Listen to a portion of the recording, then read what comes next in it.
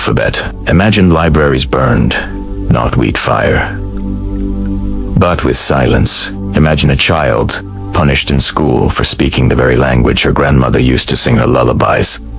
This isn't a dystopian fantasy. For countless people across Africa, this was, and in many ways still is, reality. This is the story of the cost of tongues, Africa's unspoken burden, a tale of language as conquest, resistance, and ultimately, survival.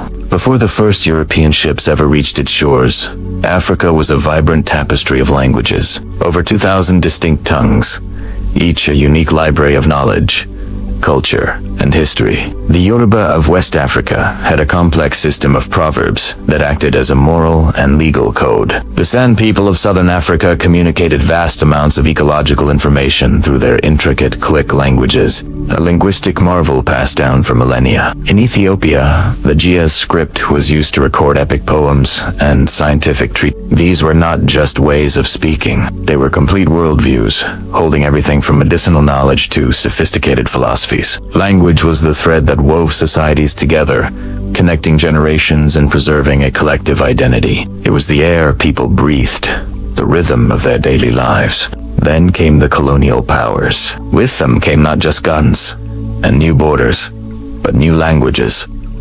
English, French, Portuguese, German. Suddenly, the languages that had defined African life for centuries were deemed inferior, primitive. The colonial mission was clear: to civilize, which meant to erase. The most effective tool for this erasure wasn't violence, but education. Colonial schools were established with one primary rule: speak the colonizer's language. African children were told that their mother tongues were useless, backward, the sounds of the uneducated. They were punished, often physically, for speaking the language of their own homes. Can you imagine the confusion? The shame? A child's mind is split in two. At home, one world. At school, another, where everything they are is wrong. This created a deep psychological wound, a phenomenon known as linguistic displacement. Speaking the colonizer's language became the key to success, to getting a job, to being seen as modern. Speaking your own became a mark of shame. The consequences were devastating. Entire libraries of oral tradition stories, histories, songs, and knowledge passed down through memory begin to fade. When an elder dies without passing on their stories, it's as if a library has burned down. In Africa, thousands of these libraries have been lost, not to flames, but to the silence imposed by colonial languages. Think of the scientific knowledge lost, traditional farming techniques perfectly adapted to local climates, knowledge of medicinal plants, complex ecological wisdom, all encoded in local languages, now pushed to the margins. This wasn't just a cultural loss, it was a practical one, with real-world consequences for everything from food security to public health. The languages that held the keys to sustainable living were replaced by foreign systems that often didn't fit the African context. Let's take a closer look at a specific case. Swahili. For centuries, Swahili was a powerful lingua franca across East Africa, a language of trade, diplomacy, and vibrant poetry. It was a unifying force, but under British and German rule, its status was challenged. English and German were imposed as the languages of administration and high society. While Swahili survived and even thrived post-independence in places like Tanzania, its journey highlights the struggle it had to fight to reclaim its space against the perceived prestige of English. This story is repeated across the continent.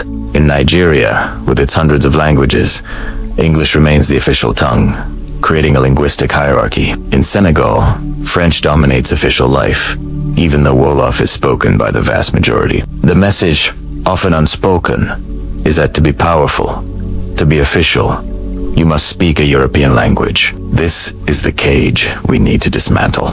But the story doesn't end with loss. It is also a powerful story of resistance.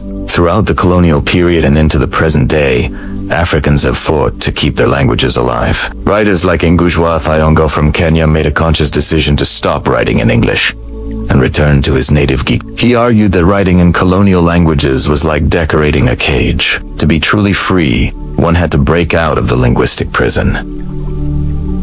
His act was a revolution. Musicians, poets, and filmmakers across the continent are also leading this charge. They are infusing their art with indigenous languages, blending them with modern styles to create something new and powerful. Think of the global phenomenon of Afrobeats, where artists seamlessly mix English with Yoruba, Igbo, or Pidgin, introducing their languages to a global audience. They are making their mother tongues cool again, a source of pride, not shame. The fight for linguistic survival is happening in homes and classrooms too. Grassroots movements are pushing for mother tongue education, arguing that children learn best when they are taught in a language they understand. Bilingual education programs are emerging, aiming to give children the best of both worlds: fluency in their local language and an international one.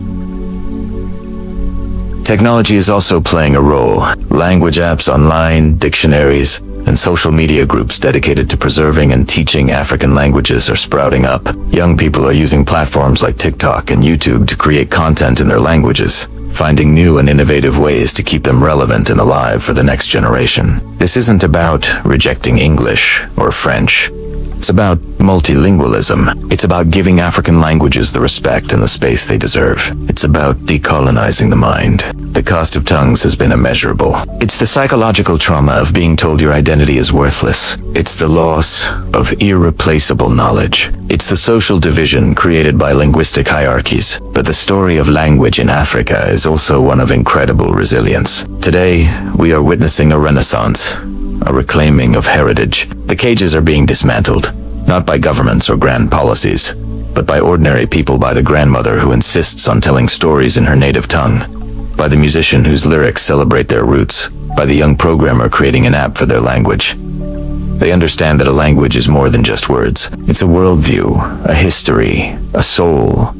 It's the heart of a people, and it is a heart that, against all odds, continues to beat.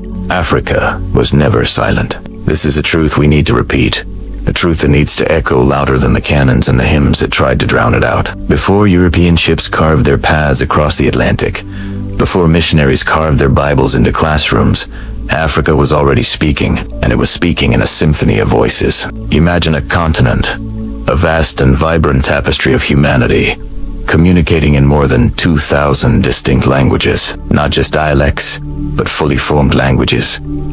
Each a universe of thought, culture, and history. From the intricate clicks of the Khoisan languages in the south to the flowing melodies of the Afro-Asiatic tongues in the north, this was a continent alive with words. These weren't simple languages for simple people, as colonial narratives would have you believe. Far from it. They were languages of incredible complexity. Many featured complex tonal systems, where a single word could have multiple meanings, depending on the pitch of your voice. They held vocabularies rich enough to express profound philosophical concepts, to codify intricate legal traditions, and to describe the stars with astronomical precision. They were languages of mathematics, of medicine, of art. Long before the first European set foot in Timbuktu, it was a legendary center of learning. Scholars from across the Islamic world gathered in its libraries and universities, debating theology, science, and law. They wrote their treatises, not just in Arabic, but also in local languages using the Agami script, adapting Arabic letters to write languages like Hausa, Fula, and Wolof. This was a testament to a deep-seated intellectual tradition, a fusion of global knowledge and local identity. Further south, in the Great Lakes region of Central Africa, powerful kingdoms like Buganda and Rwanda, their royal courts were centers of power and culture, operating in sophisticated Bantu languages. These languages weren't just for everyday chat. They were the tools of diplomacy, of governance, of royal praise poetry that chronicled the histories of entire dynasties. And along the eastern coast, from Somalia down to Mozambique, the Swahili civilization thrived. This was a cosmopolitan world of maritime trade. Merchants sailing on monsoon winds connected Africa with Arabia, Persia, India, and even China. Their lingua franca, Kiswahili, a Bantu language enriched with Arabic, Persian, and other loanwords. It was a language of negotiation, of poetry, of a shared coastal identity that transcended ethnic lines. From the epic poems of the griots in West Africa, who were living libraries of their people's history, to the intricate proverbs that encapsulated generations of wisdom, Africa did not lack for language. Africa lacked nothing. The narrative of a dark continent waiting for the light of European civilization is a fiction, a deliberate and destructive lie. The continent was already luminous, lit by the brilliance of its own cultures, its own knowledge systems, its own words. But language, this very symbol of Africa's richness, would become a battlefield, and it's a battle that continues to this day. Because language is never just about communication. It's not just a tool for asking for directions or ordering food. Language is memory. It is the vessel that carries our stories, our myths, our ancestors' names, and our collective identity through time. Language is power. It establishes hierarchy. It defines who is considered educated, who is civilized, and who is dismissed as primitive. When the European empires arrived, the Portuguese, the British, the French, the Belgians, the Germans, the Spanish, the Italians, they did not merely claim land. They did not just draw lines on a map with a ruler, carving up kingdoms and communities that had existed for centuries. They claimed the very vocabulary of the continent. Think about the power in the act of naming. To rename something is to possess it, to erase its former identity and impose your own. Suddenly, vibrant lands with ancient names became the Gold Coast, the Ivory Coast, the Slave Coast reduced to the resources that could be extracted from them. Great territories were named after the colonizers themselves. Rhodesia, after Cecil Rhodes. Leopoldville, after King Leopold of Belgium. The very earth was stripped of its indigenous identity. Even the mountains were not safe. The highest peak in Africa, known to the Chaga people as Kibo, the spotted one, was renamed Mount Kilimanjaro, a name whose origins are debated but whose popularization came with European explorers. The Great Waterfall, known locally as Monsieur, the Smoke That Thunders, was renamed Victoria Falls by David Livingstone in honor of his distant queen. In each act of renaming, a local story was silenced and an imperial one was amplified. And then they came for the people. Indigenous names, names that connected individuals to their lineage, to their land, to their spiritual world, were deemed too difficult to pega.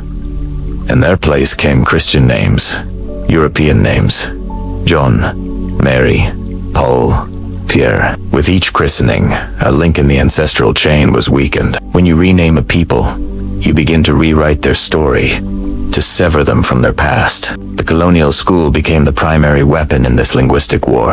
African children were taught that their mother tongues were backward, inferior. They were punished, often physically, for speaking the language of their parents, the language of their home. To succeed in the new colonial world, to get a job, to be seen as modern, you had to master the language of the colonizer, French, Portuguese. The result was a deep and painful cultural schizophrenia. A generation grew up feeling ashamed of their own heritage. The language of the home became disconnected from the language of power and education. The Kenyan writer Ngujwa Thiongo calls this the cultural bomb.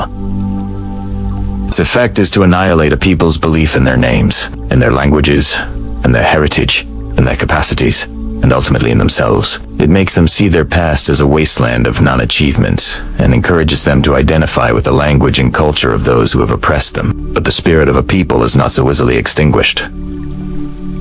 Africa was never silent, and it refused to be silenced. Throughout the colonial period, and into the fight for independence, language became a tool of resistance. Freedom fighters composed songs in their native tongues. Pro-independence newspapers were published in local languages, spreading the message of liberation far beyond the educated elite who could read English or French. And today, a linguistic renaissance is underway across the continent. There is a growing movement to reclaim and revitalize indigenous languages. Writers are choosing to write in their mother tongues. Musicians are blending traditional sounds and languages with modern genres. And educators are fighting to bring African languages back into the classroom, not as secondary subjects, but as the primary medium of instruction. Why does this matter so much?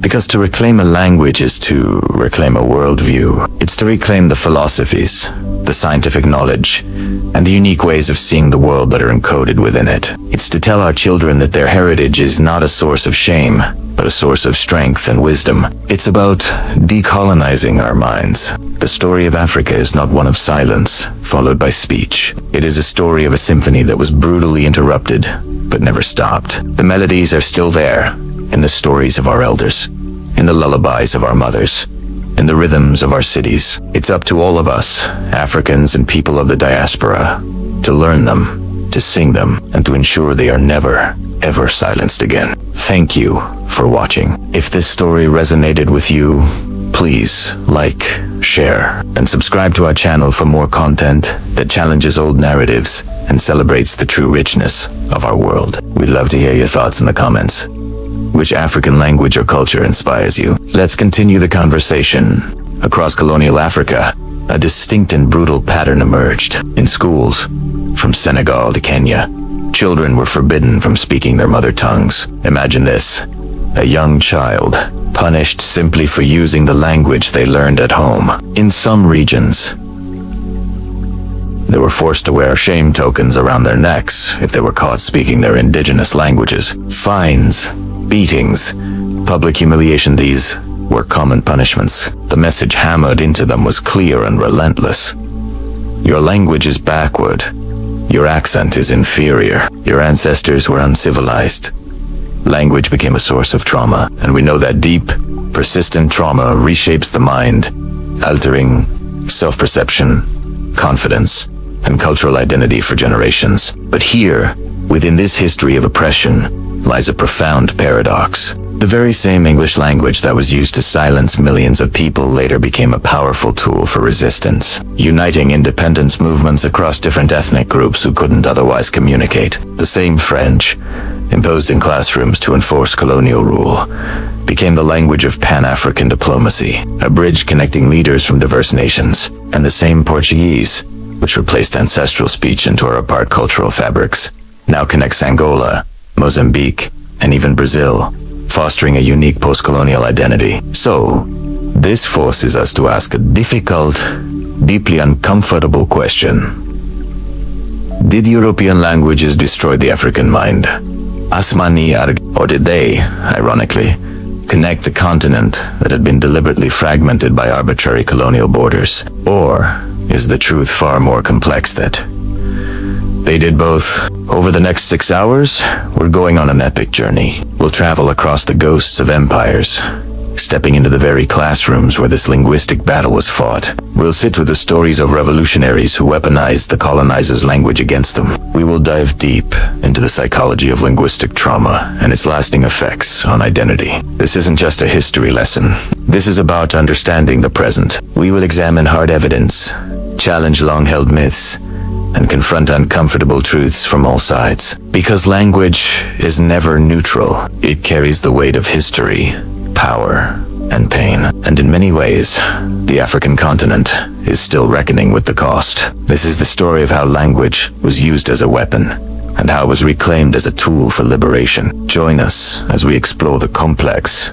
contradictory, and powerful legacy of language in Africa. Let's begin in the late 19th century, during the scramble for Africa. When European powers carved up the continent with rulers and pencils in Berlin, they weren't just drawing lines on a map. They were severing ancient trade routes, splitting ethnic groups, and throwing together communities that had been rivals for centuries. To control these vast, diverse new territories, they needed a unifying tool of administration, a single language to issue commands, collect taxes, and run the colonial machine. This wasn't about fostering understanding. It was about efficiency in domination. The choice was obvious.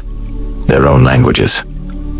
English, French, Portuguese, German, and Belgian became the languages of power. Local languages were systematically devalued, pushed out of government, commerce, and, most critically, education. The colonial school was the primary factory for this linguistic engineering. The goal wasn't to educate Africans for their own benefit, but to create a small class of clerks, interpreters, and low-level administrators who could serve the colonial state. Missionaries often ran these schools, and while their intentions may have varied, the outcome was largely the same. To be educated meant to be fluent in a European language. This created a new social hierarchy. Those who mastered English or French gained access to jobs, status, and a world closed off to the vast majority of their peers. This created a deep and painful division within societies. Suddenly, speaking your own language was a sign of being uneducated, tribal, and stuck in the past. Speaking the colonizer's language was the key to modernity and success. Let's look at a specific example.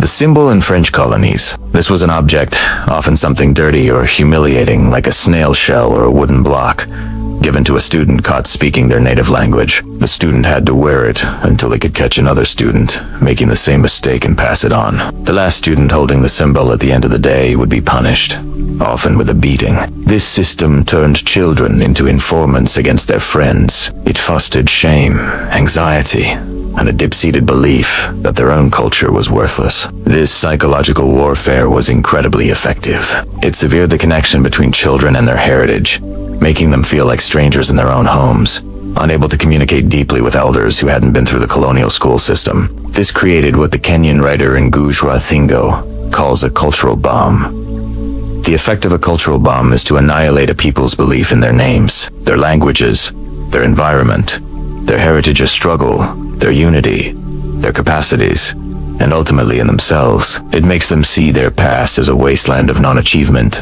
and it makes them want to distance themselves from that wasteland. They aspire to the culture of the colonizer, a culture that is alien to them but presented as superior. This isn't just about losing words, it's about losing a world. Language carries concepts, philosophies, and ways of seeing the world that are unique to a culture. When a language dies or is suppressed, that knowledge is lost forever. But history is never so simple. As the desire for independence grew across the continent in the mid-20th century, a fascinating shift occurred. Leaders like Kwame Nkrumah, Ngona, Leopold Sedar Senghor in Senegal, and Jomo Kenyatta in Kenya needed to rally people from hundreds of different ethnic and linguistic groups to fight a common enemy. How could a leader from the Akan people in Ghana effectively communicate a message of national unity to the Ewe, the Ga, and the Dagamba people all at once? Ironically, the shared language of the colonizer English became the most practical tool for forging a national consciousness. It became the language of anti-colonial newspapers, political rallies, and nationalist propaganda. Think about the Organization of African Unity, the precursor to the African Union. When leaders from across the continent gathered, they needed a common language to debate, strategize, and form alliances. The official languages chosen were English and French, the languages of their former oppressors. It was a pragmatic choice, born of a fractured reality. These languages, once symbols of division and subjugation, were repurposed into instruments of Pan-African unity and liberation. They allowed for a cross-continental conversation about a shared future, free from colonial rule. It's a paradox that sits at the very heart of the modern African experience. The tool of the master was used to dismantle the master's house. However, this came at a price. Even after independence, most African nations retained the colonial language as their official language. This seemed like the only way to avoid privileging one indigenous language over hundreds of others, which could have led to ethnic conflict and civil strife. But the consequence was that the linguistic hierarchy created during the colonial era was cemented in place. To this day, in many African countries, success in education, government, and international business is almost impossible without fluency in a European language. This continues to marginalize the majority of the population who may only speak their mother tongue. It creates a disconnect between the ruling elite and the masses, perpetuating a form of internal colonialism. So where does this leave us today? The debate rages on. There are powerful movements across the continent to revitalize indigenous languages, to bring them back into schools, literature, and film. Writers like Ngujwa Thiong'o made a conscious decision to stop writing in English and return to his native Gik, arguing that writing in African languages is an essential act of decolonization. At the same time, a new generation of Africans are mastering English, French, and Portuguese, using them to create globally acclaimed music, films, and technology, connecting Africa to the world on its own terms. They see these languages not as a colonial burden, but as a global asset. The truth is, there is no single answer to our question. European languages were, and are, both a destructive and a connective force. They were instruments of a profound psychological trauma that Africa is still healing from. They systematically erased cultural knowledge and created deep social divides. but they also provided a platform for anti-colonial resistance and Pan-African solidarity. They continue to be a practical tool for communication in a multilingual continent and a bridge to the global community. The story of language in Africa is a story of loss and resilience, of trauma and adaptation. It's a story that is still being written by over 1 billion people in thousands of different tongues. Understanding this complex legacy is crucial to understanding the challenges and triumphs of modern Africa. Thank you for joining us on this journey. Don't forget to subscribe for more deep dives into the stories that shape our world. Before a single European flag touched African soil, before a missionary opened a Bible in a village classroom, before a colonial governor renamed a river, Africa was already speaking. Fluently, in thousands of voices. This story doesn't begin with conquest. It doesn't begin with shame or with punishment. It begins with memory. Because you cannot truly measure what was lost until you understand what existed. Imagine a continent not defined by lines on a map drawn in a distant European capital, but by a vibrant, pulsating network of human connection. A land where history wasn't just written in books, but was spoken, sung, and woven into the very fabric of daily life. This was an Africa of sprawling empires, intricate trade routes, and profound philosophical traditions. Think of the University of Timbuktu in the Mali Empire, a center of learning that rivaled any in the world, filled with scholars and hundreds of thousands of manuscripts, covering everything from astronomy to law. Picture the great Zimbabwe, a magnificent city of stone built without a single drop of mortar. The heart of a vast trading network that reached as far as China. This wasn't a dark continent waiting for enlightenment. It was a world illuminated by its own brilliant suns. And at the heart of it all was language. Not one, not a dozen, but thousands of distinct languages and dialects. Each one a unique library of human experience. From the cliques of the Khoisan languages in the south to the nuanced tones of the Yoruba in the west, every language was a world in itself. It was the language of the Griot, the West African historian and storyteller, whose memory held the lineage of kings and the epics of heroes. It was the language of the market, where traders speaking Fulani, Hausa, and Swahili bartered goods and exchanged ideas across thousands of miles. These languages weren't just for communication. They were vessels of culture, carriers of proverbs, poetry, and complex social structures. A single word could contain a whole philosophy of community, a specific way of understanding family, or a deep spiritual connection to the land. When a child learned to speak, they weren't just learning words. They were inheriting a legacy, a worldview passed down through countless generations. This was a continent where oratory was a high art form, where the power of the spoken word could build nations or prevent wars. Before the maps were redrawn and the names were changed, there was a different kind of map.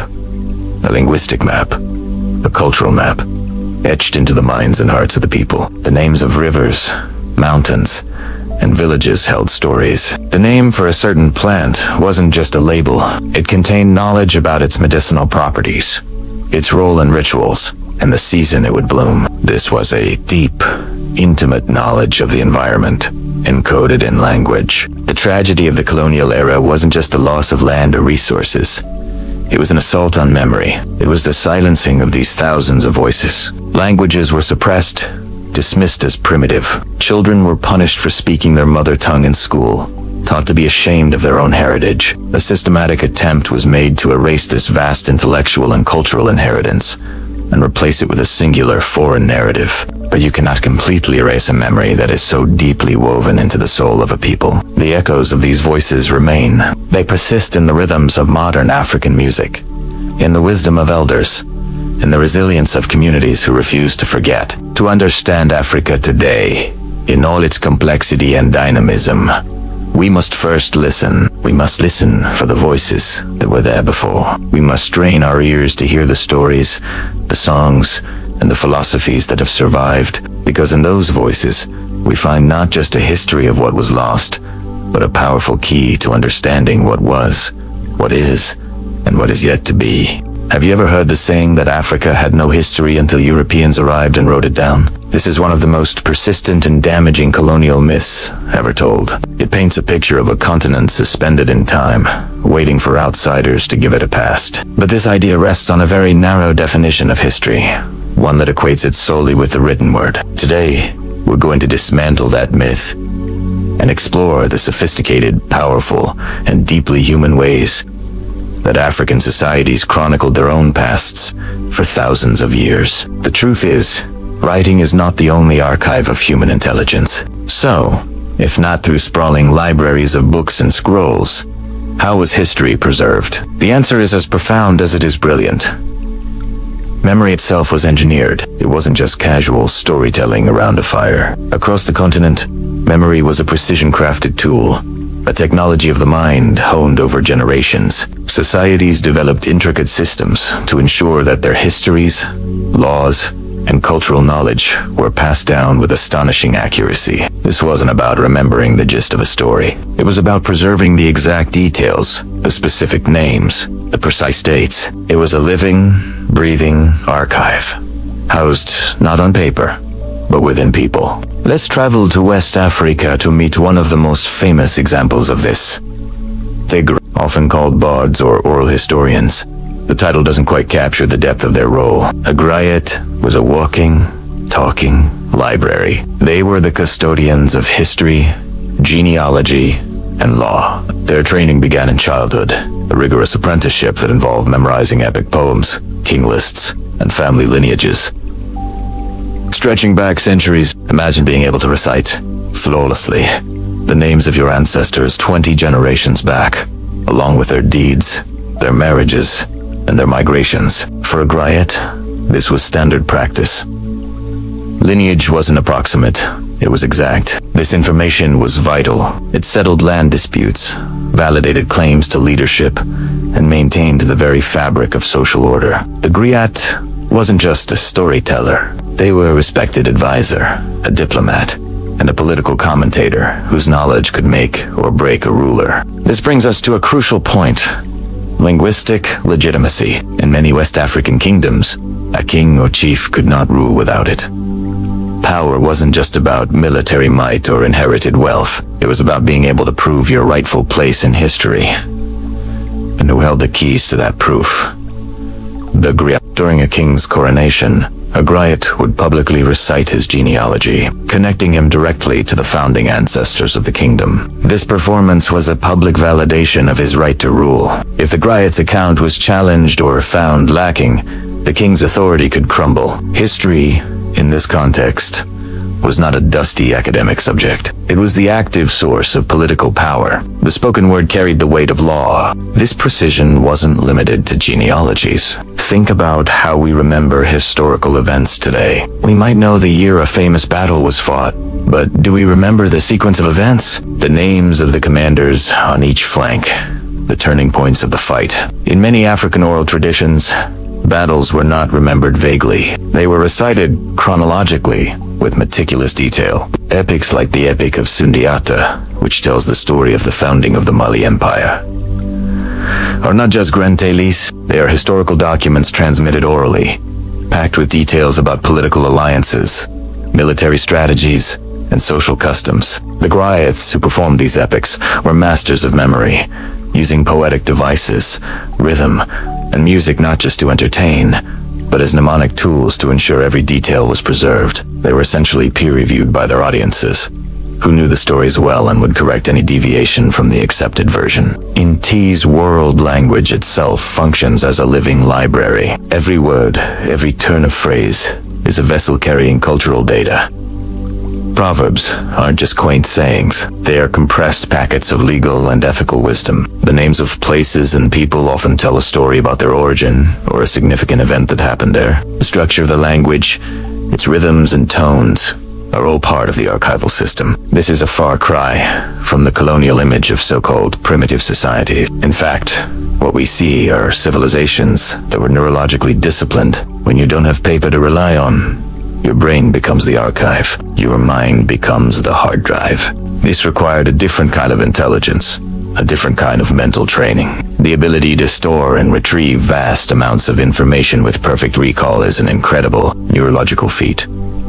It involves cultivating what scientists today might call a highly developed, episodic, and semantic memory. These oral historians were training their brains in ways that are almost unimaginable to us in our modern world, where we outsource our memory to smartphones and search engines. We struggle to remember a phone number, while these individuals held entire encyclopedias of knowledge in their heads. To dismiss these societies as without history is to completely misunderstand the nature of human intelligence and ingenuity. It's a profound failure of imagination. It's like looking at a master musician and saying they are illiterate because they don't read sheet music, all while ignoring the symphony they are creating. The legacy of these oral traditions is still alive today, while writing has become widespread. The importance of the spoken word and the respect for oral history remain deeply embedded in many African cultures. Scholars are now working tirelessly to record these oral histories, recognizing them as invaluable sources that challenge and enrich the written colonial records. These oral accounts provide a perspective from within, a history told by Africans,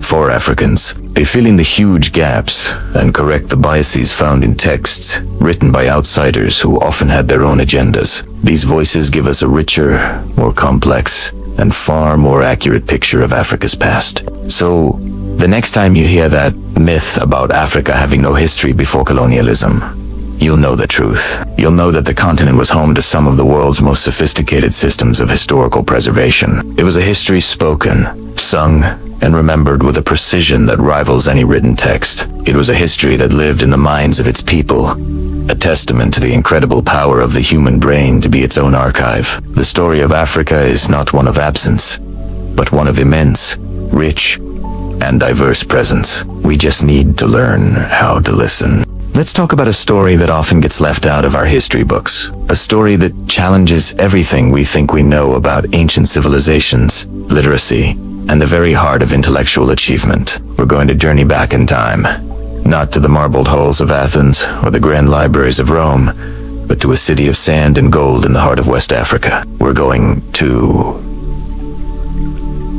Timbuktu. Now, when you hear the name Timbuktu, what comes to mind? For many, it's a synonym for the middle of nowhere, a remote, almost mythical place. But in the 14th and 15th centuries, this couldn't have been further from the truth. While much of Europe was grappling with the devastating effects of the plague and political fragmentation, Timbuktu was entering its golden age. It wasn't just a city. It was a dazzling metropolis, a thriving hub of commerce, culture, and most importantly, knowledge. Timbuktu was strategically located at the crossroads of major trade routes. Caravans of camels, sometimes thousands strong, journeyed across the vast Sahara Desert, carrying precious cargo. From the north came salt, a vital commodity often traded for its weight in gold. From the south came that very gold, along with ivory, spices, and other valuable goods. This constant flow of trade brought immense wealth to the city, but it also brought something far more valuable.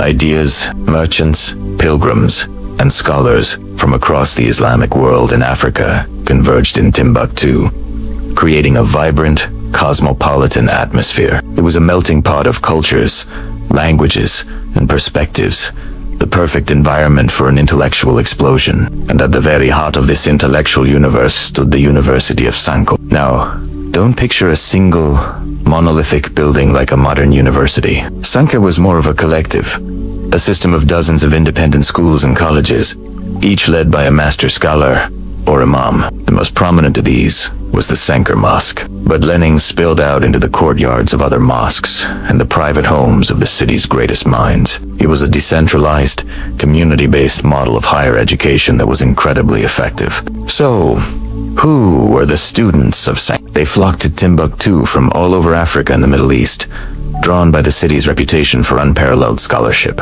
Estimates suggest that at its peak, the city housed around 25,000 students, a staggering number, considering the total population was about 100,000. That means 1 in every 4 people in Timbuktu was actively engaged in academic pursuits.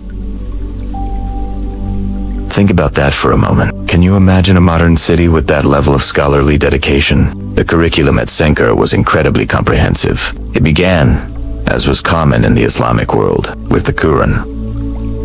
Students would master its verses, its language, and its interpretations.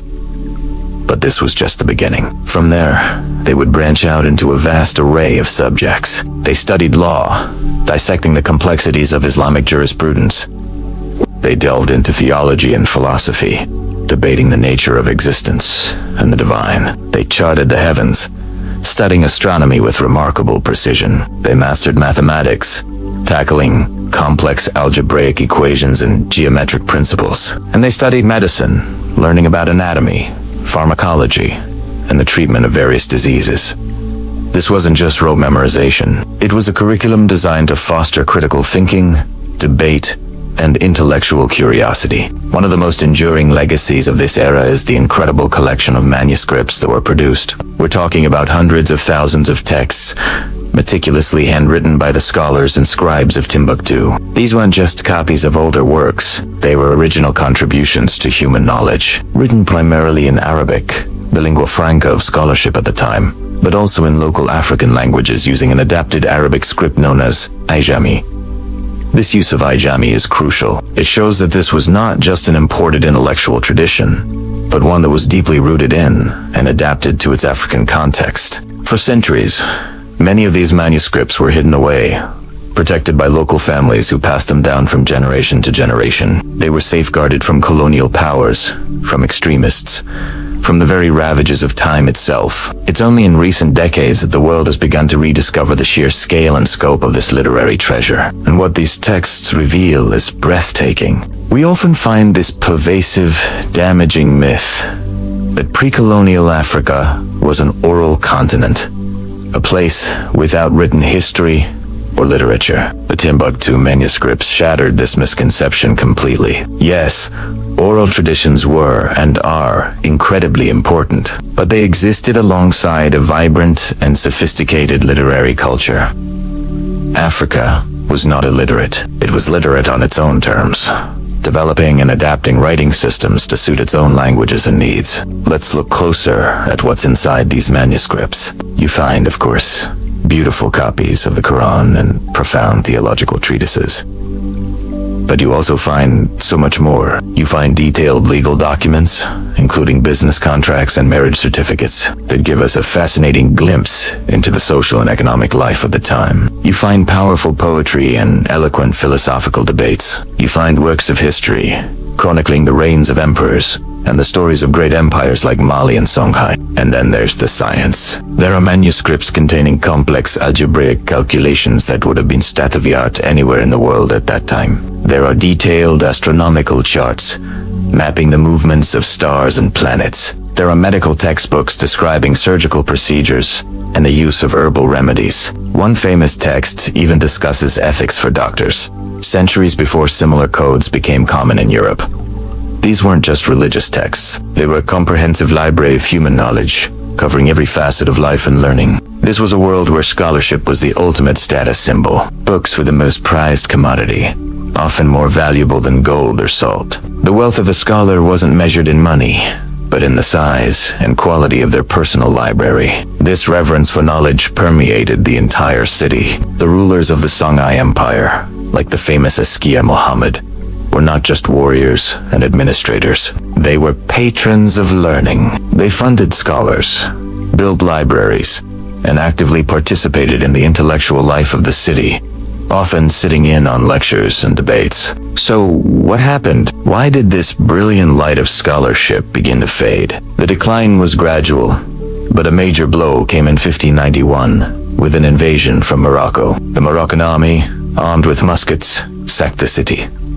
They weren't just after gold. They targeted the city's intellectual heart. Many of Sanka's greatest scholars were killed or exiled, and thousands of precious manuscripts were destroyed or carted away. While the city's intellectual life didn't vanish overnight, this event marked the beginning of the end of Timbuktu's golden age. Subsequent political instability, shifting trade routes, and the encroachment of European colonialism further contributed to its decline. But the story of Timbuktu and the University of Sanka is not just a tragedy. It is a powerful testament to a lost and often ignored chapter of world history. It proves that intellectual curiosity and the pursuit of knowledge are universal human traits, not confined to one continent or culture. It reminds us that, for centuries, a city in West Africa was one of the brightest beacons of learning on the entire planet. The thousands of manuscripts that survive are a direct link to this incredible past, a tangible legacy of African scholarship, science, and literature. They are a powerful counter-narrative to centuries of misinformation,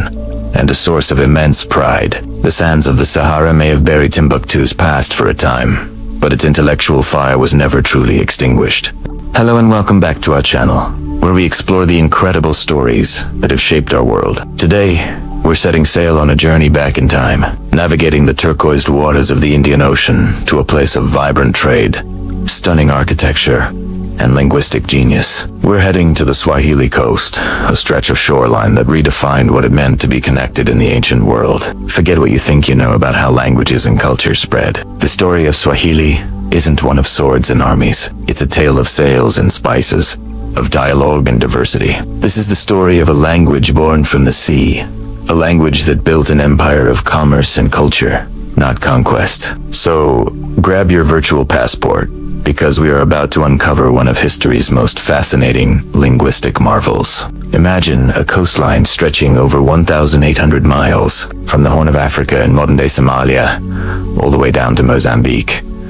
This wasn't just a strip of land. It was a dynamic, interconnected network of city-states. This was the Swahili coast. For centuries, this region was a global hub, a bustling crossroads where Africa met the world. From around the 8th century onwards, this shoreline became home to a flourishing maritime civilization.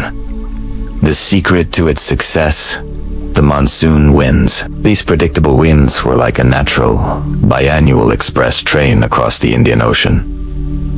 For half the year, the winds blew ships from Arabia, Persia, and India towards Africa. For the other half, they blew them right back. This reliable system turned the Swahili coast into the ultimate destination for international trade. And what a trade it was. African merchants brought in valuable goods from the interior: gold, ivory, precious woods, and animal skins. In return, ships arrived laden with colorful textiles from India, exquisite ceramics from China, shimmering beads, and fragrant spices from the east. The markets of the Swahili coast were a sensory explosion, a place where fortunes were made and cultures collided. Powerful city-states rose from this commercial boom. Think of places like Kilwa, Kisiwani, Gedi, Pate, and the enchanting Lamu Old Town. These weren't just simple trading posts. They were sophisticated urban centers with grand mosques, stone houses, and public squares. The ruins of Kilwa, Kisiwani in Tanzania, for example, tell a story of incredible wealth. The famous traveler Ibn Battuta visited in the 14th century and called it one of the most beautiful cities he had ever seen. He marveled at its multi-story stone houses, built with coral and lime mortar, a testament to the ingenuity and prosperity of its people. This civilization wasn't built in isolation. It was the product of constant interaction, a fusion of local African ingenuity and global influences. And at the heart of this incredible fusion was the birth of a new language: Kiswahili. So, where did this language come from? Kiswahili is fundamentally a Bantu language. The Bantu languages form a massive family spoken across much of sub-Saharan Africa. The grammatical structure, the sentence formation, the core of Kiswahili is undeniably Bantu. This is its African soul. However, as merchants from across the Indian Ocean began to settle and trade along the coast, their languages started to mingle with the local tongue. The most significant influence came from Arabic, as traders from the Arabian Peninsula established themselves. Their words for trade, religion, law, and luxury goods began to seep into the local vernacular. Think about it. When you're negotiating the price of Omani dates or Persian rugs, it's only natural that you start borrowing terms, words for numbers, for items of trade, for maritime concepts. Many of these were adopted from Arabic, but this wasn't a replacement. It was an infusion. Kiswahili took these new words and wove them seamlessly into its existing Bantu framework. It created something entirely new, a linguistic tapestry that reflected the cosmopolitan nature of the coast itself. The very name Swahili comes from the Arabic word Suhil, meaning coast. So the language is literally the language of the coast people. This unique blend of Bantu structure and extensive loanwords, primarily from Arabic, but also from Persian, Portuguese, and even English later on, is what makes Kiswahili so remarkable. It was a language born out of necessity and opportunity. It was the practical tool that allowed a fisherman from a local village to communicate with a merchant from Muscat. It was the language of the marketplace, the docks, and the dhows, the traditional sailing vessels that crisscrossed the Indian Ocean. It was the sound of commerce, negotiation, and connection. This organic development is key. Kiswahili wasn't imposed by a conquering king or a colonial power. It grew naturally from the daily interactions of people from dozens of different backgrounds, all meeting to do business. It became the lingua franca, the common tongue of this vast maritime network. Long before European powers carved up Africa with artificial borders, Kiswahili was already serving as a continental trade language.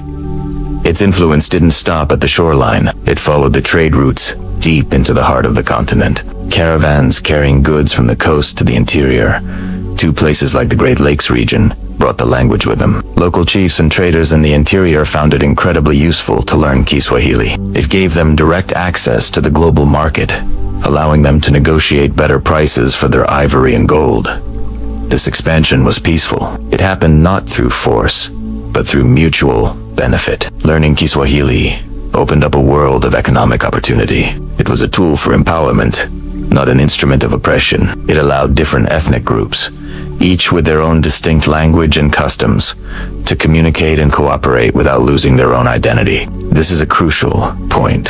The spread of Kiswahili was a process of unification, not assimilation. It acted as a bridge between diverse communities. A trader from the Congo could speak Kiswahili to a merchant in Zanzibar, who could in turn use it to deal with a sailor from Yemen. It created a shared cultural and economic space. People who spoke Kiswahili, known as the Waswahili, shared more than just a language. They shared an identity rooted in this unique coastal culture, a blend of African, Arab, Persian, and Indian traditions. This is visible in everything from their architecture, with its intricately carved wooden doors, to their cuisine, which blends African staples with Eastern spices, to their music and poetry. Kiswahili itself became a vehicle for a rich literary tradition. Epic poems and historical chronicles were written in Kiswahili using Arabic script, preserving the history and culture of the coast for generations. The language expanded through commerce, not coercion. It spread because it was useful,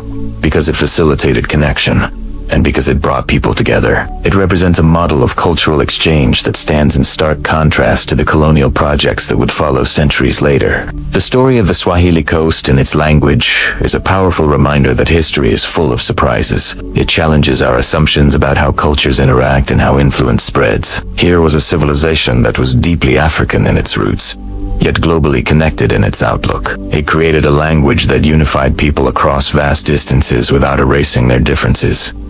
The legacy of Kiswahili is alive and well today. It's now the official language of Tanzania and Kenya, and it's spoken by over 200 million people across East and Central Africa, making it one of the most widely spoken languages on the continent. It continues to be a powerful suns from Greek, meaning sacred carvings, and that's exactly what they were. For the Egyptians, writing wasn't just a practical tool for everyday records. It was a divine gift, a way to capture thoughts, ideas, and even life itself, preserving them for eternity. Imagine a world without email, without books, without even a simple shopping list.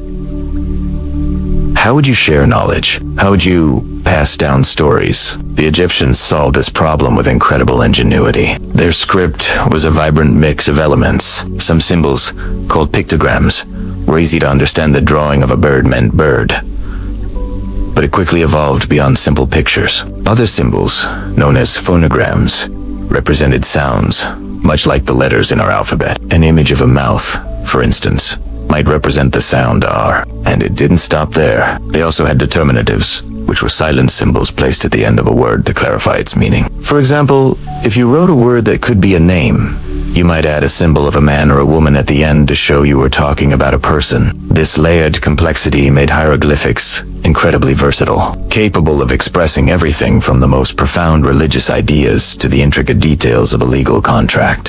Who were the masters of this sacred art? The scribes.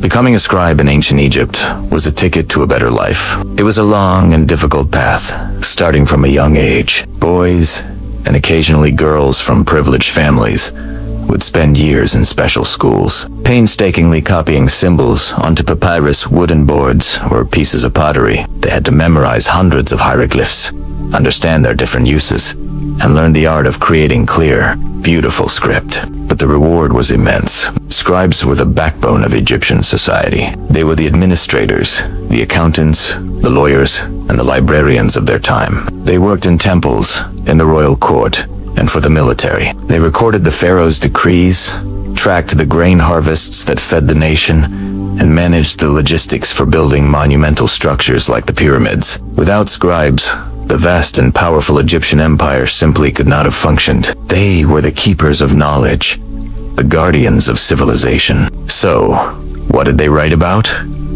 Everything. The walls of tombs and temples are covered in hieroglyphs, detailing religious beliefs, spells to guide the deceased into the afterlife, and hymns praising the gods. The famous Book of the Dead, for instance, is a collection of magical texts intended to help a person's soul navigate the challenges of the underworld. These writings give us an unparalleled window into the spiritual world of the ancient Egyptians, their hopes, their fears, and their profound connection to the divine. But their writing wasn't only about the gods and the afterlife. Scribes documented groundbreaking achievements in science and technology. We have medical papyri, like the Edwin Smith Papyrus, which is one of the world's oldest surviving surgical texts. It describes 48 different medical cases, from head injuries to spinal fractures, weight rational scientific observations and treatments. This wasn't magic, it was medicine, recorded with stunning clarity over 3,000 years ago. They recorded their knowledge of the stars, developing a 365-day calendar based on their astronomical observations. A system so accurate it formed the basis for the calendar we still use today. They documented engineering marvels, detailing the methods used to construct massive obelisks and temples with a precision that still baffles modern engineers. They wrote down laws, business transactions, and even personal letters, giving us a glimpse into the daily lives of ordinary people. We have love poems, cautionary tales, and stories of adventure, all preserved in stone and on papyrus. One of the most persistent myths in history is the idea that Africa was a continent without writing until the arrival of Europeans. The story of Egyptian hieroglyphics shatters this misconception completely. Centuries, even millennia, before the Latin alphabet spread across Europe, a sophisticated and powerful system of writing was flourishing along the Nile. Africa didn't encounter literacy from the outside. It was a pioneer of literacy.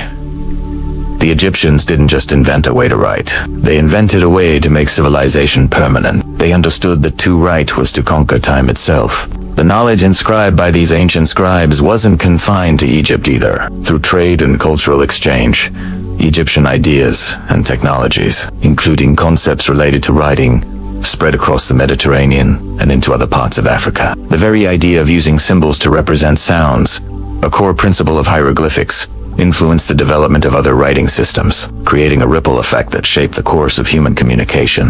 Of course, the ability to read hieroglyphics was lost for centuries. After the fall of the last native Egyptian dynasty and the rise of Christianity and later Islam, the old script fell out of use, replaced by Greek and then Arabic. The meanings of the sacred carvings became a mystery, their secrets locked away. For over 1,000 years, people looked at the inscriptions on Egyptian monuments and saw nothing but incomprehensible pictures. The key that unlocked this lost world was the Rosetta Stone, discovered in 1799. This incredible artifact had the same decree inscribed in 3 different scripts: hieroglyphics, a later Egyptian script called Demotic, and ancient Greek.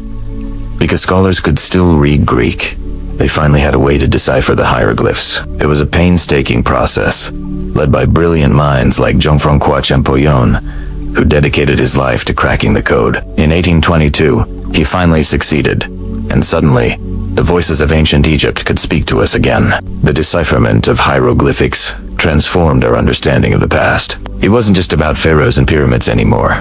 It was about poetry, science, law, and love. It was about real people, with complex lives and profound thoughts. It proved, beyond any doubt, the intellectual and cultural richness of this ancient African civilization. So next time you see a picture of an Egyptian tomb or a towering obelisk covered in intricate symbols, remember what you're really looking at? you're not just seeing decorations. You're seeing one of the earliest and most significant chapters in the human story. You're seeing the work of a civilization that valued knowledge so much they sought to carve it into eternity. They gave us medicine, astronomy, engineering, and law, all documented in a script of their own invention. The legacy of the Nile is not just one of stone, but of words. It's a powerful reminder that the origins of literacy are diverse, and that Africa was not a recipient of this gift, but one of its original givers.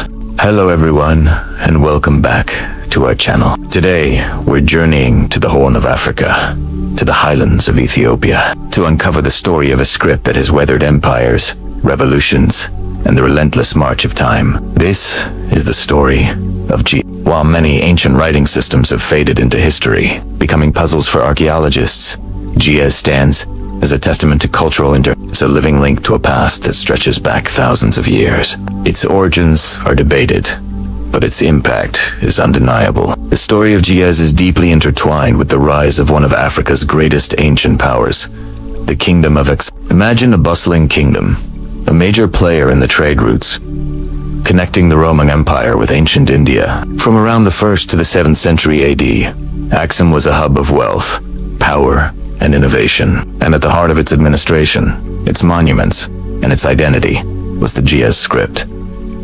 The famous stelae of Axum, those towering granite obelisks that still pierce the sky, bear inscriptions in GIEZ, proclaiming the victories and achievements of its kings. This wasn't just writing, it was a declaration of power, a way to carve a legacy into stone for eternity. But the most pivotal moment for GIEZ came in the 4th century. King Ezana, a powerful Axumite ruler, made a decision that would shape the destiny of the region forever. He converted to Christianity. This wasn't just a personal choice, it became the state religion. And with this conversion, GIEZ was transformed. The script, once used to praise pagan gods and record royal decrees, was now tasked with a sacred mission to convey the word of God. The Bible, along with countless other theological texts, was translated into GIEZ. This elevated the script from a tool of the state to the liturgical language of the Ethiopian Orthodox Tewahedo Church, one of the oldest Christian denominations in the world. As the political power of Axum waned, the spiritual power of the church grew, and it became the steadfast guardian of the GIEZ script. For centuries, the survival of GIEZ rested in the hands of dedicated scribes and monks, tucked away in remote monasteries, perched on mountaintops, and hidden on islands in Lake Tana. Here, in the quiet solitude of their scriptoriums, a sacred tradition was passed down from master to apprentice. The act of copying texts was not just a job, it was a form of prayer, an act of devotion. Picture a scribe, sitting in the soft light of a monastery window. His tools are simple, a reed pen, or bairana, inks made from soot, minerals and plants and parchment, meticulously prepared from animal skin, known as brown. Every stroke of the pen was deliberate, every letter formed with precision and reverence. They weren't just copying words, they were preserving a sacred heritage. These manuscripts, often beautifully illuminated with intricate designs and vibrant colors, were theological treatises, historical chronicles, and scientific texts. They held the collective knowledge and soul of a civilization. This meticulous hand copying ensured the survival of countless important works. One of the most significant is the Book of Enoch, a text considered non-canonical by most of the Christian world, but which survives in its entirety only in the GIEZ version preserved by the Ethiopian Church. This alone highlights the incredible role these scribes played as custodians of ancient knowledge that would have otherwise been lost to humanity. In GIEZ world, theology and governance were not separate. They were two sides of the same coin. The church and the state were deeply intertwined. The legitimacy of emperors often rested on their sacred lineage, traced back to King Solomon and the Queen of Sheba, a narrative enshrined in the August, or the Glory of Kings, another masterpiece written in GIEZ. This text wasn't just a story, it was a political and religious constitution, a cornerstone of Ethiopian national identity for centuries. The language of the court and the language of the church were one and the same. GIEZ. It was the language of law, of history, of diplomacy, and of faith. This created an incredible sense of continuity. While empires rose and fell around them, The people of the Ethiopian highlands had this constant, unifying thread. Giaz acted as an anchor, tethering each new generation to its ancestors. It provided a shared history, a shared faith, and a shared identity that transcended political turmoil. The prayers recited in church every Sunday were the same prayers recited 1,000 years earlier. The stories of kings and saints, written in the same ancient script, reinforced a sense of belonging to a civilization with deep, unshakable roots. Now, let's fast forward to the 16th and 17th centuries. European missionaries, primarily from Portugal, began to arrive in Ethiopia. They came with their own traditions, their own languages, and their own worldview. They expected to find a land untouched by their form of civilization, a blank slate for their teachings. What they found instead must have been astonishing. They encountered a deeply established Christian kingdom, a civilization that was already literate for over a millennium. They found libraries filled with ancient manuscripts, schools where scribes were trained, and a complex theological tradition expressed in a sophisticated script they had never seen before. The Ethiopians didn't need outsiders to bring them writing or religion. They had been masters of both for centuries. This encounter was a fascinating moment of cultural interaction. The missionaries were impressed by the depth of Ethiopian literary and religious tradition, even if they didn't always agree with it. They studied Giaz, and the first Giaz grammar and dictionary produced for a European audience were published in Rome in the mid-16th century by an Ethiopian monk named Abago. This introduced the ancient script to the wider world and began a new chapter in its long and storied history. So, what is the legacy of Giaz today? While it's no longer a spoken language in everyday life, having evolved into modern languages like Amharic and Tigrinya, Giaz is far from dead.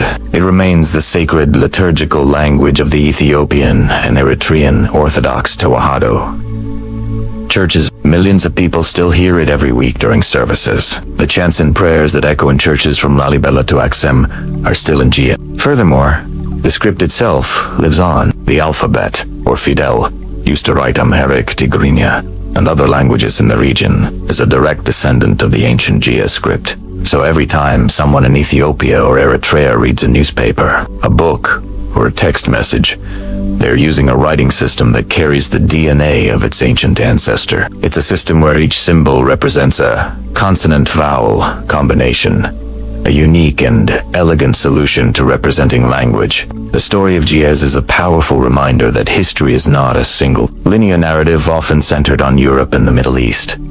It is a rich tapestry woven with threads from every corner of the globe. The endurance of Giaz is a story of faith, dedication, and the profound power of the written word to sustain a culture across the ages. It's a script that was born in an empire, consecrated by a church, and carried forward by scribes, and it continues to be a symbol of identity and heritage for millions. From the monumental stele of Aksum, to the illuminated pages of monastery manuscripts, and the modern alphabets used today, Giaz has been more than just a script. It has been the voice of a civilization, the guardian of its soul, and a testament to its incredible resilience.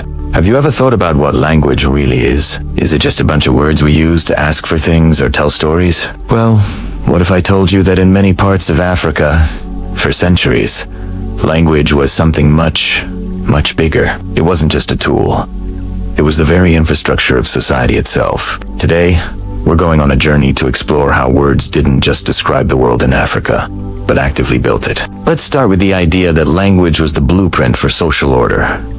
Think about it. How do you organize people into a community? In many African cultures, the answer was through language. Take the concept of age grades, for example. This was a system where people born within a certain few years would form a group, a cohort that moved through life together. They would have specific names, specific songs, and specific responsibilities. The language used to define their group, to sing their anthems, and to pass down their duties was what bound them together. It wasn't just a label. It was their identity, their social security, their lifelong fraternity. From childhood initiation rites to becoming elders who govern, every stage was marked and managed by specific linguistic practices. Language wasn't just about communication. It was about creating a cohesive, functional society where everyone knew their place and their purpose. Now, let's move from the community to the corridors of power.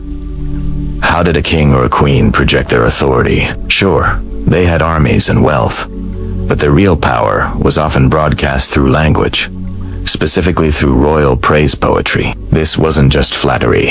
It was a sophisticated art form performed by highly trained oral historians, often called griots in West Africa. These praise singers would stand before the court and recite the ruler's lineage, their great deeds, the heroic acts of their ancestors, and the divine source of their right to rule. Each performance was a powerful political statement, a living, breathing chronicle that reinforced the monarch's legitimacy in the minds of the people. The poems used powerful imagery, rhythmic cadences, and intricate metaphors. They were public records, history lessons, and political propaganda all rolled into one spectacular oral performance. When a praise singer declared the king was the lion that stalks the savannah or the river that can't be damned, it wasn't just a nice phrase. It was a public reinforcement of his might and invincibility. Language, in this context, was the very fabric of political power, woven and rewoven with every performance. But what about when things went wrong? When there were disputes,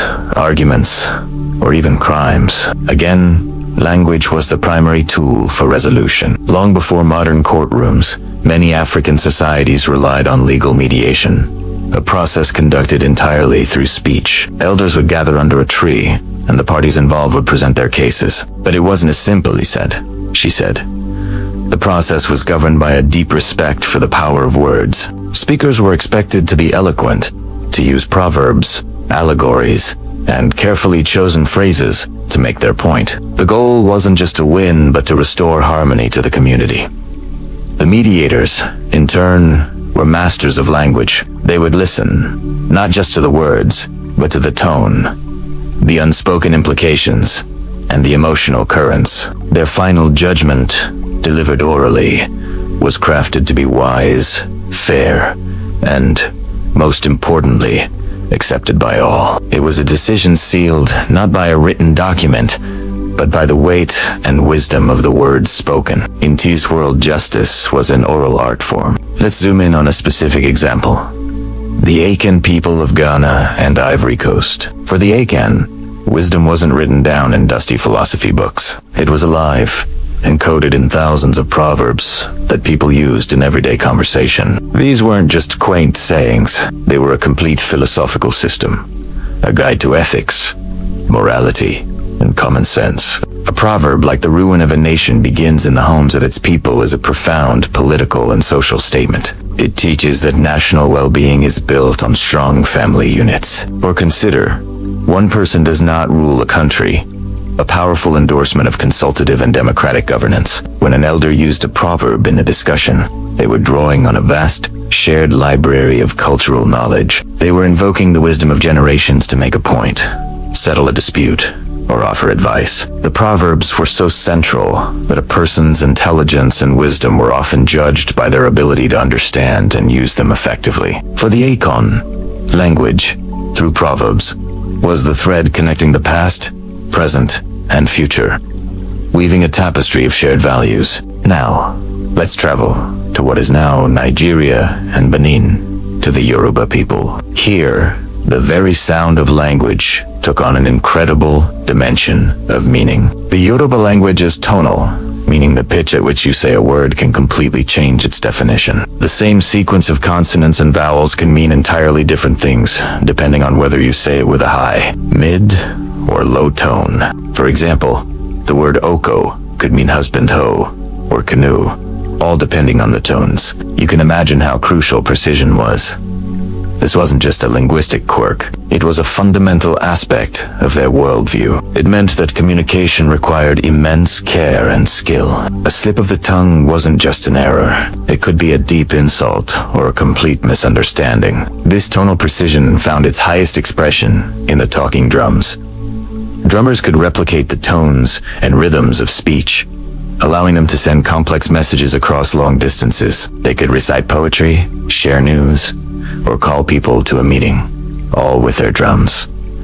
Language wasn't just vocal. It could be percussive. It was a living, breathing force that could be heard in the marketplace and felt in the rhythm of a drum. All of this shows us that across the continent, in countless different cultures, language was never casual. It was never just background noise. It was infrastructure. It was a system that organized society, legitimized power, administered justice, and stored collective wisdom. To misuse words, to speak carelessly, was to risk damaging the very foundation of your community. It was a resource that had to be managed with skill, respect, and a deep understanding of its power. Given this complex linguistic landscape, it should come as no surprise that multilingualism was not the exception. It was the norm. We often think of ancient societies as isolated, but Africa has always been a continent of movement, trade, and interaction. A trader journeying from the Sahel to the coast might need to speak 3 or 4 different languages to do business. They'd need the language of their home village, the language of the major trading hub, and perhaps a lingua franca, like Hausa or Swahili, that connected different regions. A diplomat sent on a mission to a neighboring kingdom would be expected to speak the language of their hosts. This wasn't just for convenience. It was a matter of respect and strategy. Speaking someone's language allowed for more nuanced negotiation and a deeper understanding of their culture and intentions. Being multilingual wasn't seen as a sign of having a diluted identity. On the contrary, it was a sign of sophistication, intelligence, and worldly experience. And this brings us to a final, crucial point. Inti's world translation was not a weakness. It was a source of immense power. The translator, the interpreter, was a pivotal figure. They were the bridge between different peoples, the key that unlocked communication, trade, and diplomacy. To be able to move seamlessly between different linguistic worlds was to hold a position of incredible influence. Think of the translator standing between 2 powerful kings, each speaking a different tongue. The entire relationship between these 2 kingdoms rested on the translator's skill, their honesty, and their ability to capture not just the words, but the intent and the respect in each message. They weren't just swapping words. They were mediating cultures. They were agents of connection. And in a world built on communication, the person who controlled the flow of information held a unique and indispensable form of power. So, the next time you speak, take a moment to think about the incredible legacy of language in Africa. It's a story that reminds us that words are never just words. They are the building blocks of our reality, the architects of our societies, and the source of our deepest connections. Language was, and still is, the ultimate infrastructure. Have you ever thought about what's lost when a language disappears? It's a question that goes far deeper than just losing a few words or a different way to say hello. Today, we're going to journey into the heart of Africa, not to see its savannas or its wildlife, but to explore its incredible linguistic diversity, a treasure trove of human knowledge that's silently slipping away. When many people think of Africa, they might picture a single, unified place, but that couldn't be further from the truth. The continent is a vibrant mosaic of cultures, histories, and, most importantly, languages. We're not talking about a handful of languages. We're talking about more than 2,000. Let that sink in for a moment.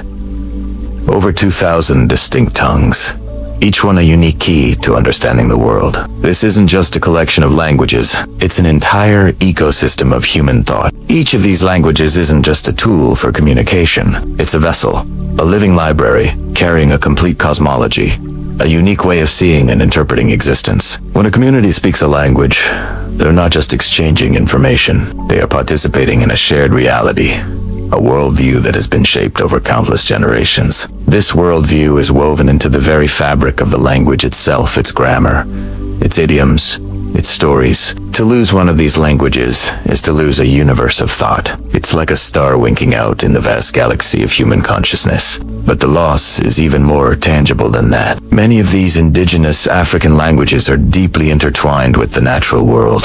They encode immense, practical, and often life-sustaining ecological knowledge. Think about it. For communities that have lived in harmony with their environment for millennia, their language becomes a field guide to survival. Let's take rainfall, for example. In English, we might have words like rain, drizzle, or downpour. But in some African languages, you'll find a dozen or more specific terms. There might be a word for the first light rain after a long dry season, another for the heavy, soil-soaking rain that signals planting time, and yet another for the misty, wind-driven rain that comes in from the coast. Each name isn't just descriptive, it's predictive. It tells you what to do, what to expect, and how to prepare. It's a sophisticated system of weather forecasting passed down not in charts or graphs, but in everyday speech. When you lose those words, you lose that intricate understanding of the climate, an understanding that is more critical now than ever before. The same is true for the land itself, where we might just see soil. A local language might have specific words for sandy soil that's good for certain root vegetables, clay-heavy soil that holds water for rice cultivation, or dark humus-rich soil, perfect for maize.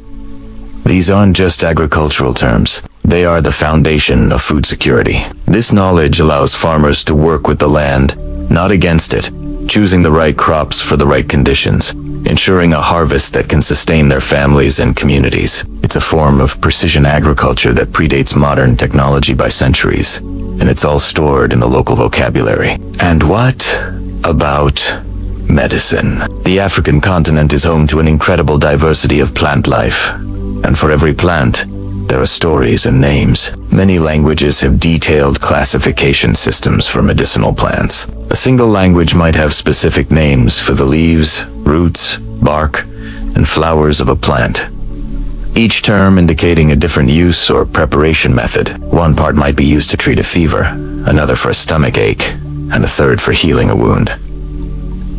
This isn't just folklore. It's a vast, unwritten pharmacopoeia. Ethnobotanists have spent decades learning from indigenous healers, and they've only scratched the surface. When the language that holds this knowledge dies, the cures and remedies it describes might be lost forever. We lose a potential library of natural medicine that could hold solutions to modern ailments. So, when we talk about a language going extinct, we're not just being sentimental about old words. We're talking about the deletion of critical environmental memory. We are erasing survival algorithms that have been tested and refined over thousands of years. These languages are databases of sustainable living. They contain blueprints for how to live in balance with a specific place on Earth, how to read its signs, utilize its resources responsibly, and navigate its challenges. In a world facing climate change, biodiversity loss, and food insecurity, this is knowledge we simply cannot afford to lose. It's a playbook for resilience. This is what's truly at stake. It's not just vocabulary. It's not just grammar. It is the worldview itself. It's the very lens through which a culture perceives reality. Each language offers a different perspective on what it means to be human, to be part of a community, and to be a custodian of the earth.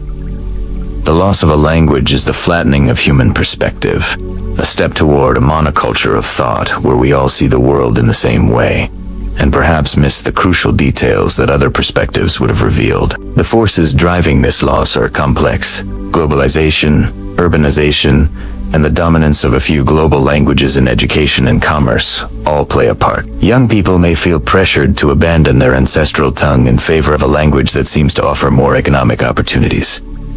But a growing movement across Africa is working to change this narrative. Communities are fighting to revitalize their languages, creating dictionaries, teaching them in schools, and using new technologies like mobile apps and social media to give them new life. They recognize that their language is their identity, their heritage, and their unique contribution to the world. These efforts are not just about preserving the past. They are about securing the future. By saving these languages, we are saving libraries of ecological wisdom. We are empowering communities with the knowledge to adapt to environmental changes. We are honoring the intellectual legacy of their ancestors, and we are enriching the entire human family with a deeper, more diverse understanding of our world.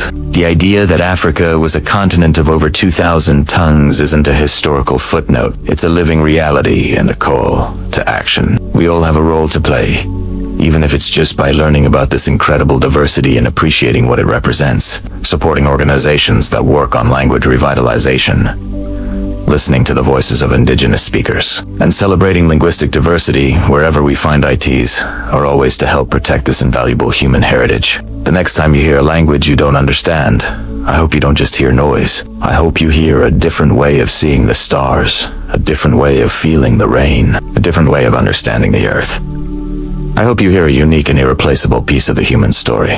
When the first Portuguese caravels sliced through the waves, appearing like strange sea creatures on the horizon of West Africa in the 15th century, what they found was not a void. It wasn't a land of simple tribes waiting for enlightenment. Instead, They sailed into a world teeming with its own intricate history, its own vibrant cultures, and its own profound sense of self. This wasn't a discovery in the sense of finding something lost or empty. It was a collision, a meeting of two worlds, each with its own gravity, its own momentum. Imagine the scene from the shore, the people of the Senegambia region, or the Akan states of the Gold Coast. See these ships. They are not unsophisticated. They are part of vast, interconnected networks of trade that stretch across the Sahara. They have political systems, legal codes, and economies that have functioned for centuries. So when these newcomers arrived, the initial reaction wasn't fear, but a mix of curiosity and strategic calculation. Who are these people? What do they want? And how can we benefit from them? The Portuguese, for their part, were driven by a cocktail of motivations: gold, spices, a sea route to India to bypass the powerful Ottoman Empire, and a zealous desire to spread Christianity. They were looking for allies, for trading partners, and for souls to save. What they encountered must have been, on some level, bewildering. They met sophisticated diplomats from the Kingdom of Congo, whose courtly etiquette was as complex as any in Europe. They negotiated with shrewd Akan and Yoruba merchants who could calculate exchange rates and drive a hard bargain with the best of them. They found centers of learning, like Timbuktu, where scholars debated philosophy, astronomy, and law, surrounded by libraries filled with precious men. The early interactions were often on surprisingly equal footing. A Portuguese captain would have to negotiate with a local chief or king for permission to trade, for access to fresh water, or for the right to build a small trading post. These African leaders were not passive victims. They were active agents in their own history. They saw the Portuguese as just one more group to deal with, like the traders from North Africa or the neighboring kingdoms.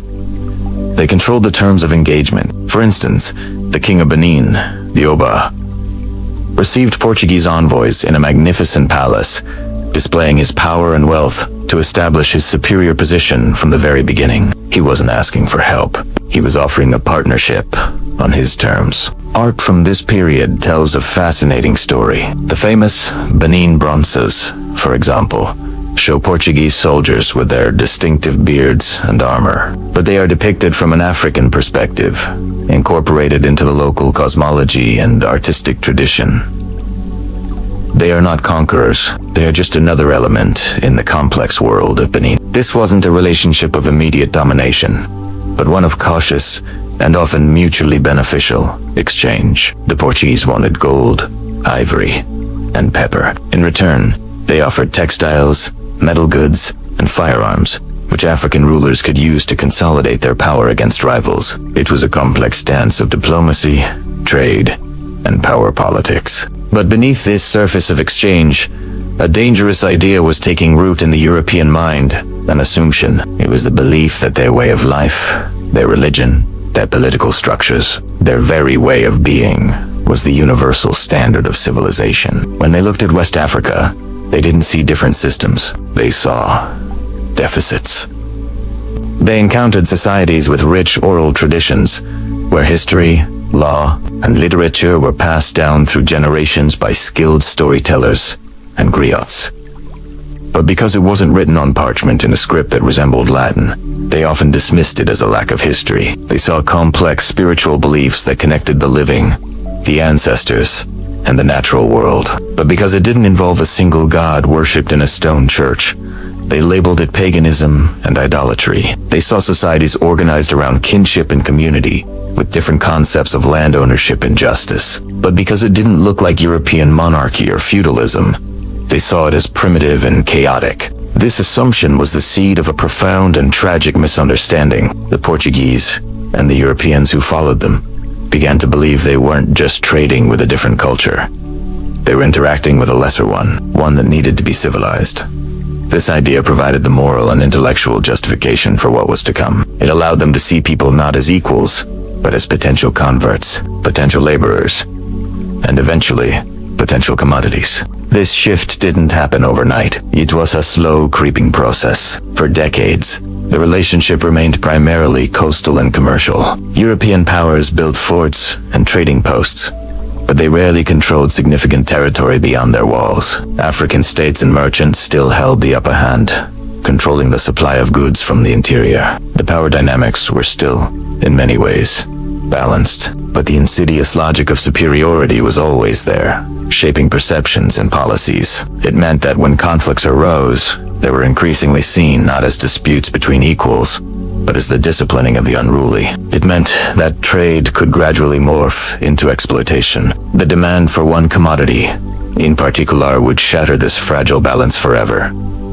The demand for human beings. The transatlantic slave trade wasn't part of the initial plan, but as plantations grew in the Americas, the demand for labor skyrocketed, and that European assumptions that African societies were less than made it possible to justify the horrific act of treating people as property. The very firearms that were once traded to African leaders to strengthen their kingdoms were now used to capture people in wars that fed the insatiable appetite of the slave ships. The gradual displacement had begun. It wasn't an outright military conquest in the early centuries.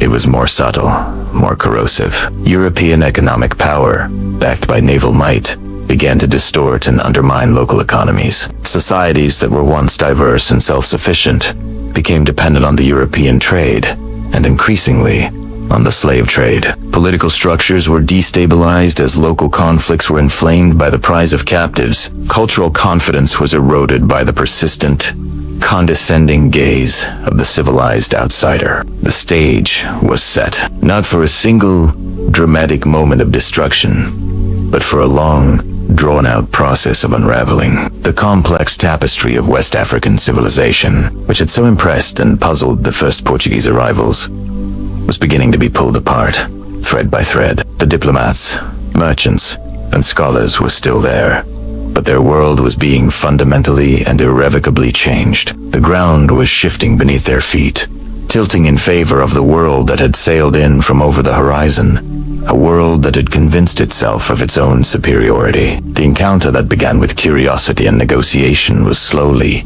tragically, turning into a story of domination, and the consequences of that shift would echo for centuries to come. Have you ever wondered what Africa was like before the arrival of colonial languages? It's a question that often gets a simple, almost dismissive answer, but the truth is far more complex and beautiful. Africa, before the languages of Europe echoed through its valleys and plains, was not silent. It was not an empty continent waiting for history to begin. It was not a blank page waiting for someone else to write on it. Africa was thinking deeply. Philosophies were born, debated, and passed down through generations. Complex ideas about the universe, about community, about what it means to be human were being explored in thousands of distinct languages. Each language was a unique framework for thought, a different lens through which to see the world. Imagine the intellectual diversity, the sheer scale of human thought flourishing across an entire continent. From the intricate cosmologies of the Dogon in Mali to the sophisticated legal and political philosophies of the Yoruba kingdoms in West Africa, the continent was a powerhouse of intellect. It wasn't just survival, it was a profound engagement with the very nature of existence. And Africa was speaking. Oh, how it was speaking, not just in whispers, but in powerful oratory, in epic poetry and stories that wove the fabric of society together. The griots of West Africa weren't just storytellers. They were living libraries, historians, genealogists, and political advisors whose words could start or end wars. Their training was rigorous, their memories vast, their command of language masterful. In the great courts of empires like Mali and Songhai, eloquence was a prized skill. In countless villages, proverbs were the currency of wisdom, witty, profound sayings that guided daily life and resolved disputes. Every market was a symphony of negotiation, every family gathering a chorus of shared histories. The air itself was thick with words, with meaning, with connection. And yes, Africa was writing. This is a point that is so often overlooked, so often erased. We are taught to think of African history as purely oral, but that's an incomplete picture. The GS script in Ethiopia, one of the oldest writing systems in the world, has been in continuous use for millennia, producing incredible works of literature, science, and theology. In ancient Nubia, the Meroitic script flourished. And let's not forget the NCBD symbols of Nigeria, a fascinating ideographic script used by secret societies. Across North Africa, Ajami scripts using the Arabic alphabet to write African languages like Hausa, Swahili, and Wolof created vast libraries of poetry, history, and scholarship. In Timbuktu, hundreds of thousands of manuscripts testify to a thriving literary and academic culture that was the envy of the world. So, the idea of a continent without writing is a myth. Africa was documenting its own story in its own hand. Africa was negotiating. It was building nations, forging alliances, and creating intricate systems of trade and diplomacy. Great empires rose and fell, not just through conquest, but through sophisticated political maneuvering and treaties. Trade routes crisscrossed the continent, from the salt caravans of the Sahara to the maritime trade of the Swahili coast. These weren't simple exchanges of goods. They were complex interactions requiring multilingual skills, cultural understanding, and sharp negotiation tactics. Imagine the discussions that took place, the agreements hammered out between different peoples speaking different tongues, each with their own traditions of law and governance. This was a continent of diplomats, of merchants, of nation builders, all communicating and creating a complex, interconnected world long before outsiders drew lines on a map. This is the world we need to remember. A world of vibrant intellectual life, of powerful spoken words, of diverse written traditions, of complex political and economic negotiation. This is the Africa that existed. It wasn't a prelude, it was the main event. And this is so important to hold on to as we move forward. Because when we step into the next part of our story, when the classroom doors open in a new colonial era, and we see young children, bright-eyed and full of potential, being punished for speaking the very language their mother taught them, the language of their ancestors, the language of their soul, you must understand what is happening. It's not just a rule. It's not just a new language being introduced. It is an interruption, a profound and violent interruption, something magnificent, something that had been built over thousands of years. The thinking, the speaking, the writing, the negotiating is about to be disrupted. The threads of connection to an entire universe of knowledge, philosophy, and identity are about to be strained, and in some cases, severed. When a child is told that their mother tongue is primitive, or useless, or forbidden, it's not just their words that are being silenced. It's their history. It's their heritage. It's a part of their very being. The confidence to think in their own conceptual framework, to speak with the eloquence of their ancestors, to write their own story, to negotiate their own future on their own terms. Of this is put at risk. Remember the Africa that was, the continent that was not silent, not empty, not waiting. Because only by understanding the true depth of what was there can we grasp the magnitude of what was interrupted, and only then can we truly appreciate the resilience, the struggle, and the enduring power of these languages and the people who still fight to keep them alive today. Thank you for watching, and please subscribe to continue this journey with us.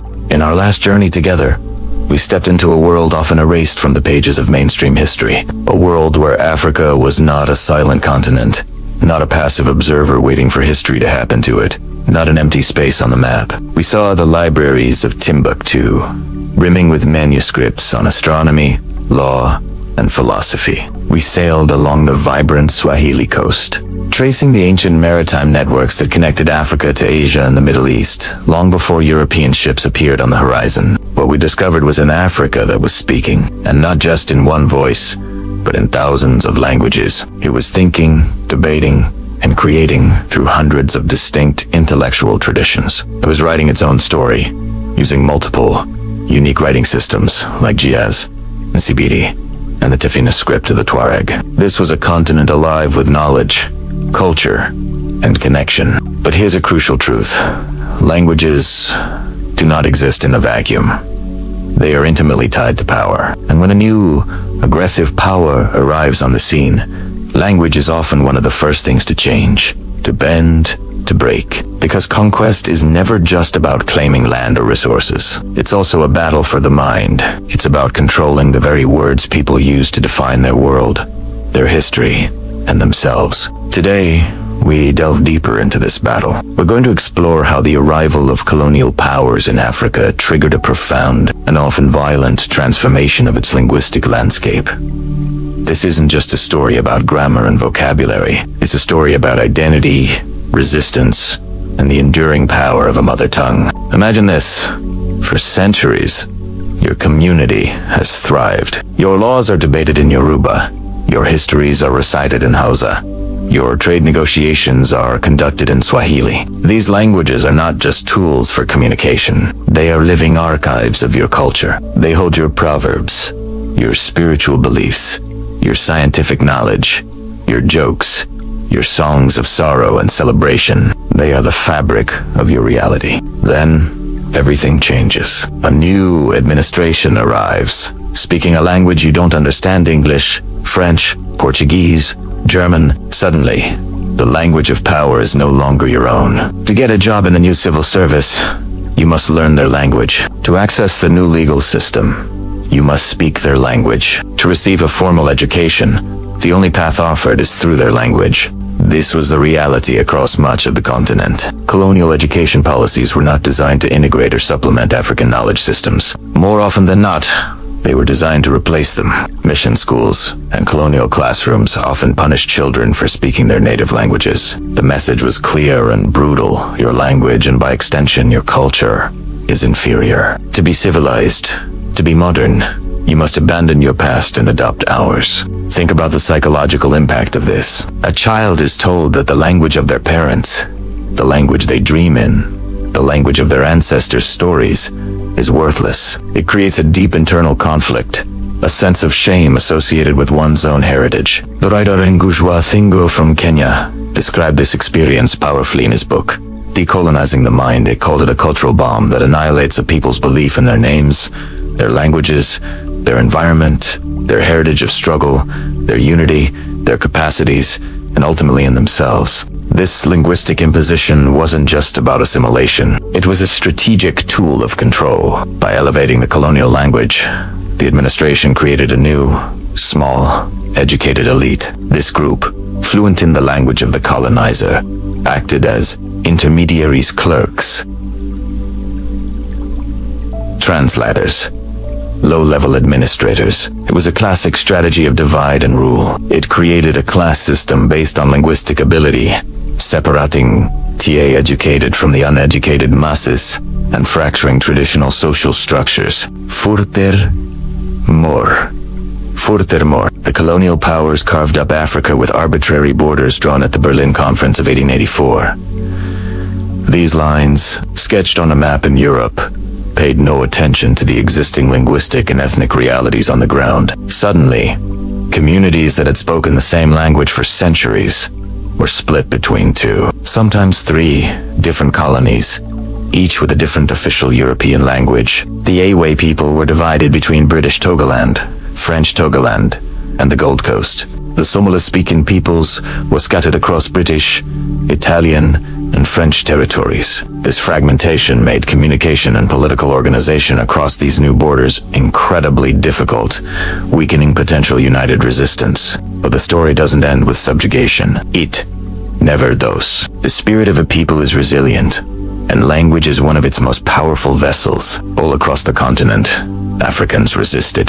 They resisted by continuing to speak their languages in their homes and communities, preserving their oral traditions against all odds. They passed down stories, proverbs, and histories in secret, away from the watchful eyes of the colonial authorities. Intellectuals also began to fight back, using the colonizers' tools against them. They mastered the European languages and used them to write powerful critiques of colonialism, to articulate a vision for an independent Africa. But they also began the crucial work of standardizing and documenting their own languages. Figures like Samuel Agai Crowther, a Yoruba man who had been enslaved and later freed, became a pivotal figure in the 19th century. He worked tirelessly to create a written form for the Yoruba language and translated the Bible, not just as a religious act, but as an act of linguistic preservation and empowerment. And as the winds of independence began to blow across the continent in the mid-20th century, a fierce debate erupted. What would be the language of these new, free nations? Should they adopt a single indigenous language as the national tongue, to foster unity. This was tried in Tanzania,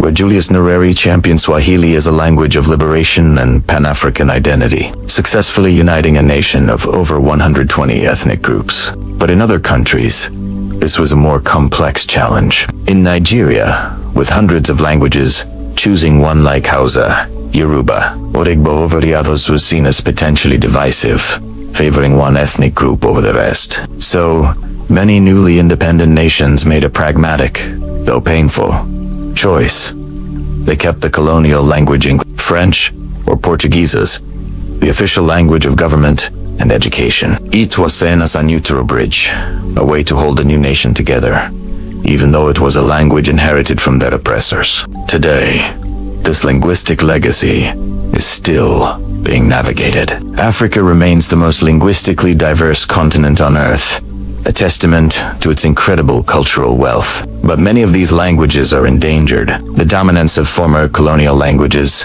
and now the global influence of English, continues to put pressure on local tongues. Yet, the tide is turning once again. There is a powerful resurgence of interest in indigenous languages across Africa. Artists, writers, and filmmakers are choosing to create in their mother tongues. Tech innovators are developing apps and keyboards for African languages. Educators are pushing for mother tongue education in the early years of school, recognizing that children learn best when taught in a language they understand. This movement is about more than just communication. It's about reclaiming identity. It's about healing the colonial wound. It's about recognizing that knowledge exists in many languages, and that the wisdom encoded in an Igbo proverb or a Wolof epic is just as valuable as anything written in English or French. It is a declaration that Africa's voice, in all its magnificent, multilingual glory, will not be silenced. The conversation that was interrupted is being picked up again, louder and more confident than ever before. Thank you for joining us on this exploration. If this story resonated with you, please like this video, subscribe to our channel for more hidden histories, and share your thoughts in the comments below. What is the story of your language? We'd love to hear it. Picture this. It's the 5th century. Along the vibrant coast of West Africa, something new appears on the horizon. Towering ships, unlike any seen before, their sails catching the wind. These vessels came from a distant land, the Iberian Peninsula, from the ambitious kingdom of Portugal. Who were these men, and what brought them so far from home? The expeditions were spearheaded by daring explorers, all sailing under the patronage of a key figure back in Portugal, Prince Henry, often called the Navigator. He was the driving force, the visionary, or perhaps the opportunist, who funded these risky voyages into the unknown. Officially, the mission was noble, or at least, that's how it was framed. The stated goal was to find a new sea route to the riches of Asia, bypassing the old, slow, and dangerous land routes. It was a quest for a direct line to the source of spices like pepper, cloves, and cinnamon. Commodities worth more than gold in Europe at the time. This was the age of exploration, a race to map the world and control its trade. But let's be real. History is rarely just about the official story.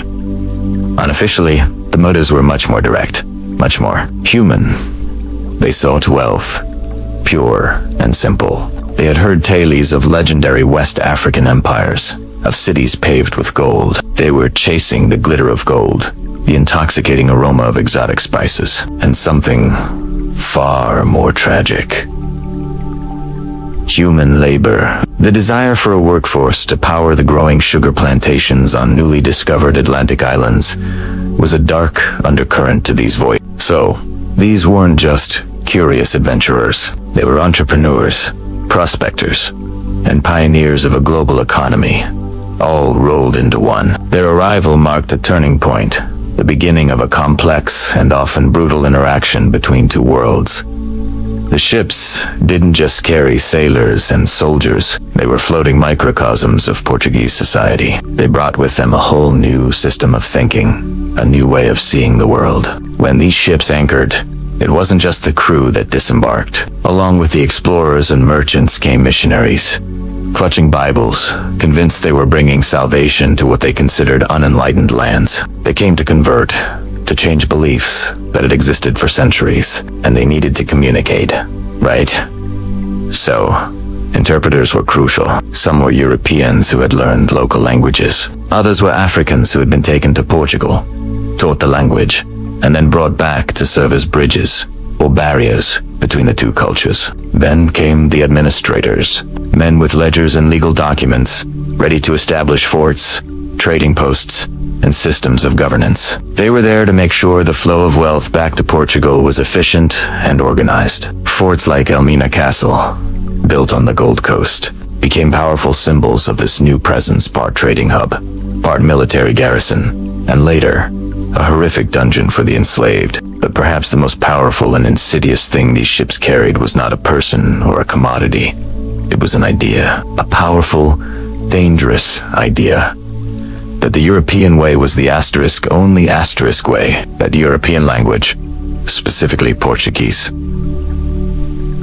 In this case, was the language of civilization, of trade, of God, and of power. Local languages, with their rich oral traditions, complex poetry, and deep histories, were dismissed as primitive, as unworthy. To do business with the newcomers, you had to learn their tongue. To gain any sort of status in this new, emerging order, you had to speak Portuguese. This was the beginning of a linguistic shift, a subtle but profound form of conquest. The imposition of language was a tool, just as powerful as any cannon or sword. It created a hierarchy, with European speakers at the top and everyone else below. It was a way to reshape an entire continent's identity from the inside out. Imagine being a trader in a bustling West African port. For generations, you've done business in your own language, using established systems of trade and diplomacy. Suddenly, to get the best goods, to even be understood by these powerful foreigners, you need to learn their words, their customs. Your language, the one you use to tell stories to your children and pray to your ancestors, is suddenly deemed inadequate. This wasn't an accident. It was a strategy. By controlling the language of communication, the Portuguese controlled the terms of the relationship. They set the prices. They wrote the contracts.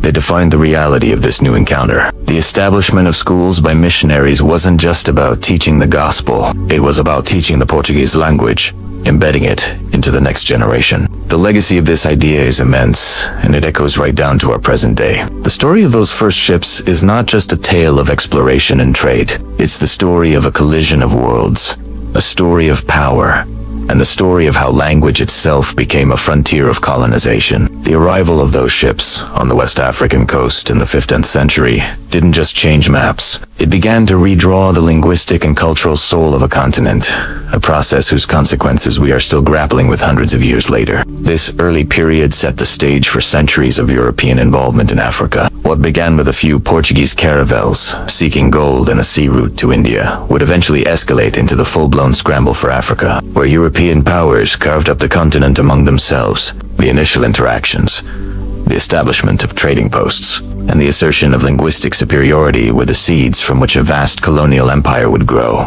The effects were devastatingly complex. While some local elites might have benefited initially by acting as middlemen, the overall structure was designed for one-way extraction. Resources, both natural and human, flowed out of Africa and into Europe, fueling the Industrial Revolution and building immense wealth for the colonizing nations. The economic systems established during this time created dependencies that have been incredibly difficult to break, even after independence. The cultural impact was just as profound. The idea that European culture was superior led to the suppression of African art, music, religion, and social structures. The missionaries, while perhaps well-intentioned in their own view, often saw local beliefs as something to be eradicated, not understood. This created deep cultural schisms and a sense of alienation for many who were caught between their ancestral traditions and the new imposed culture. Think about the psychological impact. Being told that your language, your gods, your way of life are inferior takes a heavy toll. It's a form of violence that doesn't leave physical scars, but can wound the spirit of a people for generations. The education system was a key tool in this. African children were taught European history, European literature, and European languages, while their own rich histories and cultures were ignored or actively belittled. It was a system designed to create colonial subjects, not empowered citizens. And let's not forget the most brutal aspect of this story. The transatlantic slave trade. While slavery existed in various forms around the world, the industrial scale and chattel nature of the transatlantic trade was unprecedented. The forts established by the Portuguese and later other European powers became points of no return for millions of Africans. Places like Elmina and Cape Coast. Castle were transformed from trading posts into holding pens where human beings were treated like cargo, packed into ships for the horrific Middle Passage. The demand for labor on the plantations of the Americas drove this monstrous trade, and its foundation was laid in those early voyages. So when we look back at those first ships, we must see them for what they were. The beginning of a new global era defined by a massive, imbalanced power dynamic. They represent the dawn of globalization, but a globalization built on exploitation and conquest. The story of Prince Henry's explorers is not just a romantic tale of adventure. It's a critical chapter in understanding the modern world. The roots of global inequality, racial hierarchies, and the post-colonial struggles that continue to shape nations across Africa and the diaspora today. Unpacking this history is vital. It helps us understand why certain languages are considered global languages today, why economic disparities between the global North and South persist, and why the fight for cultural preservation and identity is so important. It's a complex and often painful history, but one we must confront to make sense of the world we've inherited. It all started with a few ships on the horizon, carrying not just men and goods, but a world-altering and world-shattering idea. Have you ever thought about how language shapes power? It's not just about what we say, but the language we're forced to say it in. Today, we're diving into a fascinating and often overlooked aspect of history: how the Portuguese language became a tool of colonial authority in Africa. Picture this. It's the 15th century. Portuguese ships, marvels of their time, are cautiously making their way down the African coast. They're not just exploring, they're looking for gold, spices, and a direct sea route to India. When they make landfall, they encounter powerful, established African kingdoms and empires like the Kingdom of Congo, the Benin Empire, or the states along the Swahili coast. These weren't isolated, primitive societies. They were complex political entities with long histories of trade, diplomacy, and cultural exchange. So, when the first Portuguese captain steps onto African soil to meet a local ruler, how do they even start a conversation? Well, initially, it was a messy, multilingual affair. Communication was a puzzle that had to be solved on the spot. They relied on a chain of translators, maybe a North African trader who knew some Arabic and a sub-Saharan language, who then translated to a Portuguese sailor who'd picked up some Arabic in the Mediterranean. It was slow, cumbersome, and often led to misunderstandings. But here's a crucial point.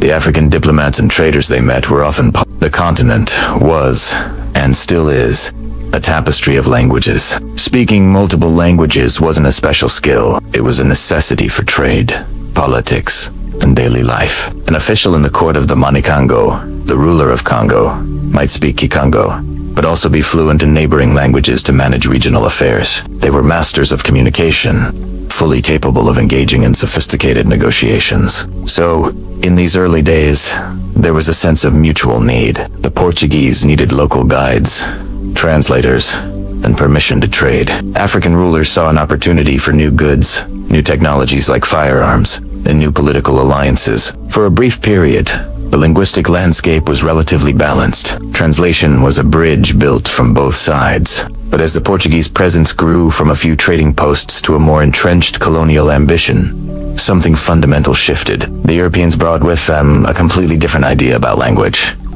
It wasn't just a tool for communication. It was a symbol of civilization, religion, and, most importantly, authority. Slowly but surely, the Portuguese began to insist that their language was not just the asterisk language, but the asterisk language, the language of business, the language of God.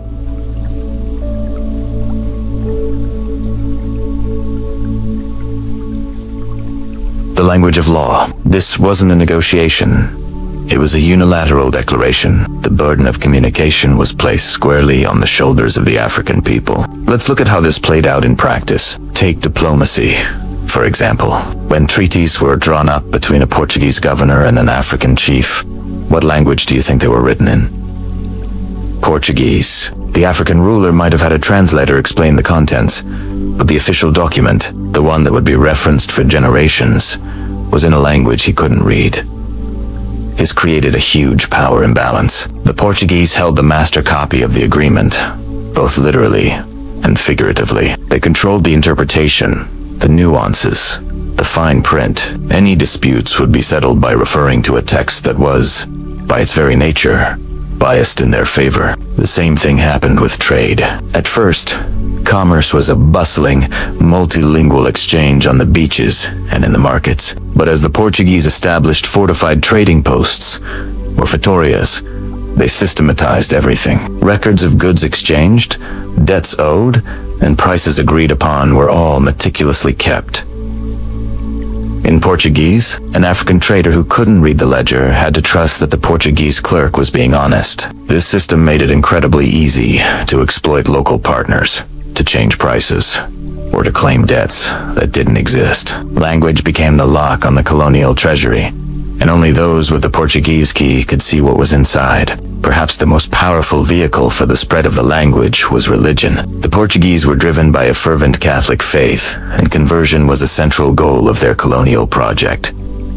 Missionaries arrived alongside soldiers and traders. To become a Christian, you had to be baptized. To be baptized, you had to learn the catechism. You had to learn the prayers, the Hail Mary, the Our Father. And all of these were taught in Portuguese. Think about the profound psychological impact of this. Your own spiritual traditions, expressed in your native tongue for centuries, were suddenly deemed pagan and worthless. To connect with God, you had to abandon your own language and adopt the language of the colonizer. Your ancestral words were silenced in the house of worship, replaced by foreign sounds. This wasn't just about learning a few new phrases. It was about internalizing the idea that your own culture, your own way of being, was inferior. The language of salvation was Portuguese, implying that everything else led to damnation. As the colonial system solidified over centuries, this linguistic gatekeeping became institutionalized. To get a job in a colonial administration, even as a low-level clerk or a soldier,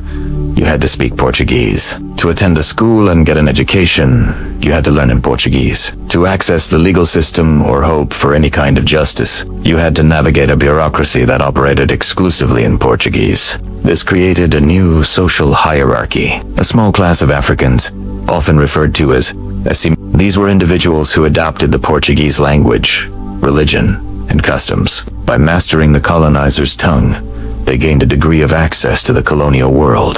They could get better jobs, live in European-style neighborhoods, and enjoy certain privileges denied to the vast majority of the population. They became intermediaries, buffers between the colonial masters and the uncivilized masses. But this access came at a cost. It often meant severing ties with their own communities and cultures. They were caught between two worlds, fully belonging into neither. And for everyone else, the vast majority who did not or could not learn Portuguese, the message was clear.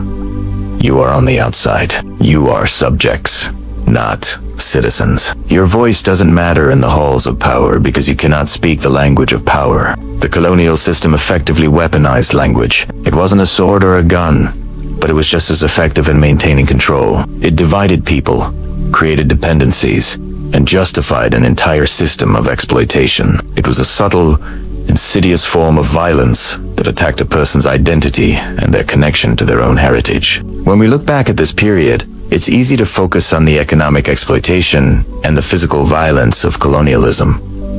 But we can't forget the cultural and linguistic dimensions. The imposition of the Portuguese language was a deliberate strategy to dismantle African societies from the inside out, to replace their systems of knowledge and authority with a new one centered entirely on Lisbon. This legacy is still visible today. In countries like Angola, Mozambique, and Cape Verde, Portuguese remains the official language. It's the language of government, media, and higher education. While this can be a unifying force in nations with many local languages, it's also a constant reminder of a colonial past where one language was elevated above all others. The debate over language, education, and national identity continues in these countries, a testament to the deep and lasting impact of this history. So the next time you hear a foreign language, remember that language is never just words. It carries history. It confers identity. and, in the wrong hands, it can be a formidable weapon of control. The story of the Portuguese in Africa is a powerful lesson in how the battle for power is often, quite literally, a war of words. Imagine it's the late 19th century. A tidal wave of change is about to crash over an entire continent. In Europe, industrial factories are churning out goods at an unprecedented rate, hungry for raw materials and new markets. National pride is soaring, and with it, a fierce competition.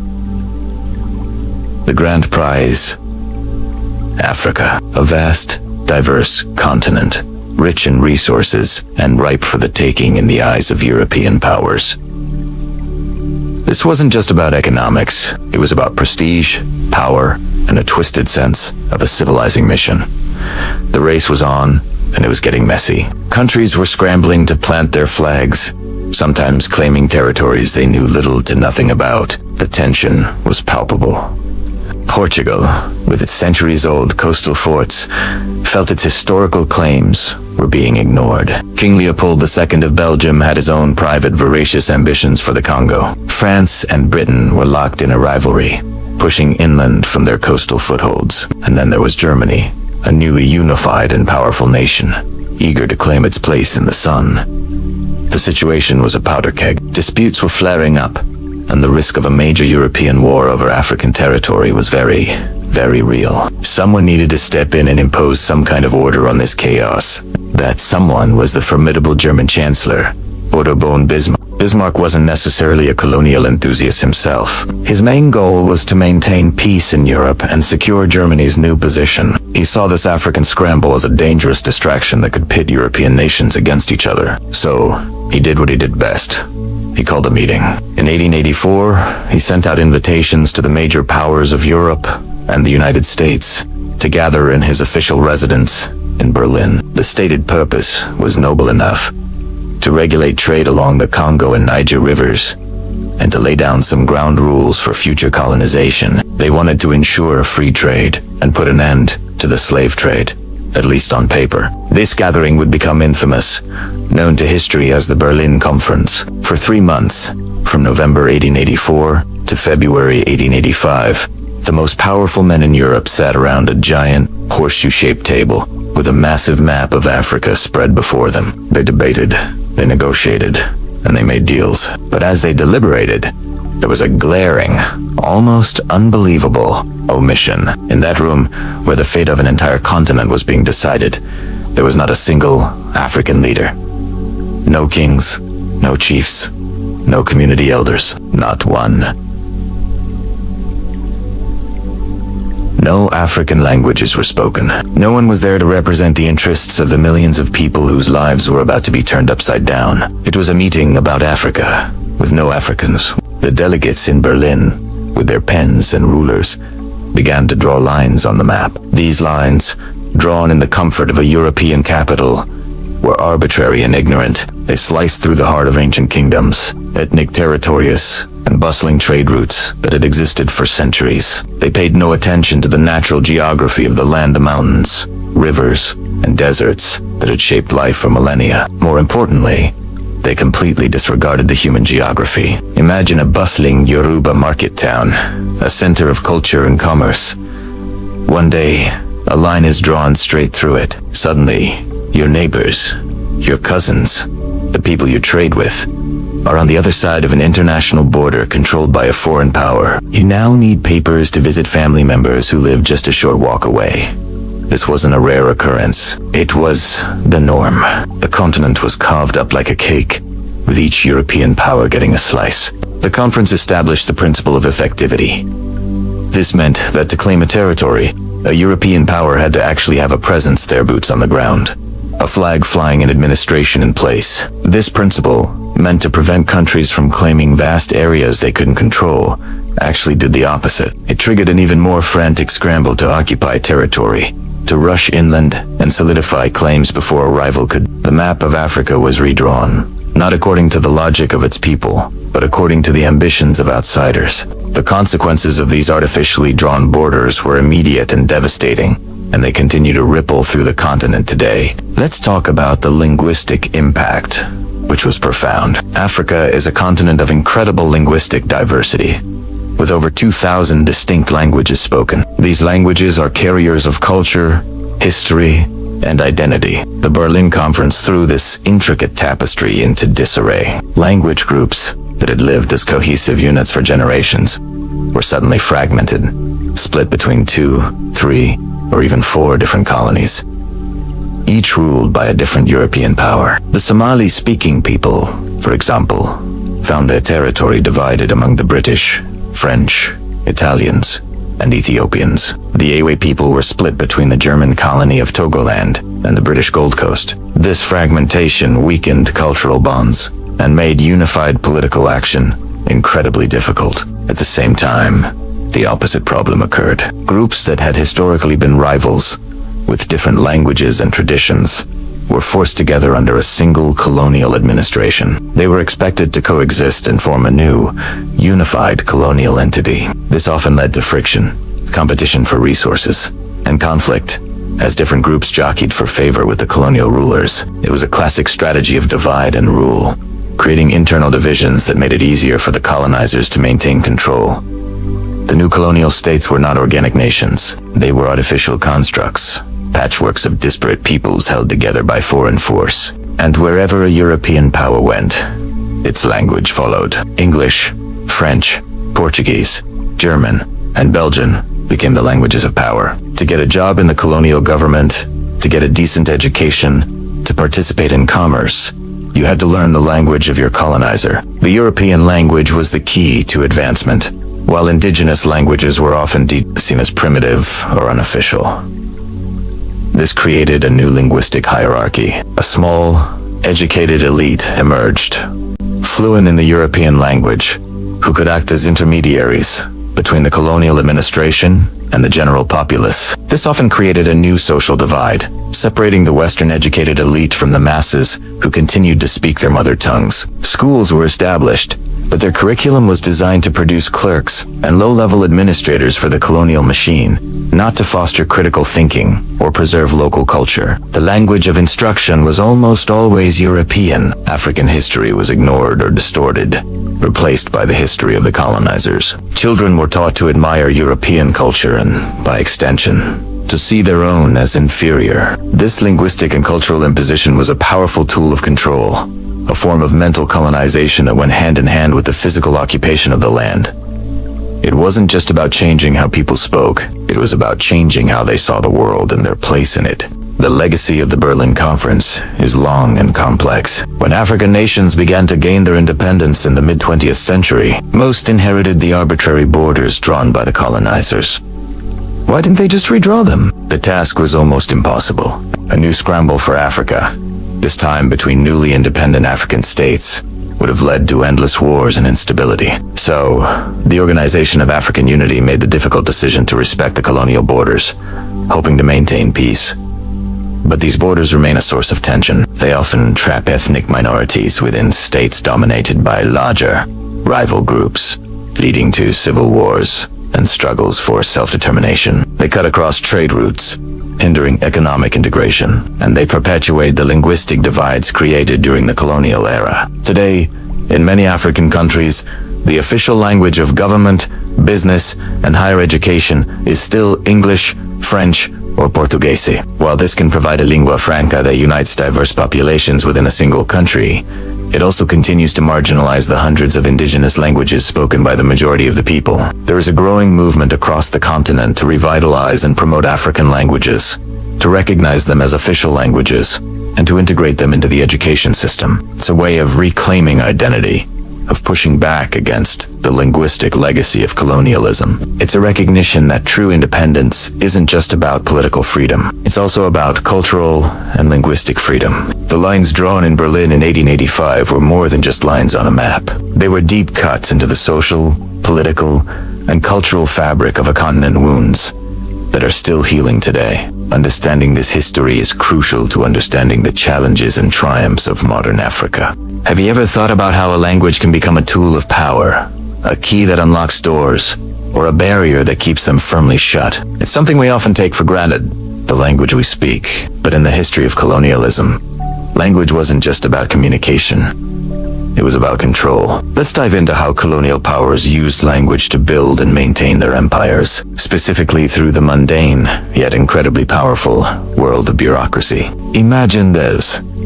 A vast colonial territory in Africa, say, in the late 19th or early 20th century, a European power, whether it's Britain, France, or Portugal, has arrived and established control. Now, how do they actually govern this massive area with its diverse populations, cultures, and languages? They don't do it with armies alone. They do it with paper. They do it with bureaucracy. This is where the real, everyday mechanism of control kicks in. Suddenly, life is governed by a whole new set of rules, all written down and managed by a central administration. Think about things like taxes. Colonial governments needed to fund their operations, and they did this by levying taxes on the local population. Hut taxes, poll taxes, taxes on crops. But how were these taxes recorded? Not in Swahili, or Yoruba, or Igbo. They were recorded in English, or French, or Portuguese. Every transaction, every ledger, every receipt was in the language of the colonizer. If you were a local farmer and you had a dispute over your tax assessment, you couldn't just talk it out with a village elder in your own tongue. You had to navigate a system that didn't speak your language. You'd be faced with forms you couldn't read, officials you couldn't understand, and a system that felt completely alien. The power imbalance was baked right into the paperwork, and it wasn't just taxes. It was everything. Legal codes were completely traditional laws and systems of justice that had existed for centuries were often swept aside or subordinated to a new European legal framework. New laws about land ownership, property rights, and criminal offenses were introduced. And guess what language they were written in? The colonizers. So, if you found yourself in a legal dispute, maybe over land that your family had farmed for generations, you'd have to go to a colonial court. In that courtroom, the judge, the lawyers, the clerks, they all operated in a foreign language. The entire proceedings, the arguments, the evidence, the final judgment would be in English or French. You would need a translator. But then nuances are lost. Justice itself becomes a foreign concept, delivered in a foreign tongue. You are a stranger in your own land's court. This extended to every facet of administrative life. Need a permit to build a new structure. The application is in French. Want to get a license to trade in the local market? The form is in English.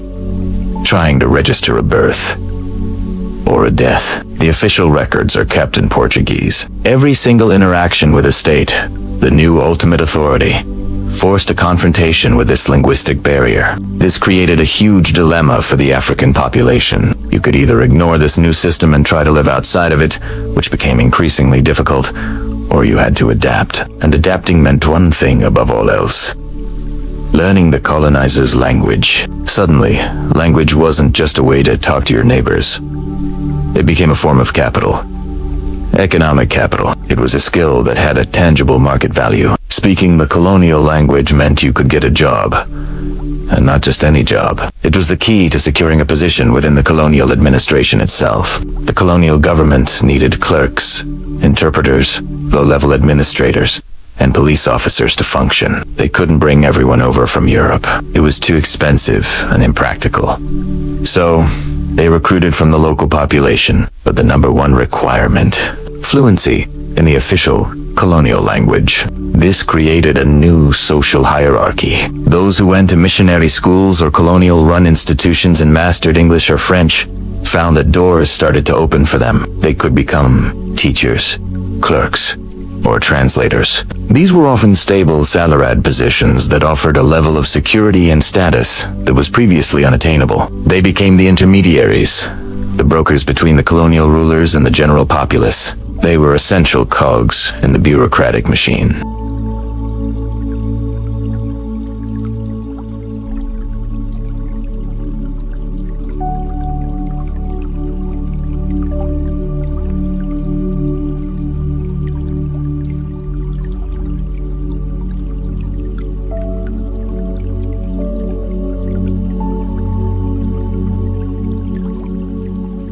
But what about those who didn't or couldn't learn the new language. For the vast majority, this linguistic barrier was a wall.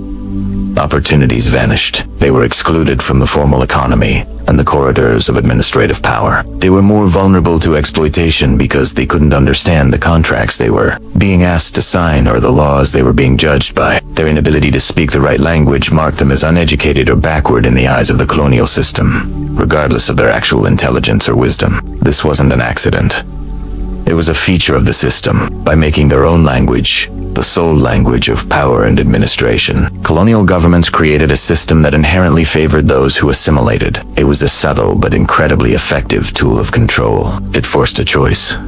Adapt to our ways and our language, and you might get a small piece of the pie. Refuse or fail to adapt, and you will be left behind, powerless and marginalized. This linguistic hierarchy also had deep psychological effects. It sent a clear message that the local languages and the cultures attached to them were inferior. The language of government, of education, of progress was European. Indigenous languages were relegated to the private sphere, the home, and the village. They were not seen as languages of modernity or power. This legacy is something that many post-colonial nations are still grappling with today. In many African countries, the official language of government, law, and higher education is still English, French, or Portuguese. It's a direct inheritance from this colonial bureaucratic structure. While it can serve as a unifying language in a nation with many local dialects, it also perpetuates some of those old hierarchies. Access to opportunity can still be tied to your fluency in a European language. So when we look back at the colonial era, it's easy to focus on the more visible forms of conquista, military campaigns, the drawing of borders on a map, but we can't forget the quieter, more insidious tools of power. The power of the pen, the form, the ledger book, the power of bureaucracy. And at the heart of that bureaucracy was language, a tool used to divide, to control, and to build an empire, one document at a time. It's a powerful reminder that the words we use, and who gets to decide which words matter, has profound consequences that can shape the destiny of millions. Have you ever thought about how deeply language shapes who we are? It's more than just words. It's culture. It's history. It's identity. But what happens when one language is deliberately elevated above all others? Today, we're diving into the complex story of the colonial language hierarchy and how it completely reshaped societies and individual identities. When European powers expanded their empires, they brought more than just flags and soldiers. They brought their languages. And these languages weren't just for communication. They became powerful tools of control. In colonies across the world, a new social ladder began to form, and the highest rungs were reserved for those who could speak the language of the colonizer. Over time, this created a distinct social hierarchy. At the very top, just below the colonial administrators themselves, stood a new class of locals. These weren't the traditional chiefs or elders.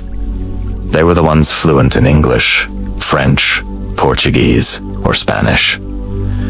They were the new educated elite, Wawerte. They were the teachers, instructing the next generation in the ways of the empire. They were the clerks, meticulously managing the paperwork of the colonial bureaucracy. They were the administrators, serving as the essential gears in the machinery of rule. These individuals held a unique and often precarious position. They became the crucial intermediaries, the bridge between the colonial rulers and the vast local communities. To the colonizers, they were indispensable for translating orders, collecting taxes, and maintaining a semblance of order. To their own people, they were the gatekeepers to power, the ones who could navigate the new system, and perhaps offer a path to opportunity or a buffer against the harshest aspects of colonial rule. They were both insiders and outsiders, caught between two worlds. But this new status, this education, came at a profound cost. To gain fluency in a European language and to be accepted into the colonial system, one often had to consciously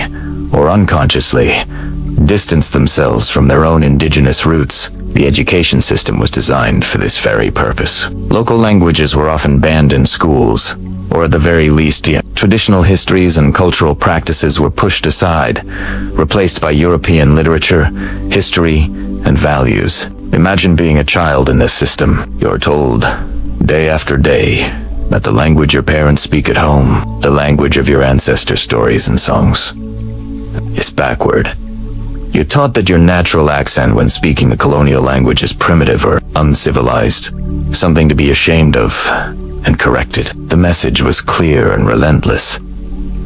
Your future, your success, your very worth lies in how well you can shed your own culture and become more European. This created a deep psychological conflict. On one hand, mastering the colonial language was a ticket to a better life, a stable job, social prestige, and a degree of influence. It was a pragmatic choice, a survival strategy in a world turned upside down. But on the other hand, it often led to a painful sense of alienation. It could sever ties with family and community members who didn't have the same education. It could instill a feeling of cultural shame, a belief that one's own heritage was inferior. This process wasn't accidental. It was a deliberate strategy of assimilation. By making the European language the sole language of power, education, and advancement, colonial administrations ensured that the most ambitious and talented individuals would be drawn into their sphere of influence. Their identities would be remolded, their loyalties divided. Language became the ultimate tool for reshaping not just a society's structure, but the very soul of its people. The goal wasn't just to rule over a territory, but to reshape the minds of the colonized, aligning their aspirations with those of the empire. The legacy of this linguistic hierarchy is still felt today in many post-colonial nations. Debates continue to rage about national languages, the role of European languages in education and government, and the struggle to revitalize indigenous languages that were pushed to the brink of extinction. The accent that was once deemed primitive can still be a source of insecurity, or in a powerful act of defiance, a badge of identity. So, when we talk about the colonial era, it's crucial to remember that its impact went far beyond politics and economics. It was a deeply personal and psychological experience. It was about being told that the very words you used to think, to dream, and to connect with your loved ones were not good enough. It was a system where language didn't just describe identity. It actively policed and reshaped it, prioritizing assimilation over the preservation of rich, diverse local cultures. The echoes of that reshaping continue to influence our world in countless ways. If this story resonated with you, please hit that like button and subscribe for more deep dives into the hidden histories that shape our world. I'd love to hear your thoughts or your own experiences with language and identity in the comments below. See you in the next one. Have you ever thought about how the language you speak shapes your world? It's more than just words. It's a key that unlocks opportunities, defines communities, and even creates power structures. Today, we're diving deep into a fascinating and often painful chapter of history, how language became a powerful tool of control during the colonial era, creating a new social order that still echoes today. Imagine a world where the language your parents taught you, the one you dreamed in, suddenly became a symbol of being lesser than. This was the reality for millions under colonial rule. European powers didn't just conquer lands with armies, they conquered minds with language. And in this new world, a new social hierarchy began to take shape. At the very top, just below the colonial rulers themselves, stood a new class of people. These weren't necessarily the old royalty or traditional leaders. Instead, they were the ones who had mastered the language of the colonizer. Teachers, clerks, administrators, translators, these were the new gatekeepers of power. They became the essential intermediaries, the bridge between the foreign rulers and the local populations. They translated decrees, managed records, and taught in the new schools. In the eyes of their communities, and certainly in the eyes of the colonizers, they were an educated elite. Gaining this status was seen as the ultimate path to success. It meant a stable job, better pay, and a degree of respect that was otherwise unattainable. For many families, having a child educated in a European language was the greatest hope for upward mobility. They saw it as a way to secure a better future, to escape the poverty and limitations imposed by the colonial system. But this coveted education came at a profound, often hidden, cost. The price of fluency was frequently a forced disconnection from one's own roots. The colonial education system was designed with a clear purpose: to create subjects who were, as one famous British administrator put it, Indian in blood and color, but English in taste, in opinions, in morals, and in intellect. To achieve this, everything indigenous was systematically Think about what this meant for a child. You'd go to a school where the language of your home was forbidden. You were taught that your native tongue, the language of your ancestors' stories, songs, and prayers, was backward or primitive. Your accent was mocked. Your cultural traditions were dismissed as unsophisticated. The message was relentless and clear. To get ahead, you had to shed your identity. Your future, you were told, lay in becoming more European, more civilized. This created an immense psychological burden. Children were caught between two worlds. At school, they were rewarded for assimilation. At home, they might have felt like strangers, unable to connect deeply with elders who didn't speak the new, dominant language. This process created a deep-seated sense of shame and inferiority associated with their own culture. It wasn't just about learning a new language. It was about unlearning who you were. This linguistic divide didn't just create a gap between the colonizer and the colonized. It created deep fractures within the colonized societies themselves. Those who were part of the new educated elite often looked down upon their own people who hadn't had the same opportunities. They might have seen them as uneducated or stuck in the past. This created internal tensions and resentments, pitting neighbor against neighbor, and fragmenting communities that had once been united. The colonial administrators knew exactly what they were doing. By controlling language, they controlled information, administration, and ultimately, thought. The law was written in their language.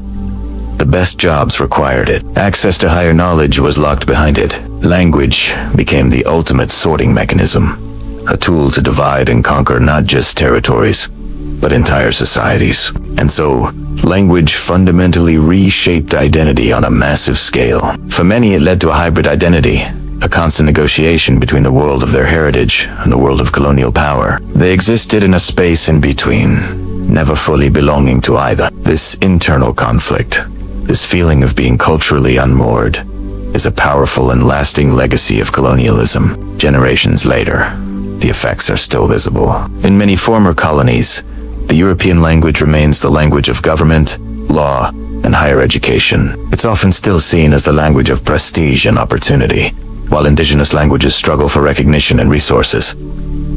This isn't an accident. It's the direct result of a system intentionally designed to elevate one language and culture at the expense of another. But the story doesn't end there. In recent decades, there has been a powerful movement to reclaim and revitalize these suppressed languages. People are recognizing that their native tongues are not badges of backwardness, but treasures of cultural heritage. They hold unique ways of seeing the world, centuries of wisdom, and the very soul of a people. From Wales to New Zealand, from India to Kenya, communities are fighting to bring their languages back into schools, homes, and public life. This process of linguistic decolonization is a crucial part of healing the wounds of the past. It's a declaration that no culture is superior to another, and that every language has inherent value. It's about restoring pride and rebuilding the identities that were so systematically fractured. So, the next time you hear a foreign language, remember that it's more than just a different set of words. It's a universe of culture, history, and identity. The story of language in the colonial era is a stark reminder of its power to divide and control, but also its incredible power to connect, to heal, and to define who we are. What are your thoughts on this? Have you seen the effects of this linguistic hierarchy in your own community or family history? Let me know in the comments below. It's a conversation worth having. Have you ever stopped to think about what language really is? Is it just a string of words we use to ask for a coffee or to say hello?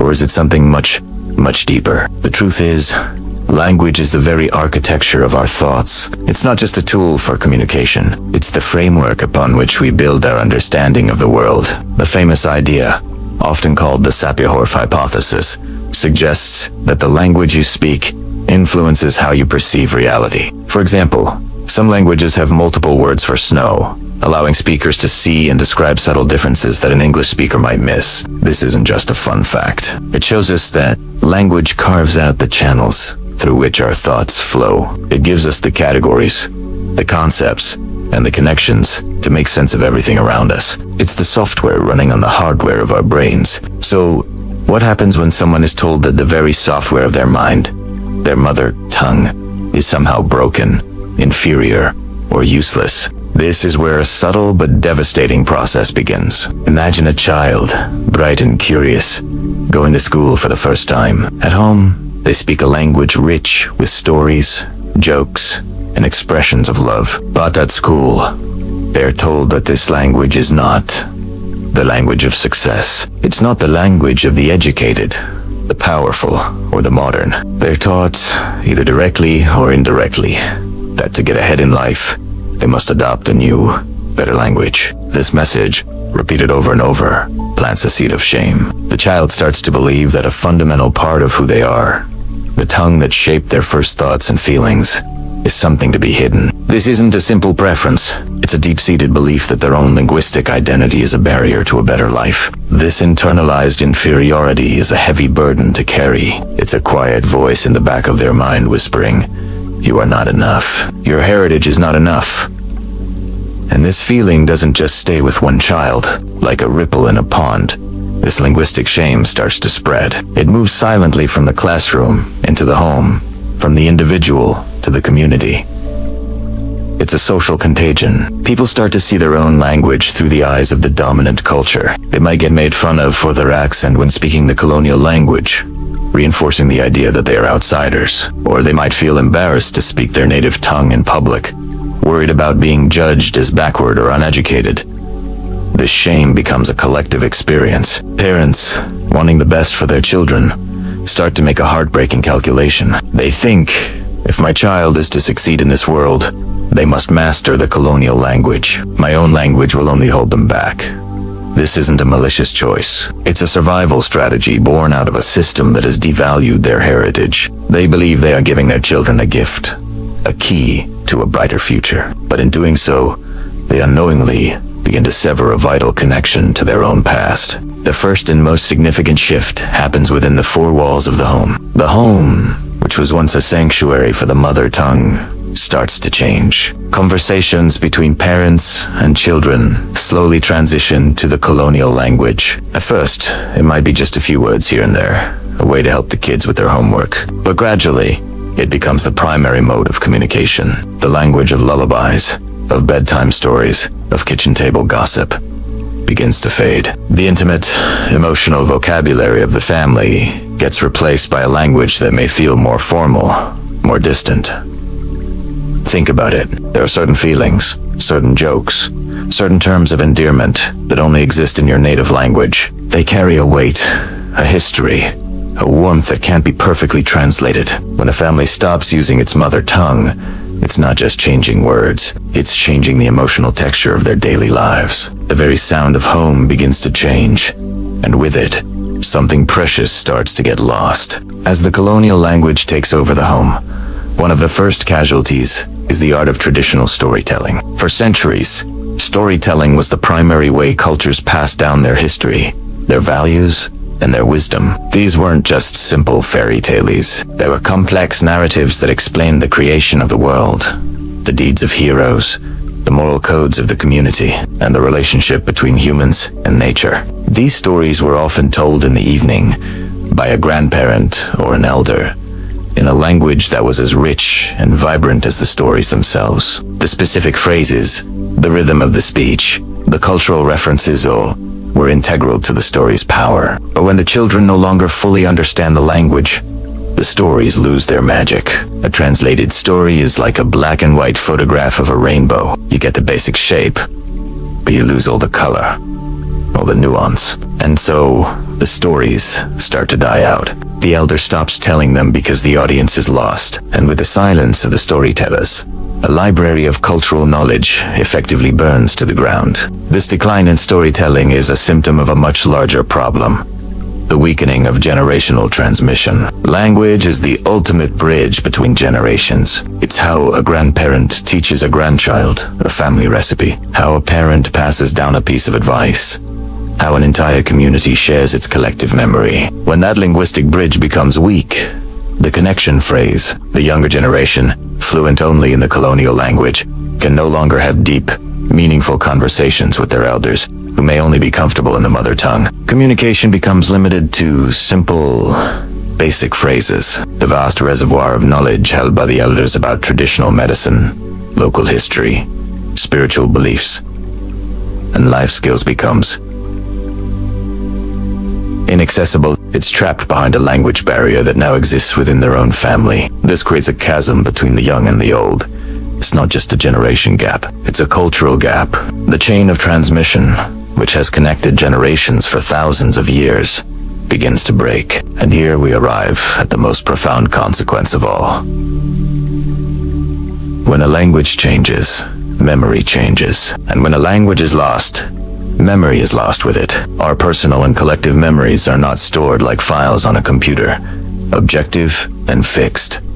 They are woven into the fabric of language. The words we use to describe an event shape how we remember it. The stories we tell about our past define our understanding of who we are. Think about the concept of a homeland.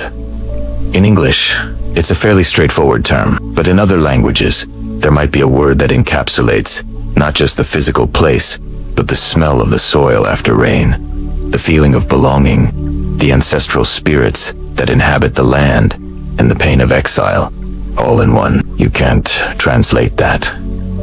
When you lose that word, you lose that entire complex concept. The memory becomes flatter, less dimensional. When a community loses its language, it loses its unique way of remembering. Its history gets retold, filtered through the lens of the colonial language, and often the colonial perspective. Entire worldviews, philosophies, and ways of being that were encoded in the original language simply vanish. The change is gradual, but it is total. It's a reformatting of the collective soul. So, what can we do? The first step is recognition. We must recognize that every language is a treasure, a unique manifestation of the human spirit. We need to challenge the idea that some languages are more valuable than others. For those whose mother tongues are at risk, the act of speaking it, teaching it, and celebrating it is an act of resistance and reclamation. Supporting community-led language revitalization programs is crucial. This can mean everything from creating new media like cartoons and podcasts in the language, to establishing immersion schools where children can learn it fluently. For those of us who speak dominant languages, we have a responsibility to be allies. We can learn about the indigenous or minority languages of the places we live. We can support artists, writers, and musicians who are creating in their native tongues. We can challenge the linguistic prejudice we see in our daily lives. The preservation of linguistic diversity is not just about saving words. It's about saving worlds. It's about ensuring that future generations have access to the full, vibrant spectrum of human thought and experience. It's about honoring the memories encoded in every single tongue. Let's work together to keep these voices alive.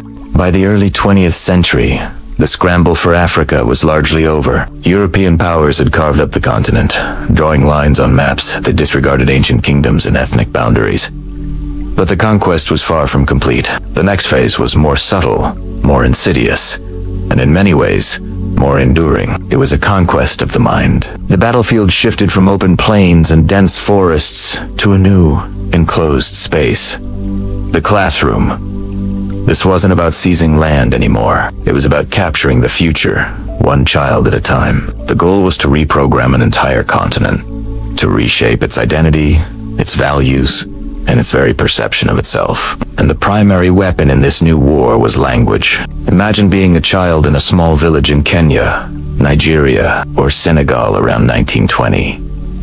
You grow up hearing the rich, melodic tones of your mother tongue. It's the language of lullabies, of stories told by elders around the fire, of market hagels and joyful celebrations. It's the language of your world, your identity, your soul. Then, one day, you are sent to a new mission school. You walk into a classroom, and everything changes. The teacher, perhaps a European missionary or a European-trained African, speaks a language you don't understand. English, French, or Portuguesa.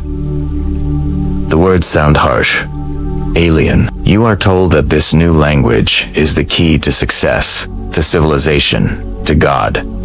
Your own language, the one that holds the wisdom of your ancestors, is suddenly deemed inferior, primitive, and pagan. Speaking it is forbidden. This was the reality for millions of African children. Classrooms became sites of linguistic warfare. The methods used to enforce this new linguistic order were often brutal and humiliating. Children caught speaking their native language were punished severely. They might be forced to wear a sign of shame around their neck, something called a symbol or a dunce's cap.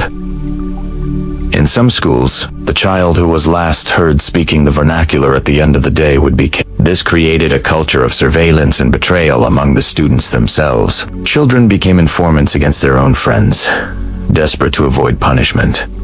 The psychological impact was devastating. It taught a powerful, damaging lesson. To be intelligent, to be modern, to be worthy, you had to sound European. Your own culture, your own voice, was a source of shame. The curriculum itself was a tool of this mental reprogramming.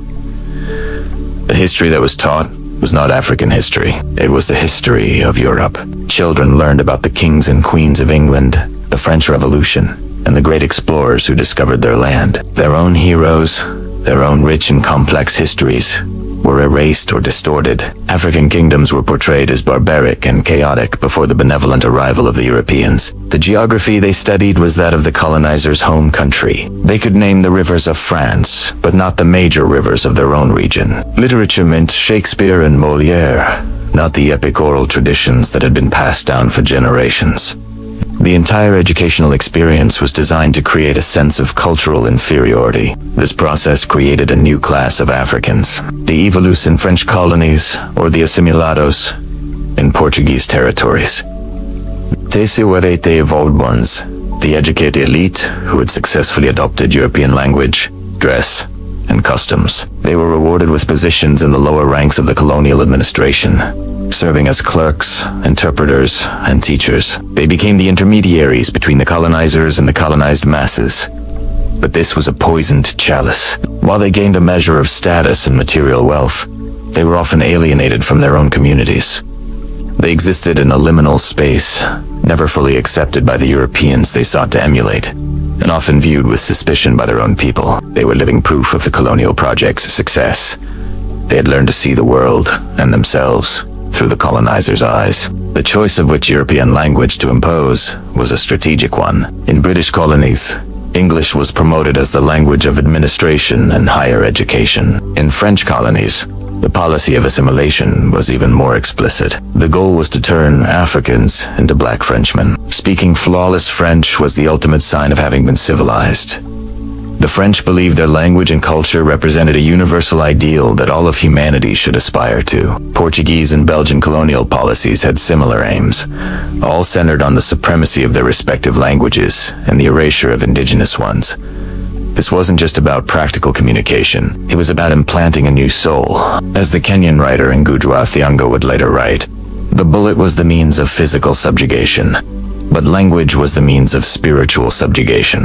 The long-term consequences of this linguistic conquest have been profound and are still felt today across the African continent. For one, it created a linguistic hierarchy that persists. The official languages of most African nations are still English, French, or Portuguese. These are the languages of government, of the legal system, of higher education, and of economic opportunity. To get ahead, you must master the language of the former colonies. This creates a deep social and economic divide between the Western educated elite and the majority of the population who primarily speak indigenous languages. It marginalizes hundreds of millions of people within their own countries, limiting their access to information, justice, and power. Furthermore, this colonial education system actively suppressed the development of African languages. They were not standardized, written down, or used to create literature for schools. They were relegated to the private sphere, the home, and the village. Many languages lost speakers and prestige, and some have even gone extinct. This represents an immeasurable loss of cultural heritage. A language is not just a collection of words. It's a repository of knowledge, a unique way of seeing the world, a carrier of history, poetry, and philosophy. When a language dies, a whole universe of human experience dies with it. The psychological scars also run deep. Generations were taught to be ashamed of their own identity. This internalization of colonial ideas of inferiority is a difficult legacy to shake. It can manifest as a lack of confidence in local solutions. a preference for foreign goods and ideas, and a disconnect from one's own cultural roots. The battle to decolonize the mind, to reclaim a sense of pride and self-worth, is one of the most significant challenges facing post-colonial Africa. It's a struggle that plays out in literature, in music, in politics, and, once again, in the classroom. However, the story is not just one of Africans were not passive recipients of this colonial project. From the very beginning, there was resistance. Some communities refused to send their children to mission schools. Independent schools were established, attempting to offer an education that centered African values and languages. And even within the colonial schools, students and teachers found ways to subvert the system. They used their newly acquired literacy to write and agitate for freedom. The very language that was meant to control them became a weapon of liberation. Leaders like Jomo Kenyatta, Leopold Sédar Senghor, and Kwame Nkrumah, all products of the colonial education system, used their mastery of European languages to articulate a vision for an independent Africa and argue for their rights on the world stage. Today, there is a growing movement across Africa to revitalize indigenous languages and reform education systems. Scholars and activists are working to create new curricula that celebrate African history and culture. There's a push to make African languages official languages, not just on paper, but in practice in government, media, and schools. Writers like Ngujwa Thingo have made the powerful choice to write in their native Geek, challenging the dominance of European languages in African literature. The battle for the African mind continues. It is a battle to heal the wounds of the past, to reclaim what was lost, and to build a future where intelligence is not measured by its accent, but by the content of its character and the wisdom of its ideas. The classroom, once a tool of conquest, is now a key battleground for Africa's cultural and intellectual liberation. Empires are not sustained by guns alone. Cannons conquer land, but classrooms conquer minds. In the previous episode, we saw how European languages entered Africa through trade, missionaries, and colonial administration. Portuguese, French, English. At first, they were tools of negotiation, then tools of governance. But the most powerful transformation would happen in a place that seemed harmless.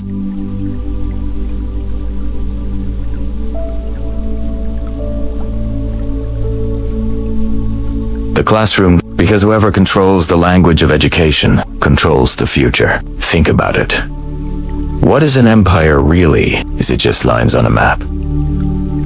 A flag flying over a government building? No.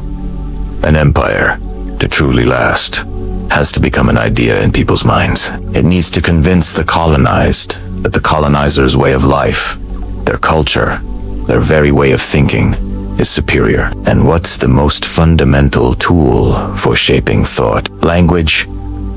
The colonial powers, Britain, France, Portugal, all understood this perhaps better than anyone. They realized that military force could secure a territory, but it couldn't secure loyalty. It couldn't create a new generation that would willingly participate in the colonial system. For that, you needed something more subtle, more pervasive. You needed education, and not just any education. You needed an education delivered in the language of the empire. Let's trace this shift. Initially, when Europeans arrived, languages like Portuguese were the languages of the port. The trading post. It was about haggling over prices for gold, ivory, or spices. French was the language of the diplomat and the administrator, used to sign treaties and issue decrees. English was spoken in the forts and the governor's mansion. These languages were external. They were tools for specific, limited interactions. You didn't need to dream in Portuguese to trade with a Portuguese merchant. But then came the schools.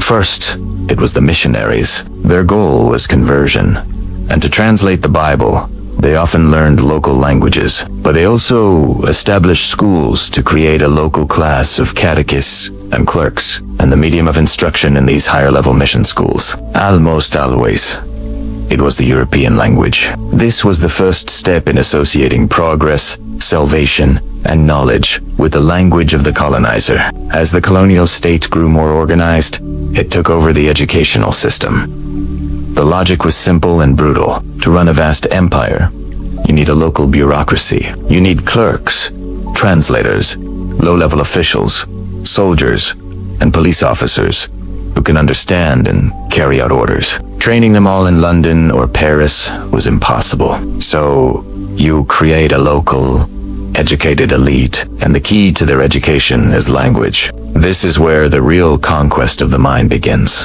Imagine you're a child in colonial Kenya, Senegal, or Angola. You go to school to succeed, to get a good job, to be seen as modern or civilized. You must master English, or French, or Portuguese, your own language, the one your parents speak, the language of your stories, your songs, your history. That language is left at the school gate. Inside the classroom, it's worthless. In fact, you might even be punished for speaking it. Suddenly, a hierarchy is created. The colonial language becomes the language of power, of intelligence, of opportunity. Your native tongue becomes the language of the backward, the uneducated, the primitive. This wasn't an accident.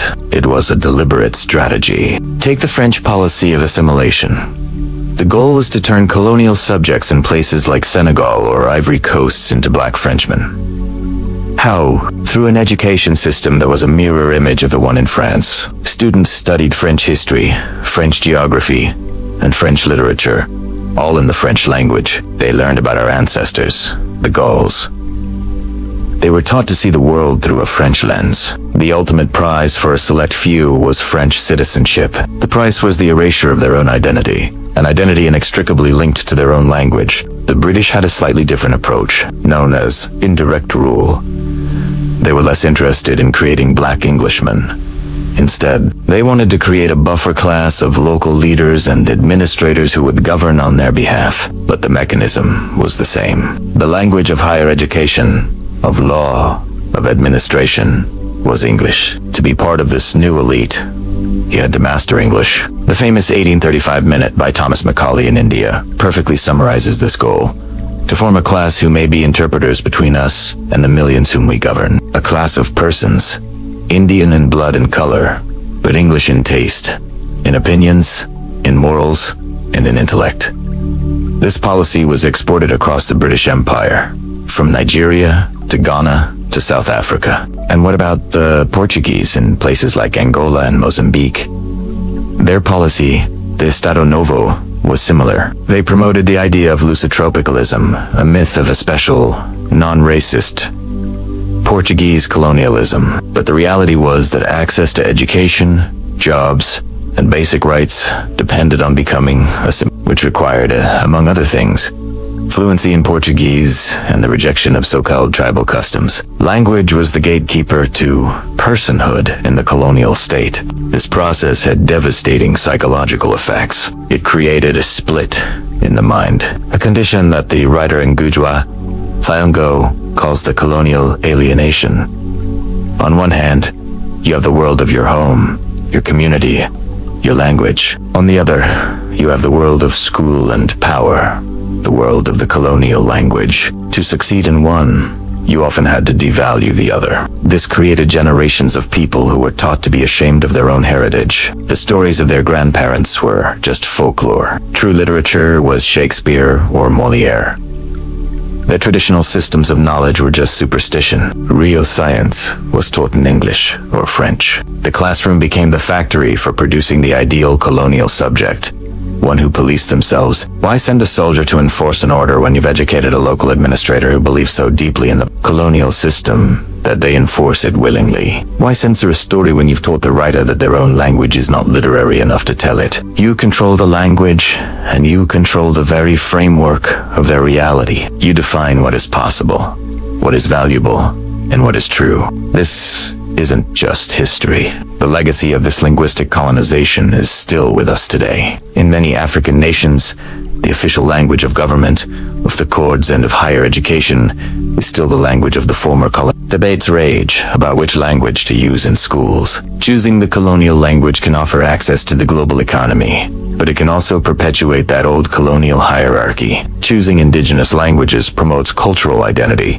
but can sometimes leave students at a disadvantage on the international stage. It's a complex and painful dilemma, a direct consequence of a time when classrooms were weaponized. So when we say cannons conquer land, but classrooms conquer minds. This is what we mean. The physical occupation of a territory is temporary. Armies can be defeated, and flags can be lowered. But changing the way a people think, shaping their aspirations, and defining their world through language, that is a conquest of a different order. It's a conquest that lodges itself deep in the soul and echoes for generations. And it all started by turning the language of the empire into the language of the future. The most effective weapon of the empire was not the gun, but the grammar book.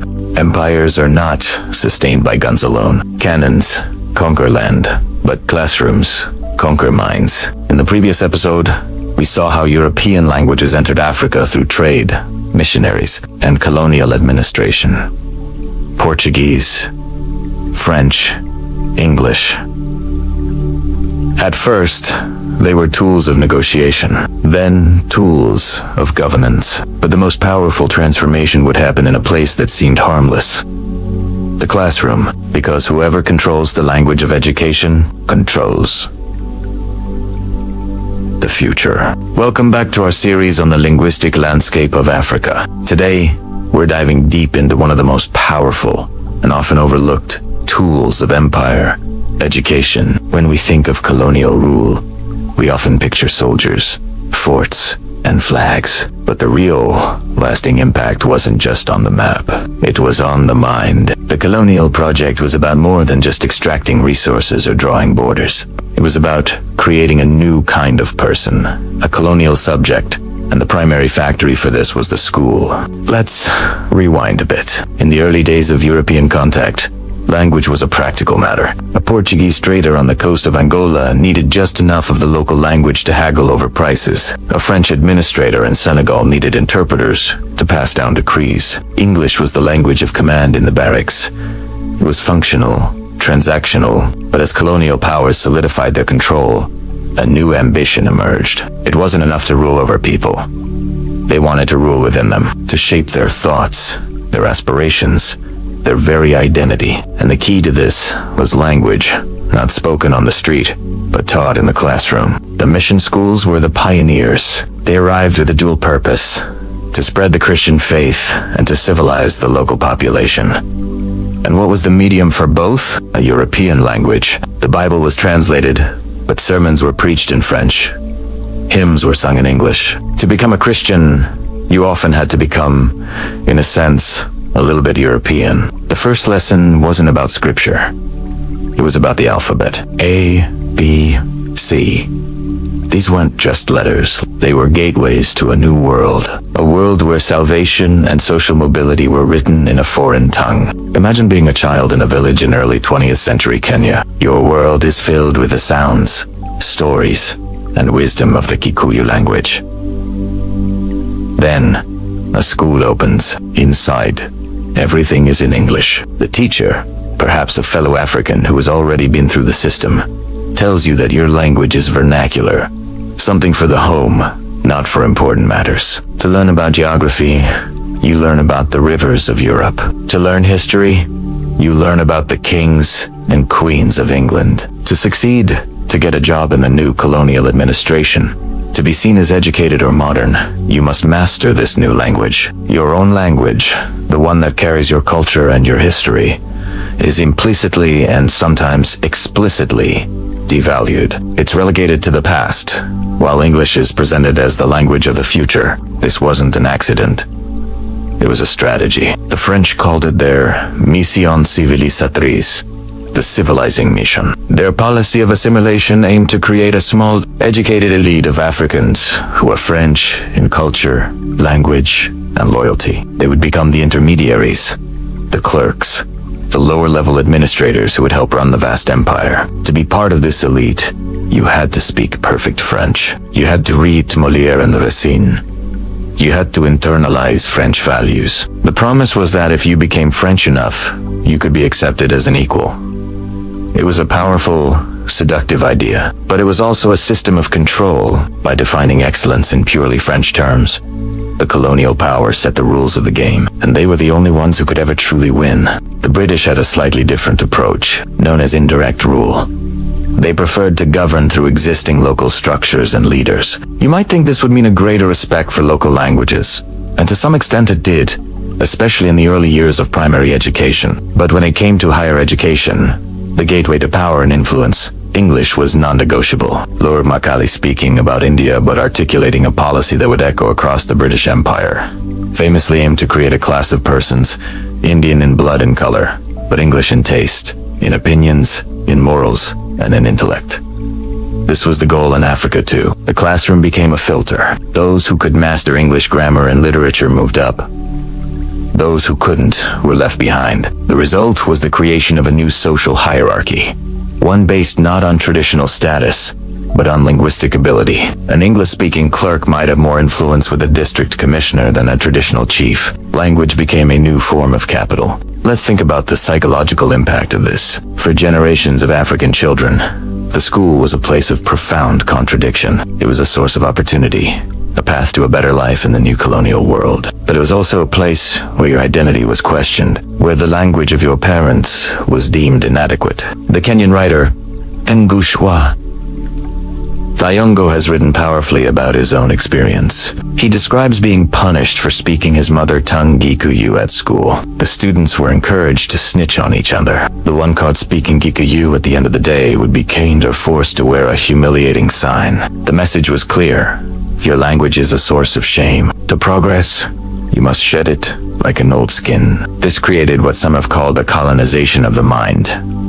The most effective form of control is when the colonized person begins to police themselves, to believe in the superiority of the colonizer's culture and the inferiority of their own. But this story isn't just one of passive acceptance. The classroom, intended as a site of control, also became a site of resistance. The very tools of the colonizer, literacy, European languages, and Western political ideas, were turned against him. Africans who mastered English and French didn't just become clerks and administrators. They also read about liberty, equality, and fraternity. They read about the American Revolution and the French Revolution. They used their command of the colonizer's language to articulate a vision of freedom for their own people. Leaders like Kwame Nkrumah of Ghana, Leopold Sedar Senghor of Senegal, and Jomo Kenyatta of Kenya were all products of the colonial education system. They were fluent in European languages, but they used that fluency to challenge the very foundations of colonial rule. They wrote books, gave speeches at the United Nations, and debated with colonial officials, all in the language of the empire. They took the master's tools and began to dismantle the master's house. The shared European language also became a tool for Pan-African unity. An activist from Nigeria could communicate with an activist from Ghana in English. A poet from Senegal could share their work with an intellectual in Côte d'Ivoire in French. The language intended to bind them to the empire became a language that helped them unite against it. So the classroom was a double-edged sword. It was an instrument of mental conquest, designed to create compliant subjects. It devalued indigenous cultures and languages, creating a legacy of linguistic and psychological challenges that many African nations are still grappling with today. But it also inadvertently planted the seeds of its own destruction. It gave a generation of African leaders the intellectual weapons they needed to fight for independence. As we look at Africa today, the legacy of this history is everywhere. French and English and Portuguese are still official languages in many countries. They are the languages of government, higher education, and international business. This creates ongoing debates. Are these languages a relic of a painful past? Or are they a practical tool for a globalized world? How can nations promote and preserve their indigenous languages while also engaging on the global stage? This is the enduring power and paradox of language in post-colonial Africa. The classroom, that seemingly harmless space of chalk and blackboards, turned out to be the most important battlefield of the colonial era. It wasn't just about conquering lands or peoples. It was about a battle for the soul, a battle for the future. And it's a battle whose echoes continue to shape the continent today. Imagine walking into school, a place of learning, but being told that the very words you use to think, to dream, to speak with your family are forbidden. For countless children in colonial schools across Africa, this wasn't imagination. It was a harsh reality. A strict, unyielding rule governed daily life. No indigenous languages allowed on school grounds. Only the language of the colonizer was permitted. English in British territories, French in French colonies, Portuguese In Portuguese territories, speak a word of Yoruba, of Kikuyu, of Shona, and you could face punishment. Humiliation. A physical slap on the wrist, or worse, a sign hung around your neck, labeling you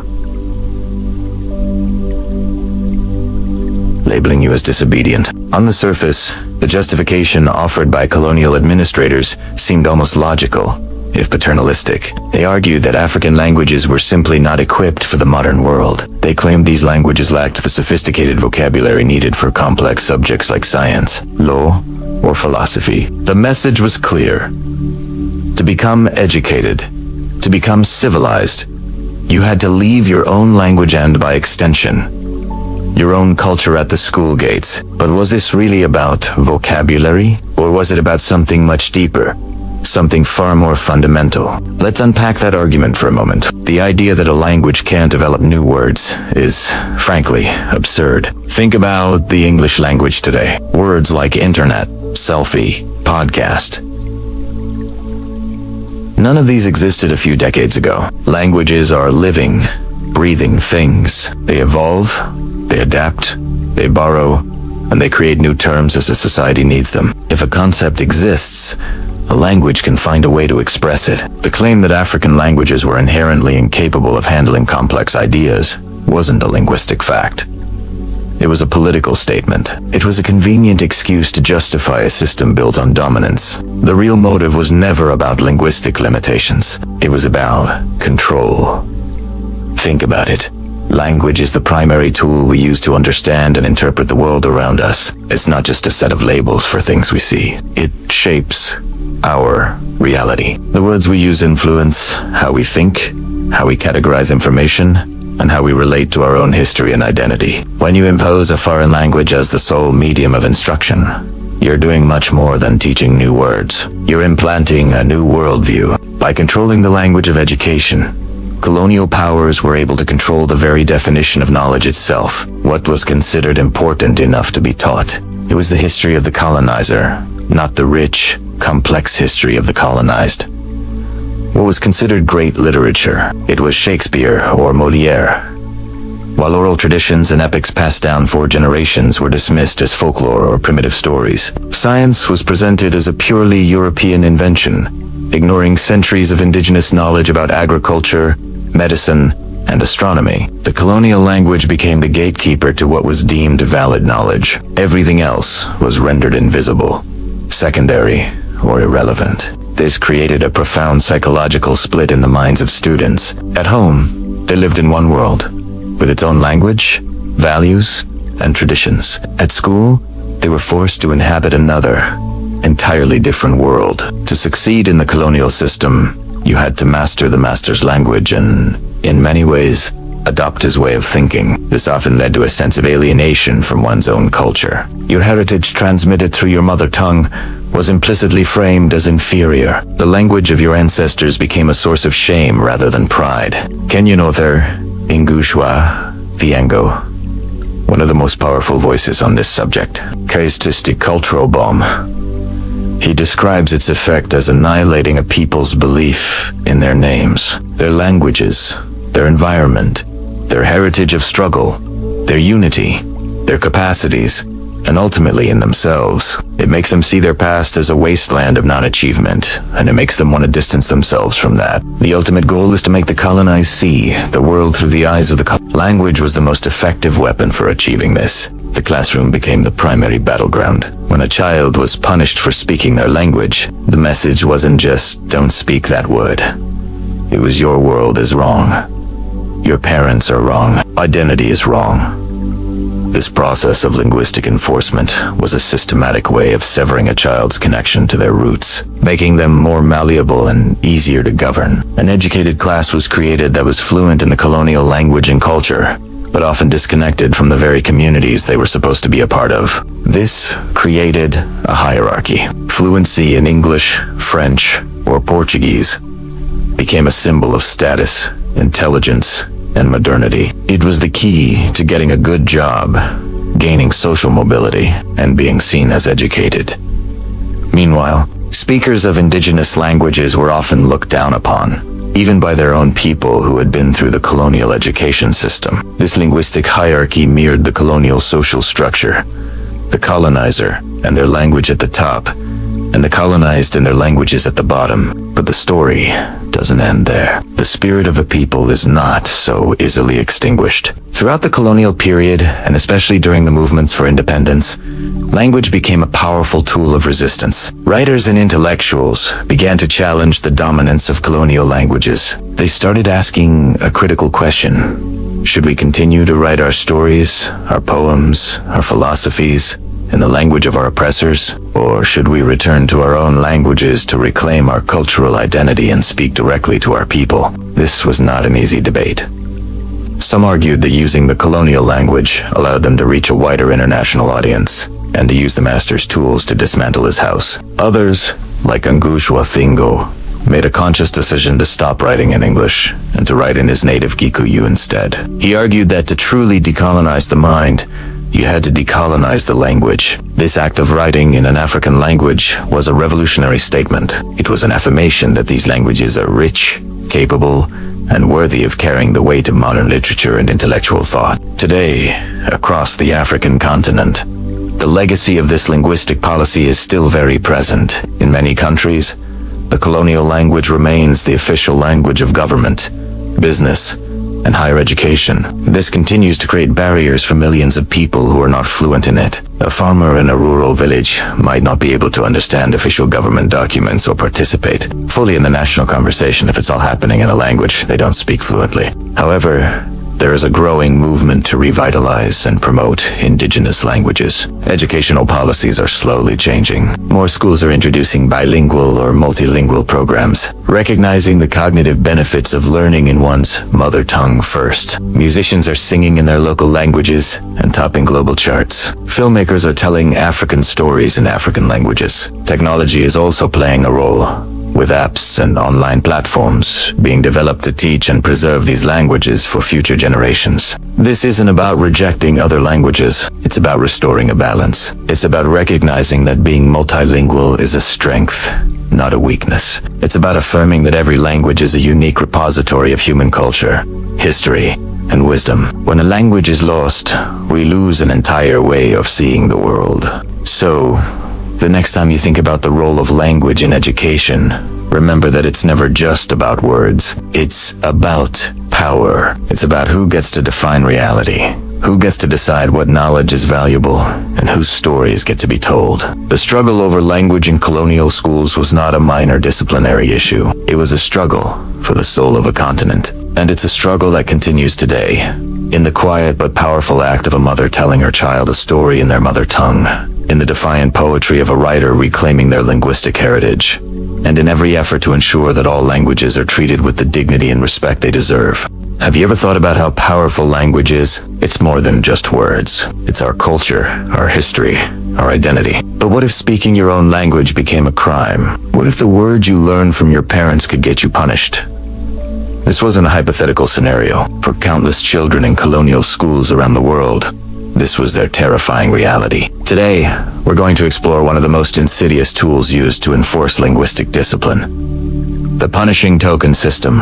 Imagine being a young child, maybe 5 or 6 years old, walking into a school for the first time. You're nervous, but also excited to learn. But there's a new rule, one that feels deeply wrong. You are told that the language you speak at home, the language of your heart, is forbidden. Speaking it is a punishable offense. This was the stark reality for children in colonial territories across Asia, Africa, the Americas, and even parts of Europe, like Wales and Ireland. Colonial administrators and missionaries believed that to civilize or assimilate indigenous populations, they first had to sever the connection to their native culture, and the most direct way to do that was to attack their language. So, how did they enforce this rule? Brute force was common, of course, but one of the most psychologically damaging methods was the token system. It was a cruel and clever game designed to turn children against each other. Here's how it worked.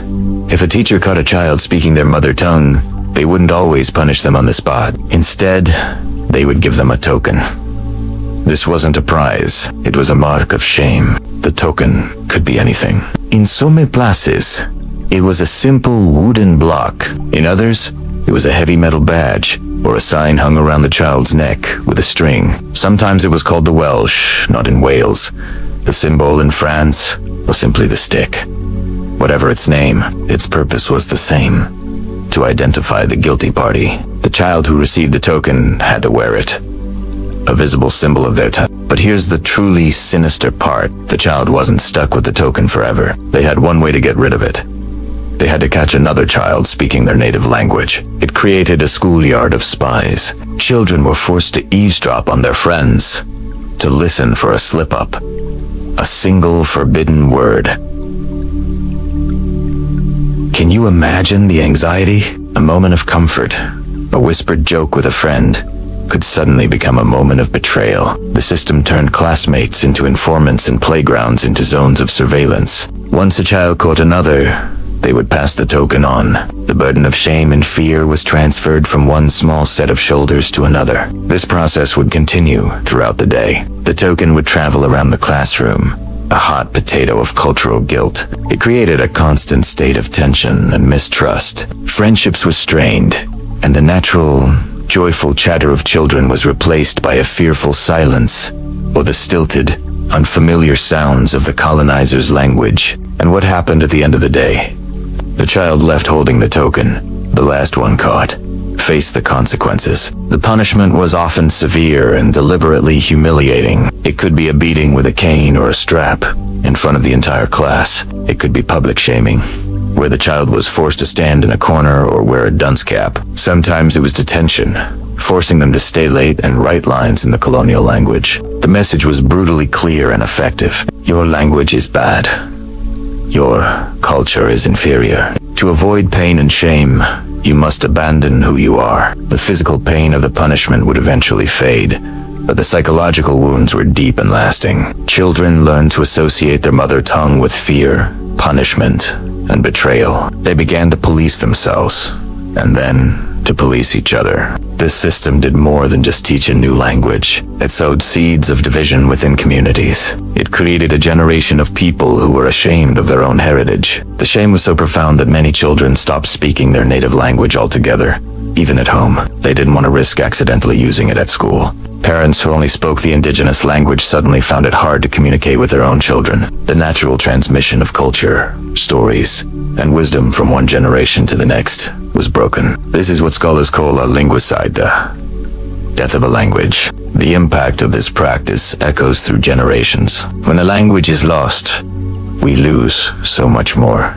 We lose unique ways of seeing the world, ancient knowledge about medicine and the environment, epic poems, and family histories. Communities that lose their language often struggle with a loss of identity and a sense of disconnection from their past. Many indigenous communities around the world are now fighting to reclaim and revitalize the very languages that these colonial systems tried to destroy. It's a long and difficult process, like trying to piece together a shattered mirror. Think about the long-term effects on an individual. Imagine growing up believing that a fundamental part of you is wrong. This internalized shame can lead to low self-esteem, a feeling of being caught between two worlds and belonging to neither. It's a heavy burden to carry throughout life. The token wasn't just a piece of wood or metal. It was a symbol of cultural oppression that left invisible scars. Why is it important to talk about this today? Because the legacy of linguistic colonialism is still with us. Language politics are still a major issue in many parts of the world. Debates over which language should be used in schools and government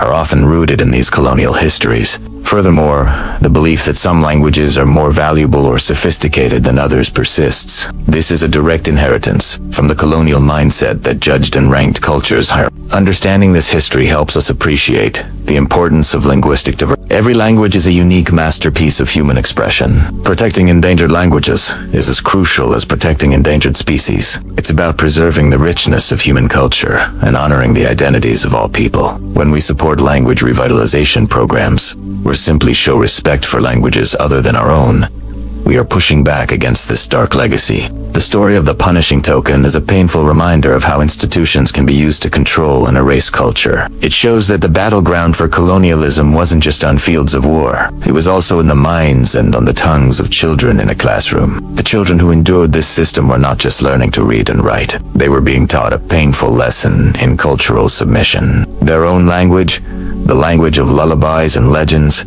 had been turned into a source of danger and shame. The resilience of the human spirit is incredible, though. Despite generations of suppression, many of these languages have survived, whispered in secret, and passed down against all odds. The fight to reclaim them is a testament to the deep, unbreakable bond between language and identity. It's a fight for cultural survival and for the right to define one's own world, in one's own words. Let's remember this history, not to dwell on the pain, but to understand its lasting impact, and to champion a future where all languages are treated with the dignity and respect they deserve.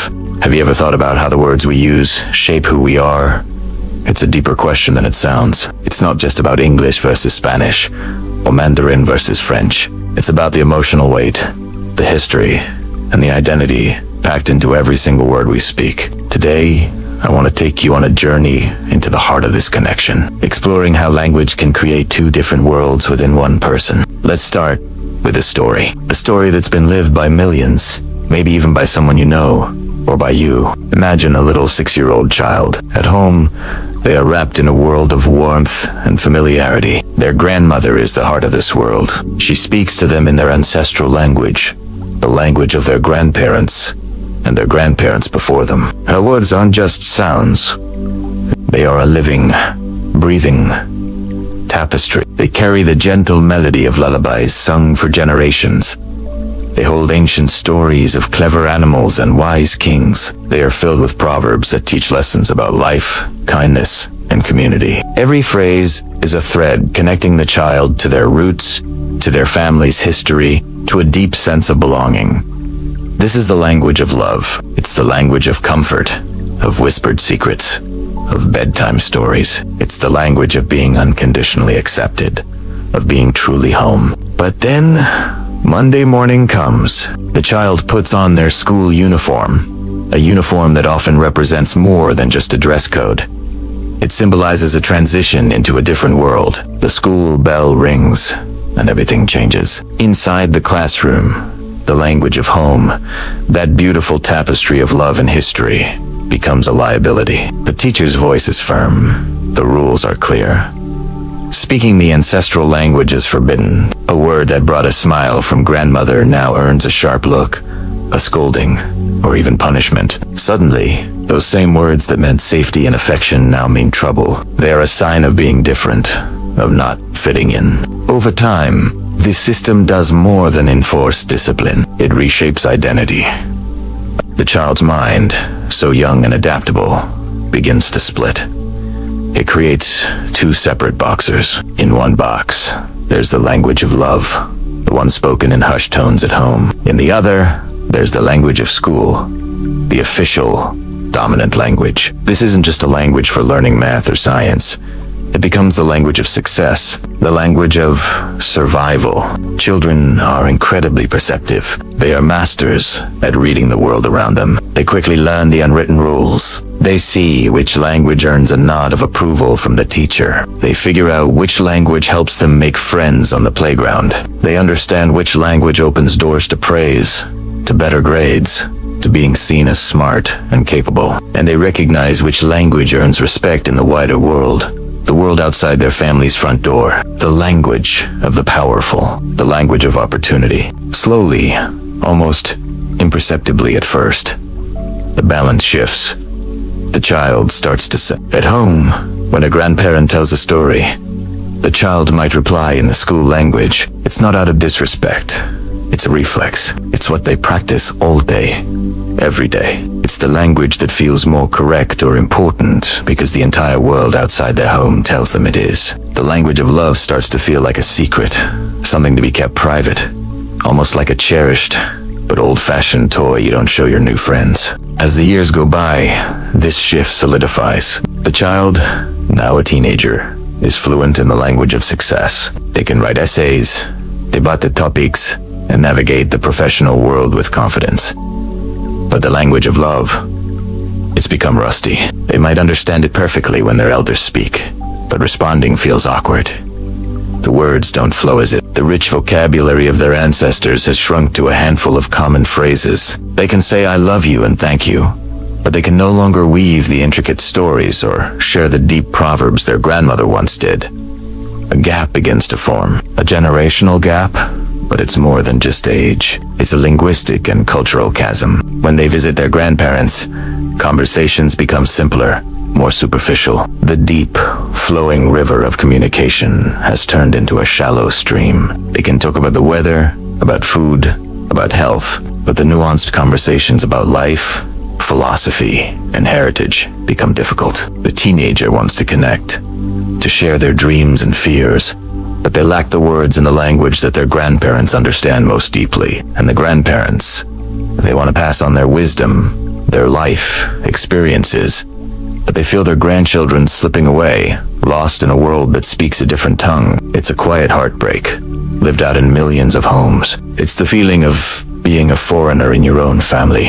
This isn't just an individual story, it's a collective one. When a generation loses its ancestral language, we don't just lose words, we lose entire worlds of knowledge. We lose unique ways of seeing the world, perspectives that are encoded in the grammar and vocabulary of a language. We lose songs, poems, and histories. Think of all the indigenous languages that hold centuries of ecological knowledge about plants, animals, and sustainability that modern science is only now beginning to appreciate. When those languages fade, that knowledge is at risk of being lost forever. The pressure to assimilate, to adopt a language of success, is powerful. It's driven by economic necessity, by social pressure, and by educational systems that historically prioritized uniformity over diversity. And let's be clear, learning the dominant language is often essential for survival and prosperity. No one is arguing against that. The problem arises when it's presented as an either-or choice, when one language must be sacrificed for another,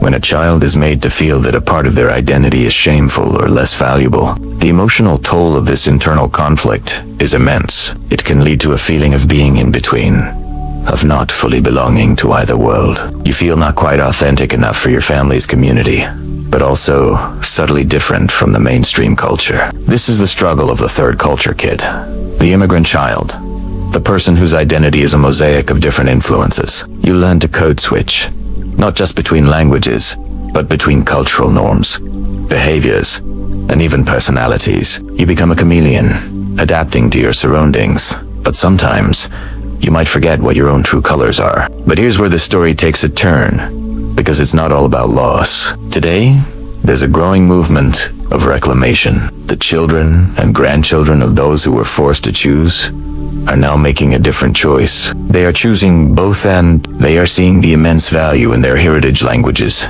not as relics of the past, but as vital parts of their present and future. They are signing up for language classes. They are using apps to learn the words their parents and grandparents tried to forget. They are creating online communities, sharing resources, and celebrating their linguistic heritage. They are interviewing their elders, recording their stories, and creating digital archives so that the wisdom is not lost. They are teaching their own children the lullabies and proverbs, consciously rebuilding the bridge that was broken. This reclamation is an act of defiance. It's a way of saying that my identity is not a monolith. I can be successful in the modern world, and be deeply connected to my roots. My ancestral language is not a barrier to success. It is a source of strength, resilience, and a unique perspective. It is a superpower. Being bilingual or multilingual doesn't just open up communication with more people. Research shows it enhances cognitive abilities, like problem solving and creativity. So what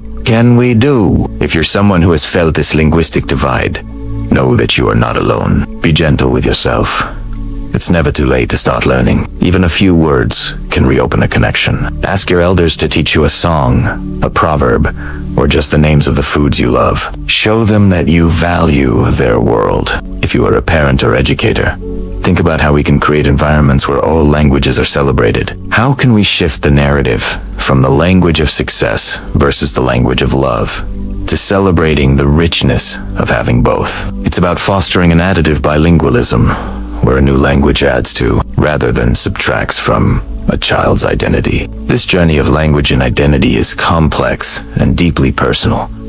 It's about more than just grammar and vocabulary. It's about family, history, and the quiet struggle to hold on to who you are in a world that often asks you to be someone else. It's about understanding that the language of love and the language of success don't have to be in conflict. In fact, when we embrace both, we become more whole, more connected, and more truly ourselves. Ever wondered how empires, with just a handful of administrators, managed to control vast territories and millions of people? It wasn't just through force. A key, and often overlooked, strategy was the creation of a very specific group of people. The colonial elite. This is the story of how education became a tool, forging a new social class in Africa, and the profound paradox they lived with every single day. Let's travel back to the late 19th and early 20th centuries. European powers are carving up the African continent. To run these massive new colonies, they need a local workforce. They need people who can bridge the gap between the European administrators and the local populations. So, they established schools. But these weren't just any schools. The curriculum was designed with a clear purpose: to produce a class of Africans who could serve the colonial state. The main subjects, reading, writing, and arithmetic, all taught in the language of the colonizer: English, French, or Portuguese. The graduates of these schools became the new African middle class. They were fluent, often more so than in their mother tongues, in the language of their rulers. This linguistic skill was their golden ticket. It opened doors that were firmly shut to the vast majority of their countrymen. They found jobs as teachers in the very schools that trained them, as clerks meticulously keeping the records of the empire, as translators facilitating communication, and as junior civil servants, the essential cogs in the bureaucratic machine of colonial administration. Think about it. Without these individuals, the day-to-day running of the colonies would have been nearly impossible. They were the ones who collected taxes, relayed orders, managed local disputes, and staffed the post offices and railway stations. They became indispensable. And with this indispensability came rewards. They achieved a level of economic mobility that was previously unimaginable. They earned steady salaries, far more than subsistence farmers. This financial stability allowed them to move from rural villages to the burgeoning colonial cities like Lagos, Accra, or Dakar. Life in the city was a world away from the village. It meant access to better housing, modern amenities, and a different social scene. Their new jobs gave them a status that set them apart. They were no longer just a member of their tribe or ethnic group. They were Mr. Johnson the clerk, or Mr. Osu the teacher. They wore Western-style suits, adopted European mannerisms, and participated in a new urban culture. In the eyes of the colonial system, and often in their own, they had arrived. They were seen as the enlightened, the progressive, the future of the continent. But here lies the deep, and often painful, paradox. This upward mobility came at a significant cost. The very system that elevated them demanded a certain kind of conformity. To be accepted and to continue climbing that social and economic ladder, many felt they had to distance themselves from their own heritage. The colonial language became more than just a tool for work. It became a symbol of sophistication, intelligence, and modernity. Speaking English or French with a perfect accent was a sign of being educated and civilized. Conversely, speaking their own indigenous languages in public, especially in professional or formal settings, could be frowned upon. It was often viewed, both by the colonizers and by some within this new elite, as backward or unrefined. Children were sometimes punished in school for speaking their mother tongue. Traditional customs, music, dress, and even names were often shed in favor of their European equivalents. A man named Kwaku might start calling himself James to fit in better at the office. A woman might trade her vibrant kente cloth for a Victorian-style dress. This created a profound sense of cultural dislocation. On one hand, they were leaders in their communities, admired for their success. On the other, they were caught between two worlds, not fully belonging to either. They were no longer entirely connected to the traditional life of their ancestors, but they were also never going to be fully accepted as equals by the European colonizers, who always maintained a clear racial hierarchy. They occupied a liminal space, a sort of cultural no man's land. This internal conflict was a heavy burden. They were living proof of the success of colonial education, yet they were also the first to experience its deep psychological consequences. They were navigating a complex identity, trying to balance the modern with the traditional.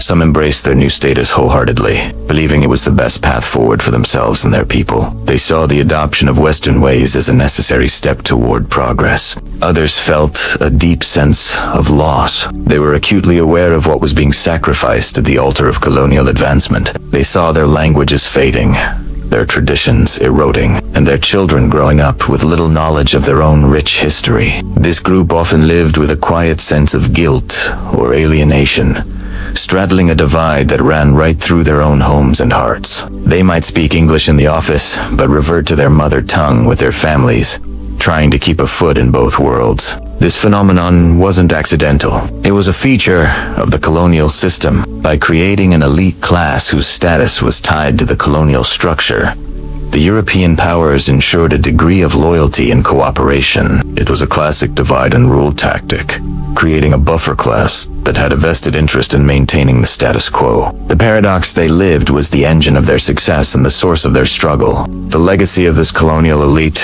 is incredibly complex and can still be seen today. Many of the leaders who fought for independence in the mid-20th century actually came from this very group. Their Western education gave them the ideological tools, the concepts of nationalism, liberty, and self-determination to challenge the very empire that had educated them. They used a master's language to demand the master's departure. Figures like Kwame Nkrumah, Jomo Kenyatta, and Leopold Sedar Senghor were all products of this system. They turned the paradox on its head. They were both the collaborators and the liberators. Their intimate knowledge of the colonial system made them its most effective opponents. After independence, the same class of educated individuals became the new leaders of their nations.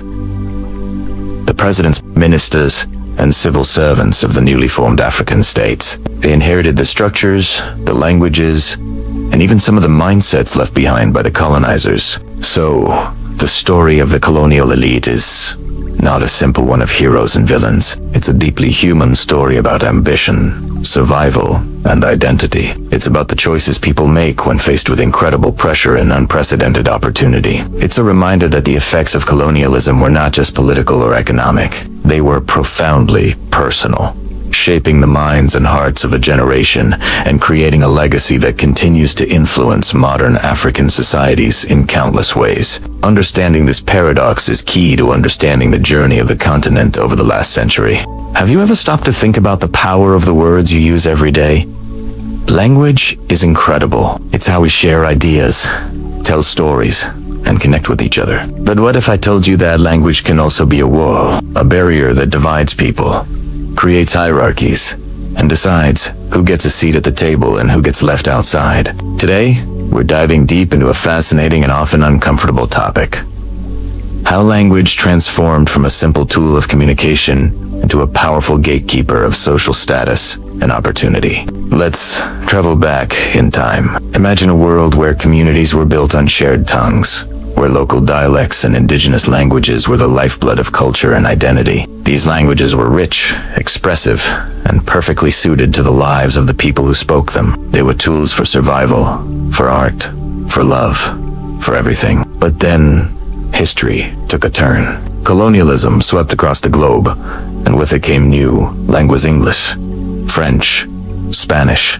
Portuguese. These weren't just new words. They were symbols of a new power structure. Suddenly, a divide began to form. In the bustling new urban centers, the centers of colonial administration and commerce, the language of the colonizers became the language of power. The elites, the administrators, the wealthy merchants, the educated adopted these colonial languages. Speaking them fluently wasn't just a skill, it was a statement. It signaled sophistication, education, and proximity to power. It became the key to navigating this new world and climbing its social ladder. Meanwhile, out in the rural areas, life continued much as it had for generations. People held on to their indigenous languages. These languages were still the heart of their communities, the language of the home, the market, and the fields. But in the eyes of the new ruling class, these languages were increasingly seen as provincial, backward, or simply less important.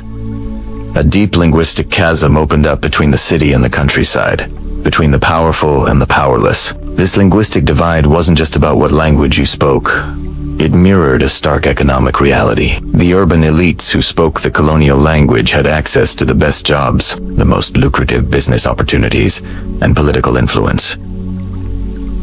Their language was the currency of the new economy. In contrast, the rural populations, who were often the backbone of the agricultural economy, found themselves economically marginalized. Their inability to speak the colonial language locked them out of the formal sectors of the economy, trapping them in cycles of poverty. The language you spoke began to determine your economic destiny. Now, how did this system become so deeply entrenched? The answer lies in one powerful institution. Education. The colonial powers and the new national elites that followed them established formal education systems. And what was the medium of instruction in these schools? You guessed it, the colonial language. From a very young age, children were taught that success in life depended on mastering this foreign tongue. Textbooks were written in it, exams were conducted in it, and all the prestigious subjects were taught in it. For the few who had the privilege to attend these schools and succeed, a world of opportunity opened up. A university degree, a government job, a professional career, all of these were suddenly within reach. Education in the colonial language became the golden ticket. It was the pathway to upward social mobility, the way to escape the perceived limitations of one's background. Families would sacrifice everything to give their children this linguistic advantage, knowing it was the key to a better life.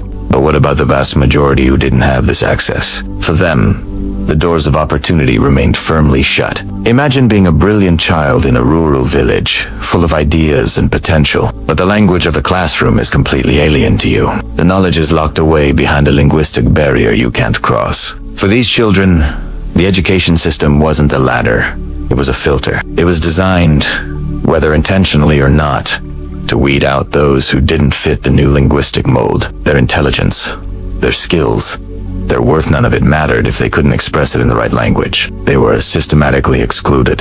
This is how a subtle but incredibly powerful system was born. Language was no longer just about communication. The colonial languages transformed into gatekeepers. They became the arbiters of who was considered educated, modern, and worthy of success. This wasn't a system of overt force. No one was holding a gun to someone's head and forcing them to speak English or French. It was far more insidious than that. It was a system of rewards and denials, of open doors and closed ones. Think about it.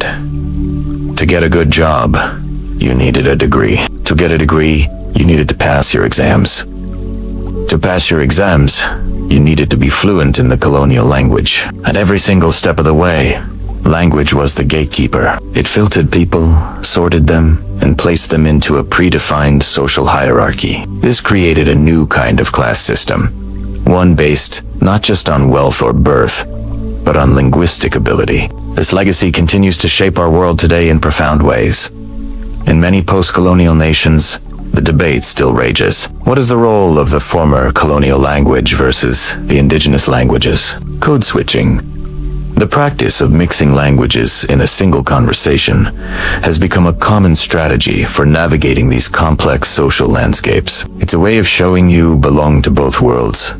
The modern, globalized world represented by the colonial language, and the local, cultural world of the indigenous tongue. But the underlying hierarchy often remains. Even today, a person speaking fluent, unaccented English or French is often perceived as more intelligent or competent than someone speaking with a heavy local accent, or someone who is more comfortable in their native language. Job interviews, academic conferences, international business, these are all arenas where linguistic gatekeeping still happens every single day. What's fascinating is that this isn't just a phenomenon in post-colonial societies. Think about the concept of standard versus non-standard dialects within a single language. In almost every country, there's a prestige dialect, usually the one spoken in the capital or by the upper classes.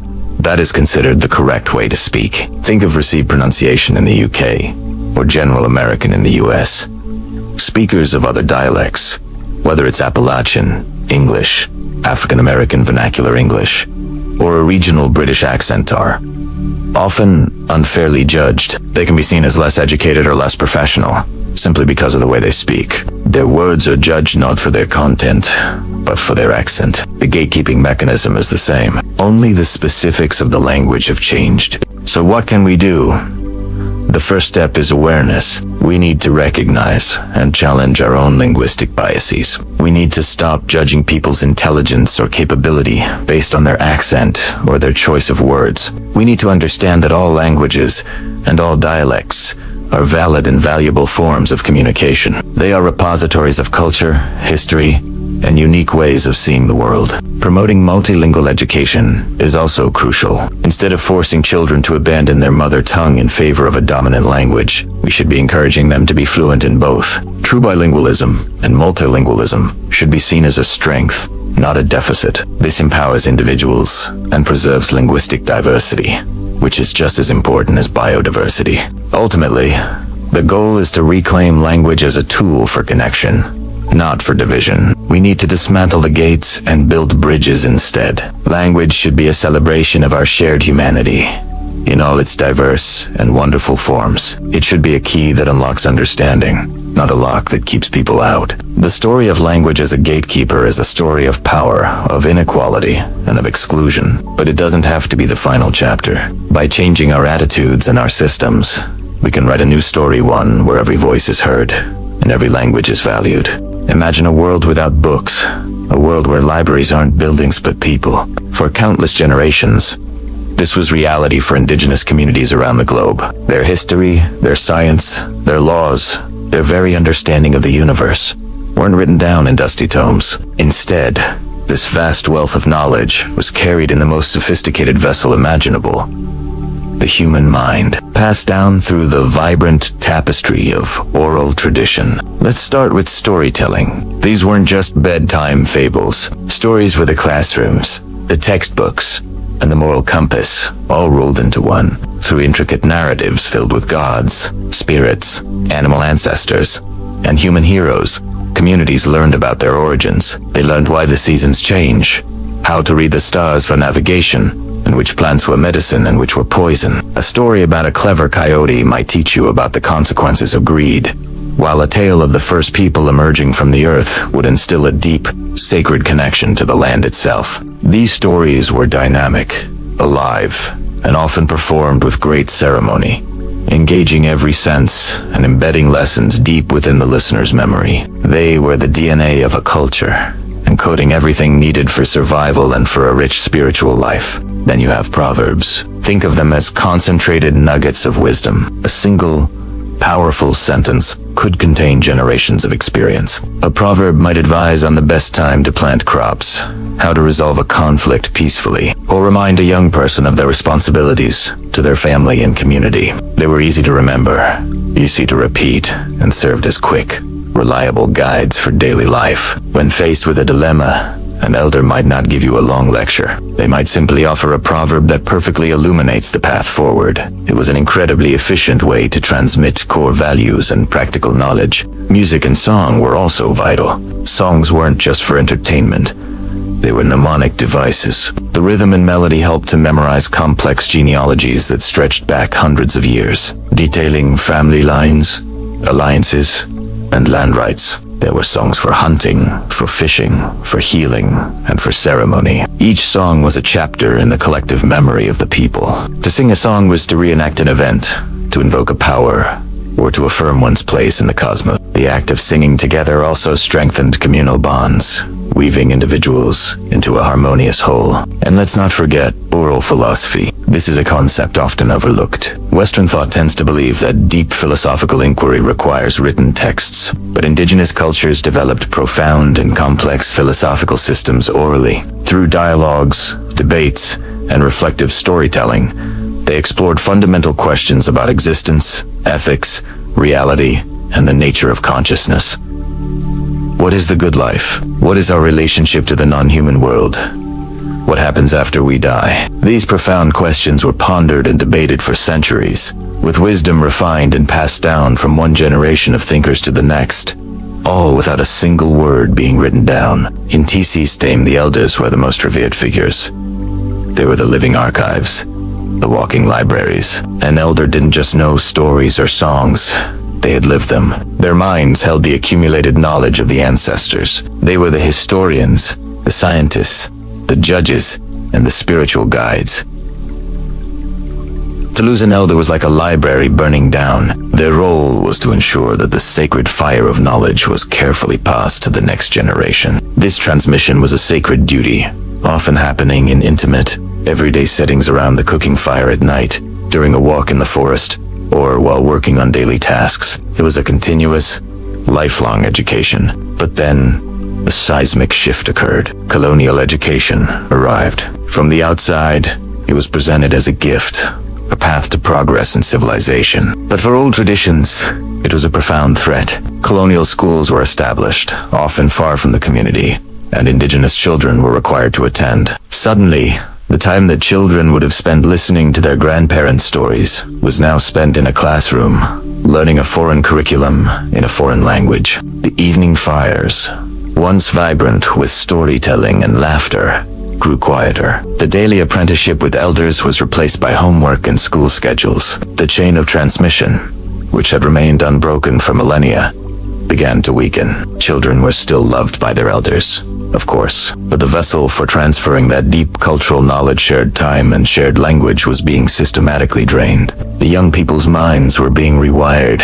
They began to think in different linguistic frameworks, to see the world through the lens of a new, imposed culture. This brings us to one of the most devastating aspects, the struggle of translation. European languages, like English, French, or Spanish, were not designed to capture the nuances of indigenous worldviews. Many traditional concepts had no direct equivalent. How do you translate a word that simultaneously means the land, our mother, our history, and our future? How do you explain a spiritual concept that is deeply intertwined with a specific mountain or river to someone whose language separates the physical and the spiritual? Elders would try to share their wisdom, but the words in the new language felt hollow, stripped of their power and depth. A story's intricate layers of meaning, its subtle humor, its spiritual resonance, could be lost in translation. It's like trying to describe the color blue to someone who has only ever seen in black and white. You can say it's like the sky or like the ocean, but you can never truly convey the experience of seeing blue.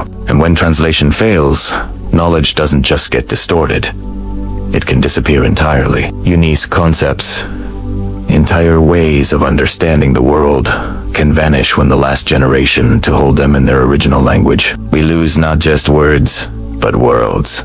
We lose sophisticated ecological knowledge, unique philosophical insights, and powerful healing practices. It's a loss not just for indigenous communities, but for all of humanity. The rich diversity of human thought and experience becomes impoverished.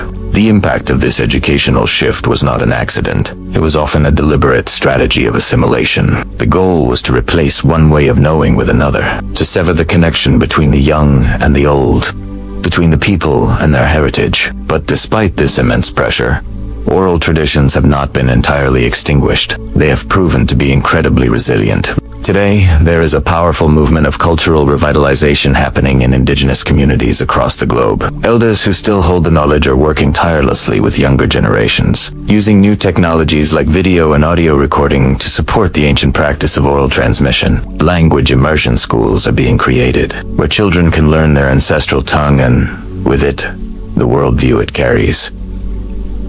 The stories are being told again. The songs are being sung. The fire of knowledge, though it may have dwindled, was never put out. It is being carefully tended, and its flames are beginning to grow bright once more, illuminating a path forward that honors the past while embracing the future. When we think about colonial education in Africa, we often picture a system designed to create compliant subjects, clerks, and low-level administrators for the vast machinery of empire. The goal was clear: assimilate a select few into the colonial system, teach them European languages, values, and administrative skills, all to make ruling vast territories easier and more efficient. The curriculum was carefully crafted to emphasize European superiority and downplay or erase local histories and cultures. It was a tool of control, a form of soft power meant to reinforce the colonial hierarchy and ensure its longevity. The idea was to create a class of Africans who saw their own advancement tied to the success of the colonial project. But history is full of unintended consequences. Colonial education also produced something completely unexpected, something the architects of empire never planned for. It planted the seeds of its own destruction. From within these very schools, the mission schools, the government institutions emerged, a new generation of African intellectuals who would later challenge the very foundations of colonial rule. These were the individuals who absorbed the lessons, mastered the languages, and understood the inner workings of the system, not to serve it, but to dismantle it. Think about it. The first step was mastering the colonizer's language. English, French, Portuguese weren't just languages. They were the languages of power, of administration, of law. For an African student in the early 20th century, fluency was a ticket to a different world, a world of books, ideas, and debates previously inaccessible. They were encouraged to read the great works of European literature and philosophy. They studied Locke, Rousseau, and Mill. They learned about concepts like liberty, equality, fraternity, and self-determination. They were taught about the American Revolution and the French Revolution, epic stories of people rising up against unjust rule to claim their own destiny. The irony is staggering. The colonizers were handing their subjects the intellectual toolkit for liberation. These students, who were supposed to become loyal cogs in the imperial machine, started to see the glaring hypocrisy. How could a government praise democracy at home while denying it in its colonies? How could they celebrate freedom and human rights in their own history books while practicing systematic oppression and exploitation across Africa? The very education meant to pacify them was actually radicalizing them. It gave them a framework to understand and articulate their own oppression. And so, the students who mastered European languages eventually used them to critique the empire itself. The pen truly became mightier than the sword. They began to write. They wrote powerful essays, dissecting the economic exploitation and racial injustice of colonialism. They published articles in local and international newspapers, exposing the brutalities of the system to a wider audience. They drafted political manifestos, outlining a vision for a new Africa, free from foreign domination. Suddenly, the language of the colonizer was being turned back on itself.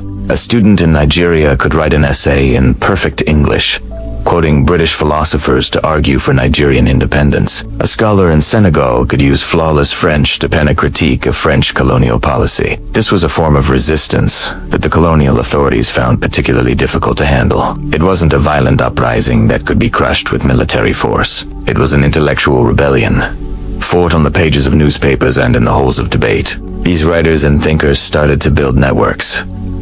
Newspapers became crucial platforms. Publications like the West African Pilot in Nigeria, founded by Nnamdi Azikiwe, or other similar papers across the continent, became rallying points for the growing nationalist sentiment. They connected educated Africans from different regions and ethnic groups, helping them realize they shared a common struggle. These weren't just news outlets, they were instruments of political mobilization, printing articles that fostered a sense of shared identity and a collective desire for freedom. Political manifestos followed, becoming the blueprints for liberation movements. These documents were often sophisticated and well-argued, laying out the legal and moral case for independence. They weren't just emotional pleas. They were logical arguments that used the colonizers' own legal and philosophical traditions to demand so. They showed that Africans were not just capable of ruling themselves, but had a right to do so. A right enshrined in the very Western principles they had been taught. So, the language that was meant to suppress African identity, to erase local cultures and replace them with a European worldview, became a powerful tool of resistance. It was a remarkable act of subversion. The master's tools were being used, quite literally, to dismantle the master's house. African intellectuals took the language of empire and repurposed it, transforming it into a voice for liberation, a medium for Pan-African solidarity, and a weapon in the fight for independence. But this transformation, from compliant student to revolutionary intellectual, didn't happen overnight. It was a slow, gradual process that would take time. Decades. In fact, the initial graduates of colonial schools in the late 19th and early 20th centuries were often more focused on personal advancement within the colonial system. The idea of outright independence was, for many, a distant, almost unimaginable dream. The colonial state seemed all-powerful, its grip unbreakable. To challenge it directly felt like suicide. Building the infrastructure for resistance, though, newspapers, the political parties, the trade unions required immense effort, resources, and courage. Early activists faced censorship, arrest, and exile. The colonial authorities were always watching, quick to suppress any voice they deemed radical. It took years of patient, determined work to build the momentum needed for a mass movement. It took generations of students passing through these schools, each one building on the work of the last, for the scattered sparks of dissent to grow into a continent-wide fire. And before any organized resistance could truly grow, before the first political party was formed or the first manifesto was written, something else had to happen first. A deeper, more fundamental change had to take place. It wasn't just about learning new ideas. It was about changing how people saw themselves and their place in the world. A profound psychological shift had already taken root.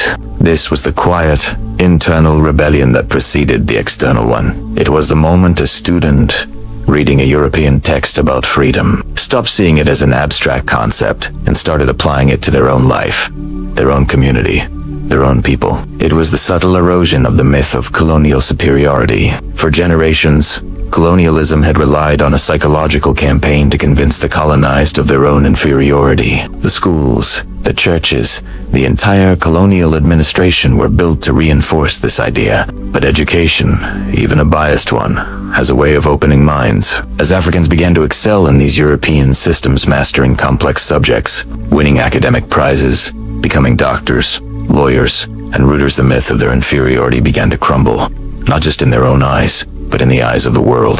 This new self-confidence, this belief in their own capabilities and their inherent worth, was the most revolutionary product of colonial education. It was a shift from seeing oneself as a subject to seeing oneself as a citizen. It was the realization that the future was not something to be decided for them in London, Paris, or Lisbon, but something they could and should shape for themselves. This internal liberation was the essential precondition for the political liberation that would follow. Without this fundamental change in consciousness, the essays, the newspapers, and the political parties would have had no ground to grow in. The seeds of resistance were planted in the classroom, but they sprouted in the minds and hearts of a new generation who dared to believe in a different future. And so, the story of colonial education is a paradox. It was a system of control that unintentionally created the leaders who would overthrow it. It's a powerful reminder that knowledge, once shared, can never be fully controlled. It takes on a life of its own, and can lead to outcomes that no one, least of all those in power,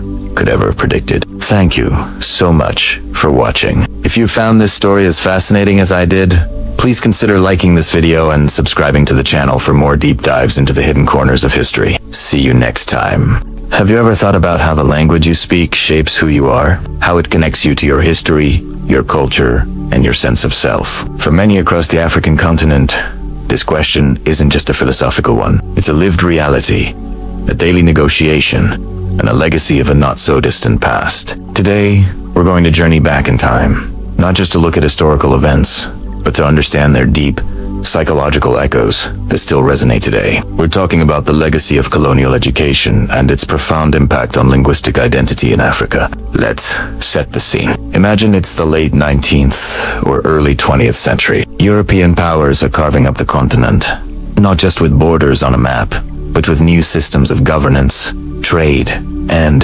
crucially, education. The mission was often framed as a civilizing one, a benevolent effort to bring progress and enlightenment, and the primary tool for this mission, the colonial classroom. These schools, whether run by missionaries or colonial administrators, had a clear objective. They weren't designed to celebrate African cultures or languages. Instead, they were built to create a new class of Africans: clerks, low-level administrators, interpreters, people who could serve the colonial machine. And to do that, they needed to be their minds needed to be colonized. The curriculum was a key part of this process. Students would learn about the rivers of Europe, the kings and queens of England or France, and the triumphs of Western civilization. Their own local histories, mythologies, and knowledge systems were often ignored, or worse, dismissed as primitive and backward. The message was clear and powerful.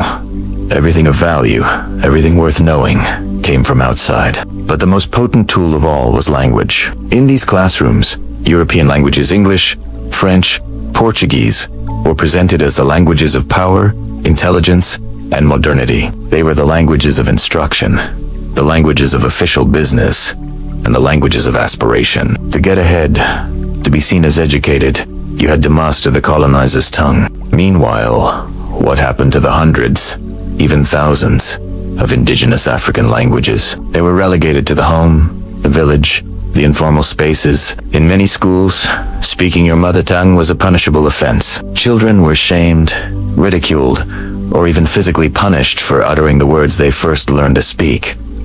Can you imagine the confusion? The language that connected you to your parents, your grandparents, your community, was suddenly a mark of shame.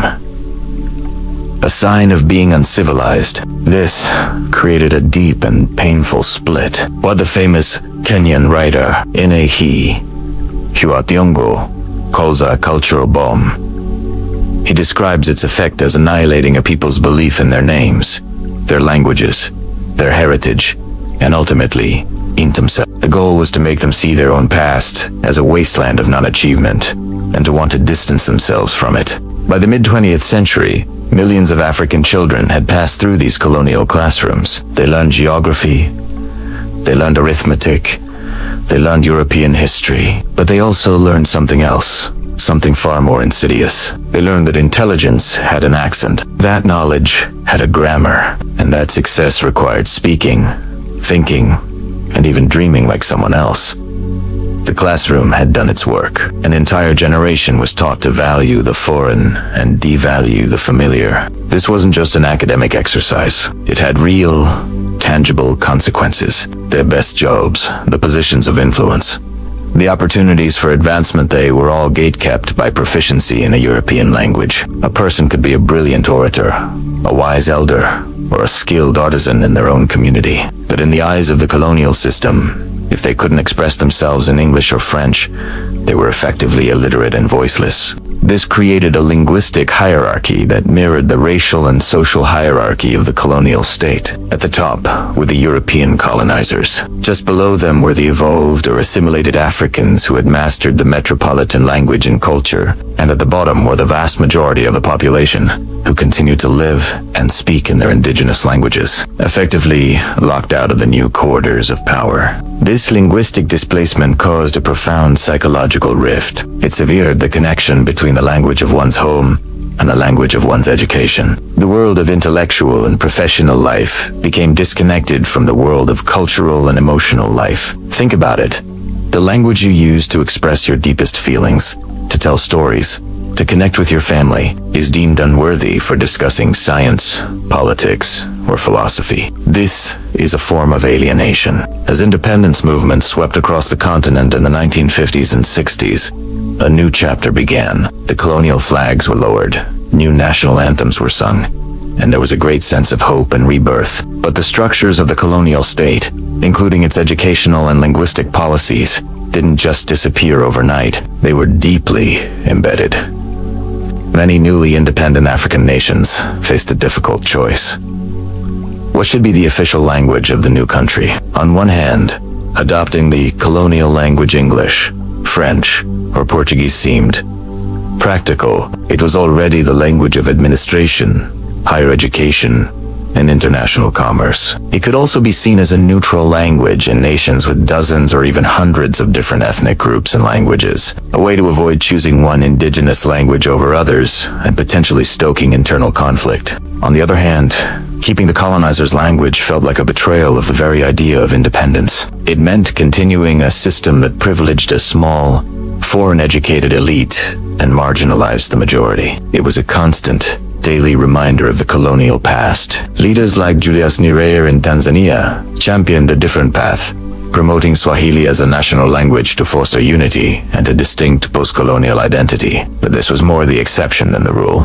For many countries, the colonial language remained in place, and with it, the linguistic hierarchy it had created. The psychological effects of this linguistic displacement would echo long after the last colonial governor had departed. The story does not end with independence. In fact, in many ways, that's where the most complex part of the story begins. It's the story of parents who, wanting the best for their children, insist on speaking to them only in English or French, sometimes at the cost of their own mother tongue. It's the story of young people who feel more comfortable expressing complex ideas in a European language than in their own, because they were never taught the vocabulary to do so. It's the story of the subtle, and sometimes not so social judgments made based on how well someone speaks English, to accent, the grammar, the idiom. It's a silent battlefield inside the mind, a struggle over identity, self-worth, and belonging. It raises fundamental questions. Can you be truly decolonized if your mind still operates in the language of the colonizer? How do you reclaim and revitalize indigenous languages that have been systematically suppressed for generations? And what does it mean to be African in a world where language is so deeply entangled with history, power, and identity? The legacy of colonial education is not just about what was taught, but also about what was untaught. It's about the languages that were silenced and the worldviews that were erased. And understanding this history is the first step toward navigating its complex present. The conversation is far from over. In our next episode, we will dive deeper into this internal world. We'll explore the silent battlefield inside the mind, where language shapes identity, self-worth, and belonging. We'll look at the modern-day movements to reclaim indigenous languages, the debates raging in education ministries and on social media, and the personal stories of individuals navigating this complex linguistic landscape. Thank you so much for joining me on this journey today. If this topic resonated with you, please hit that like button and subscribe to our channel so you don't miss our next episode. I'd love to hear your thoughts and experiences in the comments below.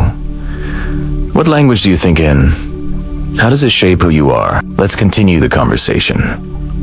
Empires do not only occupy land, they occupy imagination. They build fortresses, not just of stone and steel, but of words and ideas.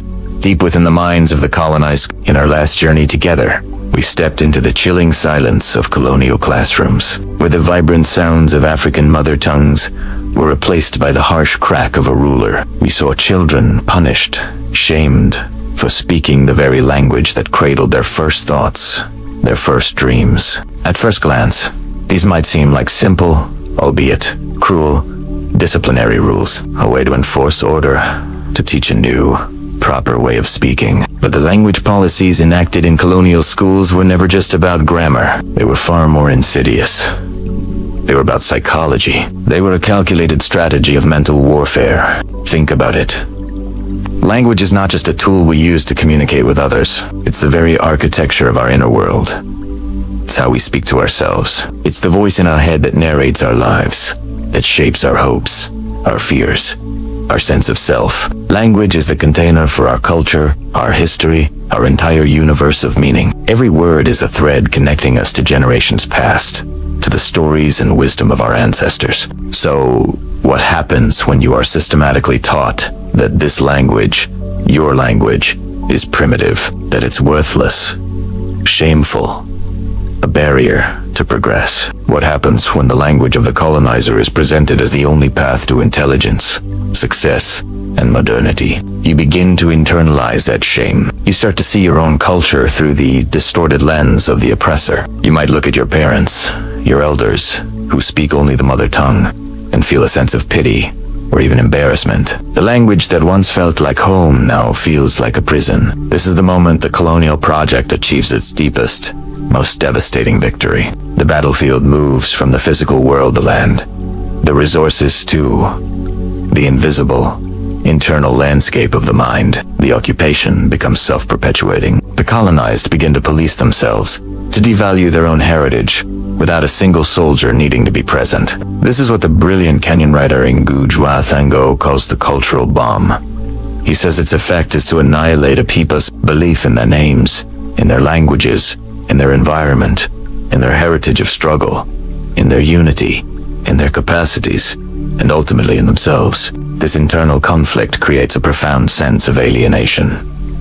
You are caught between two worlds, the world of your home, your community, which is now framed as backward, and the world of the colonizer, which you can aspire to but never truly belong to.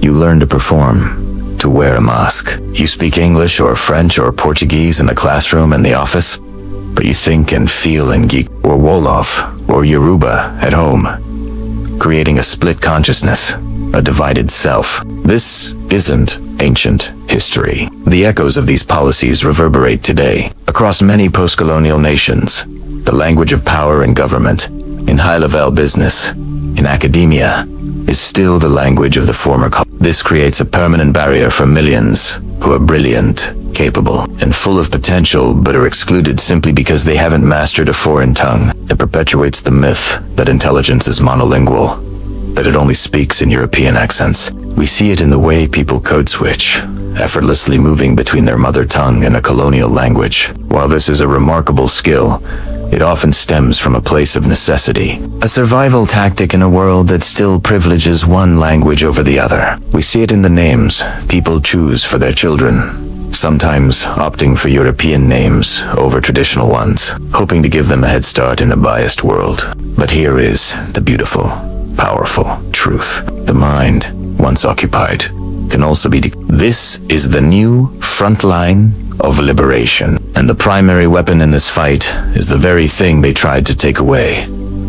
Our languages. Decolonizing the mind means making a conscious choice to reclaim what was stolen. It means celebrating our mother tongues, not as relics of the past, but as living, breathing, dynamic vehicles for future thought. It means writing novels, composing music, producing films, and developing scientific theories in these languages. It's about proving that complex ideas, modern ideas, universal ideas, can be expressed just as powerfully in Igbo or Swahili as they can in English or French. It's about parents and teachers taking pride in teaching their children the language of their ancestors, not as a second-best option, but as a source of strength, identity, and unique perspective. It means creating dictionaries, standardizing scripts, and using technology to make these languages accessible and relevant for the 21st century. When a society begins to believe its own language is powerful, is beautiful, is sufficient, the occupation of the mind begins to crumble. We start to see the world through our own eyes again, not through a borrowed lens. We reconnect with the wisdom encoded in our proverbs, the history embedded in our epic poems, the unique worldview shaped by our grammar and vocabulary. The journey of decolonization is not about rejecting other languages or cultures. It's about decentering the colonial narrative. It's about creating a world where all languages and the cultures they carry can coexist on an equal footing, creating a richer, more diverse, and more truthful human story. It's a long and difficult process, but it begins with a simple, revolutionary act: choosing to value our own voice. This isn't just a political struggle, it's a deeply personal and psychological one. If you've ever felt that your accent wasn't right, or that your way of speaking was somehow less than, know that this feeling is the ghost of an empire trying to haunt you. But ghosts lose their power when you turn on the light, and our languages are the light. Have you ever wondered if the language you speak shapes the way you think? It's a fascinating idea called linguistic relativity, and it suggests that every language isn't just a collection of words, but a unique lens through which we see the world. Think of it like a pair of glasses. The language you learn provides the prescription, coloring and focusing reality in a distinct way. This isn't just about different words for hello or goodbye.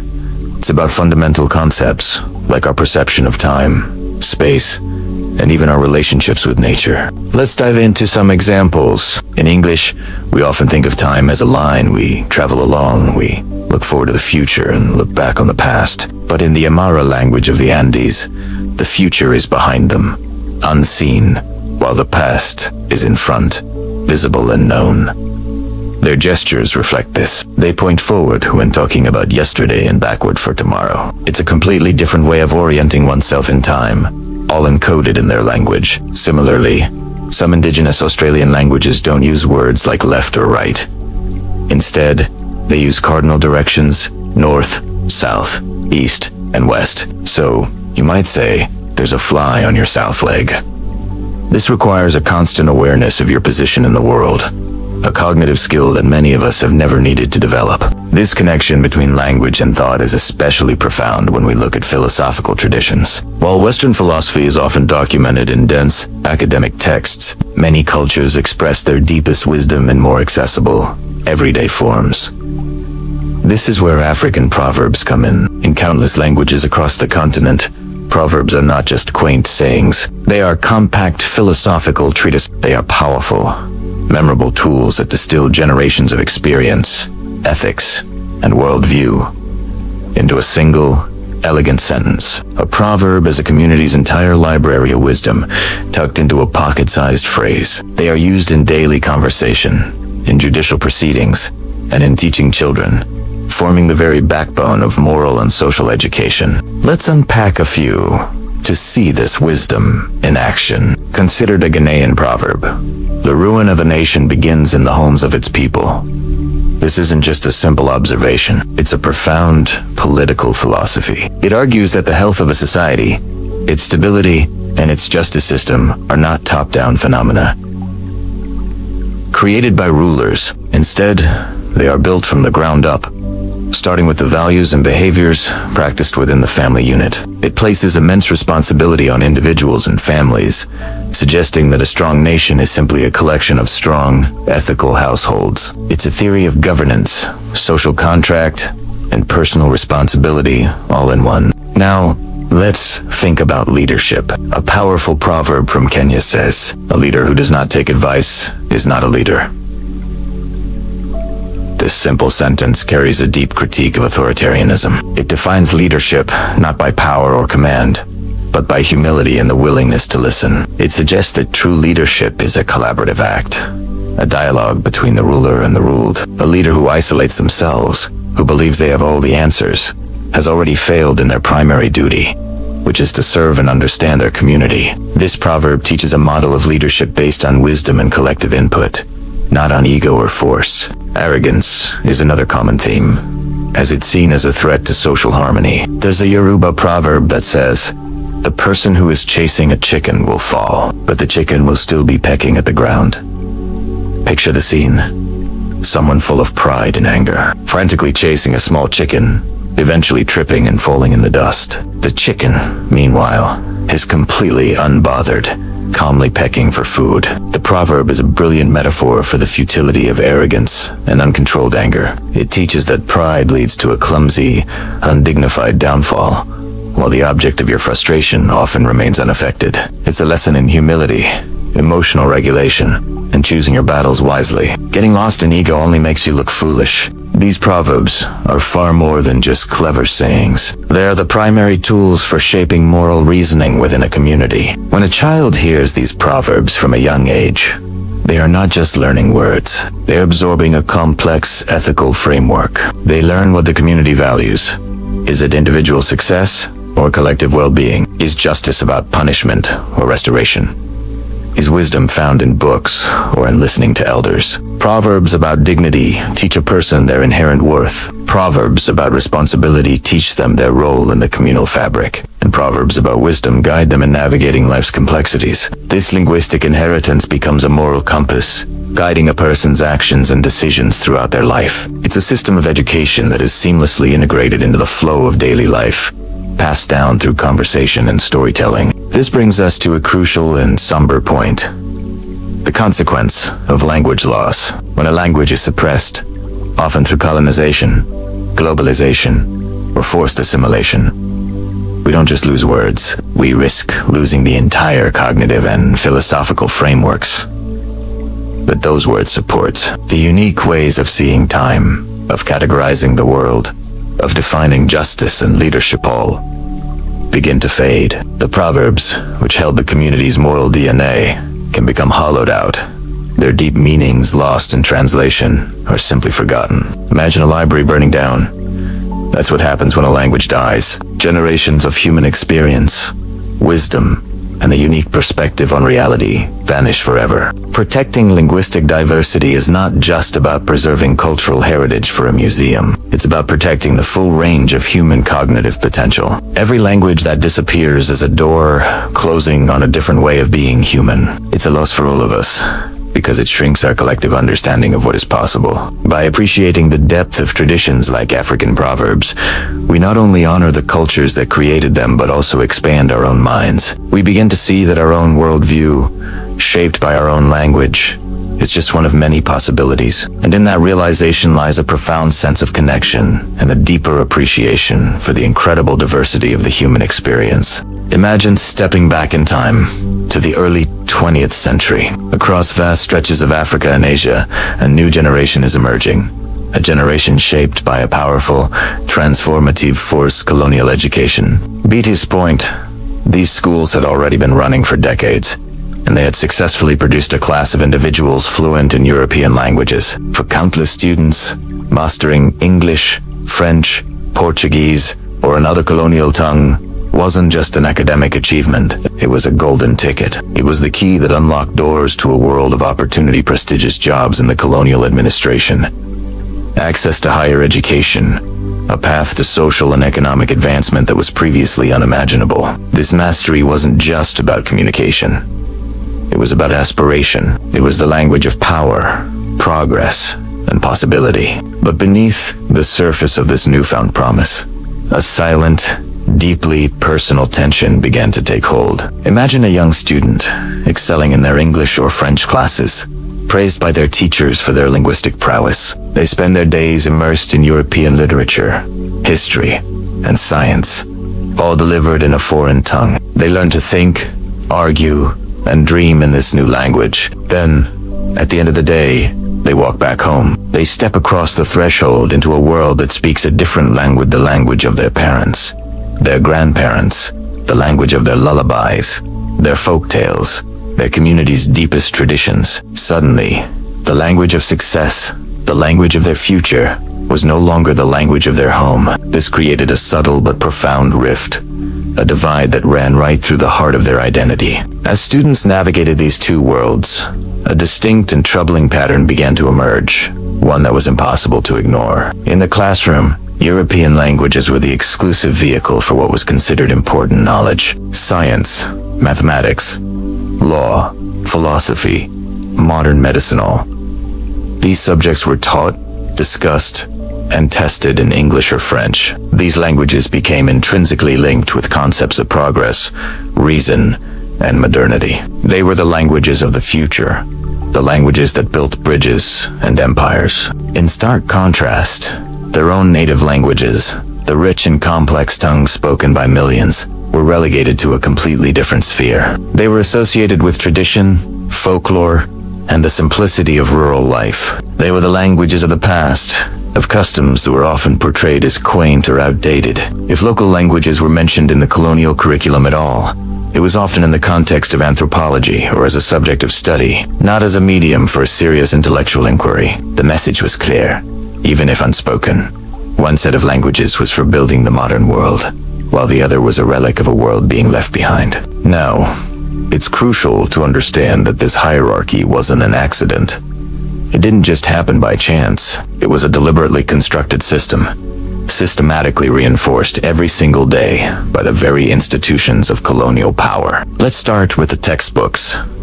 The books placed in the hands of these students were almost exclusively written in and about Europe. They told stories of European heroes, celebrated European achievements, and presented a worldview where the colonial power was the center of history and civilization. The local context, the local history, the local knowledge systems, they were either absent or presented as secondary, exotic, or primitive. The books themselves were a constant reminder of which culture's knowledge was deemed valuable. Then came the examinations.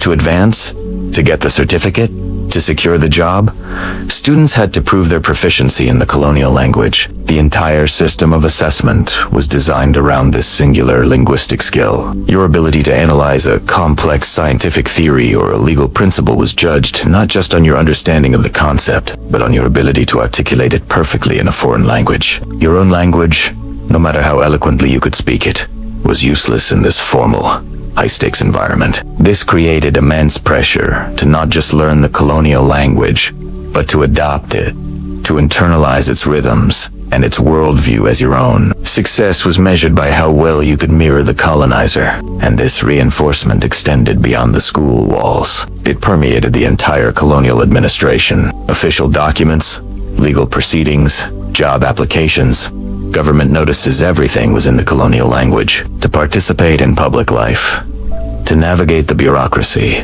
to seek justice, or even to understand the laws that governed you, you had to operate in this foreign tongue. This created a clear and practical divide in society. Those who had mastered the colonial language became a new elite, intermediaries between the colonial rulers and the local population. Those who hadn't were effectively marginalized, excluded from the corridors of power and opportunity. The language you spoke determined your place in this new, stratified society.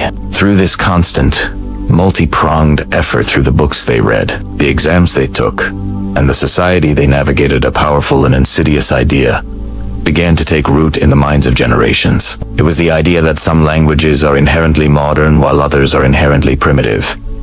The languages of Europe were presented as dynamic, capable of expressing complex, abstract, scientific thought. They were seen as the languages of progress. In contrast, indigenous languages, with their rich oral traditions and deep cultural histories, were subtly framed as static, unsuited for the rigors of modern life, and incapable of carrying the weight of scientific and philosophical discourse. This was, of course, a complete fallacy. Every language has the capacity to evolve and adapt, to create new terminologies and express new ideas. But the colonial project wasn't interested in this truth.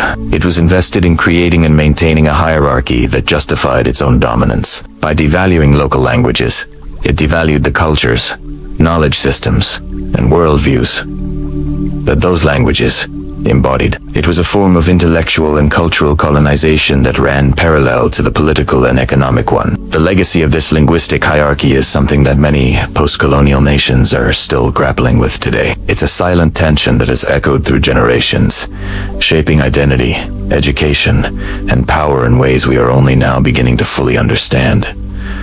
This history is not just about words. It's about the worlds that those words create and the power structures they uphold. Have you ever wondered why some people feel a little shy about speaking their own native language, especially in certain situations, or why parents might push their kids to master a foreign language, sometimes even at the expense of their mother tongue? It's a really complex issue, and it has deep roots in history and psychology. Today, we're going to dive into a concept that helps explain this phenomenon: internalization. Psychologists use the term internalization to describe a fascinating and sometimes heartbreaking process. It's what happens when messages from the outside world get absorbed so deeply that they become part of our inner world, our own self-belief.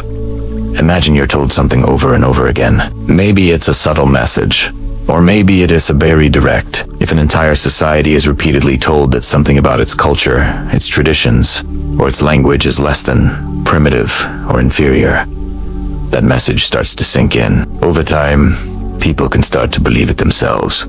It's no longer just an external opinion. It becomes an internal truth. This is the core of internalization. Societal messages of inferiority morphing into personal self-belief. It's like a seed of doubt planted in the collective mind of a community, which then grows into a tree of self-criticism. This process was especially powerful during colonial periods. Think about the structure of a colonial society. The ruling power often establishes its own language, its own education system, and its own cultural norms is the standard, the right way. Everything else, the native languages and cultures, is often framed as secondary or backward.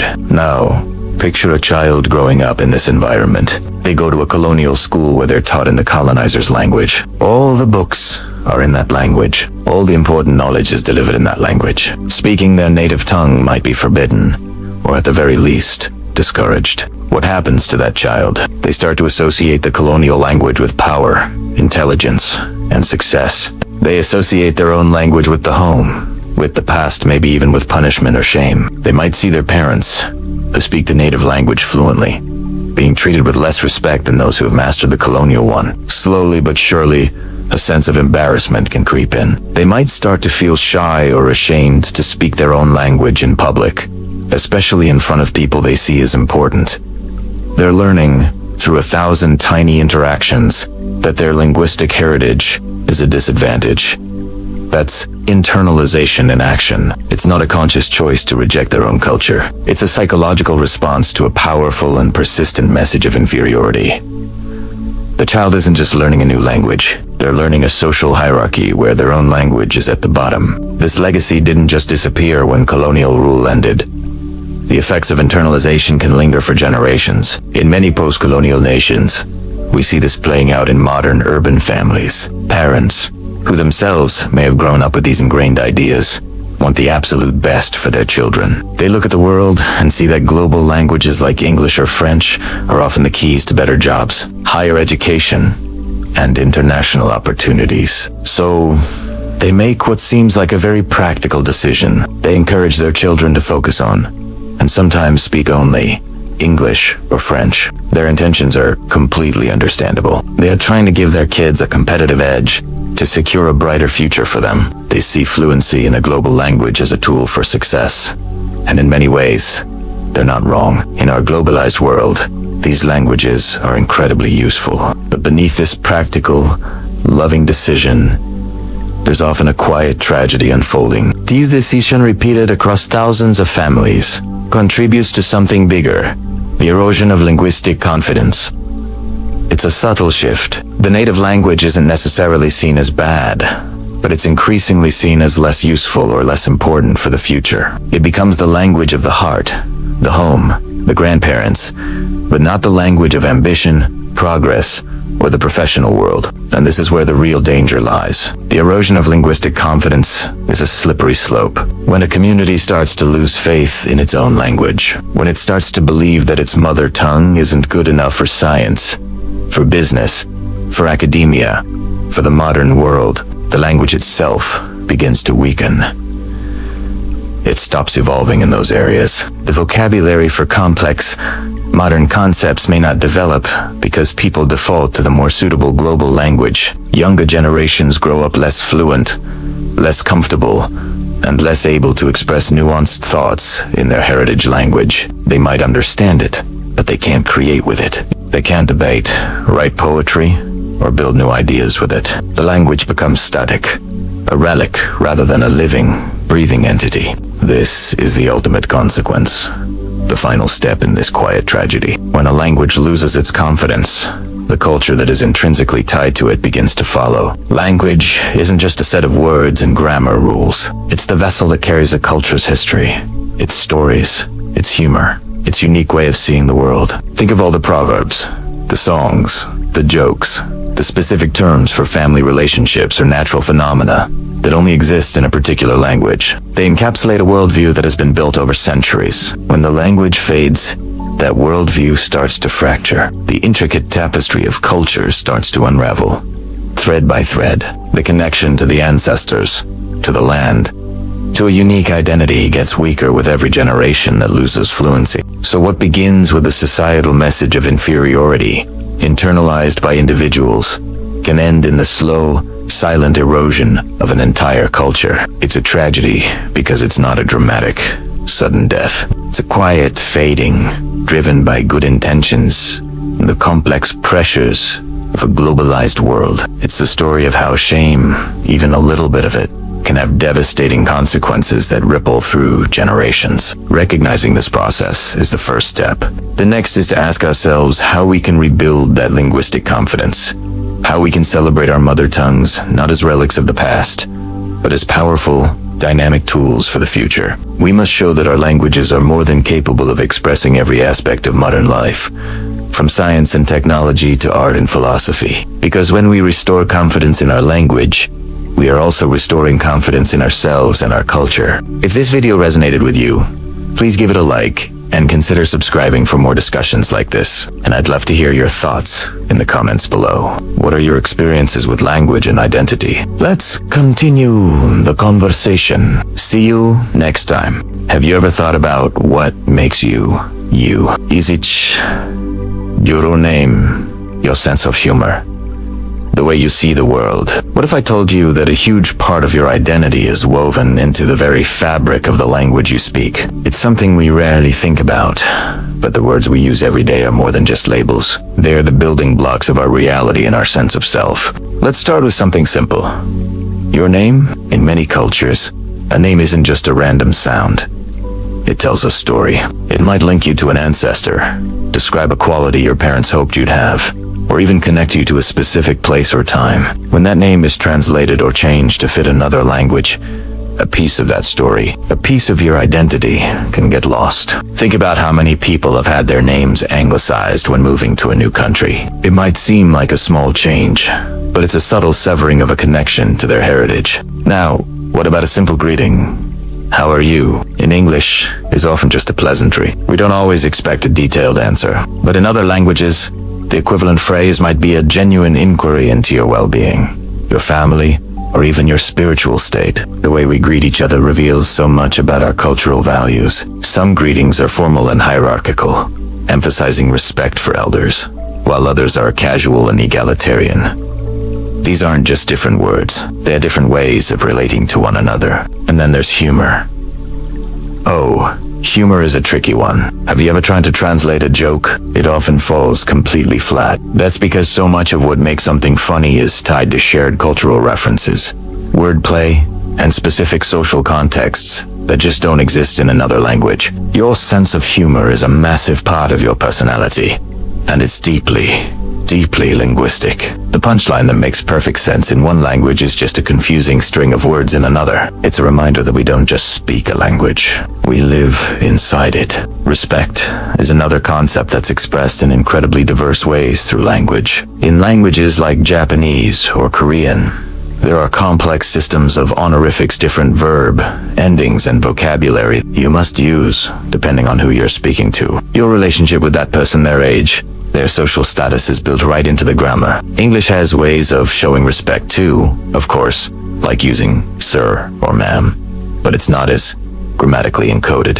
You can't speak Korean without constantly being aware of the social hierarchy. It shapes your interactions and, in turn, your understanding of your place within your community. These elements, names, greetings, humor, respect, they rarely translate perfectly because they aren't just words. They are reflections of a unique way of being. This brings us to a really fascinating question. What happens to your identity when you start living and, more importantly, thinking primarily in another language? Many bilinguals and multilinguals will tell you they feel like a slightly different person depending on the language they're using. It's not about having a split personality. It's that different languages highlight different aspects of your character. One language might have more words for certain emotions, encouraging you to be more expressive. Another might be more direct, leading you to be more assertive. As you become fluent, the new language's structure and its embedded cultural assumptions start to subtly reshape your thought patterns and even your sense of self. It's like looking at the world through a different lens, the same world, but with different colors and focal points. This link between language and identity becomes most profound and perhaps most fragile when we look at indigenous languages. Many of these languages contain concepts and worldviews that have no direct equivalents in dominant languages like English. It's not just that they have different words for plants and animals, it's that their entire grammatical structure reflects a different relationship with the universe. For example, take the idea of communal responsibility. In many Western, individualistic cultures, the default is I think, I want, I own. But in many indigenous languages, the we is more fundamental. The grammar might make it more natural to express actions and ownership in a collective sense. The well-being of the group isn't just a nice idea. It's encoded into the way you speak about the world every single day. This isn't just about being a collectivist culture. It's a worldview where the self is inherently and inseparable from the community. Translating this as we in English doesn't quite capture the depth of it, because the English we is still just a collection of I. Another powerful example is the spiritual relationship with the land. In English, we might say, I own this land. It's a statement of possession. In many indigenous languages, it would be impossible or nonsensical to say that. Instead, the language might express it as the land holds me or I belong to this land. The grammar itself reflects a relationship of reciprocity and custodianship, not ownership. The land is not a resource to be exploited. It's a living relative, an active participant in the community's life. You can translate the words, but you lose that deep philosophical framework. You lose the feeling of being part of the land rather than its master. And this ties into the concept of ancestral continuity. In English, we tend to think of time as linear: past, present, future. But for many indigenous cultures, the ancestors are not gone. They are a living presence, and the future generations are already a part of the now. Language reflects this. Verbs might not be tensed in the way we're used to. The past isn't cordoned off. It's an active, influential part of the present. When an elder speaks, they may be channeling generations of wisdom, and the language itself provides the structure for that reality. It's a worldview where time is cyclical and the community extends through generations, both backward and forward. When you try to translate these ideas, you can only ever create an approximation. You can use metaphors and long explanations, but you inevitably lose the immediacy and the self-evident truth that these concepts have within their original linguistic home. Something is always lost in translation. And this leads us to the most heartbreaking part of this story. When a language disappears, it's not just a list of words that's gone. It's an entire worldview. It's a unique way of understanding our place in the cosmos, our relationship with each other, and our connection to the land. Every time the last speaker of a language passes away, a library of human knowledge and experience burns to the ground. The intricate understanding of local ecosystems, the philosophical insights, the unique forms of poetry and humor, all of it vanishes. The loss of language is a loss of identity on a massive scale. It's a silencing of a people's history and a foreclosure on their future. Efforts to revitalize and protect endangered languages are about so much more than just preserving words. They are about preserving humanity's diverse intellectual and spiritual heritage. They're about ensuring that future generations have access to the full spectrum of what it means to be human. So, the next time you speak, take a moment to appreciate the incredible power of the words you're using. They are not just tools for communication. They are the threads that weave together your personal story, your cultural heritage, and your unique identity. They connect you to your past, ground you in your present, and shape the way you imagine your future. Language is the home of the self. Have you ever thought about the language you speak every day? For most of us, it's just a tool for communication. But what if the language you were taught to value, the language of success and education, was not your own? What if it came at the cost of your mother tongue, your culture, your very sense of self? This isn't a hypothetical question. For millions across the African continent, it was a lived reality, a deep and often invisible wound left by colonialism. It's a story about loss, but more importantly, it's a powerful story about reclamation. After the formal end of colonial rule, many African nations gained political independence, but a subtler, more profound form of control lingered. The languages of the colonizers, English, French, Portuguese, remained. The languages of power, they were the languages of government, of the courts, of higher education. To succeed, you had to master the colonizer's tongue. This created a profound dilemma. A new generation of African thinkers, writers, and intellectuals began to question this legacy. They asked, what does it do to a person's mind, to their soul, to see the world only through the lens of a foreign language? They realized that this linguistic inheritance wasn't neutral. It carried with it a whole system of values, perspectives, and cultural assumptions that often marginalized or erased their own. The psychological weight of this was immense. It was like being a guest in your own home, forced to speak a language that didn't fully capture your world. Among these powerful voices, one figure stands out for his radical, game-changing perspective. The Kenyan writer, Enehe Wationgo. Born into a Gikushu-speaking community, English was a product of the colonial education system. He excelled in it, becoming a celebrated novelist writing in English. His early works were critical of colonialism and its aftermath, and they were lauded internationally. But, over time, English grew increasingly uneasy. He realized that even as he criticized the colonial system, he was using its primary tool, the English language. He was communicating his most urgent ideas about his people to the world, but not directly to his own people in the language that shaped their reality. This led him to a profound conclusion, one that would shake the foundations of African literature. Nguge argued that the biggest bomb colonialism ever dropped was the cultural bomb. Its effect was to annihilate a people's belief in their names, in their languages, in their heritage. The goal was to make them see their past as a wasteland of backwardness, and to see history as beginning with the arrival of the colonizer, and the primary weapon for this cultural devastation. Language. 4NG. Language was never just a collection of words. He saw it as a carrier of culture, a repository of a community's entire memory and worldview. It shapes how we see ourselves, how we dream, and what we believe is possible for our future. Think about it this way. The language you speak gives you the building blocks for your imagination. If your mother tongue is rich with proverbs, stories, and concepts that have been passed down for generations. It gives you a unique way of understanding the world. But if you're told that language is inferior, that it's not suitable for serious thought or modern ideas, you start to internalize that inferiority. You begin to look at yourself and your culture through the eyes of another, an outsider. This creates a disconnect, a state of what Nguj called spiritual colonization.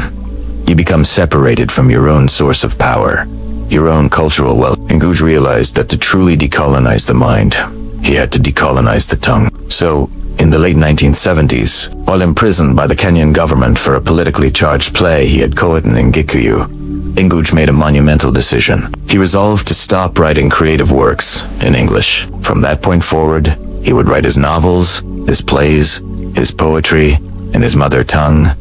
His first novel written in this new spirit was composed on scraps of toilet paper in his prison cell. It was Kayet, Kaita Niem Tarabink, later translated into English as Devil on the Cross.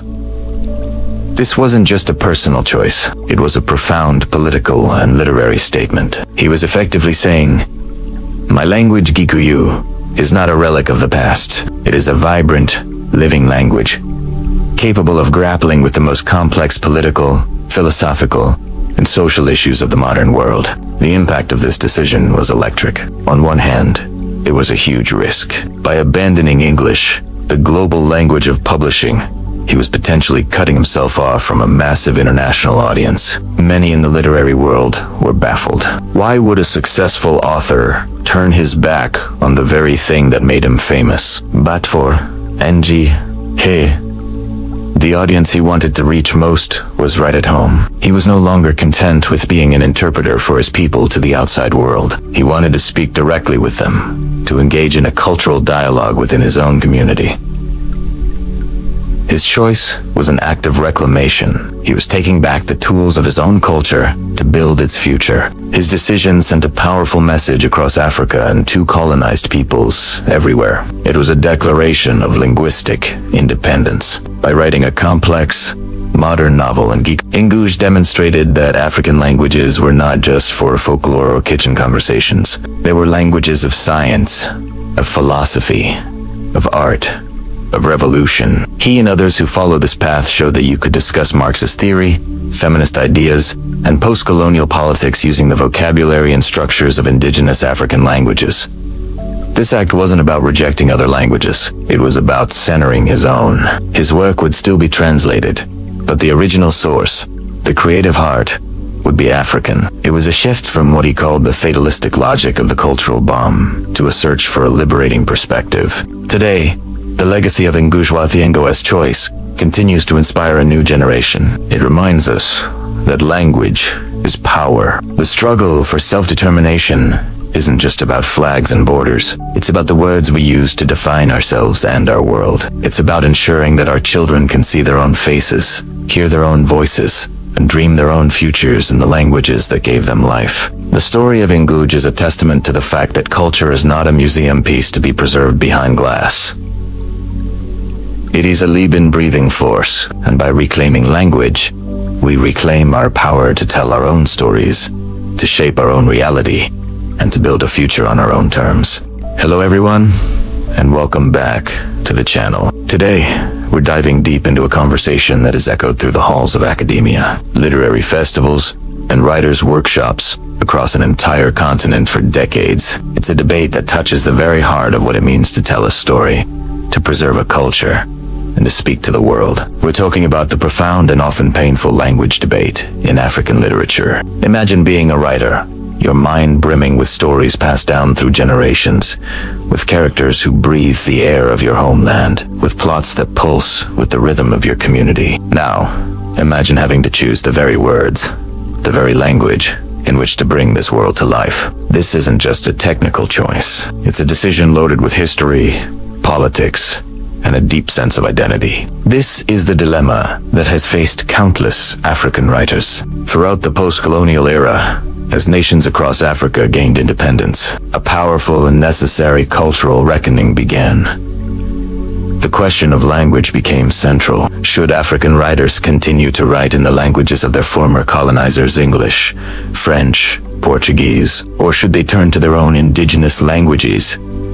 Languages of their ancestors, their homes, their markets, their daily lives. This wasn't, and still isn't, a debate with a simple, clear-cut answer. The arguments on both sides are incredibly compelling, and they reveal a complex web of practical, political, and deeply personal considerations. Let's start by looking at the case for using European languages. For many writers, this was a pragmatic choice. In a continent with thousands of distinct languages and ethnic groups, a European language often served as a lingua franca, a bridge. It allowed a writer from Nigeria to be read in Kenya, a Senegalese poet to be understood in Ghana. It created a Pan-African literary conversation that might have been much more fragmented otherwise. Furthermore, these languages offered a gateway to the world. Writing in English or French meant access to international publishing houses, global distribution, and a worldwide audience. It allowed African intellectuals and artists to engage directly in global conversations, to challenge Western perspectives on its own terms, and to put African stories on the world map. Think of titans like Chinua Achebe, whose novel Things Fall Apart became a global phenomenon, translated into over 50 languages. It was written in English, but it was a deliberate choice. Achebe himself famously said he wanted to use the colonizer's language to tell his own story, to essentially write back to the empire. He believed English could be bent and shaped to carry the weight of his Igbo experience. Similarly, Soyinka, the Nobel laureate, has masterfully used English to explore complex Yoruba cosmology and Nigerian politics, reaching a global audience in the process. These writers, and many others, saw European languages not just as an imposition, but as a tool, a weapon, even that could be seized and repurposed. It was a way to speak truth to power on an international stage, to ensure the world could not ignore the African experience. By writing in these global languages, they made African literature a force to be reckoned with, influencing writers and thinkers across the globe and securing its place in the canon of world literature. But this is only half of the story. For every argument in favor of European languages, there is a powerful and persuasive counter-argument, one rooted in the pain of colonialism and the urgent need for cultural The very presence of these languages on the continent is a direct legacy of conquest and domination. For many, to continue using them is to perpetuate a colonial hierarchy, one where the colonizer's tongue is still seen as the language of education, power, and prestige, while indigenous languages are relegated to the domestic or the unofficial sphere. This perspective was most famously and forcefully articulated by the Kenyan writer Ngugi wa Thiong'o. 4 years. Ngugi was a celebrated novelist writing in English, but in the 1970s, he made a radical and historic decision. He declared he would no longer write fiction or drama in English, choosing instead to write in his mother tongue. He called writing in European languages a form of neo-colonialism, arguing that language and culture are inseparable. He believed that to truly decolonize the mind, one had to decolonize the language in which one thinks and dreams. In his seminal book, Decolonizing the Mind, Ngugi argues that language carries the entire culture of a people. It holds their history, their philosophies, their humor, their worldview. To abandon one's mother tongue for a foreign language is, in his view, to see your own world through an alien lens, to become disconnected from the very sources of your culture. He saw the choice to write in Gikuyu not as a retreat from the world, but as a vital act of centering his own people, his primary audience. He wanted the peasants and workers of his community in Kenya to be the first to read and engage with his work, not a distant audience in London or New York. This is the core of the tension. On one hand, you have the desire for global reach, for a seat at the world's table. On the other, you have the profound need to heal, to reclaim, and to build a literature that speaks first and foremost to its own people in their own voice. The choice isn't just about audience, it's about psychology. For a writer to choose a European language, they might grapple with feelings of complicity in a colonial legacy. But to choose an indigenous language, they face immense practical challenges. The publishing infrastructure for many African languages is underdeveloped. Distribution is difficult, and the potential for translation into other languages, both African and global, can be limited. It's a choice that can mean sacrificing a wider readership for cultural authenticity. And so, The debate rages on. There is no single African literature, but many written in a multitude of languages. Today, you have a vibrant literary scene where all of these choices are being made. You have writers like Chimamanda and Ngozi Adichie, who, following in Asabe's footsteps, writes powerful, globally acclaimed novels in English. You have others who are pioneering publishing in languages like Yoruba, Zulu, or Wolof. And you have many who are bilingual or trilingual, navigating these linguistic worlds in their daily lives and in their art, sometimes translating their own work. What's clear is that there is no easy resolution. This isn't a problem to be solved, but a tension to be lived. It is the creative and psychological inheritance of a complex history. The debate itself has produced some of the most powerful and thought-provoking literature of our time. It forces us to ask fundamental questions. Who is literature for? What is the relationship between a language and the soul of a people? And how do you tell your story when the very words you use are fraught with the weight of history? This ongoing conversation is a testament to the vitality and resilience of African storytelling. It shows a continent of writers actively grappling with their past, present, and future, forging new paths and new voices in a dazzling array of languages. The psychological tension remains, but perhaps it is in that very tension that the most urgent and beautiful art is born. It's a huge topic, and we've only scratched the surface. I'd love to hear your thoughts in the comments below. What do you think's the path forward for African literature? Be sure to like this video if you found it interesting, and subscribe for more deep dives into culture and literature. Have you ever sat with your grandparents and felt like you were speaking to different languages, even if you technically weren't? It's a feeling many people know. This strange sense of distance that words can't quite cross. Today, we're going to talk about that distance, about a fading bridge that connects generations, and how language plays a huge role in it. Let's travel back to the late 20th century, a time of rapid change, where this linguistic gap became more and more apparent for so many families around the world. Imagine this. In countless villages and communities, the elders, the keepers of tradition, spoke primarily in their indigenous languages. These languages weren't just words, they were entire worlds. They held history, spirituality, and a unique way of seeing everything from the stars in the sky to the roots of a tree. Their daily conversations were rich with the sounds and rhythms of their ancestors. This was the language of home, of identity, of belonging. Now, picture their grandchildren. Many of them were growing up in cities or in a world increasingly dominated by global forces. Schools, media, and the promise of new opportunities often meant that younger generations began to speak colonial languages like English, French, Spanish, or Portuguese, Moray. These became the languages of education, of business, and of the modern world. For many, speaking these languages was seen as the key to a successful future, a way to navigate a changing landscape. On the surface, it might not seem like a huge problem. Families still lived together, shared meals, and loved each other. But underneath, a subtle cultural distance began to grow. Language isn't just a tool for communication. It shapes our thoughts, our humor, and our understanding of the world. When the primary language of the elders is different from the primary language of the youth, a quiet disconnect can settle in. It's like two people trying to describe a beautiful sunset using completely different sets of colors. They're both looking at the same sky, but they can't fully share the experience. This is where the real challenges began to show. Think about proverbs and old sayings. In so many cultures, these are little capsules of wisdom, passed down through generations. The grandmother might share a proverb that perfectly captures a complex life lesson, something that has guided her family for centuries. But how do you translate that?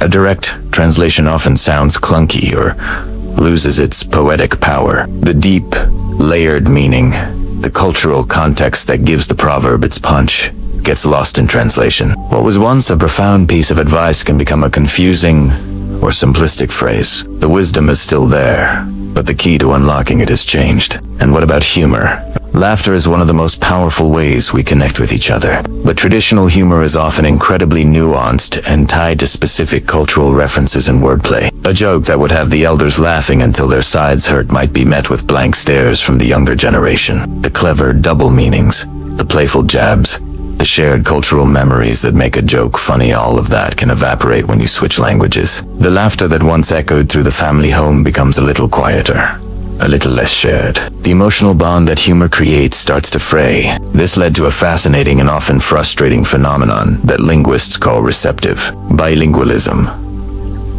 This is where many young people found themselves. They could understand their grandparents perfectly. When their grandmother told a long story in her native tongue, they could follow every twist and turn. They could grasp the emotions, the characters, the main point of the story. They were listeners, soaking in the language they grew up hearing. But when it came time to respond, they struggled.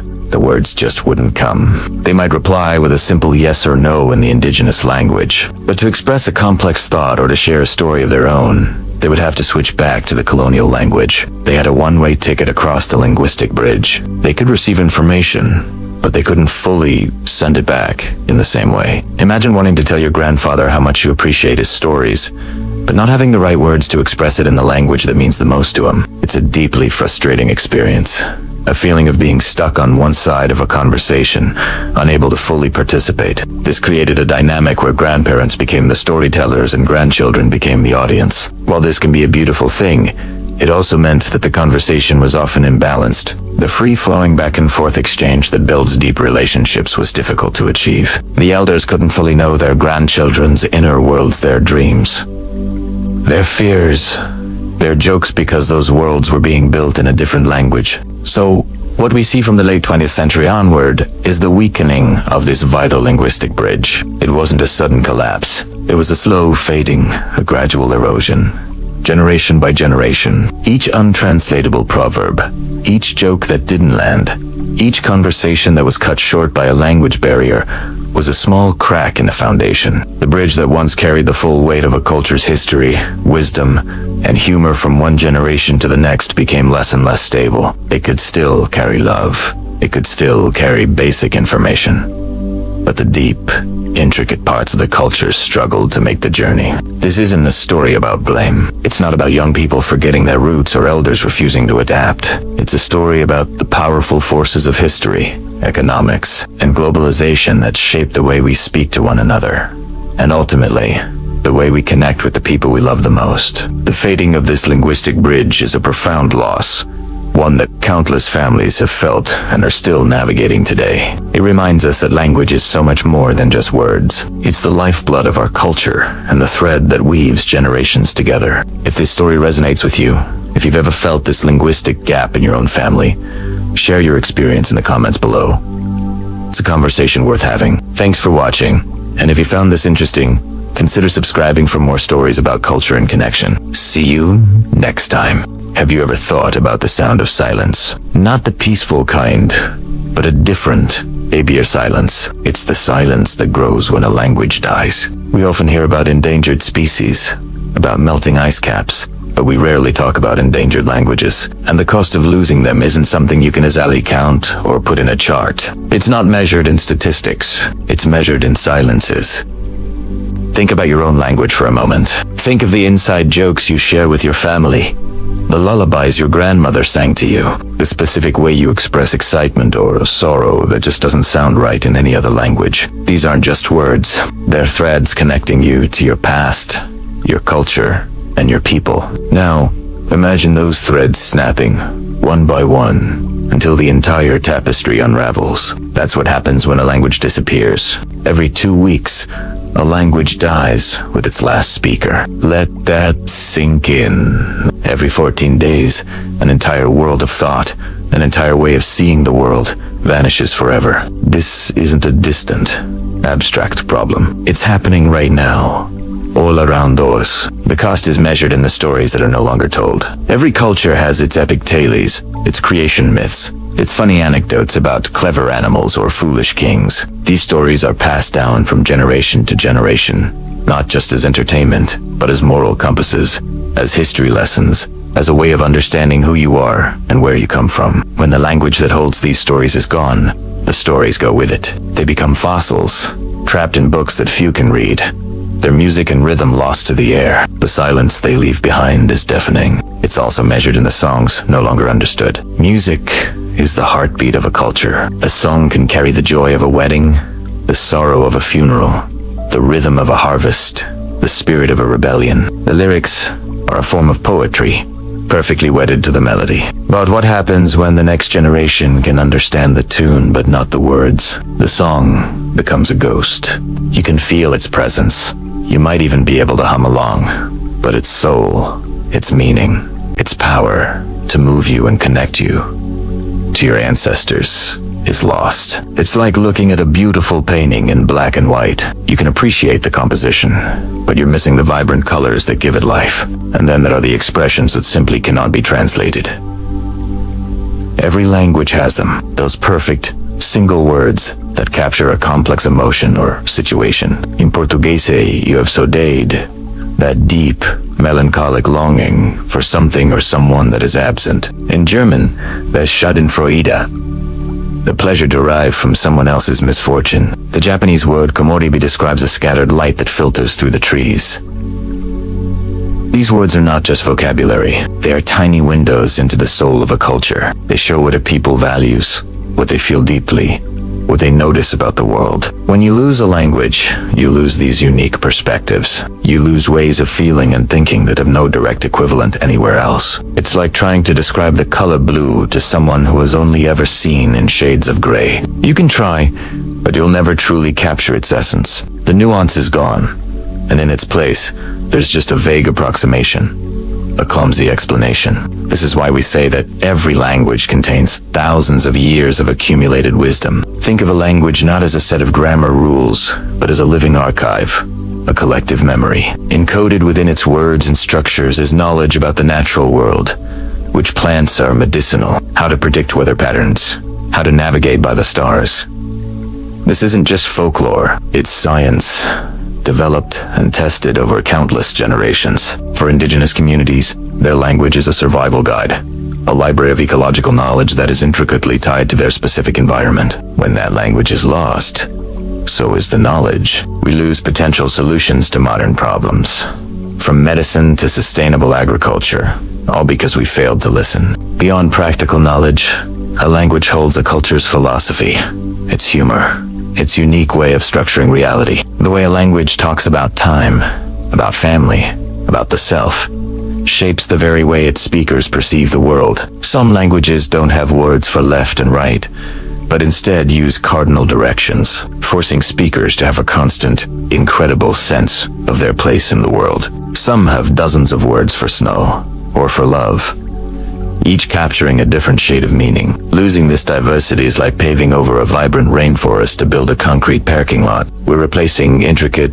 complex, beautiful systems with a uniform, monotonous flatness. The linguist Ken Hale once said, "When you lose a language, you lose a culture, intellectual wealth, a work of art. It's like dropping a bomb on a museum." I think that's a powerful image. But I would take it a step further. When a language disappears, a library burns. It's not a dramatic fire with smoke and flames that everyone can see. It's a quiet, insidious fire. It burns with forgetting. One person at a time, one memory at a time, the knowledge turns to ash. First, the children stop learning. Then, the young adults feel embarrassed to speak it. Finally, the elders pass away, and the silence becomes permanent. The library is gone.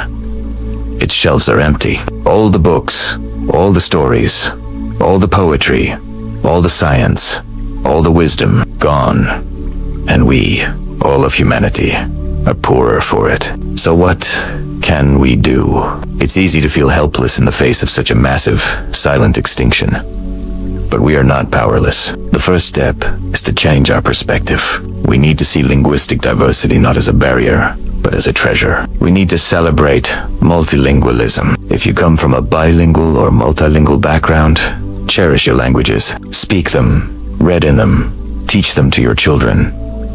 Take pride in them. They are a superpower. If you only speak one language, consider learning another. Not just as a hobby, but as an act of connection. An attempt to open one of those windows into another world. Support language revitalization efforts. All over the world, there are passionate communities working tirelessly to save their ancestral tongues. They are creating dictionaries, recording elders, starting language schools for their children. They are fighting against the fire of forgetting. They need our support, our attention, and our resources. We can amplify their voices, donate to their causes, and advocate for policies that protect and promote linguistic diversity in schools and public life. Because in the end, this isn't just about preserving the past. It's about securing a richer future. A future where we have more tools, more perspectives, and more ways of understanding our shared human experience. A future where the silence doesn't win. Let's work to keep these libraries of humanity open, their stories told, and their songs sung for generations to come. Let's replace the silence of forgetting with the vibrant chorus of 1,000 different voices.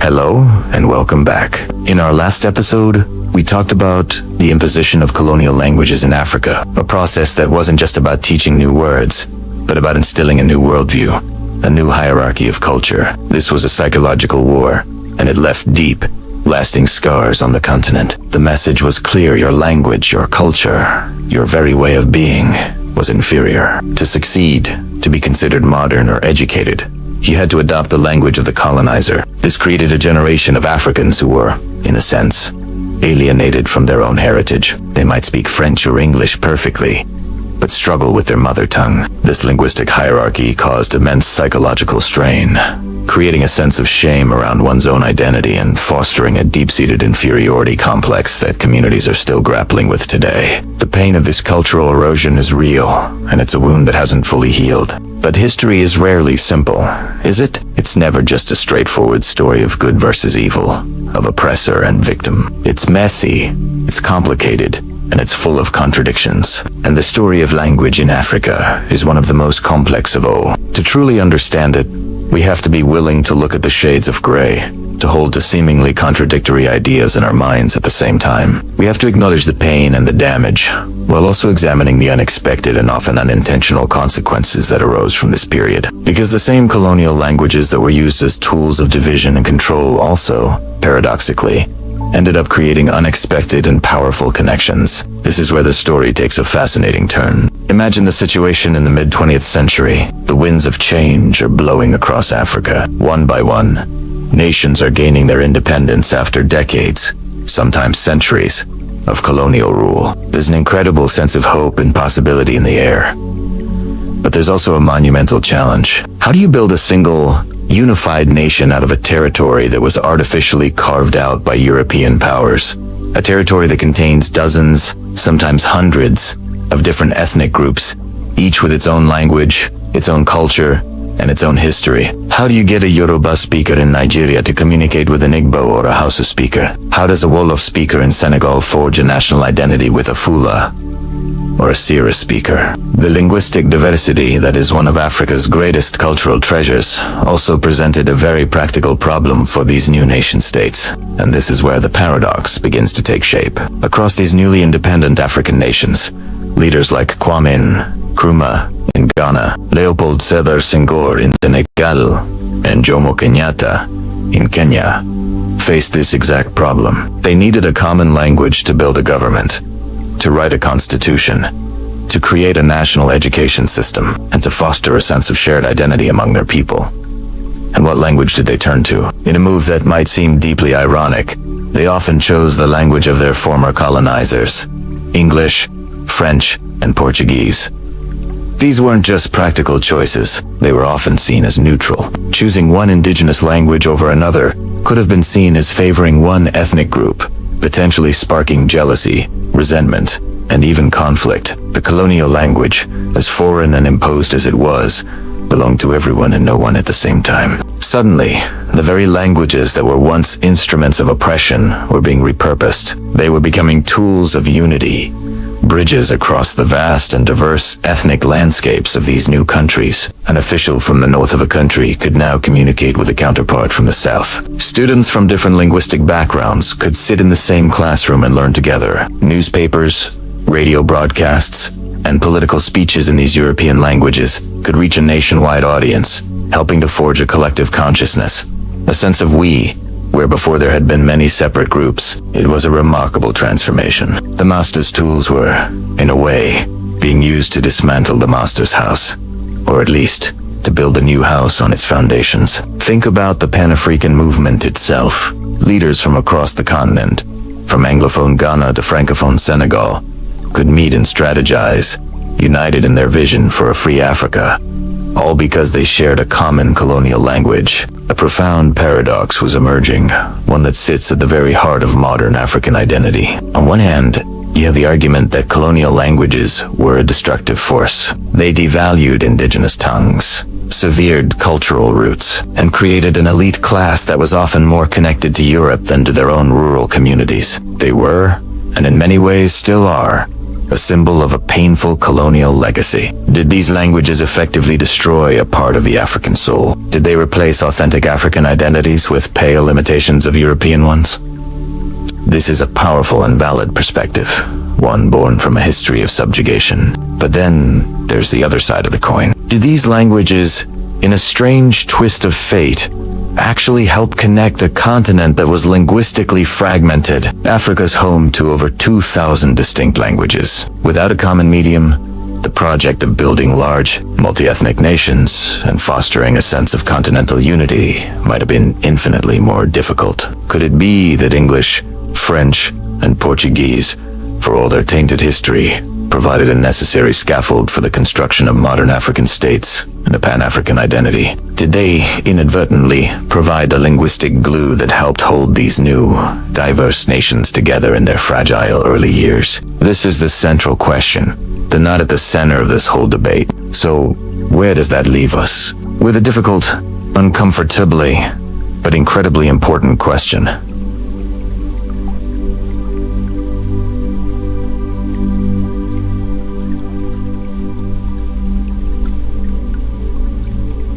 Did colonial languages ultimately destroy African identity, or did they provide the very tool needed to connect the continent divided by thousands of languages and forge new, modern identities? Is it possible that they did both at the same time? This isn't just an academic debate. It's a lived reality for millions of Africans today who navigate multiple languages and multiple identities every single day. It's a conversation about power, culture, and what it means to be African in the 21st century. In the next episode, we're going to dive headfirst into that paradox. We will explore how contemporary African writers, filmmakers, and musicians are reclaiming these colonial languages, infusing them with local rhythms and new meanings. We'll look at the vibrant debates happening across the continent about language policy in education and government, and we'll ask the big question: what does the future of language look like in Africa? It's a story of struggle, creativity, and reinvention. You won't want to miss it. Thank you so much for joining me on this journey. If you're finding this exploration of history and identity as fascinating as I am, please make sure to like this video, subscribe to the channel, and hit that notification bell so you don't miss our next episode. See you then. In our last episode, we delved into the deep psychological scars left by linguistic displacement in Africa. We talked about how colonial education systematically worked to reshape identities, teaching millions of Africans that success, progress, and intelligence all sounded European. It was a process that severed people from their mother tongues, creating a sense of inferiority and a disconnect from their own cultural heritage. The message was clear: to get ahead, you had to leave your own language behind. This created a profound wound, a cultural amputation that generations have had to grapple with. But as we know, history really moves in straight lines. It's a messy, complex, and often contradictory story. And that's what we're exploring today. We're confronting a difficult, uncomfortable paradox. Sometimes, the very same force that wounds a society can also, in the most unexpected of ways, create new connections. Today, we're going to look at what happened after the flags of colonial powers were lowered and the anthems of new nations were sung. The languages imposed during colonial rule, English, French, and Portuguese, did not simply vanish with the colonizers' day reminder. They became embedded in the new structures of government, law, and education. And in a strange twist of fate, these languages, once tools of division and control, began to serve a new purpose. They started to connect the continent in ways that were previously unimaginable. This is the story of how the languages of the colonizer became, for better or worse, the languages of Pan-African communication. It's a story filled with irony, pain, and surprising resilience. Let's first set the stage for post-independence. Africa. The late 1950s and 1960s were a whirlwind of hope and transformation. Country after country was gaining its freedom, and a powerful spirit of Pan-Africanism was in the air. Leaders like Kwame Nkrumah, Jomo Kenyatta, and Julius Nyerere spoke of a united Africa, a continent that would stand on its own 2 feet, free from foreign domination. But they immediately faced a monumental challenge. How do you build a unified nation, let alone a unified continent, out of a mosaic of hundreds, even thousands, of distinct ethnic groups, each with its own language and culture? Think about it. A country like Nigeria has over 500 indigenous languages. The Democratic Republic of Congo has over 200. In this incredibly diverse linguistic landscape, choosing one local language as the official national language was politically explosive. To elevate one group's language would be seen as elevating that group above all others, risking ethnic tensions and internal conflict at a time when national unity was paramount. New nations were fragile, and their leaders had to tread very carefully.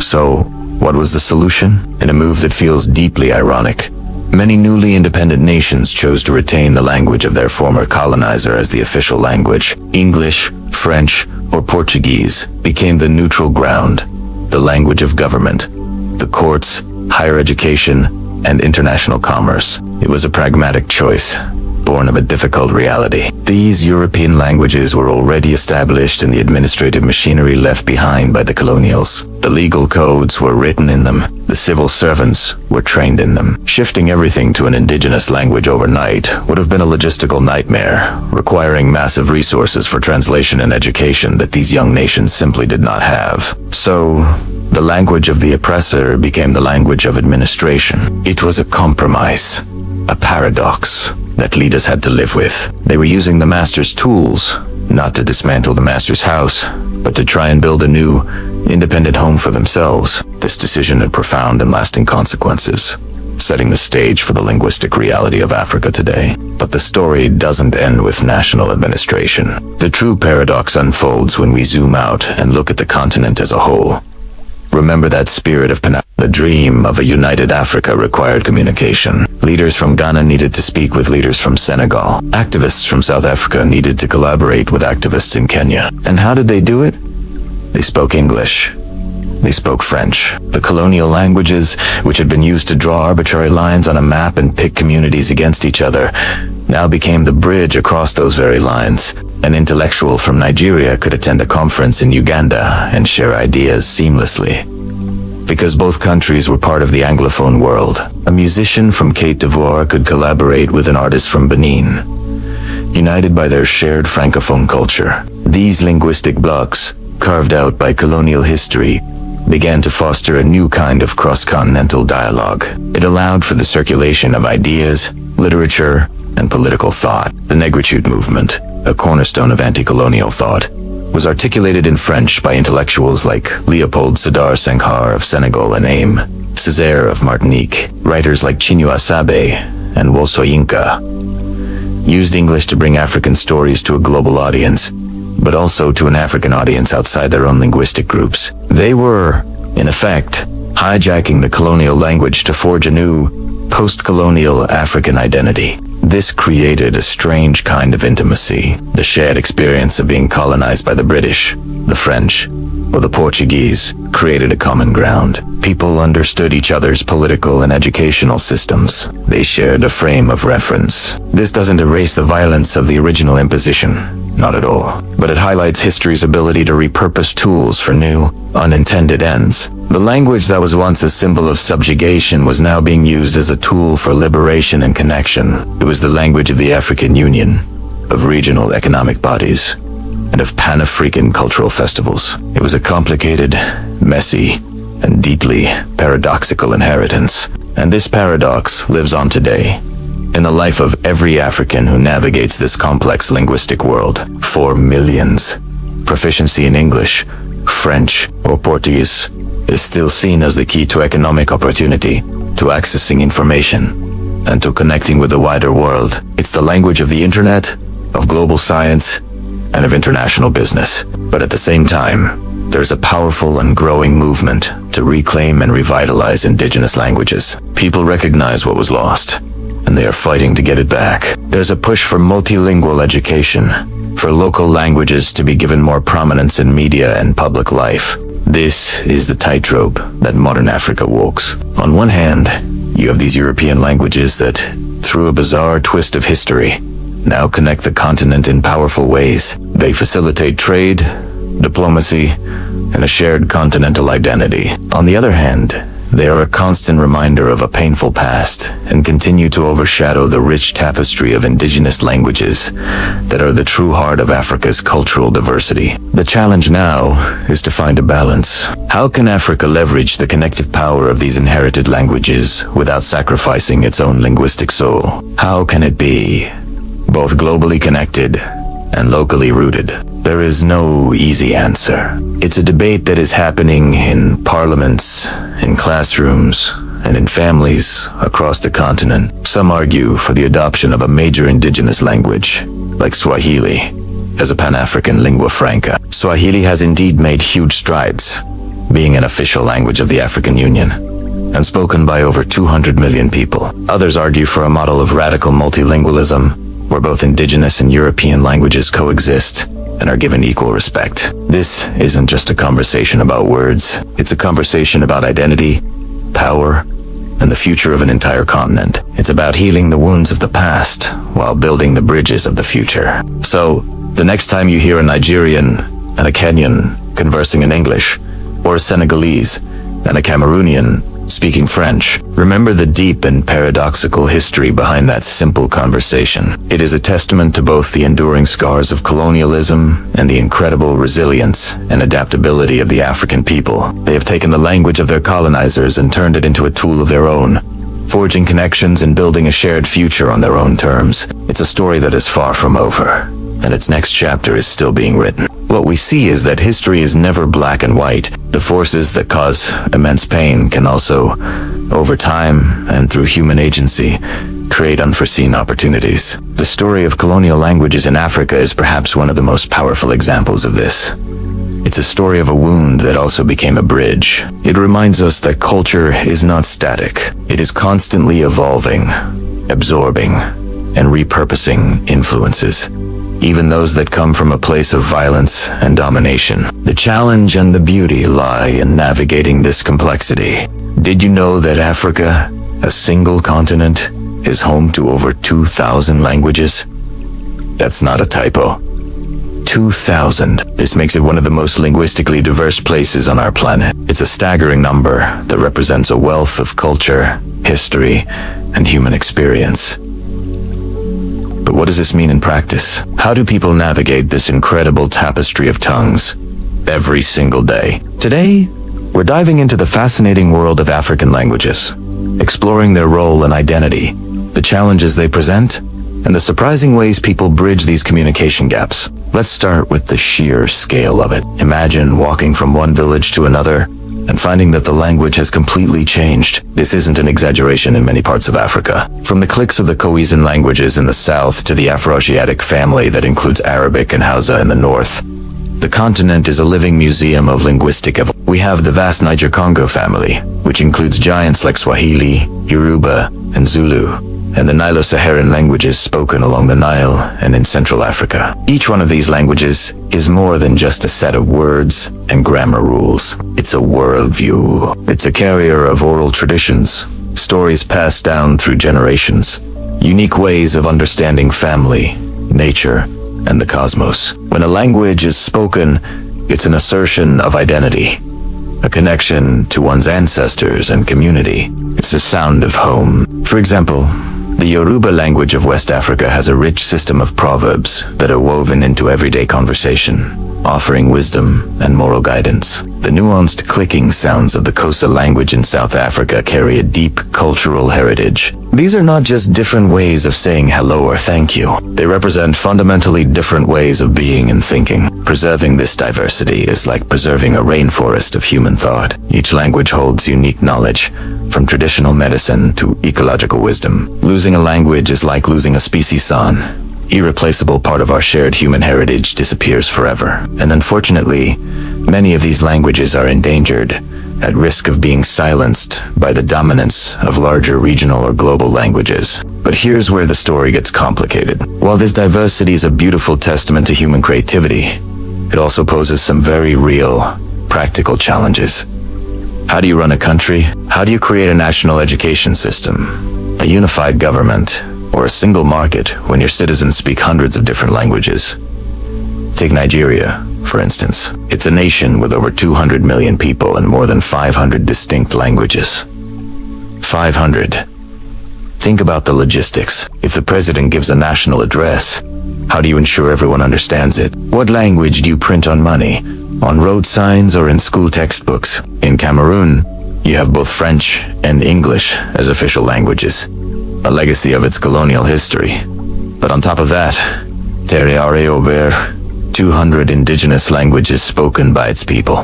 This linguistic fragmentation can sometimes create social and political divides. Communication across different ethnic groups can be difficult, sometimes leading to misunderstandings or a lack of national cohesion. If you can't speak your neighbor's language, it can be harder to build trust, trade effectively, or feel like you're part of the same national project. It's a complex puzzle that African nations have been grappling with since their independence. How do you celebrate and preserve the unique cultural identities tied to each language, while also fostering a sense of shared national identity? It's a balancing act between unity and diversity, and the solutions are as varied as the continent itself. Some countries promote regional lingua francas, like Swahili in East Africa, which acts as a bridge language for millions across Tanzania, Kenya, and beyond. This need for a common tongue, a bridge across linguistic divides, brings us to a controversial but undeniable part of Africa's modern story: the role of colonial languages. When European powers carved up the continent in the 19th century, they brought their languages with them: English, French, Portuguese, and Spanish. They imposed these languages in administration, education, and commerce. This was, of course, an act of colonial domination, and it had a profound and often destructive impact on indigenous languages and cultures. For generations, speaking a European language was seen as a key to opportunity, while local languages were often devalued or even suppressed. This created a painful legacy that many are still working to overcome. However, after independence, these same colonial languages found a new, unexpected role. In a nation with hundreds of competing local languages, which one do you pick as the official language? Choosing one indigenous language over others could be seen as favoritism, potentially sparking ethnic tensions.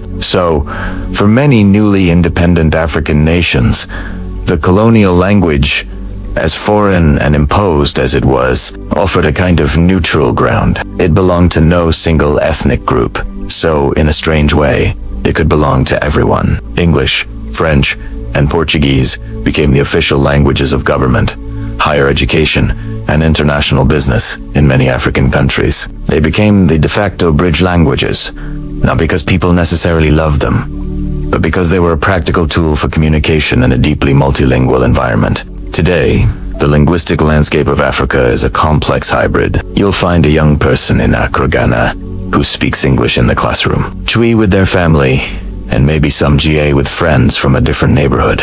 A professional in Dakar, Senegal, might use French at work, Wolof in the market, and another language at home. This ability to switch between languages, known as code switching, is a remarkable skill and a daily reality for millions of Africans. They are linguistic acrobats, effortlessly navigating different social and cultural contexts. The colonial languages haven't replaced indigenous languages. Instead, they've been added to the linguistic repertoire, often being adapted and transformed in the process. You get unique forms like Nigerian, Pidgin English, a vibrant and creative language in its own right, spoken by tens of millions. So, what does the future hold? The conversation is shifting. There's a growing movement across the continent to reclaim and revitalize indigenous languages. More and more people are recognizing their immense cultural value. Schools are introducing local language programs, and artists are using their mother tongues in music,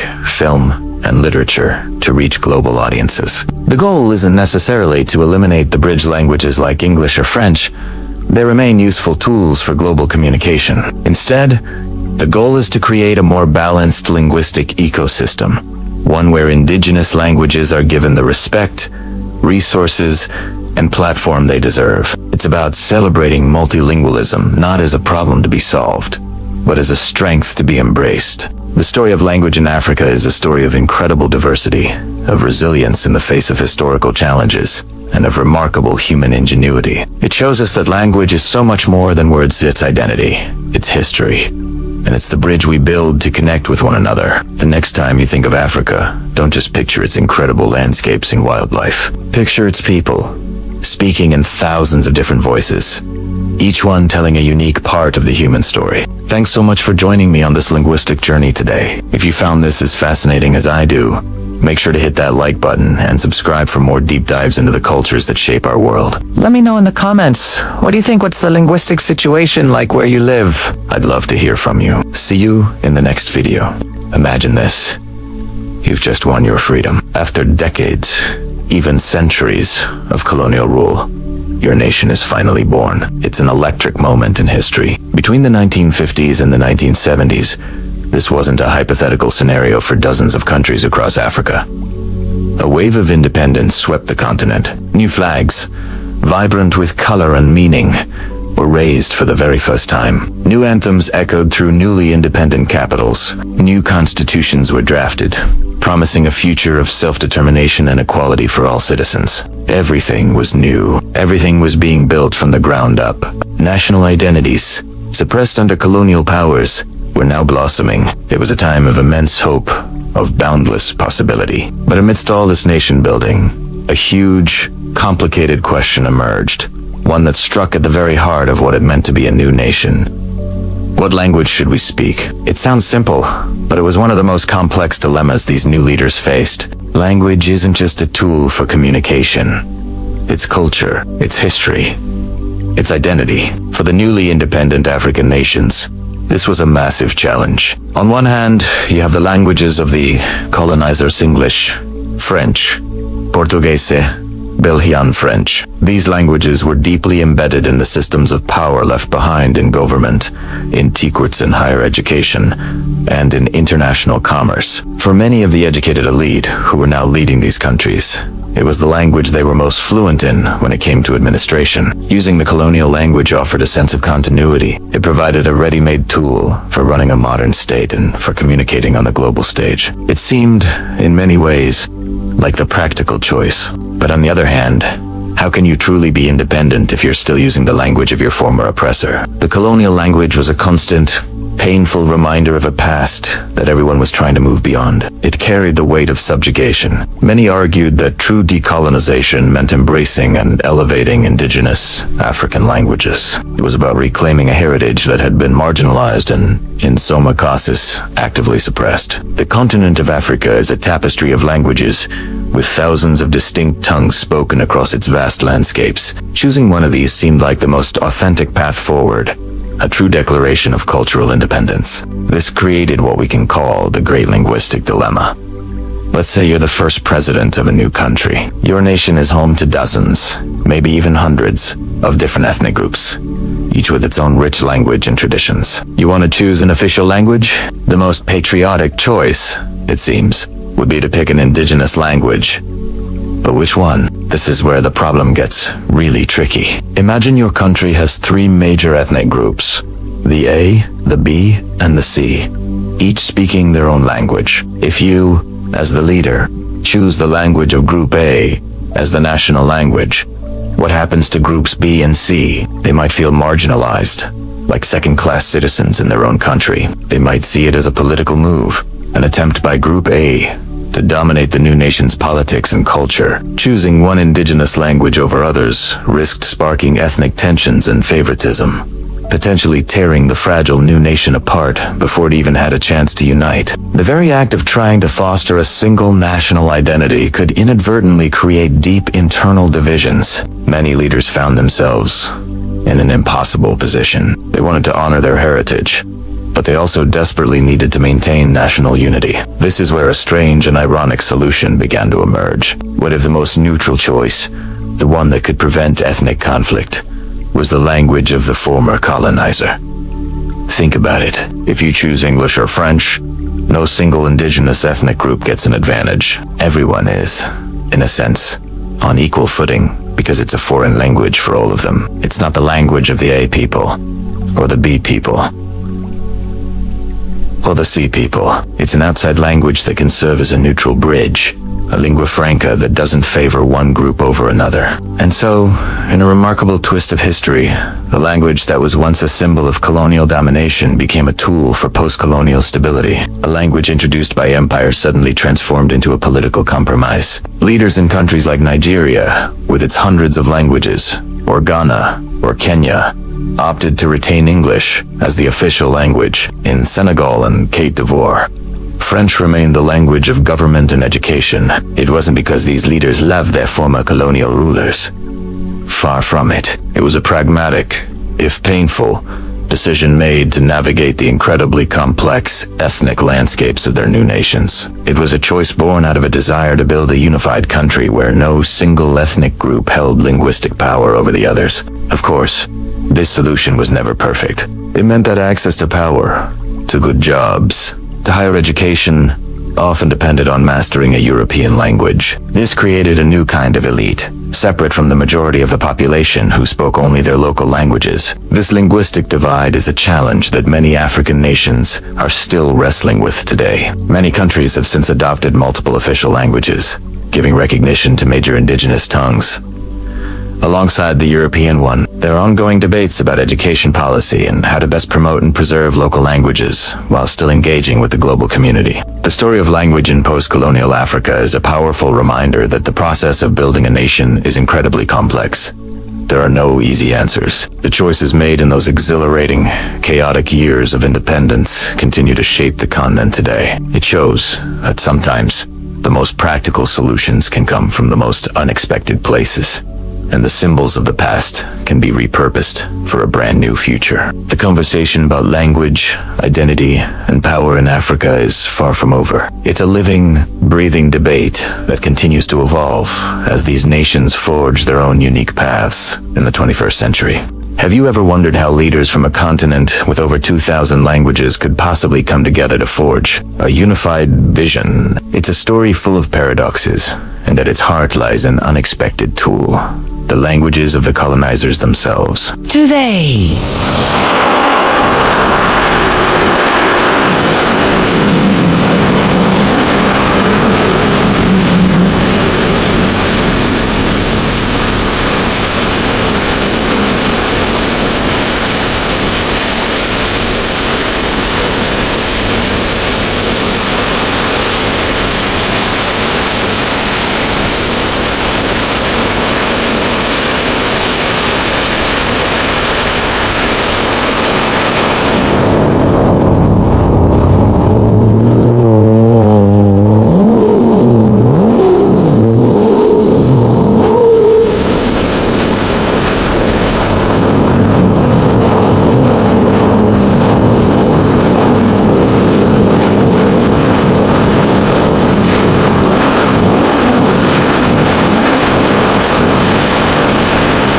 We're diving into the fascinating and complex role that colonial languages played in the rise of Pan-Africanism and the dream of African unity. Let's set the stage. Picture Africa in the early 20th century, a patchwork of colonies ruled by different European powers: Britain, France, Portugal, Belgium. Within these artificial borders, hundreds of distinct ethnic groups, each with its own language and culture, were living side by side. A leader in what would become Nigeria might speak Yoruba or Igbo, while a leader in future Senegal would speak Wolof, and another in Kenya. Communication between them was, to put it mildly, a massive challenge. How could they share ideas, strategies, and dreams for a free and united continent? This is where the story takes a surprising turn. The very colonial education systems designed to create administrators for the empire inadvertently planted the seeds of their own undoing. A select group of Africans gained access to education, and with it, fluency in English, French, or Portuguese. Suddenly, a young intellectual in Accra could read the same books and political pamphlets, as his counterpart in Dakar or Luanda. They were absorbing the same ideas of liberty, self-determination, and nationalism that were sweeping through Europe and America. This shared linguistic landscape became the foundation for a new kind of conversation. For the first time, aspiring leaders from across the continent could communicate directly. Imagine the scene. A young Kwame Nkrumah from the Gold Coast, Leopold Sedar Senghor from Senegal, and Jomo Kenyatta from Kenya, all finding themselves in London or Paris. They came from vastly different backgrounds, but they could sit in a cafe and debate the future of Africa, plan strategies for independence, and build personal bonds, all because they shared a common European language. These weren't just casual chats. They were the crucibles where the ideology of Pan-Africanism was forged.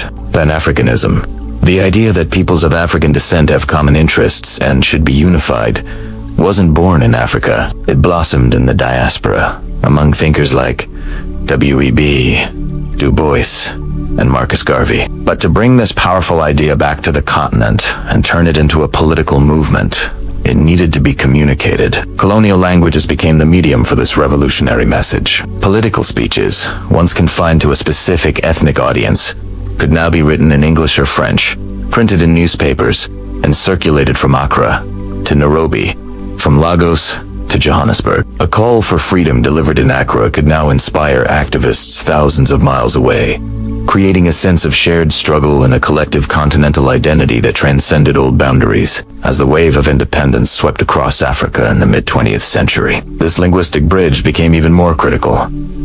The newly independent nations had to talk to each other. They had to form alliances, resolve disputes, and build a collective future. Consider the challenge.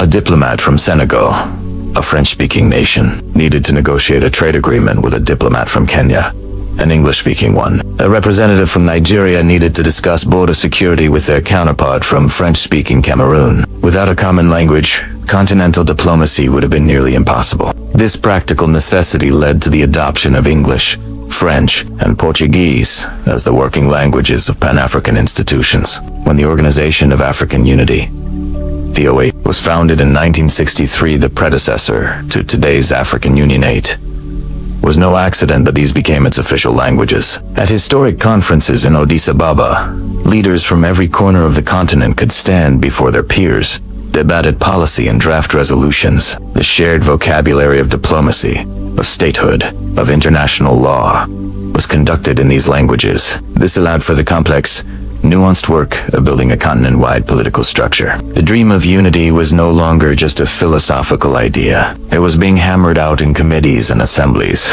through speeches and negotiations, all facilitated by these inherited tongues. Let's be clear.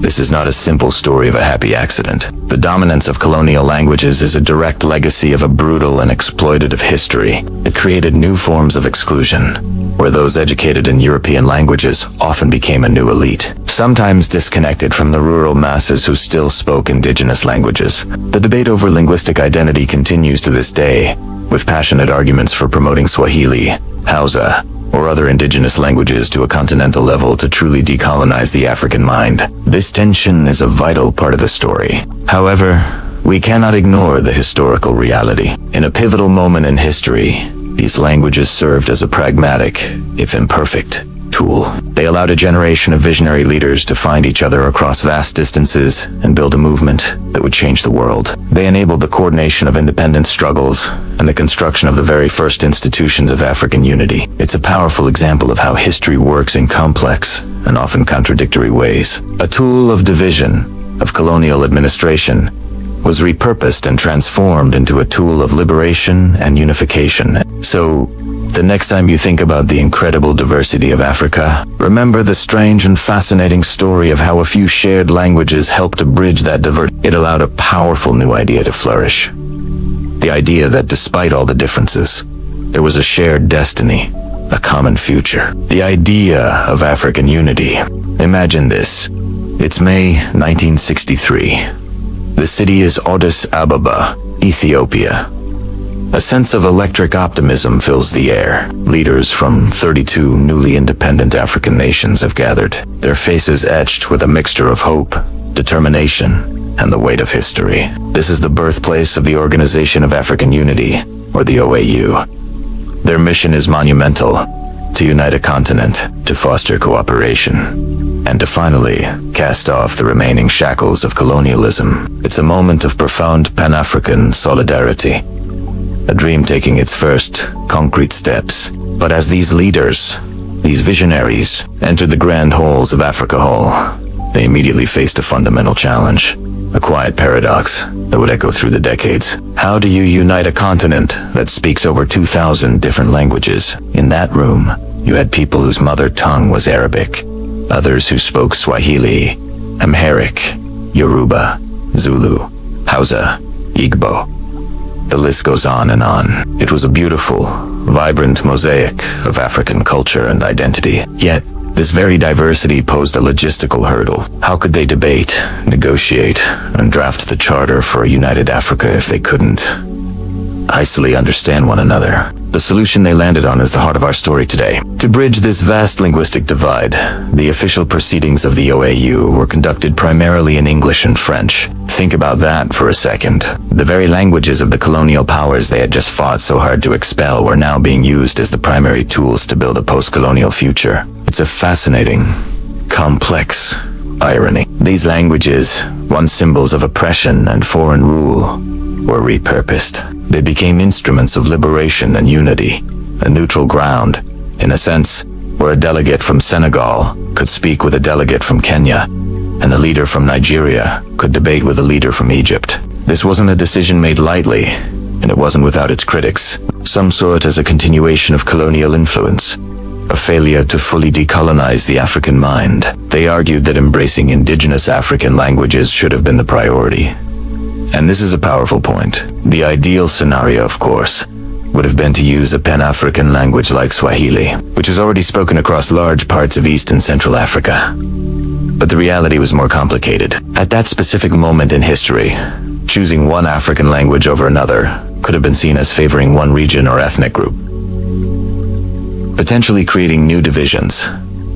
At a time when unity was paramount, the infrastructure for mass translation and interpretation across dozens of African languages simply didn't exist on the scale required. The leaders present were often educated within the colonial system, meaning they were already fluent in either English or French. Pragmatism, for the moment, won out over idealism. The goal was to get things done, to build momentum, and to establish a functioning organization immediately. The European languages, despite their painful history, were the most efficient tools available to achieve that immediate goal. They were a common linguistic currency that most of the key players already possessed. So, the OAU was born, and for nearly 40 years, it operated using this linguistic framework. It played a crucial role in supporting the final liberation struggles in places like Angola, Mozambique, and South Africa. It provided a platform for African nations to speak with a unified voice on the global stage, mediating conflicts and promoting economic cooperation. And all of this was facilitated by languages that originated thousands of miles away in Europe. Fast forward to 2002. The world has changed. The Cold War is over, apartheid has fallen, and Africa is facing a new set of challenges and opportunities in the 21st century. The OAU is reborn, evolving into a new, more ambitious body. The African Union, or O. The goal is no longer just about decolonization, but about deeper integration, modeled somewhat on the European Union. We're talking about a continental parliament, a single currency, a unified economic zone, a truly United States of Africa. And what about the language question? Did the new African Union finally solve the paradox? Well, yes and no. The O officially expanded its list of working languages to include not just English and French, but also Arabic, Portuguese, Spanish, and Swahili. This was a hugely significant step. It acknowledged the linguistic diversity of the continent in a way the OAU hadn't. Including Arabic recognized North Africa's deep connections. Portuguese acknowledged the Lusophone countries, and most importantly, the inclusion of Swahili was a symbolic victory for proponents of indigenous languages. It was a clear signal that the future of the Union must be more authentically African. However, If you walk through the halls of the O headquarters in Addis Ababa, today a magnificent building, by the way, funded and built by Cheney, you'll find that the old paradox is very much alive. While official documents might be translated into all the working languages, the day-to-day business, the informal conversations in the hallways, the high-level debates, and the drafting of urgent resolutions still happen predominantly in English and French. Why is this still the case? Decades later, the reasons are largely the same as they were in 1963, just magnified. The O now has 55 member states. The cost and logistics of providing real-time high-quality interpretation for every meeting in 6 languages, let alone more, are immense. There's also the simple matter of inertia. Generations of diplomats and civil servants have been trained to operate in this system. English and French remain the dominant languages of international diplomacy, finance, and higher education globally. For African nations to engage effectively with the rest of the world, proficiency in these languages is still seen as a practical necessity. So, the African Union exists in this fascinating linguistic middle ground. It officially champions multilingualism and the promotion of African languages, while pragmatically relying on the old colonial tongues. To function efficiently, the languages once imposed by empire continue to facilitate continental governance. Is this a contradiction? Absolutely. Is it a failure? That's a much more difficult question to answer. Some would argue that as long as the continent's most important business is conducted in non-African languages, the project of mental and cultural decolonization remains incomplete. They see it as a subtle but persistent reminder of a past that Africa is trying to move beyond. This perspective holds that true African unity can only be achieved through a shared African language, fostering a deeper sense of shared identity that transcends colonial-era borders and influences. On the other hand, a more pragmatic viewpoint suggests that language is just a tool. If a tool, regardless of its origin, helps build a more peaceful, prosperous, and unified Africa, then its use is justified. From this perspective, using English and French isn't a sign of weakness, but a clever act of appropriation. It's about taking the master's tools, as the saying goes, and using them to dismantle the master's house, or in T's case, to build a brand new one on your own terms. The focus, they would argue, should be on the outcomes, on peace, on development, on giving Africa a powerful voice in the world. The language used to achieve those outcomes is secondary. What's clear is that this linguistic paradox is not static. The conversation is evolving. There are growing movements across the continent to elevate the status of indigenous languages in education, media, and government. The adoption of Swahili by the O, even if its use is still limited, is a testament to this shift. Technology might also offer a solution. As real-time translation, AI becomes more advanced and accessible. It's possible to imagine a future where a delegate can speak in their native Yoruba and be understood instantly by colleagues speaking Wolof, Amharic, or Portuguese. A future where technology finally resolves the paradox that history created. So, the story of the Organization of African Unity and the African Union is a story of grand ambitions and practical compromises. It's a story of forging a unified identity from incredible diversity. At the very center of this story is the paradox of languagia, constant reminder of the continent's complex past, but also a testament to its remarkable resilience and its unwavering focus on building a better future. The languages of colonialism may have been a bitter inheritance, but in the halls of Addis Ababa, African leaders have managed to turn them into instruments of their own collective will, and that, in itself, is a quiet but powerful revolution. Have you ever thought about how a language can be more than just words? How it can be a key, a bridge, or even a passport to a whole new world? Today, we're diving deep into a fascinating and complex topic.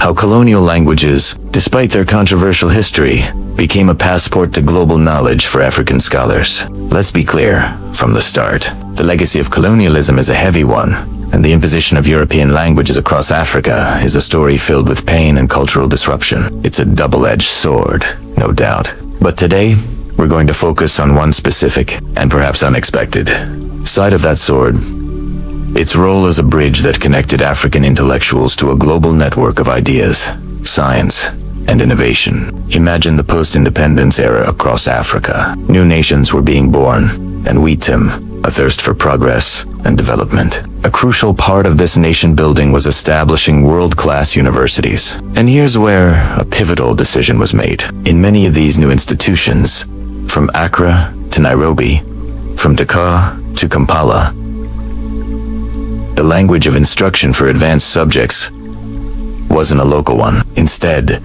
fields like science, technology, engineering, and medicine, the very engines of modern development, were taught in English, French, or Portuguese. This wasn't just a simple continuation of the colonial system.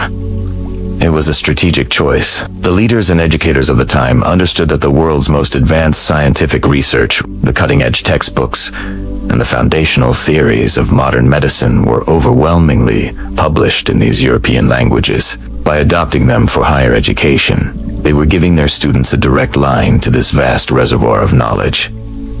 Think about it. An engineering student in Nigeria could study the same foundational principles as a student in London. A medical student in Senegal could read the latest research from a lab in Paris. It was about leveling the playing field and ensuring that the next generation of African doctors, engineers, and scientists were equipped with the most current information available anywhere in the world. This access to information was a complete game changer. Before this, knowledge was often filtered, delayed, or simply inaccessible. But now, with fluency in a global language, an African student could walk into their university library and pick up the latest international journals. They could read about groundbreaking discoveries in genetics, new surgical techniques, or breakthroughs in physics, often at the same time as their peers in Europe or North America. This wasn't just about catching up. It was about participating in the global conversation in real time. It democratized access to information and empowered a generation of scholars to think beyond their local context and engage with global challenges. This direct access was the fuel for academic and scientific advancement across the continent. But knowledge isn't a one-way street. It's not just about consuming information. It's about creating it, debating it, and building upon it with others. And this is where the linguistic bridge truly showed its strength. The shared language of academia enabled unprecedented global collaboration. An African botanist researching crop resilience could now co-author a paper with a researcher from Brazil. A Ghanaian physicist could attend an international conference in Tokyo and present their findings to a global audience, confident they would be understood. They could debate, challenge, and build relationships with peers from every corner of the world. These collaborations were vital. They brought new perspectives, shared resources, and fostered a sense of a global scientific community. Suddenly, an African lab wasn't an isolated island of research. It was a node in a vast, interconnected network. This ability to communicate seamlessly broke down geographical barriers and fostered a dynamic exchange of ideas that accelerated research and innovation on the continent and beyond. It allowed African researchers to not just learn from the world, but to contribute their own unique insights and discoveries back into the global pool of knowledge. This was a powerful shift from being passive recipients to active participants in global science. This linguistic connection did more than just facilitate academic partnerships. It accelerated a profound cultural and intellectual exchange. When scholars can communicate easily, ideas travel fast. New methodologies, theoretical frameworks, and philosophical debates that were shaping the intellectual landscape in other parts of the world could now be discussed and adapted within an African context. It created a vibrant intellectual environment where local knowledge could be placed in conversation with global theories. This wasn't about simply importing foreign ideas wholesale. It was about a dynamic process of engagement, critique, and synthesis. African scholars could challenge Western-centric assumptions, offer alternative viewpoints rooted in their own experiences, and enrich the global discourse with their perspectives. This cross-pollination of ideas was essential for intellectual growth and helped shape unique African approaches to various academic disciplines. The bridge wasn't just for science and tech. It was for the humanities, for philosophy, for the very way we understand our world. And the world began to listen. Armed with a global language, African writers, thinkers, and scientists began publishing their work on the world stage, reaching an audience far beyond their national borders. Think of literary giants like Chinua Achebe, Wole Soyinka, or Ngugi Thiong'o, writing in English. They brought the richness, complexity, and beauty of African stories and perspectives to a global readership. They didn't just win Nobel Prizes and international acclaim. They fundamentally changed world literature and challenged colonial narratives from within the very language of the colonizer. The same was true in the sciences. African scientists began publishing in prestigious international journals, their names appearing alongside the world's leading their work, whether on tropical diseases, sustainable agriculture, or astrophysics, was gaining international recognition. This wasn't just a matter of personal achievement. It was about putting African scholarship on the map. It demonstrated that genius and innovation were not confined to one continent or one culture. It proved that African intellectuals were not just part of the conversation, but were leading it in many crucial areas. This international recognition was vital, as it attracted funding, fostered more collaborations, and inspired the next generation of scholars back home. So, when we look back, we can see this incredible transformation.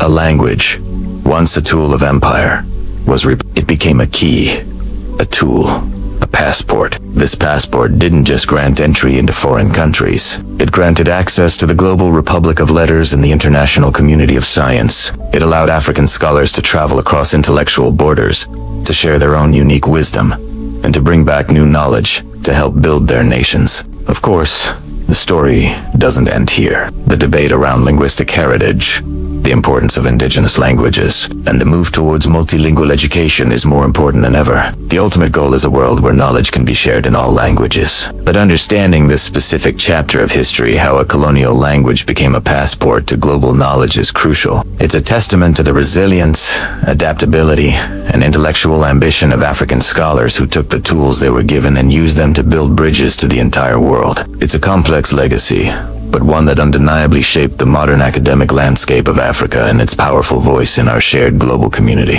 Have you ever thought about how a story gets told? Who tells it? And in what language? Today, we're diving deep into a fascinating and complex topic: how African writers have used colonial languages, like English and French, to reclaim their own stories and share them with the entire world. It's a story of resistance, creativity, and turning a tool of oppression into a megaphone for liberation. Let's start with a name that echoes through the halls of literature: Chinua Achebe. In 1958, this Nigerian writer published a novel that would change everything. It was Kajed. Things Fall Apart. Before Achebe, many of the stories about Africa that reached a global audience were written by Europeans. Think of Joseph Conrad's Heart of Darkness. These stories often painted a picture of Africa as a primitive, savage place, a dark continent waiting to be civilized. There were stories told from an outsider's perspective, filled with prejudice and misunderstanding. Achebe saw this and decided to challenge it head-on. He chose to write in English, the language of the British colonizers in Nigeria. Now, this was a controversial choice. Why use the language of the oppressor? Achebe himself addressed this brilliantly. He said that using English was a way to speak directly to the colonizers, in a language they couldn't ignore. It was like fighting fire with fire. He wanted to show the world that Africa had a rich history, complex societies, and profound philosophies long before the Europeans arrived. Things Fall Apart tells the story of Oko, a respected leader in his Igbo community, and the tragic collision of his world with British missionaries and colonial officials. For the first time, millions of readers around the world were seeing this historical encounter not from the colonizers' point of view, but from the perspective of the colonized. They were immersed in Igbo culture, its traditions, its proverbs, and its humanity. Achebe didn't just tell a story, he dismantled a century of colonial narratives. He showed that things didn't just fall apart on their own. They were pushed, broken, and systematically dismantled by an invading force. Achebe's use of English was masterful. He didn't just write in the Queen's English. He infused it with the rhythm, cadence, and wisdom of the Igbo language. He incorporated proverbs and traditional storytelling elements, bending the English language to carry the weight of his African experience. It was an act of appropriation, of taking the master's tool and rebuilding his own house. This novel gave a voice to countless people whose histories had been silenced or distorted. It became a cornerstone of post-colonial literature and is now required reading in schools all over the globe. Achebe wasn't alone. Of course, he was part of a powerful wave of writers from across the continent who were grappling with similar questions. Tikwale Soyinka, also from Nigeria, who became the first African to win the Nobel Prize in Literature. Soyinka, a playwright, poet, and essayist, also wrote primarily in English. He used it to explore complex themes of myth, ritual, and political corruption in post-independence Nigeria. His work is dense, poetic, and fiercely intellectual, challenging both African and Western audiences to think more deeply about power and society. Then there's Ngugi Thiong'o from Kenya. His journey with language is perhaps the most radical.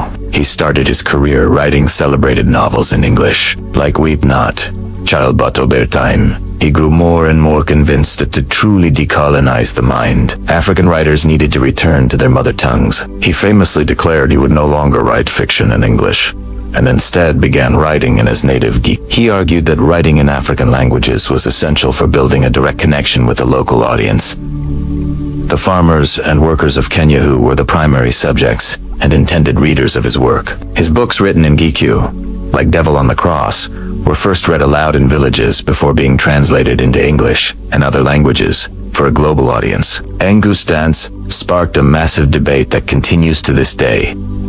Should an African writer use a colonial language or a native one? There is no easy answer. Both sides have powerful arguments. On one hand, writing in English, French, or Portuguese gives African writers immediate access to a global publishing industry and a massive international readership. It allows their ideas to cross oceans and enter into a global conversation. The works of authors like Chimamanda Ngozi Adichie, another brilliant Nigerian writer, have reached millions worldwide precisely because she writes in English. Her TED Talk, The Danger of a Single Story, is a direct, intellectual descendant of Akabe's mission, warning against simplistic, one-dimensional portrayals of Africa. Her novels explore issues of identity, feminism, and immigration with a nuance that resonates globally. Let's travel across the continent of Francophone Africa. Writers like Leopold Sédar Senghor of Senegal and Aimé Césaire of Martinique, who, while not African, was a key figure in this movement, developed the concept of Negro. They used the French language to celebrate black identity and culture, to assert their pride in the face of colonial racism. Senghor, who would later become the first president of Senegal, was a master poet in the French language. He used its lyrical qualities to evoke the beauty of the African landscape and the dignity of its people. Again, it was a case of taking the colonizer's language and making it sing a new song, a song of black pride and cultural affirmation. Mariama Ba, also from Senegal, wrote her powerful feminist novel So Long a Letter in French. The book takes the form of a long letter from a recently widowed woman, Ramatoula, to a friend. It offers a searing critique of patriarchy within her own society while navigating the complexities of modern life in Dakar. By writing in French, her intimate and revolutionary story was able to travel far beyond Senegal, inspiring women all over the world and becoming a foundational text of African feminist literature. The debate about language is not just an abstract, academic one. It has real-world implications. For many African nations, the colonial language is still the official language of government, business, and education. It's often the only language that connects diverse ethnic groups within a single country. So, for a writer, choosing to write in English or French can be a pragmatic choice to reach the widest possible audience, both at home and abroad. However, the concern raised by Ngugi Thiong'o remains potent. Does writing in a European language inadvertently reinforce the cultural dominance of the West? Does it create a literary elite that is disconnected from the majority of people who speak indigenous languages? These are the tensions that African writers navigate every day. But what is undeniable is the sheer power and impact of the literature that has emerged from this complex space. African writers using colonial languages haven't just been translating their experiences. They have been actively transforming the languages themselves. They've stretched their vocabularies, altered their syntax, and infused them with new rhythms and perspectives. The English language, for instance, is richer today because of the contributions of authors like Akabe, Soyinka, and added. They have provincialized Europe, showing that it is just one part of the world, not its center. Through their work, these writers have done more than just tell stories. They have reshaped our understanding of history, challenged stereotypes, and asserted the continent's rightful place in the global intellectual landscape. They took the very languages that we used to label, define, and dominate their people, and they turned them into instruments of liberation, creativity, and self-defense. They showed the world that Africa was not a land of silence, but a continent of countless stories waiting to be heard. And by choosing to tell those stories in languages that the world could understand, they forced the world to listen. This incredible literary movement demonstrates that culture is not a fragile thing that shatters on contact. It is resilient, adaptive, and endlessly inventive. The story of African literature and colonial languages is a testament to the power of the human spirit to find a voice, even in the most challenging of circumstances. It's a reminder that the narrative can always be reclaimed. Thank you so much for joining me on this journey today. If you found this topic as fascinating as I do, make sure to hit that like button and subscribe for more deep dives into culture and history. Drop a comment below with your favorite African author or a book that changed your perspective. I'd love to hear from you. See you in the next video. Have you ever thought about what really connects a continent as diverse as Africa? We often hear about shared history, culture, and aspirations. But today, I want to talk about something a bit more controversial, yet undeniably practical. The role of colonial languages in building Africa's modern economy. It's a complex topic, but stick with me, because it's a fascinating one. Let's start with a basic fact. Africa is home to over 2,000 distinct languages. This linguistic diversity is a beautiful testament to the continent's rich cultural tapestry. However, from a purely economic perspective, it can present a significant challenge. Imagine trying to negotiate a trade deal when every few hundred kilometers, the language changes completely. This is where paradoxically, the languages left behind by colonial powers, primarily English and French, stepped in to fill a gap. Now, let's be crystal clear. The colonial era was marked by exploitation and profound injustices. The imposition of these languages was part of a system of control, and we can't and shouldn't ignore that history. But history is complex. Sometimes, the tools of an oppressive system can be repurposed and used for new, constructive goals. In post-independence Africa, these shared languages became unintentional but powerful tools for something new. Pan-African economic integration. Think about the nuts and bolts of a modern economy. Let's take airlines. An airline like Ethiopian Airlines, one of the continent's giants, flies to dozens of African countries. Its pilots, cabin crew, and air traffic controllers in Addis and Abidjan need a common language for safety and operational efficiency. That language is overwhelmingly English, the international language of aviation. This isn't a choice driven by colonial nostalgia. It's a pragmatic decision that allows a Nigerian pilot to communicate clearly with a South African air traffic controller, ensuring the safety of hundreds of passengers from all over the continent. This shared linguistic framework is the invisible infrastructure that keeps Africa's skies connected. The same principle applies to the financial sector. Think about major African banking groups like EcoBank or Standard Bank. They operate across dozens of countries, from Francophone West Africa to Anglophone Southern Africa, for their internal operations, for high-level strategy meetings, for creating standardized financial products that work in multiple markets.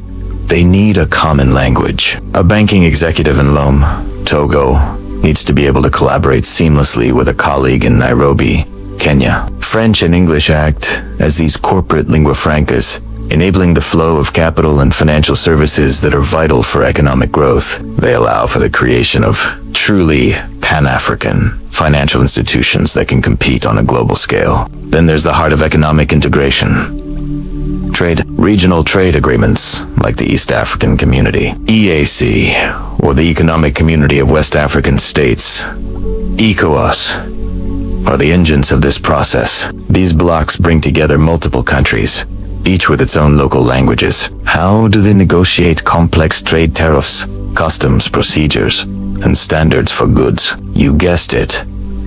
In the EAC, English is the official language, allowing officials from Kenya, Tanzania, Uganda, Rwanda, Burundi, and South Sudan to sit at the same table and hammer out deals. In ECOWAS, English, French, and Portuguese are the official languages, bridging the linguistic divide between countries like Nigeria and Senegal. Let's make this more personal. Imagine a Ghanaian entrepreneur.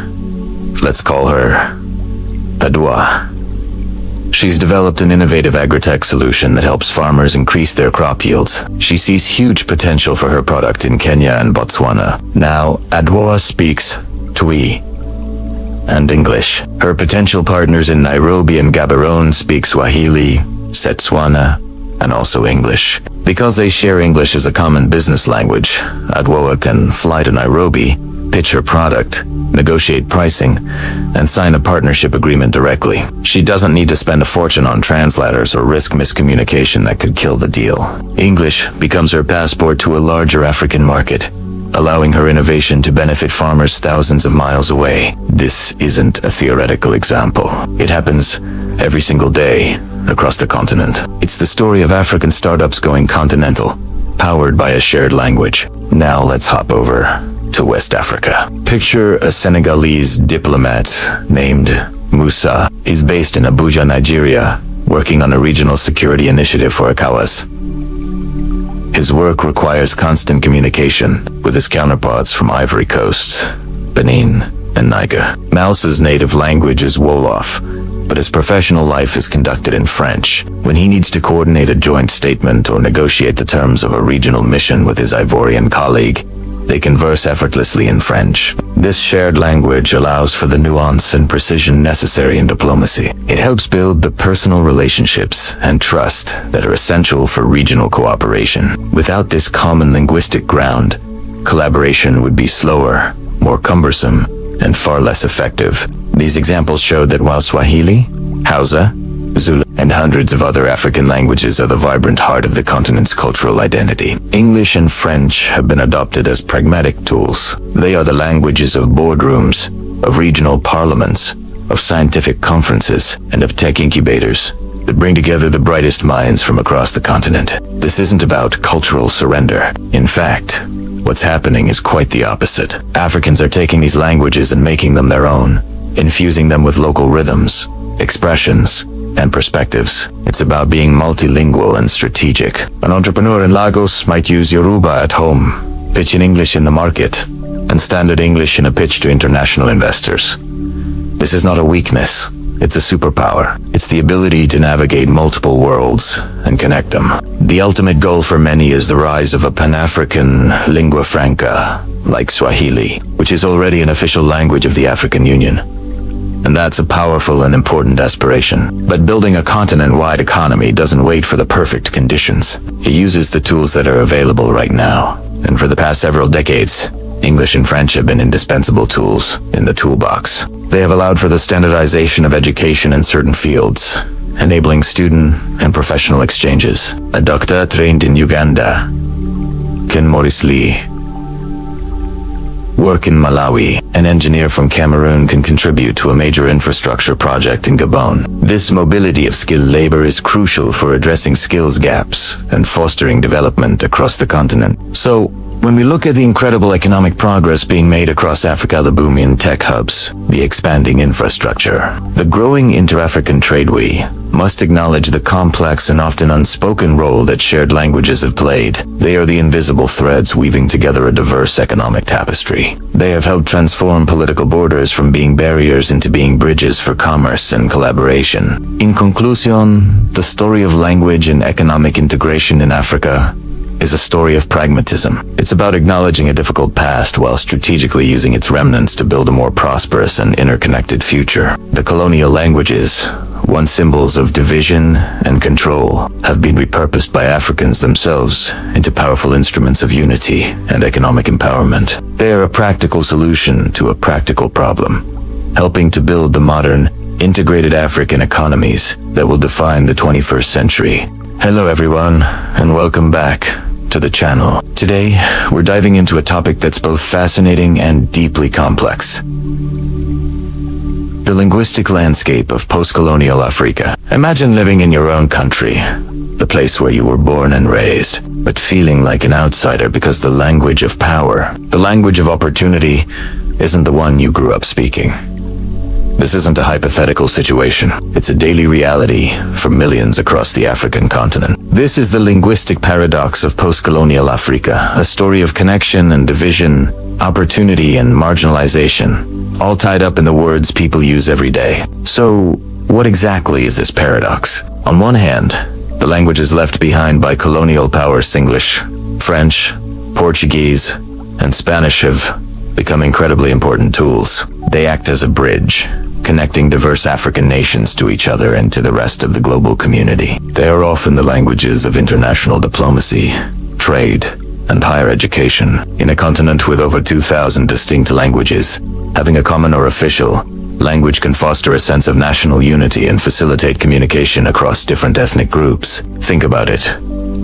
A person from northern Nigeria and a person from the south might not share a local language, but they can often communicate in English. This creates a practical link that is essential for a cohesive nation. Yet, the paradox remains. This is where the story gets more complicated. While colonial languages connect African nations, internationally and sometimes even nationally, they can still marginalize indigenous languages locally. The very tool that forges connection on a macro level can create deep divisions on a micro level. The languages that have been spoken on the continent for centuries, the languages that carry culture, history, and identity, are often pushed to the sidelines. This isn't just about what's spoken in the home. It's about what's recognized in the halls of power. It's a subtle, yet powerful, form of exclusion. Let's look at how this plays out in real life. In many countries, government services operate primarily in European languages. This means that to access basic public services,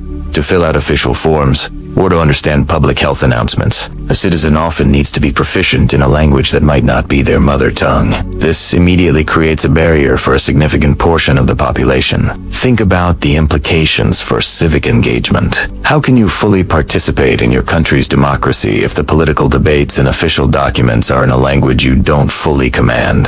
The same pattern is visible in the legal systems of many post-colonial African nations. Court proceedings, legal documents, and legislation are almost exclusively drafted and debated in European languages. This creates an enormous disadvantage for citizens who speak indigenous languages more fluently. If you're on trial, or if you're trying to understand a contract, and you can't grasp the linguistic nuances of the proceedings, are you truly receiving equal justice? The law is meant to be accessible to all, but when it's written in a foreign tongue, it can become a tool of confusion rather than clarity, effectively excluding a large part of the population from one of their most fundamental rights. This linguistic hierarchy extends into the realm of education, particularly at the university level. While primary education might be available in local languages, higher education is almost always conducted in a European language. This means that to get a university degree and access the professions that come with it, a student must master a language that is not their own. This system inherently favors those from urban centers or wealthy families who have had more exposure to these languages from a young age. A brilliant student from a rural village,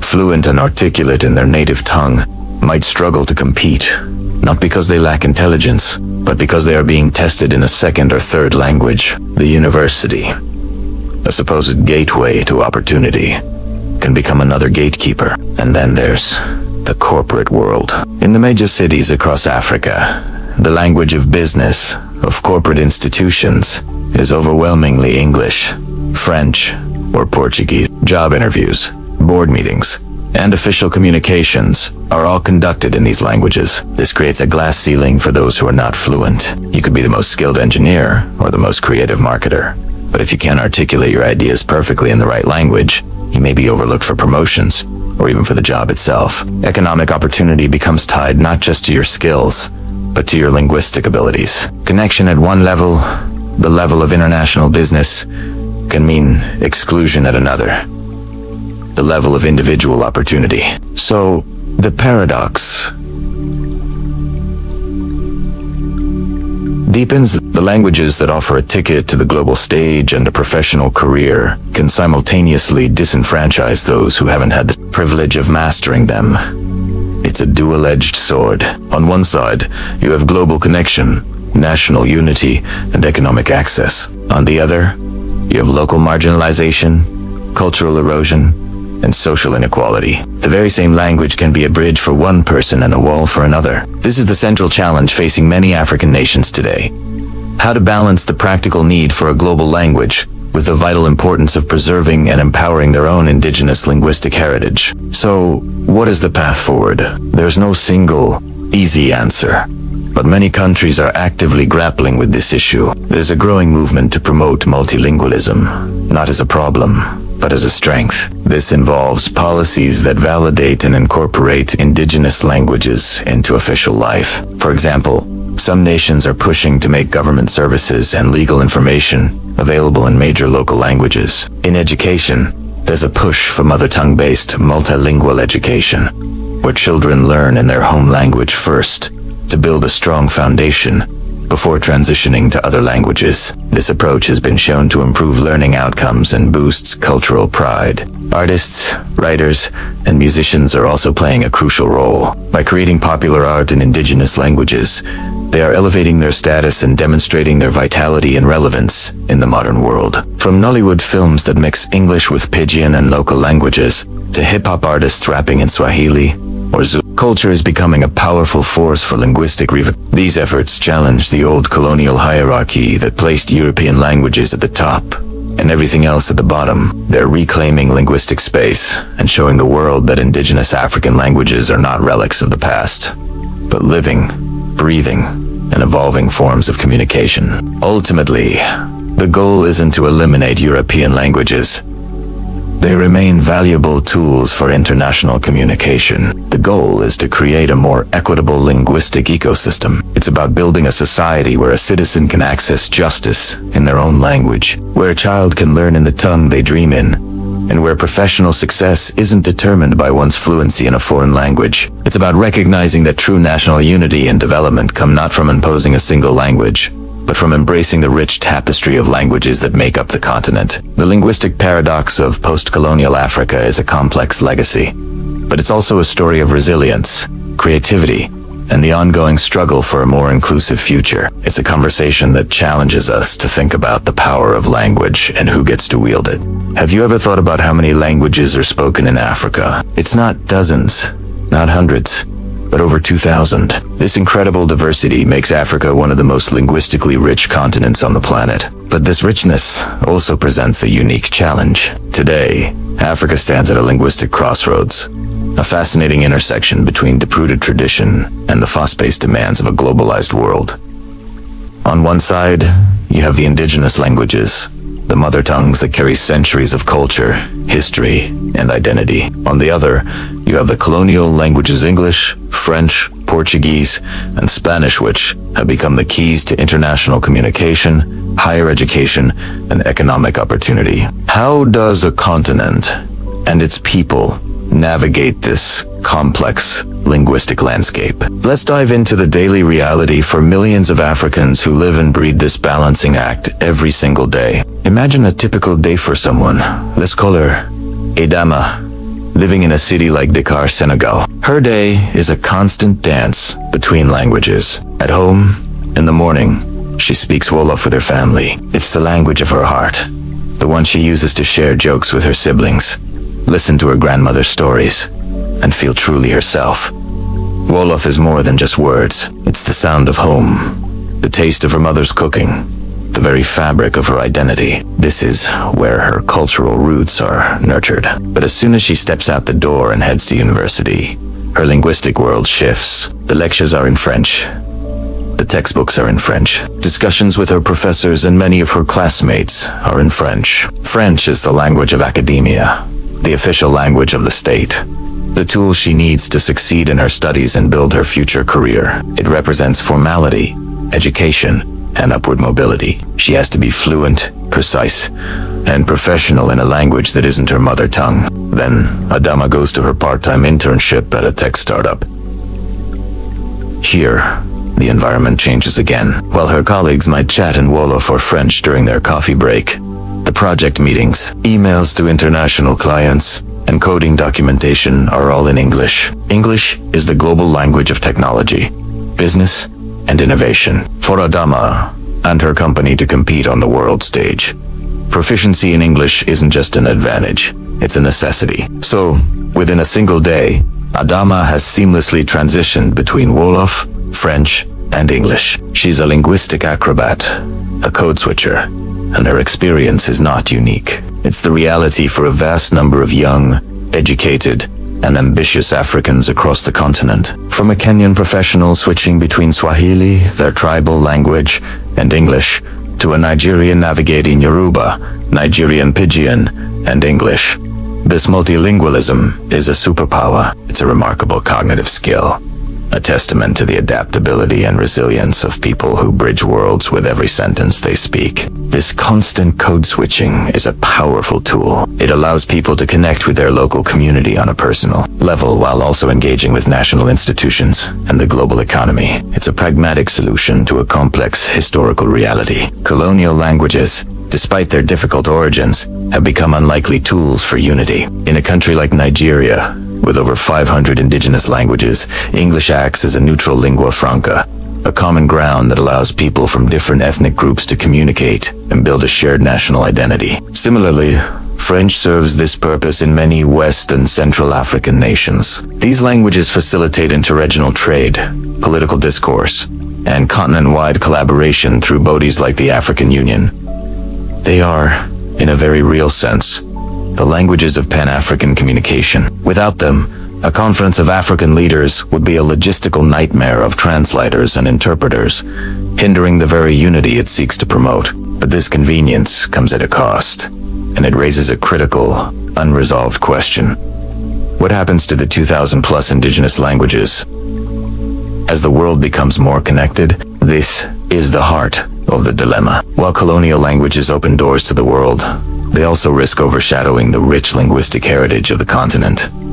The pressure is immense. In many places, speaking English or French is seen as a sign of being educated and modern, while speaking an indigenous language can sometimes be stigmatized, viewed as rural or unrefined.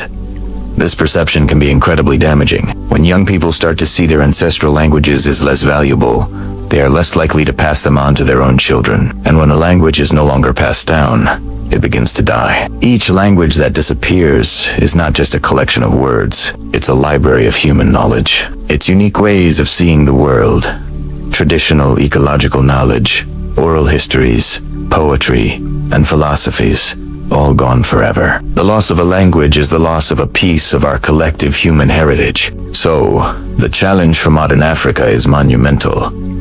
How to preserve this incredible linguistic diversity while ensuring its people can thrive in a globalized world. It's not a simple choice between one or the other. The solution must be both and, not either or.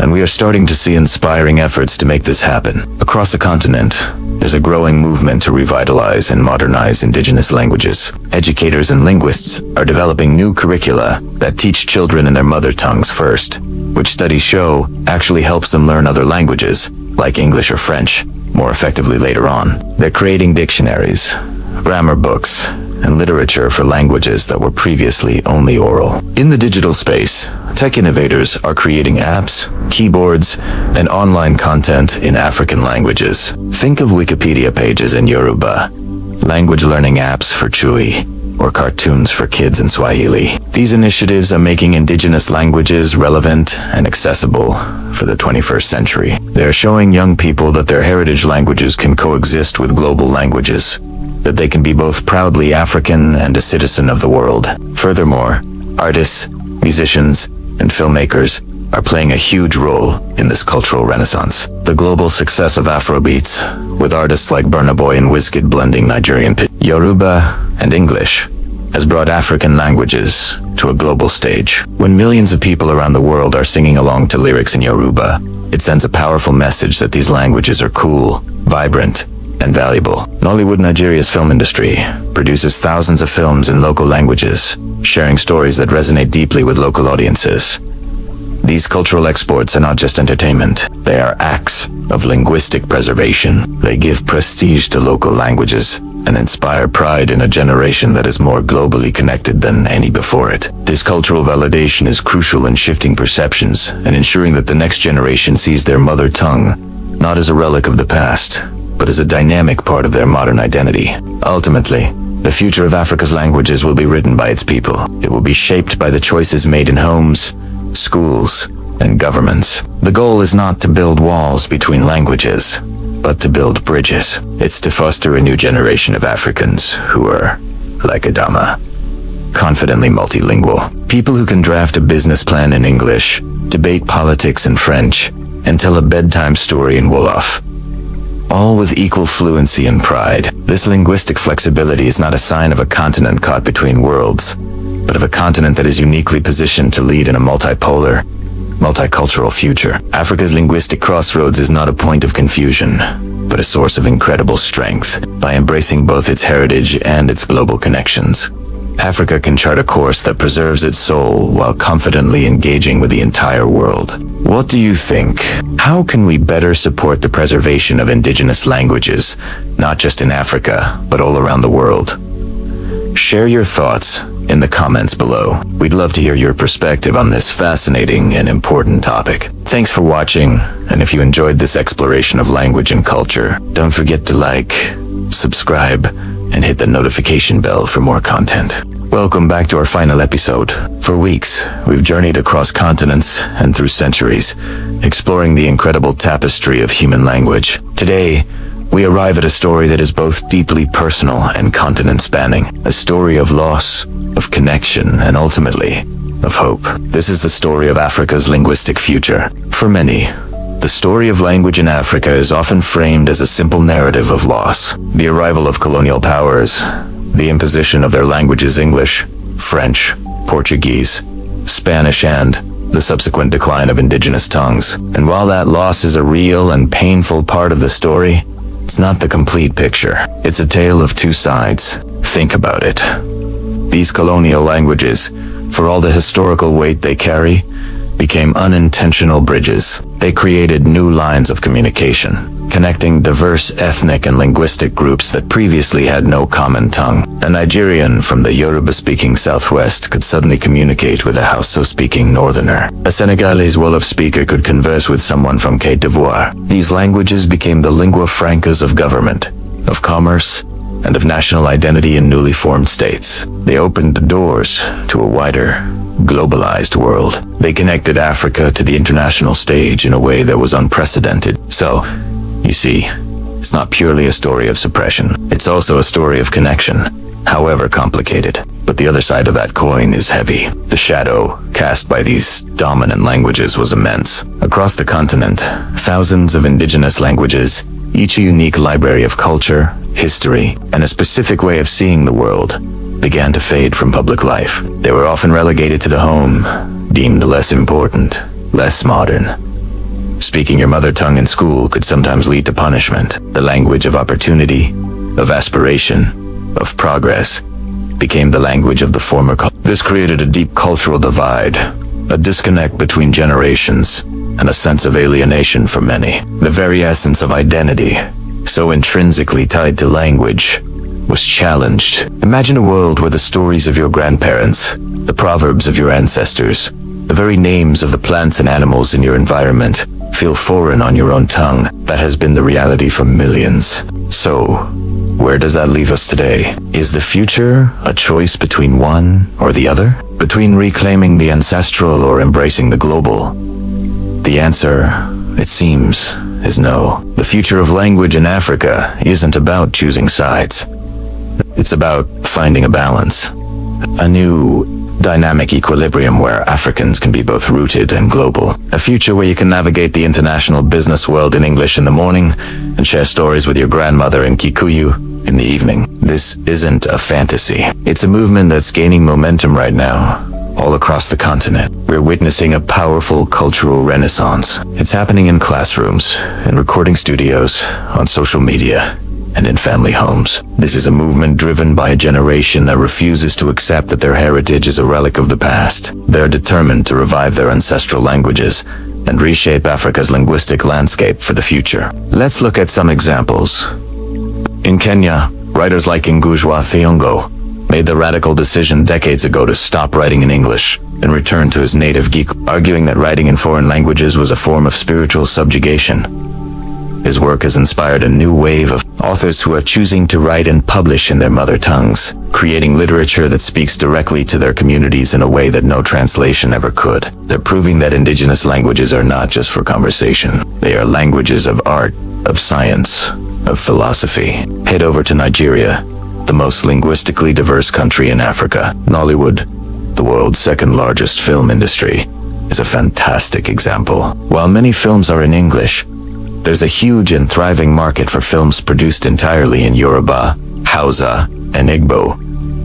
These films are not just entertainment, they are cultural touchstones, preserving dialects, idioms, and traditions for a massive audience, both at home and in the diaspora. They make the languages cool, relevant, and visible. And then there's the digital frontier. Technology, once seen as a homogenizing force, is now being harnessed to save languages. Young tech entrepreneurs are developing language learning apps for languages like Swahili, Zulu, and Twi.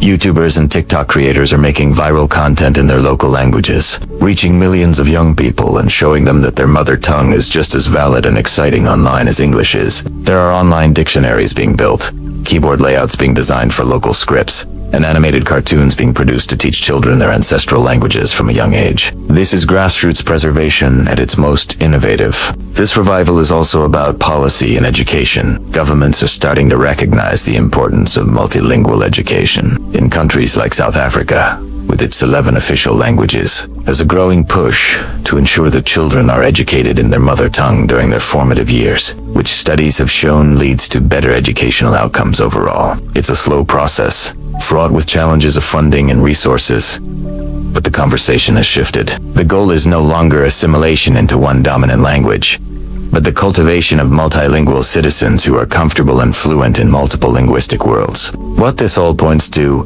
is a new vision of what it means to be African in the 21st century. It's a vision that embraces complexity.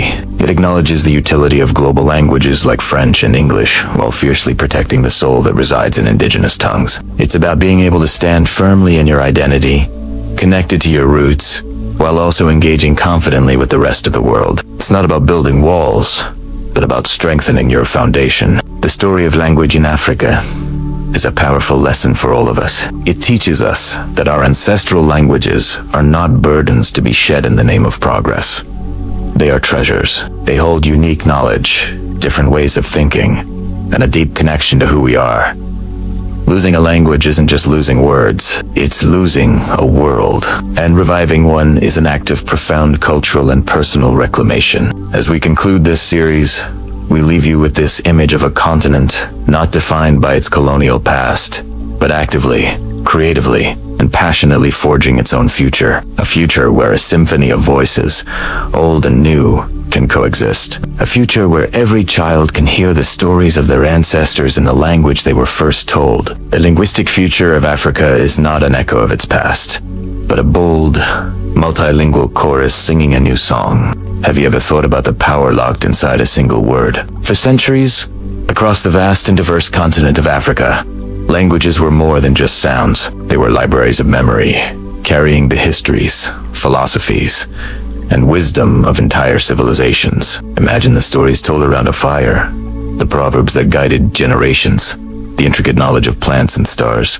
all passed down not in books, but through the living, breathing medium of ancestral tongues. From the rhythmic clicks of the Khoisan languages in the south to the rich tonal systems of Yoruba in the west, these languages were vessels of identity, each one a unique map of a people's soul. They held a collective memory of triumphs and tragedies, the secrets of survival, the very essence of what it meant to belong. This was a world built on oral tradition, where your history was as close as the voice of an elder, and your culture was woven into the very fabric of how you spoke. Then, the world changed. The arrival of colonial powers brought with it not just new borders and new rulers, but a new hierarchy of language. European languages English, French, Portuguese, Chulmanwar, declared the languages of power, of education, of progress. In schools across the continent, African children were taught to read and write in a foreign tongue. Speaking their own language was often punished, ridiculed, and systematically devalued. This wasn't just an educational policy, it was a profound psychological assault. It created what scholars call linguistic shame, a deep-seated feeling that your own mother tongue, the language of your home and your heart, was somehow inferior, backward, and worthless. Generations grew up believing that success meant abandoning their linguistic heritage, that to be modern was to sound European. The languages that had once carried the wisdom of civilizations were now relegated to the kitchen, the village market, the whispers between elders, deemed unfit for the new world being built around them. But here's the thing about culture, about human identity. It is incredibly resilient. History is not a permanent state. It's a story that is constantly being rewritten. Even as colonial languages dominated public life, ancestral tongues survived. They went underground, preserved in homes, in sacred ceremonies, and in the hearts of those who refused to forget. They became a quiet form of resistance, a secret garden where cultural roots could remain nourished. People found ingenious ways to hold on. They adopted new hybrid languages, or creoles, emerged, blending indigenous and European elements to create vibrant new forms of expression. Think of Sheng in Kenya or Pidgin English across West Africa. These weren't just broken versions of a colonial language. They were a testament to the creativity and adaptability of people navigating a complex new reality. They were forging new identities, refusing to be erased, proving that even under immense pressure, a culture will find a way to speak its truth. This period of survival and adaptation laid the groundwork for what was to come. And today, across the continent, something remarkable is happening. A quiet revolution is underway. It's a movement not fought with weapons or protests in the streets, but with words, with art, and with technology. This is the reclamation of the tongue. A new generation of Africans is looking back to their linguistic roots, not as a source of shame, but as a source of power and pride. You see it everywhere. Musicians like Burna Boy and Shoma Josie are taking their indigenous languages to global stages, their lyrics weaving together local dialects with global beats. Writers are choosing to publish novels and poetry in languages like Igbo, Wolof, and Gikuyu, creating a new wave of modern African literature. On social media, digital activists are creating apps, online dictionaries, and YouTube channels to teach and preserve their languages for a new, digitally native generation. Education systems are slowly but surely being reformed. Countries are beginning to recognize the immense cognitive and cultural benefits of mother tongue instruction, rewriting curriculums to place African languages back at the center of learning. This isn't about rejecting the modern world, it's about enriching it. So, what does it truly mean to reclaim the tongue? It means more than just learning old words. It's about rebuilding identity on your own terms. It's about healing a deep historical wound and declaring that your heritage has value. It's a powerful act of decolonization, not of land, but of the mind. By bringing these languages back into schools, into music, into literature, and into daily life, a new vision for the future is being forged, one where a deep connection to ancestral wisdom coexists beautifully with modern progress and global connectivity. It's a future where an African child can code in Python and also tell stories in Yoruba, where a scientist can publish a paper in English and also compose poetry in Swahili. This is the revolution that is being fought and won with words. It is a declaration that every language is a universe, and no universe deserves to be lost. Hello everyone, and welcome back to the channel. Today, we're diving into a topic that's incredibly important but often flies under the radar: the silent extinction of the world's languages. It's a crisis happening right now, in every corner of the globe, and it's happening faster than you might think. Imagine a library, a vast, ancient library filled with thousands of books. Each book contains the unique history, wisdom, and culture of a people. Now, imagine someone telling you that in the next few decades, half of those books will turn to dust. Their stories lost forever. That's exactly what's happening to our languages. Linguists are sounding the alarm, estimating that nearly half of the world's approximately 7,000 languages could vanish within this century. That's about one language disappearing every 2 weeks. Think about that for a second. By the time you finish watching this video, another piece of our collective human heritage could be closer to extinction. So what does it mean when a language dies? It's not just a collection of words and grammar rules that we lose. We lose an entire way of seeing the world. Languages are the DNA of cultures. They carry stories, jokes, ancestral knowledge, unique scientific observations, and ways of understanding life that have been passed down for generations. When a language is lost, it's like a star winking out in the night sky. The universe of human thought becomes a little bit darker, a little less diverse. This isn't a problem for some distant future. It's happening right now. Let's take a look at Africa, a continent that is a treasure trove of linguistic depth. It's home to over 2,000 distinct languages, representing about a third of the world's total. This incredible variety is a testament to the continent's rich and complex history. From the cliques of the Khoisan languages in the south to the vast Bantu families spreading across the center and east. Africa is a living museum of human expression, but this treasure is under serious threat. Many of these indigenous languages are spoken by small, often isolated communities. We're not talking about millions of speakers. Sometimes it's just a few thousand, a few hundred, or in the most critical cases, just a handful of elderly individuals. When a language is spoken by such a small number of people, its survival hangs by a very thin thread. The core of the problem is something linguists call language transmission. A language can only survive if it is passed from one generation to the next. It has to be the language of the playground, the lullaby sung to a baby, the stories told around a fire. In short, a language lives only when children speak it. But what was seen across Africa, and indeed the world, is a massive shift. Economic pressures, globalization, and the perceived prestige of dominant languages like English, French, or Swahili are creating a powerful pull. Parents, wanting the best for their children, often encourage them to learn a language that they believe will offer better job prospects and social mobility. They might see their own native tongue as something of the past, not of the future. Schools often teach exclusively in a national or official language, pushing indigenous languages to the margins. Children grow up associating the language of their grandparents with home and tradition, but the language of the outside world of commerce, technology, and opportunities different. As younger generations shift toward these dominant languages, the chain of transmission weakens. They might understand their ancestral language when their elders speak it, but they don't use it themselves. They don't speak it with their friends, and crucially, they don't pass it on to their own children. And once that chain is broken, it is incredibly difficult to repair. Without new speakers, even the richest linguistic heritage, a heritage that may have survived for thousands of years, can fade into silence within a single generation. Let's consider an example. In Nigeria, a country with over 500 languages, many are endangered. The language of Koro, for instance, is spoken by a shrinking community. As young people move to cities for work and education, they adopt Hausa or English, the dominant languages of the region. The elders who remain in the village are the last fluent speakers, and teach them the unique knowledge encoded in Colonial about local plants, traditional medicine, and oral histories is at risk of being lost forever. This isn't just about nostalgia or sentimentality. The loss of linguistic diversity has real-world consequences. Many indigenous languages contain sophisticated knowledge about the local environment. For example, a language might have dozens of specific words for different types of rain or soil, reflecting a deep ecological understanding built over centuries. This is invaluable data for scientists studying biodiversity and climate change. When the language disappears, that knowledge often disappears with it.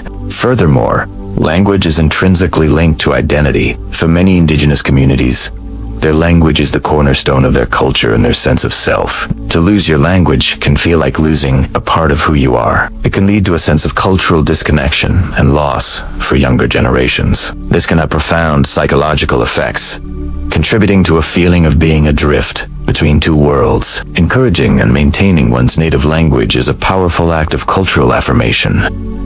It's a way of saying, we are here, our history matters. Our way of seeing the world is valid. So, is the situation hopeless? Absolutely not. All around the world, there are incredible efforts underway to revitalize and protect endangered languages. These are often grassroots movements, led by the communities themselves. They are creating dictionaries, recording elders, and developing language nests immersion preschools, where young children are spoken to exclusively in the endangered language. These programs are based on a simple but powerful idea. To save a language, you have to create new speakers. Technology is also playing a surprising role. Mobile apps, websites, and social media are being used to teach and promote indigenous languages. Community radio stations broadcast in local tongues, giving them a modern platform and reaching a wider audience. These initiatives are fighting back against the idea that indigenous languages are relics of the past. They are showing that these languages can be modern, vibrant, and relevant in the 21st century. For example, in Kenya, revitalization efforts for the Suba language, which was nearly lost to the dominant Luo, have started to show success through community-led classes and cultural festivals. In South Africa, organizations are working to document and promote the NUA language, which is spoken by only a few elderly women. They record their stories and songs, creating a precious archive for future generations and for linguists to study. So what can we do? First, we can raise awareness. We can talk about this issue, share stories, and support the organizations working on the front lines of language review. If you come from a community with a minority language, take pride in it. Try to learn a few words or phrases. Encourage its use. Every single speaker counts. For the rest of us, we can cultivate a sense of respect and curiosity for linguistic. When you travel, try to learn a few basic phrases in the local language beyond just hello and thank you. It's a sign of respect and an acknowledgement of the cultural richness of the place you are visiting. Support media, books, and music in different languages. Let's celebrate the beautiful tapestry of human voices, not let it fade into a monotone. The world is a much more interesting, more vibrant, and more knowledgeable place because of its 7,000 languages. Each one offers a unique window into the human experience. Losing them would be an irreversible tragedy, a self-inflicted wound on the body of our collective human culture. The fight to save them is a fight for memory, for identity, and for the full, brilliant spectrum of human thought. Let's make sure that future generations get to hear these voices and learn from their wisdom. Thank you so much for watching. Please give this video a thumbs up and share it to help spread the word. And don't forget to subscribe for more content that explores the fascinating complexities of our world. See you in the next one. Have you ever thought about the language you think in? For many of us, it's a given, something we absorb from the world around us without a second thought. But what if your language, the very framework of your thoughts, was on the brink of disappearing? What if the words your ancestors used to describe the world, to tell stories, to express love and sorrow, were fading into silence? This isn't a hypothetical question. For hundreds of indigenous communities across the globe, it's a painful reality. But today, we're not just talking about loss. We're talking about a powerful, vibrant, and deeply inspiring movement. The fight for linguistic sovereignty. For centuries, colonization, forced assimilation, and policies of cultural erasure have waged a war on indigenous languages. In North America, the infamous boarding school system systematically punished children for speaking their native tongues. The goal was explicit: to sever the connection to culture, family, and identity.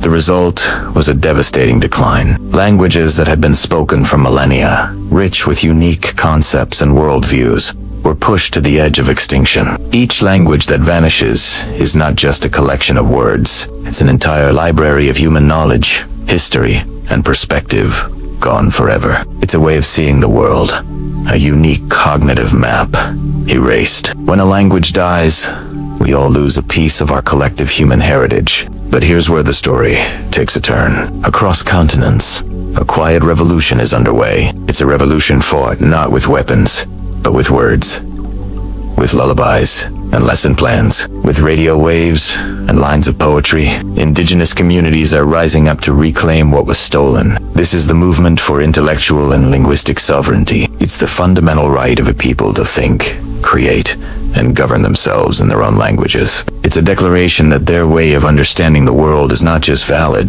but vital. So, what does this revolution look like on the ground? It's multifaceted and incredibly creative. Let's start with the youngest generation. In communities from the deserts of Arizona to the forests of Canada, Language immersion schools are becoming beacons of hope. Picture this: young children, from preschool age upwards, spending their entire day learning, playing, and growing in their ancestral language, math, science, history, all taught through a linguistic lens that has been part of their land for thousands of years.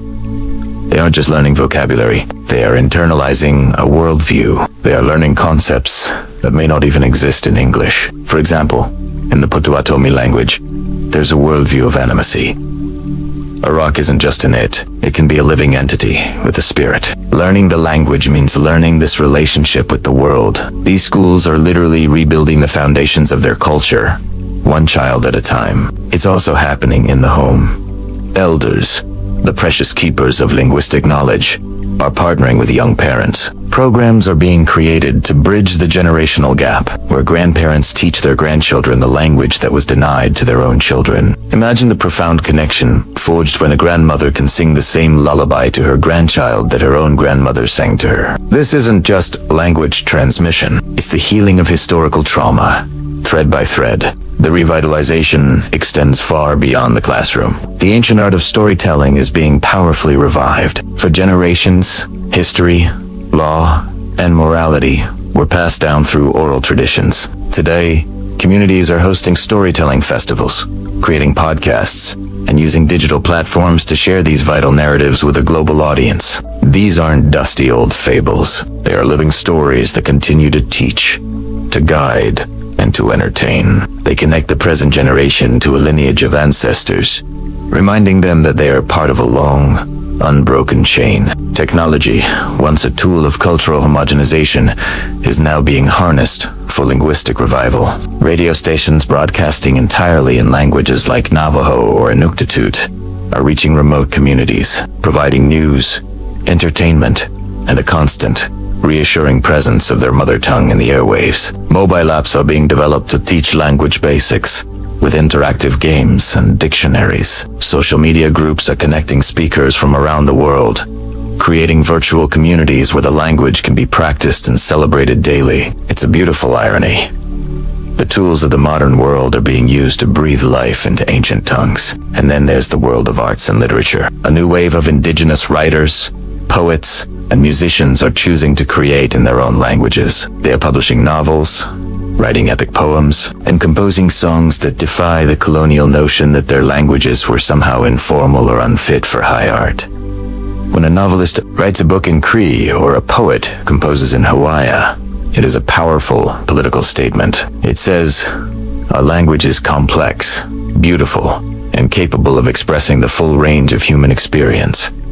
It carves out a space for their intellectual tradition in a world that has long tried to silence it. These creative works aren't just for their own communities. They are gifts to the world, offering new perspectives and new ways of feeling. It's crucial to understand that this movement is not about nostalgia. It's not about trying to turn back the clock or reject the modern world. It is about the future. It's about intellectual sovereignty, the right to think in one's own linguistic framework.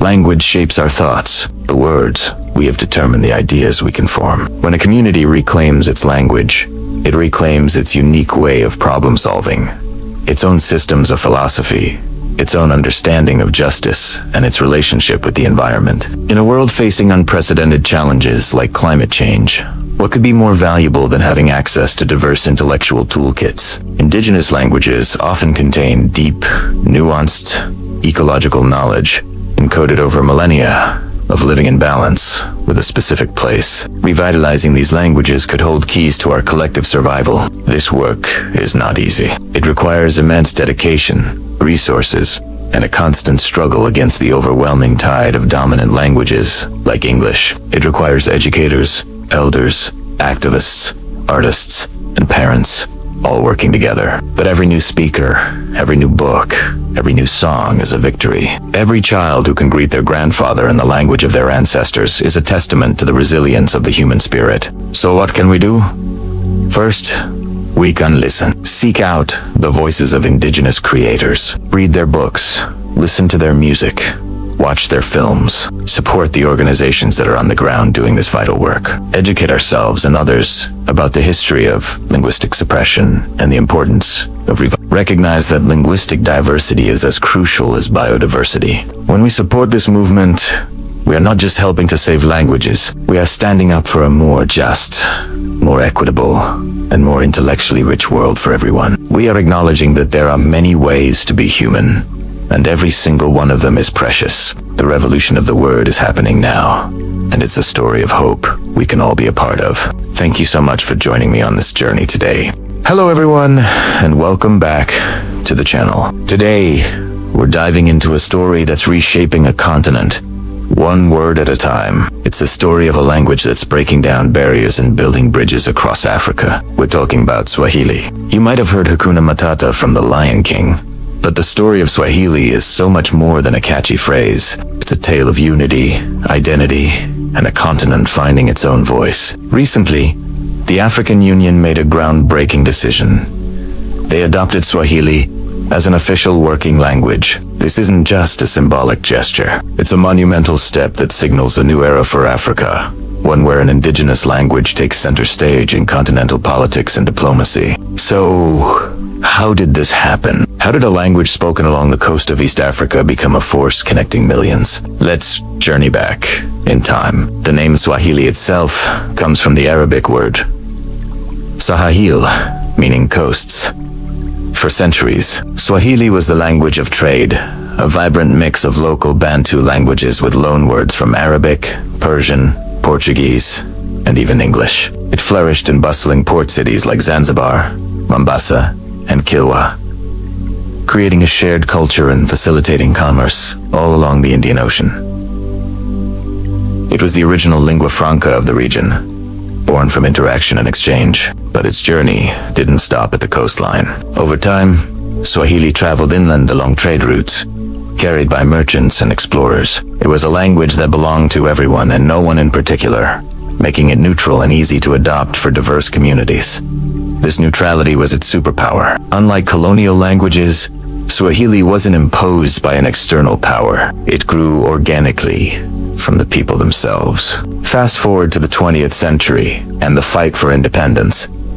Visionary leaders saw Swahili's potential. In Tanzania, Julius Nyerere, the nation's founding father, championed Swahili as a tool for national unity. He envisioned a country where over 120 different ethnic groups could communicate and build a shared identity through a common African language. He made Swahili the national language, integrated it into the education system, and promoted it in government and media.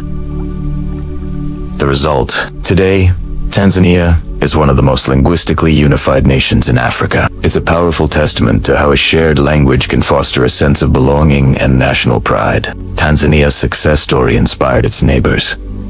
In Kenya, Swahili is a co-official language alongside English, widely spoken in cities and rural areas alike. It's the language you hear on the streets, in the markets, and on the radio. In Uganda, it was recently made a compulsory subject in schools, a move aimed at strengthening ties with the broader East African community, and its reach extends even further. In the vast Democratic Republic of Congo, Swahili is one of the 4 national languages, connecting the eastern part of the country with its neighbors. From the shores of the Indian Ocean to the heart of Central Africa, Swahili has become the thread that weaves a diverse tapestry of peoples together. An estimated 200 million people now speak Swahili, making it one of the most widely spoken languages in Africa. This incredible growth hasn't gone unnoticed. As African nations work more closely together, the need for a common language and African languages become more apparent. This is where the African Union's decision comes in. By adopting Swahili, the O is sending a powerful message. It's saying that Africa has its own tools for communication, its own instruments for unity. For decades, continental business has been conducted primarily in colonial languages like English, French, and Portuguese. While these languages are important, relying on them exclusively reinforces a legacy of dependency. Adopting Swahili is an act of decolonization. It's about creating a space where Africans can discuss African problems and find African solutions in an African voice. Think about the practical implications. When delegates from different countries can communicate directly in Swahili, It streamlines diplomacy. It fosters a deeper sense of camaraderie and shared purpose. It also opens up incredible opportunities for trade, culture, and education across the continent. Imagine a future where a student from Mozambique can study in a university in Kenya without a language barrier, or a business person from Rwanda can easily negotiate a deal in the DRC. Swahili makes this future possible. Moreover, the rise of Swahili is empowering a new generation. It's a language of music, from the infectious beats of bongo flava in Tanzania to the vibrant rhythms heard across the region. It's the language of film, with a growing industry producing content for and by Africans. It's the language of literature, with a rich tradition of poetry and prose. This cultural explosion is not just entertainment. It's a celebration of African identity. It shows the world that African languages are dynamic, modern, and capable of expressing the full range of human experience. Promoting Swahili is also an investment in the future. As Pan-African integration deepens through initiatives like the African Continental Free Trade Area, a common language will be a critical asset. It will lubricate the wheels of commerce and connect markets in unprecedented ways. It represents a practical step towards the dream of a more united and prosperous Africa. A dream held by Pan-African thinkers for generations. Of course, the journey isn't over. The implementation of Swahili as a working language in the O will require resources, investment in translation and interpretation, and a commitment to teaching it more widely.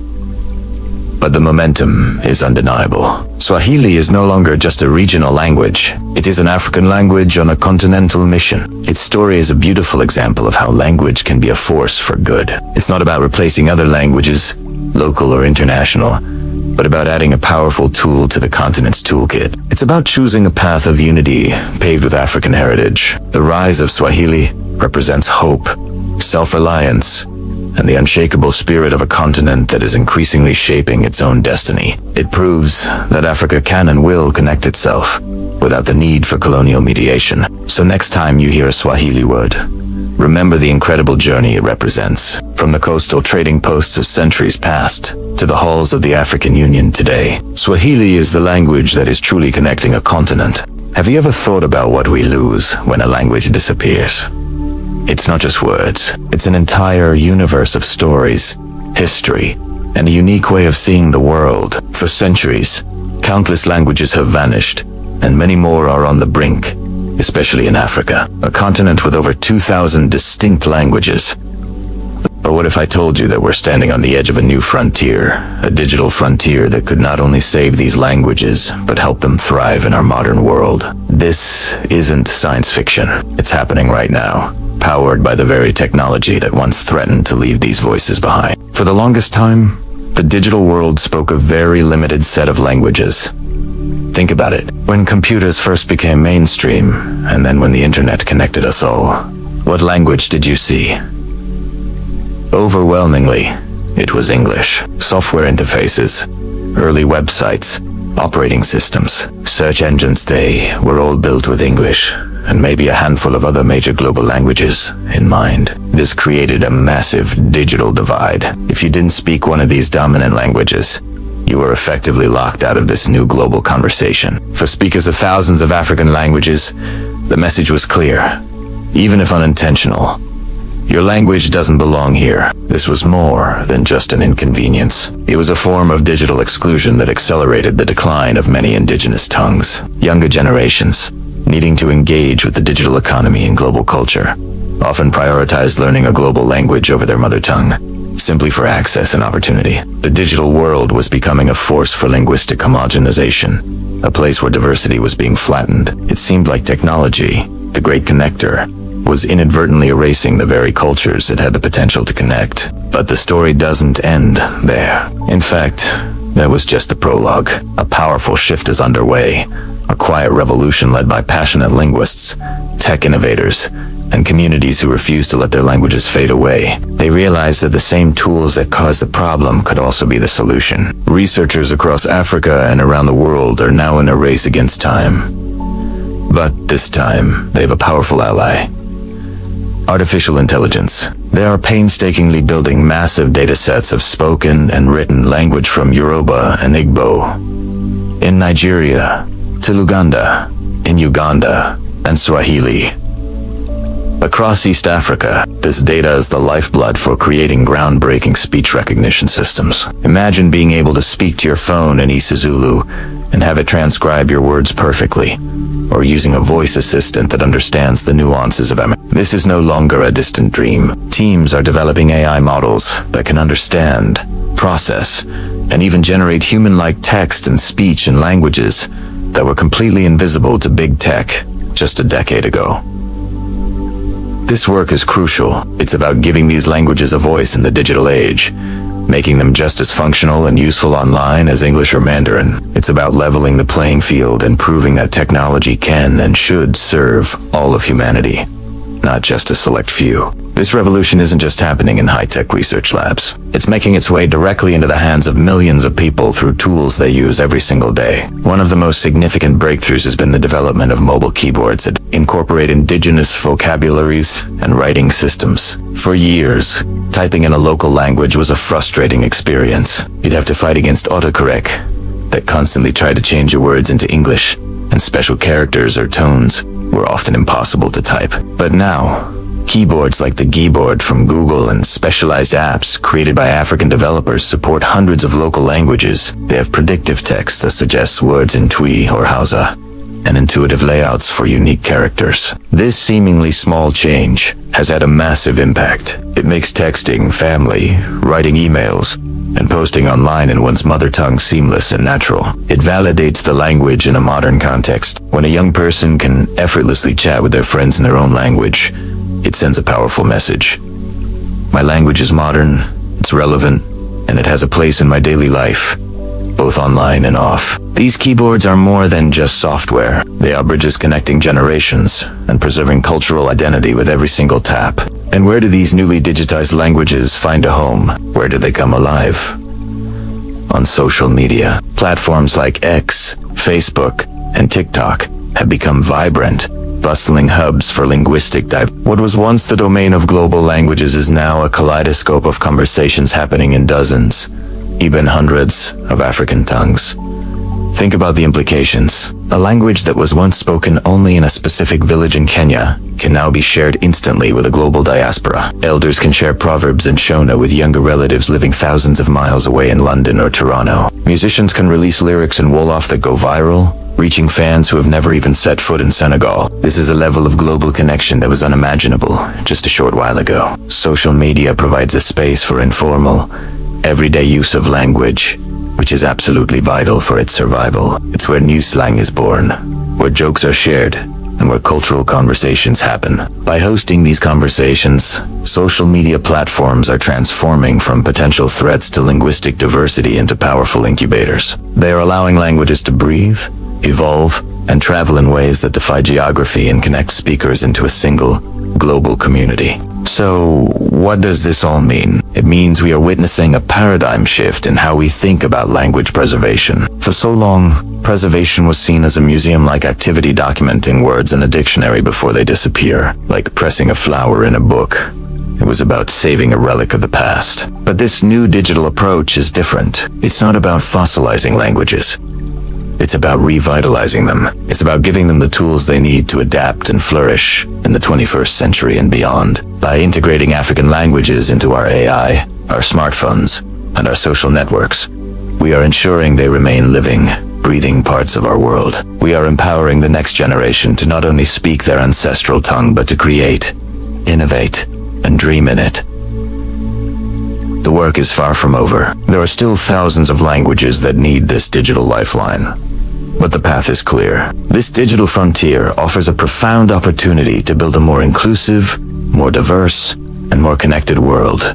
One where every voice, in every language, has a place and can be heard. It's a future where technology serves not to erase our differences, but to celebrate them. Thank you so much for joining me on this journey into the digital preservation of African languages. It's a topic that's incredibly close to my heart, and I hope it's inspired you too. If you found this interesting, please hit that like button and consider subscribing for more stories about how technology is changing our world in amazing ways. What are your thoughts on this? Do you speak a language that's finding a new life online? Let me know in the comments below. I'd love to hear from you.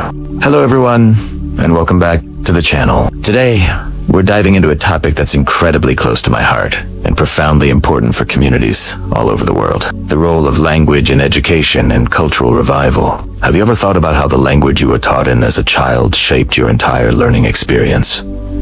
For many, it's a given, but for millions, the classroom is the first place they encounter a language that isn't their own, and this has massive implications. Let's start with a bold statement. Education is one of the most critical battlegrounds for linguistic revival. When a community's language is pushed out of the classroom, it's often the first step towards it fading from public life. But when it's embraced, it can be the single most powerful tool for revitalization. So, why is this so important? It all starts with the youngest learners. Countless studies from organizations like UNESCO have consistently shown that children learn best when they are taught in their first language, their mother tongue, especially during their early years of schooling. Think about it from a child's perspective. You arrive at school, a new and sometimes intimidating environment. If the teacher is speaking a language you understand, one you use at home with your family, the world of learning opens up. Concepts are easier to grasp, questions are easier to ask, and the fear of making mistakes is significantly lower. When education begins in a familiar language, comprehension skyrockets. Instead of spending mental energy just trying to decipher the words being said, a child can focus on the actual subject matter, the math problem, the science concept, the historical story. This builds a much stronger foundation for all future learning. It's like building a house. If your foundation is solid, you can build a skyscraper. But if it's shaky, the whole structure is at risk.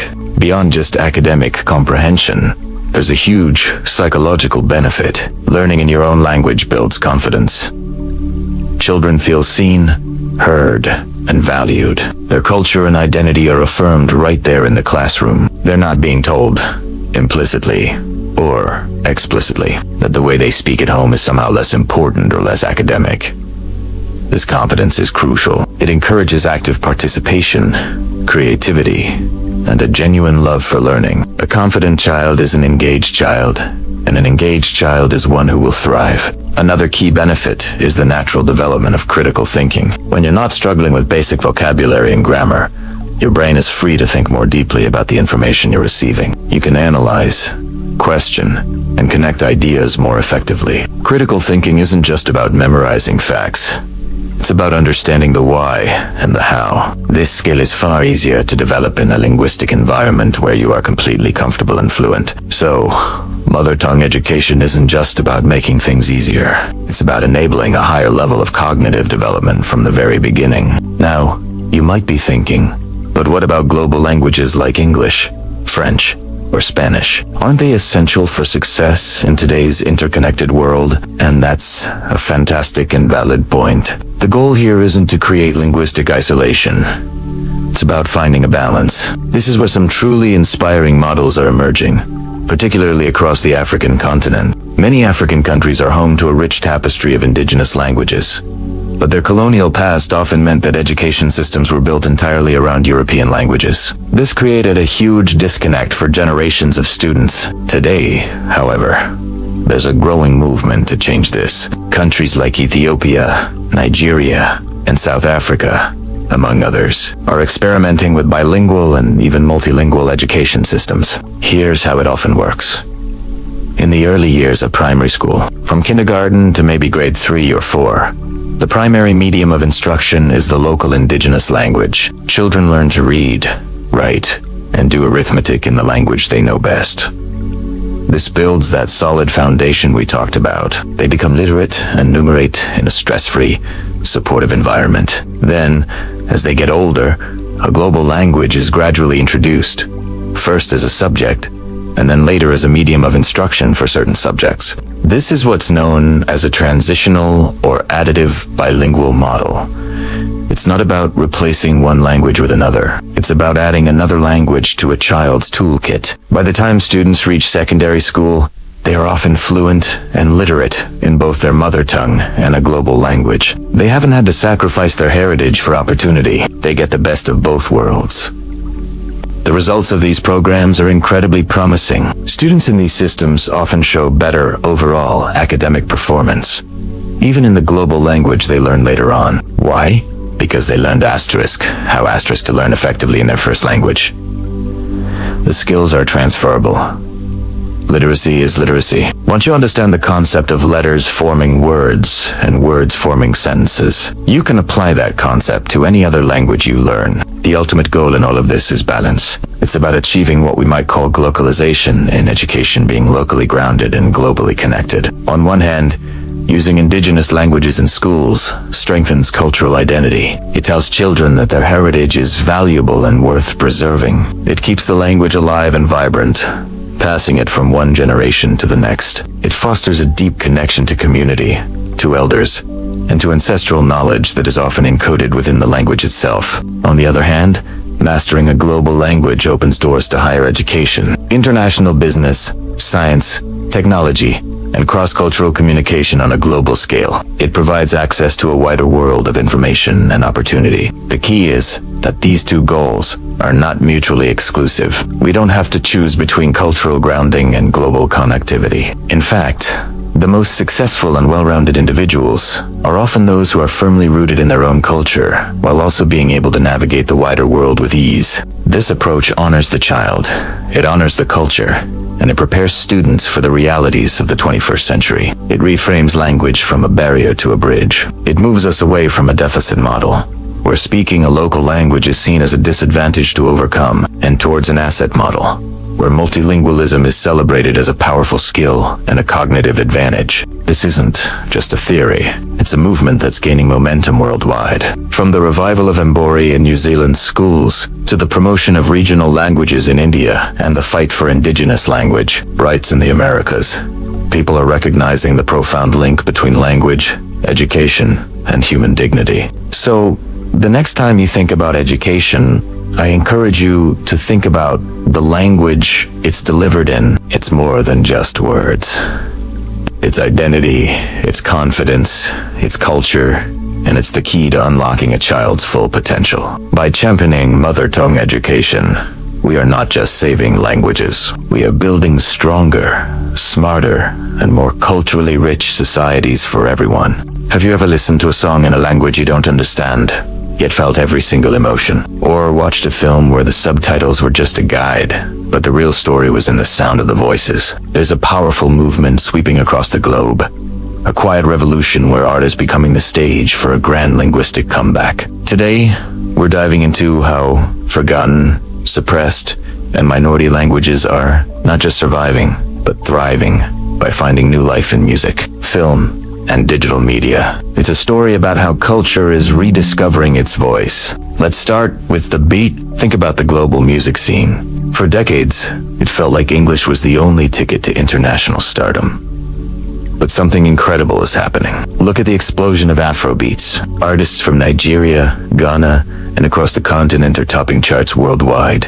And they're not watering down their sound. They are proudly infusing their music with languages like Yoruba, Igbo, Twi, and Swahili. Take Burna Boy, for example. He seamlessly blends Yoruba and Nigerian pidgin with English, creating a sound that's both deeply rooted in his heritage and universally infectious. When he won a Grammy, it wasn't just a win for him. It was a win for a new era of music where linguistic authenticity is celebrated, not hidden. Or think of artists like Sauti Sol from Kenya, whose beautiful harmonies in Swahili have captivated audiences from Nairobi to New York.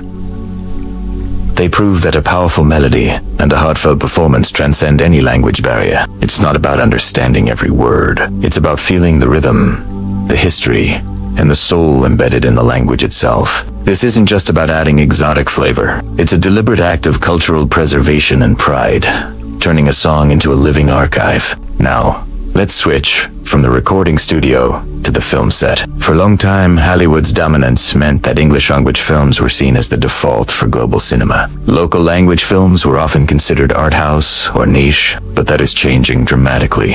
We're witnessing a cinematic renaissance where filmmakers are choosing to tell their stories in their own tongues, and the world is paying attention. The success of a film like Parasite from South Korea was a watershed moment. Director Bong Joon-ho famously said, "Once you overcome the one-inch-tall barrier of subtitles, you will be introduced to so many more amazing films."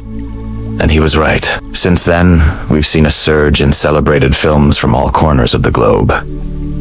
Think of the Indian film industry. While Bollywood's Hindi films are famous, regional cinema in languages like Tamil and Malayalam is producing some of the most innovative and critically acclaimed movies today. Films like RRR in Telugu became global phenomena, not despite their language, but because of it. The specificity of the culture, the nuances in the dialogue, the very cadence of the speech, all of it adds a layer of authenticity that you just can't replicate. These films aren't just entertainment. They are powerful statements about cultural identity and the universal power of a well-told story, no matter the language it's told in. This revival isn't just happening on big screens and concert stages. It's happening in our pockets, on our phones, and in our headphones. Welcome to the world of digital media, where the gatekeepers are gone and anyone with a microphone or a camera can find an audience. Podcasters and YouTubers are at the forefront of this grassroots language movement.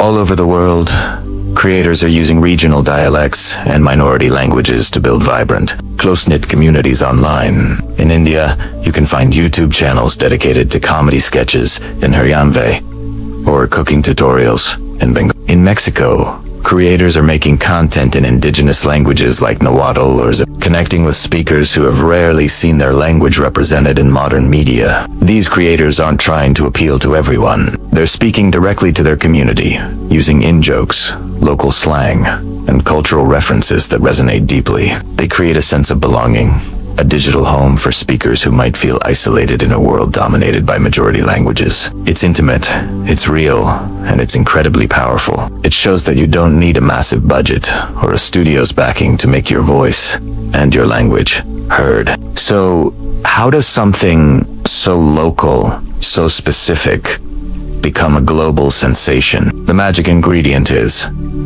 of course, the internet. The same platforms that allow a creator to speak to their local village also give them the potential to reach the entire world. A song in Zulu can go viral on TikTok. A short film in Welsh can be shared on Facebook and viewed by millions. The internet has flattened the world, turning local content into global hits overnight. This creates a fascinating dynamic. An artist can remain completely true to their linguistic roots while still achieving international fame. They don't have to choose between authenticity and reach. In the past, success often meant assimilation, singing in English, adopting Western styles. Today, success can mean the opposite. It can mean doubling down on what makes you unique. The algorithms of platforms like YouTube and Spotify are designed to help users discover new things. When you listen to a song from a certain region, the platform will recommend more like it. This creates a ripple effect, where one person's discovery can lead to a global trend. Suddenly,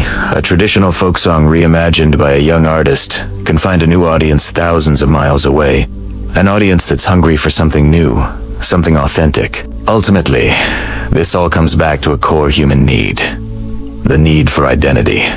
Language is so much more than just words. It's a repository of history, a carrier of culture, a map of how a people see the world. When a language is lost, a piece of that collective identity is lost with it. For centuries, many indigenous and minority languages were suppressed by colonization or marginalized by the dominance of national languages. People were told their mother tongue was backward, unimportant, or something to be ashamed of. This artistic revival is a powerful act of defiance against that history. It's a generation of artists, creators, and storytellers standing up and saying, "My language is beautiful. My culture is rich. My voice matters."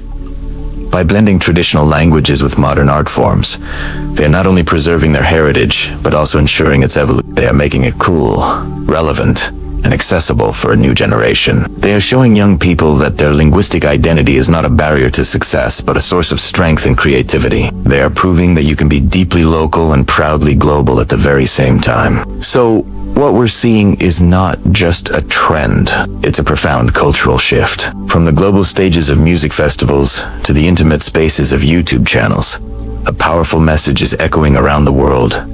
Our languages are alive. Art is giving culture its voice back, and it's a voice that is more diverse, more vibrant, and more beautiful than ever before. The next time you're scrolling through your playlist or looking for a new movie to watch, I encourage you to step outside your linguistic comfort zone. You might just discover your next favorite artist and In the process, hear a piece of the world you never knew was there. What are some of your favorite artists or films in languages other than your own? Let me know in the comments below. And if you enjoyed this exploration of language and art, don't forget to like, subscribe, and hit that notification bell for more stories about our incredible, diverse world. Have you ever wondered what the future of language looks like in Africa? For decades, the conversation has been framed as a battle. Indigenous languages versus global languages, like English or French. It's often presented as an either-or choice, a zero-sum game where one must win for the other to survive. But what if this entire premise is wrong?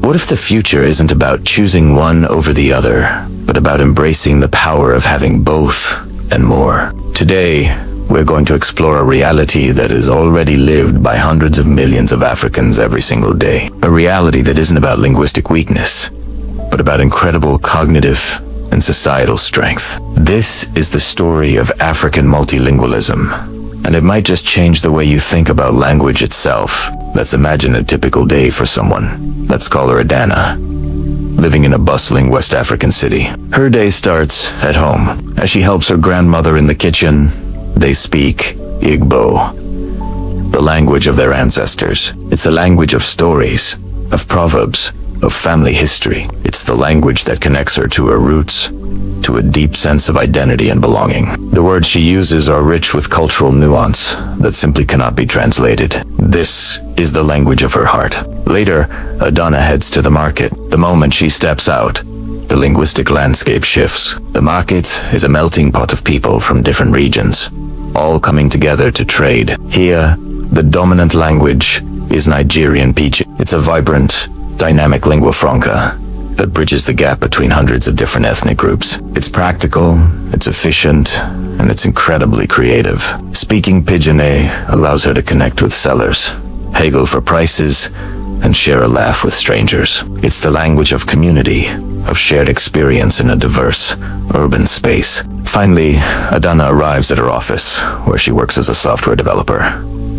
Here, the language changes again. She switches seamlessly to English. She writes code, communicates with international clients, reads technical documents, and collaborates with her colleagues in English. This is the language of global commerce, of technology, of her professional advancement. It opens doors to a world of information and opportunity that would otherwise be inaccessible. So, in the span of just a few hours, Adana has navigated 3 distinct linguistic worlds: Igbo at home, Pidgin in the market, and English at work. Is this confusing? Is it a sign of a society losing its identity? Absolutely not. This is not weakness. This is a superpower. This daily linguistic gymnastics is a form of constant brain training. Scientific research has shown that multilingual individuals often have enhanced cognitive abilities. They're better at problem solving, multitasking, and creative thinking. The process of constantly switching between languages strengthens the brain's executive functions, the very control system that manages our attention and cognitive flexibility. So, what might look like a complex challenge from the outside is actually forging more adaptable, resilient minds. This cognitive flexibility isn't just an individual benefit. It scales up to the entire society. African societies that embrace multilingualism are inherently more adaptable. They can preserve their deep cultural heritage through indigenous languages, while simultaneously engaging with the global community through international languages. They can foster national unity through regional lingua francas, while celebrating the unique identity of each ethnic group. Think about it. This model avoids the pitfalls of linguistic colonialism, where a foreign language erases local ones. It also avoids the isolation that can come from only speaking a language with a limited number of speakers. It's a pragmatic, flexible, and inclusive approach that reflects the reality of a connected, yet diverse world. It's a both-and solution, not an either-or problem. Many countries in Europe are now spending millions to encourage their citizens to learn a second or third language, recognizing the immense cognitive and cultural benefits. Yet, in many parts of Africa, this is simply a fact of everyday life. It's a built-in advantage that is often overlooked, or worse, stigmatized. For too long, the ability to speak multiple African languages alongside a European one was seen by some as a sign of being uneducated or unrefined. The goal was often to achieve perfect, monolingual mastery of English or French. But this perspective misses the point entirely. The true genius lies in the ability to move fluidly between these linguistic worlds. However, this beautiful, complex system is not without its challenges. The biggest threat is the potential for indigenous languages to be squeezed out. While global languages offer economic opportunities and regional lingua francas offer social mobility, what is the incentive for the next generation to keep speaking the language of their grandparents? If a local language is only spoken at home and has no place in education, in media, or in government, its vitality is at risk. Languages are living things. They need space to breathe, to be used, to evolve. If they are not passed down, if children don't see them as valuable and relevant to their lives, they will wither. And when a language dies, we lose more than just words. We lose a unique way of seeing the world. We lose centuries of knowledge, stories, and cultural wisdom. Each language is a unique library of human experience. This is where the real work lies for the future of African multilingualism. The challenge isn't to stop people from learning English or French. The challenge is to create a balanced linguistic ecosystem where indigenous languages can thrive alongside them. How do we do this? It starts with a shift in mindset. We need to celebrate multilingualism as a strength. We need to see people like Adana, not as caught between worlds, but as masters of many. Education is key. We need policies that support mother tongue instruction in the early years of schooling, which has been proven to improve learning outcomes, while also teaching regional and international languages. We need to create content in these languages. We need more books, more movies, more music, more podcasts, and more websites. In Igbo, Yoruba, Hausa, Swahili, Amharic, Zulu, and the thousands of other languages spoken across the continent. Technology, which some feared would accelerate the dominance of English, can actually be a powerful tool for language preservation. Mobile apps, online dictionaries, and social media can create new spaces for indigenous languages to be used and shared by a new generation. The future of Africa is not monolingual. It is, and should be, proudly multilingual. It's a future where a child can learn to code in English, debate politics in Swahili, and listen to ancient stories in their local Kikuyu dialect, all with equal fluency and pride. It's a future that leverages linguistic diversity as a strategic asset for cognitive development, social cohesion, and global engagement. The model is already there. The people are already living it. Now, it's time for the systems, the educational, political, and cultural institutions too. Catch up, to recognize, and to champion this incredible power. The story of African languages is not one of decline, but one of resilience, adaptation, and extraordinary potential. It's a vision of the future where every voice matters, and every language has a home. Hello everyone, and welcome back to the channel. Today, we're diving into a topic that's incredibly close to my heart, something that's unfolding right now across a vast and vibrant continent. We're talking about the future of Africa's languages. Have you ever stopped to think about how many languages are spoken in Africa? It's not dozens or even hundreds. It's over 2,000. 2,000 unique ways of seeing the world, of telling stories, of connecting with history. Each one is a library of culture, wisdom, and identity. But here's the critical question. Will these libraries remain open for future generations, or are we witnessing the final chapters for many of them? The answer, surprisingly and powerfully, rests in the hands of Africa's youth. Right now, a quiet but profound decision is being made by millions of young people across the continent. It's a choice that will echo for centuries. Will they see their ancestral languages as a vital part of their identity, a treasure to be cherished, or will they view them as relics of the past, impractical for a globalized future? This isn't just an academic debate. This is about the soul of a continent. Every single generation throughout human history has been a gatekeeper of language. They are the ones who decide, consciously or not, which languages get passed on and which ones are left to fade into silence. And this generation, the most connected, most dynamic generation in Africa's history, holds that power right now. Think about it.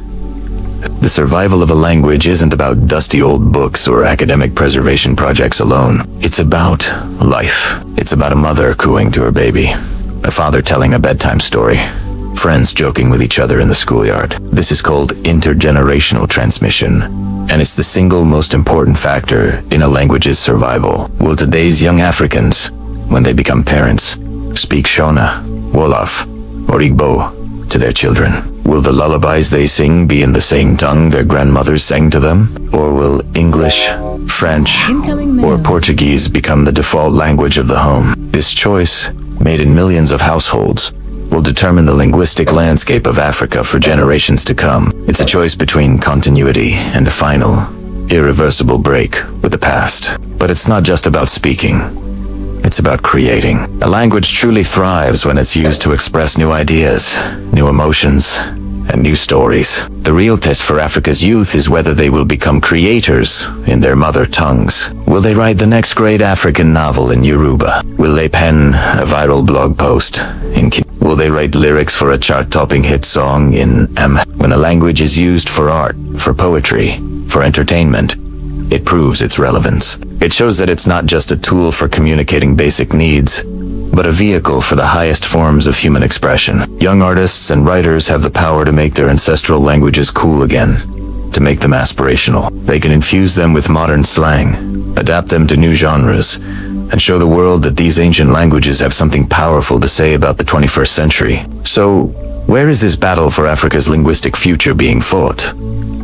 It's not in some distant, abstract realm. It's happening right here, right now, in the most familiar of places. It's in the classroom. Our schools creating environments where multilingualism is celebrated. Our children being taught to read and write in their local languages, alongside international ones. A child who learns to love literature in their mother tongue is more likely to carry that language into their adult life. The battlefield is also in the music studio. When artists like Burna Boy or Sauti Sol weave their local languages into global hits, they are doing more than just making music. They are performing an act of cultural preservation. They are making their languages fashionable and showing millions of young fans that their linguistic heritage is a source of pride and power. And of course, the battle is being fought on the device you're probably holding right now. Your smartphone. Social media, messaging apps, and video platforms are the new frontiers for language. Are young people texting their friends in Hausa? Are they creating TikToks in Twi? Are they sharing memes in Zulu? Every hashtag, every comment, every video created in an African language is a vote for its survival. The digital world can be a powerful accelerator for language loss, but it can also be its greatest savior. It allows speakers of even the smallest languages to connect, create communities, and build a vibrant digital presence that defies geography and ensures their voice is heard. Ultimately, the future of Africa's languages is a story being written today. It's not a foregone conclusion. It's a choice being made in family homes, in recording booths, on social media feeds, and in the hearts and minds of young people. It's a choice between letting a rich heritage fade or actively carrying it forward into a new era. What we're seeing is not just a struggle for words, but a movement for identity, for connection, and for the soul of a continent. The youth of Africa are not just inheriting the future. They are actively building it. One word, one song, one story at a time, and what they decide will define the voice of Africa for centuries. Thank you so much for joining me on this journey today. It's a conversation that needs to happen, and I'm so glad you were here for it. What are your thoughts? Do you speak an African language? What do you think the future holds? Let me know in the comments below. I'd love to hear from you. And if you found this video insightful, please give it a thumbs up and consider subscribing for more content like this. Have you ever thought about what a language truly is? Is it just words? Or is it something more? Today, let's journey into the heart of Africa, a continent of breathtaking diversity, not just in its landscapes, but in its voices. This is the story of Africa's languages, a story often misunderstood. It's not just a tale of loss and destruction. It's a powerful narrative of incredible resilience. For centuries, Africa has been a symphony of languages. Estimates suggest over 2,000 distinct languages are spoken across the continent, each a unique library of knowledge, culture, and history. Imagine the richness, the sheer variety of ways to see the world, all coexisting. From the click consonants of the Khoisan languages in the south to the lyrical tones of Yoruba in the west, each language was a thread in a vibrant, complex tapestry.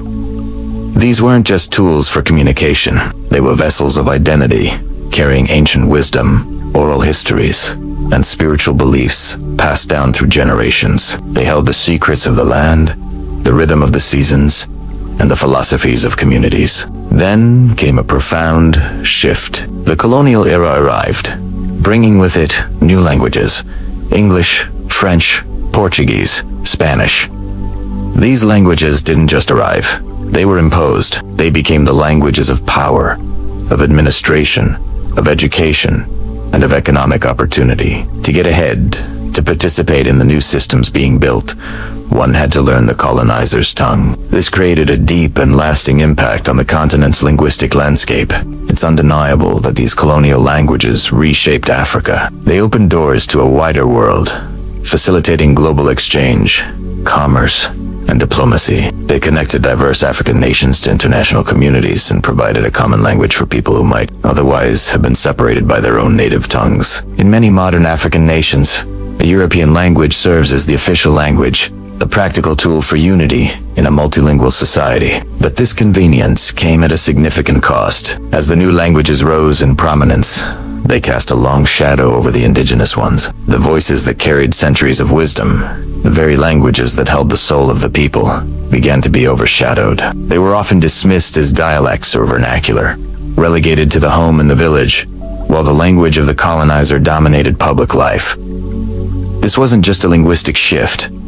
It was a cultural one. A generation grew up feeling that their own mother tongues were somehow less valuable, less modern, less important than the foreign ones taught in schools. But here is where the story takes a turn, where the true spirit of resilience shines through. The story of Africa's languages is not a simple narrative of destruction. It is a story of adaptation, survival, and rebirth. Today, Africa stands at a crossroads. But this isn't a choice between the past and the future. It's a choice between silence and remembrance, between letting go and holding on. All across the continent, there's a powerful movement underway.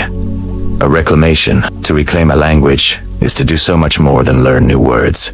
It's to reclaim an entire worldview. It's about seeing the world through the eyes of your ancestors, understanding concepts and ideas that may not even exist in other languages. It's about understanding the humor, the proverbs, the unique ways of thinking that define a culture. When you speak an ancestral tongue, you are not just communicating. You are building a bridge across time. You are connecting with generations who came before you, hearing their echoes in your own voice. It's a profound act of identity, a declaration that your heritage matters, that your history will not be erased. Think about it.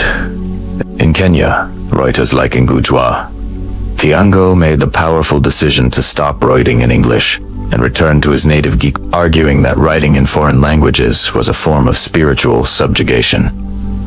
He wanted to speak directly to his people in the language of their hearts. In Nigeria, the Nollywood film industry produces thousands of films, many of which are in local languages, like Igbo and Hausa, bringing these languages to a global audience. In South Africa, the Constitution recognizes 11 official languages, a testament to the country's commitment to linguistic diversity after decades of apartheid's linguistic oppression. Young people are creating apps, YouTube channels, and social media content in their mother tongues, making them cool, relevant, and accessible for a new generation. They are proving that these languages are not relics of the past, but living, breathing parts of the modern world. So, the question is no longer whether African languages will survive. The sheer tenacity of the people ensures they will. The real question now is how they will evolve. Languages are not static. They are alive. They change. They borrow. They adapt. New words are created to describe new technologies and new experiences. Look at Sheng in Kenya, a vibrant mix of Swahili, English, and other local languages. It's the language of the youth, a dynamic and ever-changing code that captures the reality of urban life. It's a perfect example of how languages evolve to meet the needs of their speakers. This is not corruption. It is creation. It is the sign of a healthy, living language. Every word spoken in an indigenous African tongue, every story told around a fire, every song sung by a grandmother to a grandchild, is an act of preservation. It keeps a civilization alive. It ensures that the unique wisdom, the rich history, and the beautiful culture are carried forward into the future. It's a reminder that diversity is our greatest strength. And perhaps the greatest lesson we can take from this incredible journey is a simple but profound one. Languages do not belong to empires. They never have. They do not belong to governments or to institutions. They belong to people. They belong to the communities that speak them, that dream in them, that love in them. They are the inheritance of every child born into that culture. The story of Africa's languages is a universal one. It's a story about identity, about resilience, and about the enduring power of the human voice to define its own world. It teaches us all that our roots matter, and our voices deserve to be heard. Thank you so much for watching and joining me on this journey. If this story resonated with you, please like, share, and subscribe for more content that explores the rich tapestry of our world. Africa speaks on it always. From the golden sands of Timbuktu, where scholars penned some of the world's oldest manuscripts, to the lush, vibrant forests of the Congo Basin, from the Nile's fertile banks, which cradled entire civilizations, to the bustling Swahili coast, where merchants and dreamers met, from remote villages tucked away in mountains to modern cities pulsing with life. Africa has always spoken. Its voice is not one, but thousands. A chorus of languages, each carrying a unique melody, a unique history. This is not just sound. This is the very soul of a continent, expressed in countless tongues, each one a universe of its own. And yet, for centuries, many of her words were silenced. The world tried to make Africa mute. Colonial powers arrived, not with invitations, but wheat goons. They came with maps, redrawing ancient boundaries and communities with callous strokes of a pen. And they came with languages that were not their own. French, English, Portuguese, German. These were not just tools of communication. They were instruments of control. With these foreign tongues, they carried a powerful, insidious idea. That to be African was to be backward. That to succeed, one must not only speak like someone else, but think like someone else. That the path of the progress meant leaving your own heritage behind in the dust. The school bells rang in a language your mother couldn't understand. The laws were written in a script your father couldn't read. This was a silencing not just of the tongue, but of the mind. But the mind is not so easily conquered. Memory is a stubborn, resilient thing. Stories do not simply vanish when a language is suppressed. They wait, they hibernate in the quiet corners of the heart. Songs linger on the breath of the old. Proverbs, rich with the wisdom of generations, persist in whispers, passed from elder to child, a secret legacy, the knowledge of the earth, the stars, the seasons, the very essence of community. It hides in these whispers, in the laughter of children, in the knowing smiles of elders. Africa remembers. Even when the world tried to make it forget, it held on. It kept its stories safe, waiting for the day they could be spoken loudly once more. And now, that day has come. Africa speaks again. Across the continent, we are witnessing a breathtaking renaissance. A new generation is rising, determined to reclaim what was almost lost. Children are once again learning to read and write in their ancestral tongues, discovering the beauty and complexity of the languages their grandparents spoke. Communities are gathering to share stories once feared, lost forever, breathing life back into oral traditions. Musicians are weaving ancient rhythms and lyrics into modern hits. Writers, filmmakers, and digital creators are reclaiming languages that carry centuries of profound thought and philosophy. This isn't a retreat into the past. It's a powerful stride into the future. Swahili, once a coastal language of trade, now serves as a bridge, a lingua franca uniting nations across East and Central Africa, fostering a shared identity. Amharic, with its ancient script, continues to be a vibrant literary language in Ethiopia. Yoruba, Igbo, and Hausa are not just spoken in Nigeria, but have a global diaspora that keeps them alive and evolving. In the South, Zulu, Xhosa, and Shona are being championed in media, education, and art. From Gikuyu in Kenya to Wolof in Senegal, and hundreds of other languages in between, the message is clear. Africa's mind is vast, its wisdom is deep, and its voice is enduring, and will not be silenced again. And what of the European languages that remain? English, French, Portuguese, they are still here, woven into the fabric of modern African life. But their role has changed. They are tools now, not chains. They have become bridges, allowing Africa to speak to the wider world, to engage in global commerce, to share its innovations, and to build connections that our ancestors could only have dreamed of. An African scientist can publish her research in English. A filmmaker can win an award in Cannes speaking French. An entrepreneur can secure investment from Brazil using Portuguese. These languages are a part of the modern African reality, a pragmatic addition to the continent's linguistic toolkit, but they must never replace her own voices. They are a supplement, not a substitute, because we must understand this crucial truth. When Africa loses a language, the world loses more than just words. It loses an entire worldview. It loses a unique way of thinking, a distinct way of relating to nature, to community, to spirituality. Each language is a library of human experience. It holds traditional ecological knowledge, sophisticated philosophical concepts, and a humor and poetry that cannot be perfectly translated.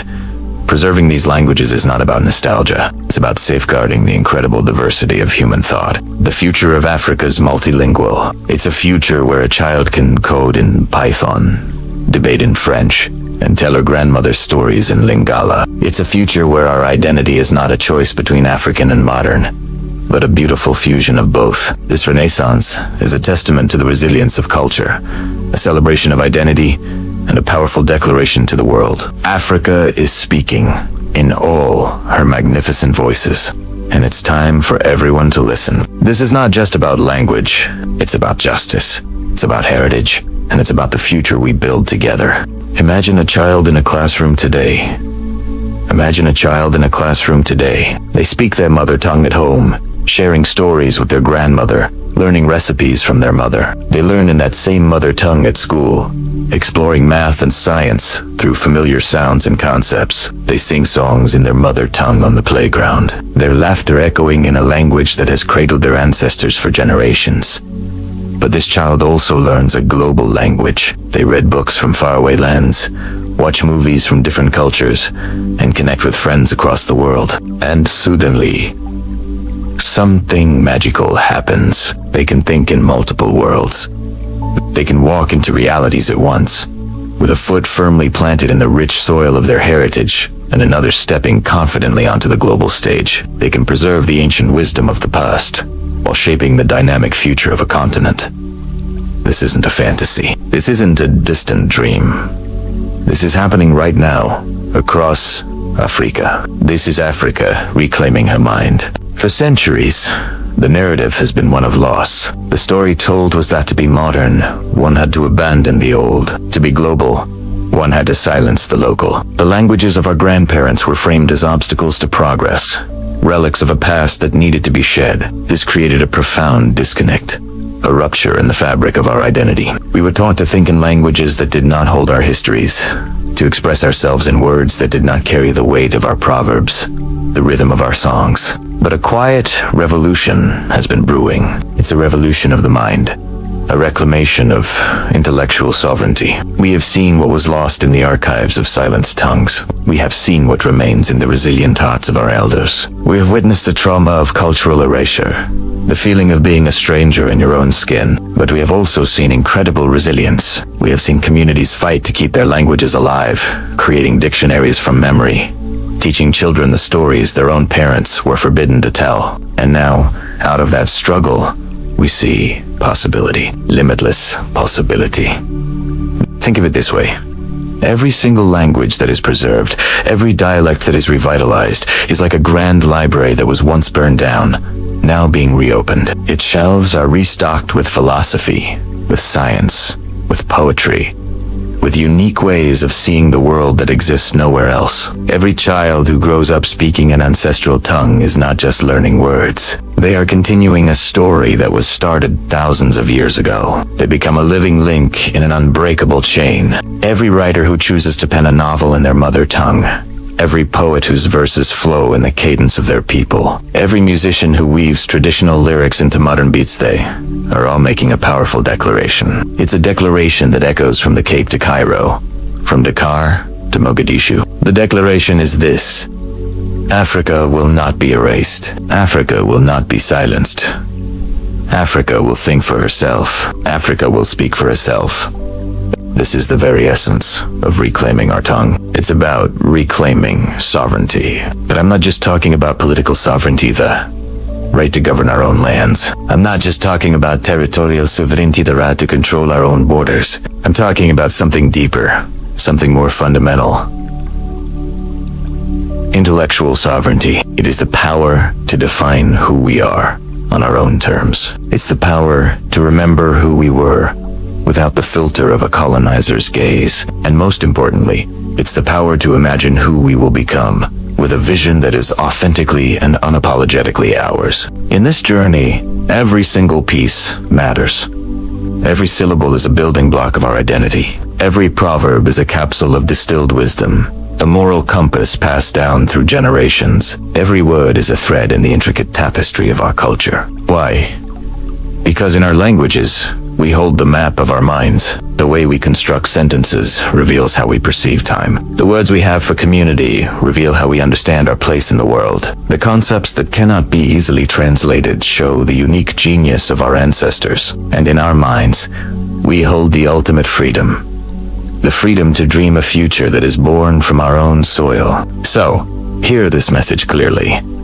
Africa will and she will not speak with a single, monolithic voice. She will speak in thousands of tongues, a symphony of expression that celebrates her immense diversity. She will speak in Swahili, its rhythm carrying the history of trade and unity across East Africa. She will speak in Zulu, its clicks and tones echoing the valor of warriors. She will speak in Hausa, its words weaving across the Sahel, connecting millions. She will speak in Yoruba, in Igbo, in Gikuyu, in Amharic, in Wolof, in 1,000 more languages, each one a universe of its own. And yes, she will also speak in English, in French, in Portuguese, in Arabic.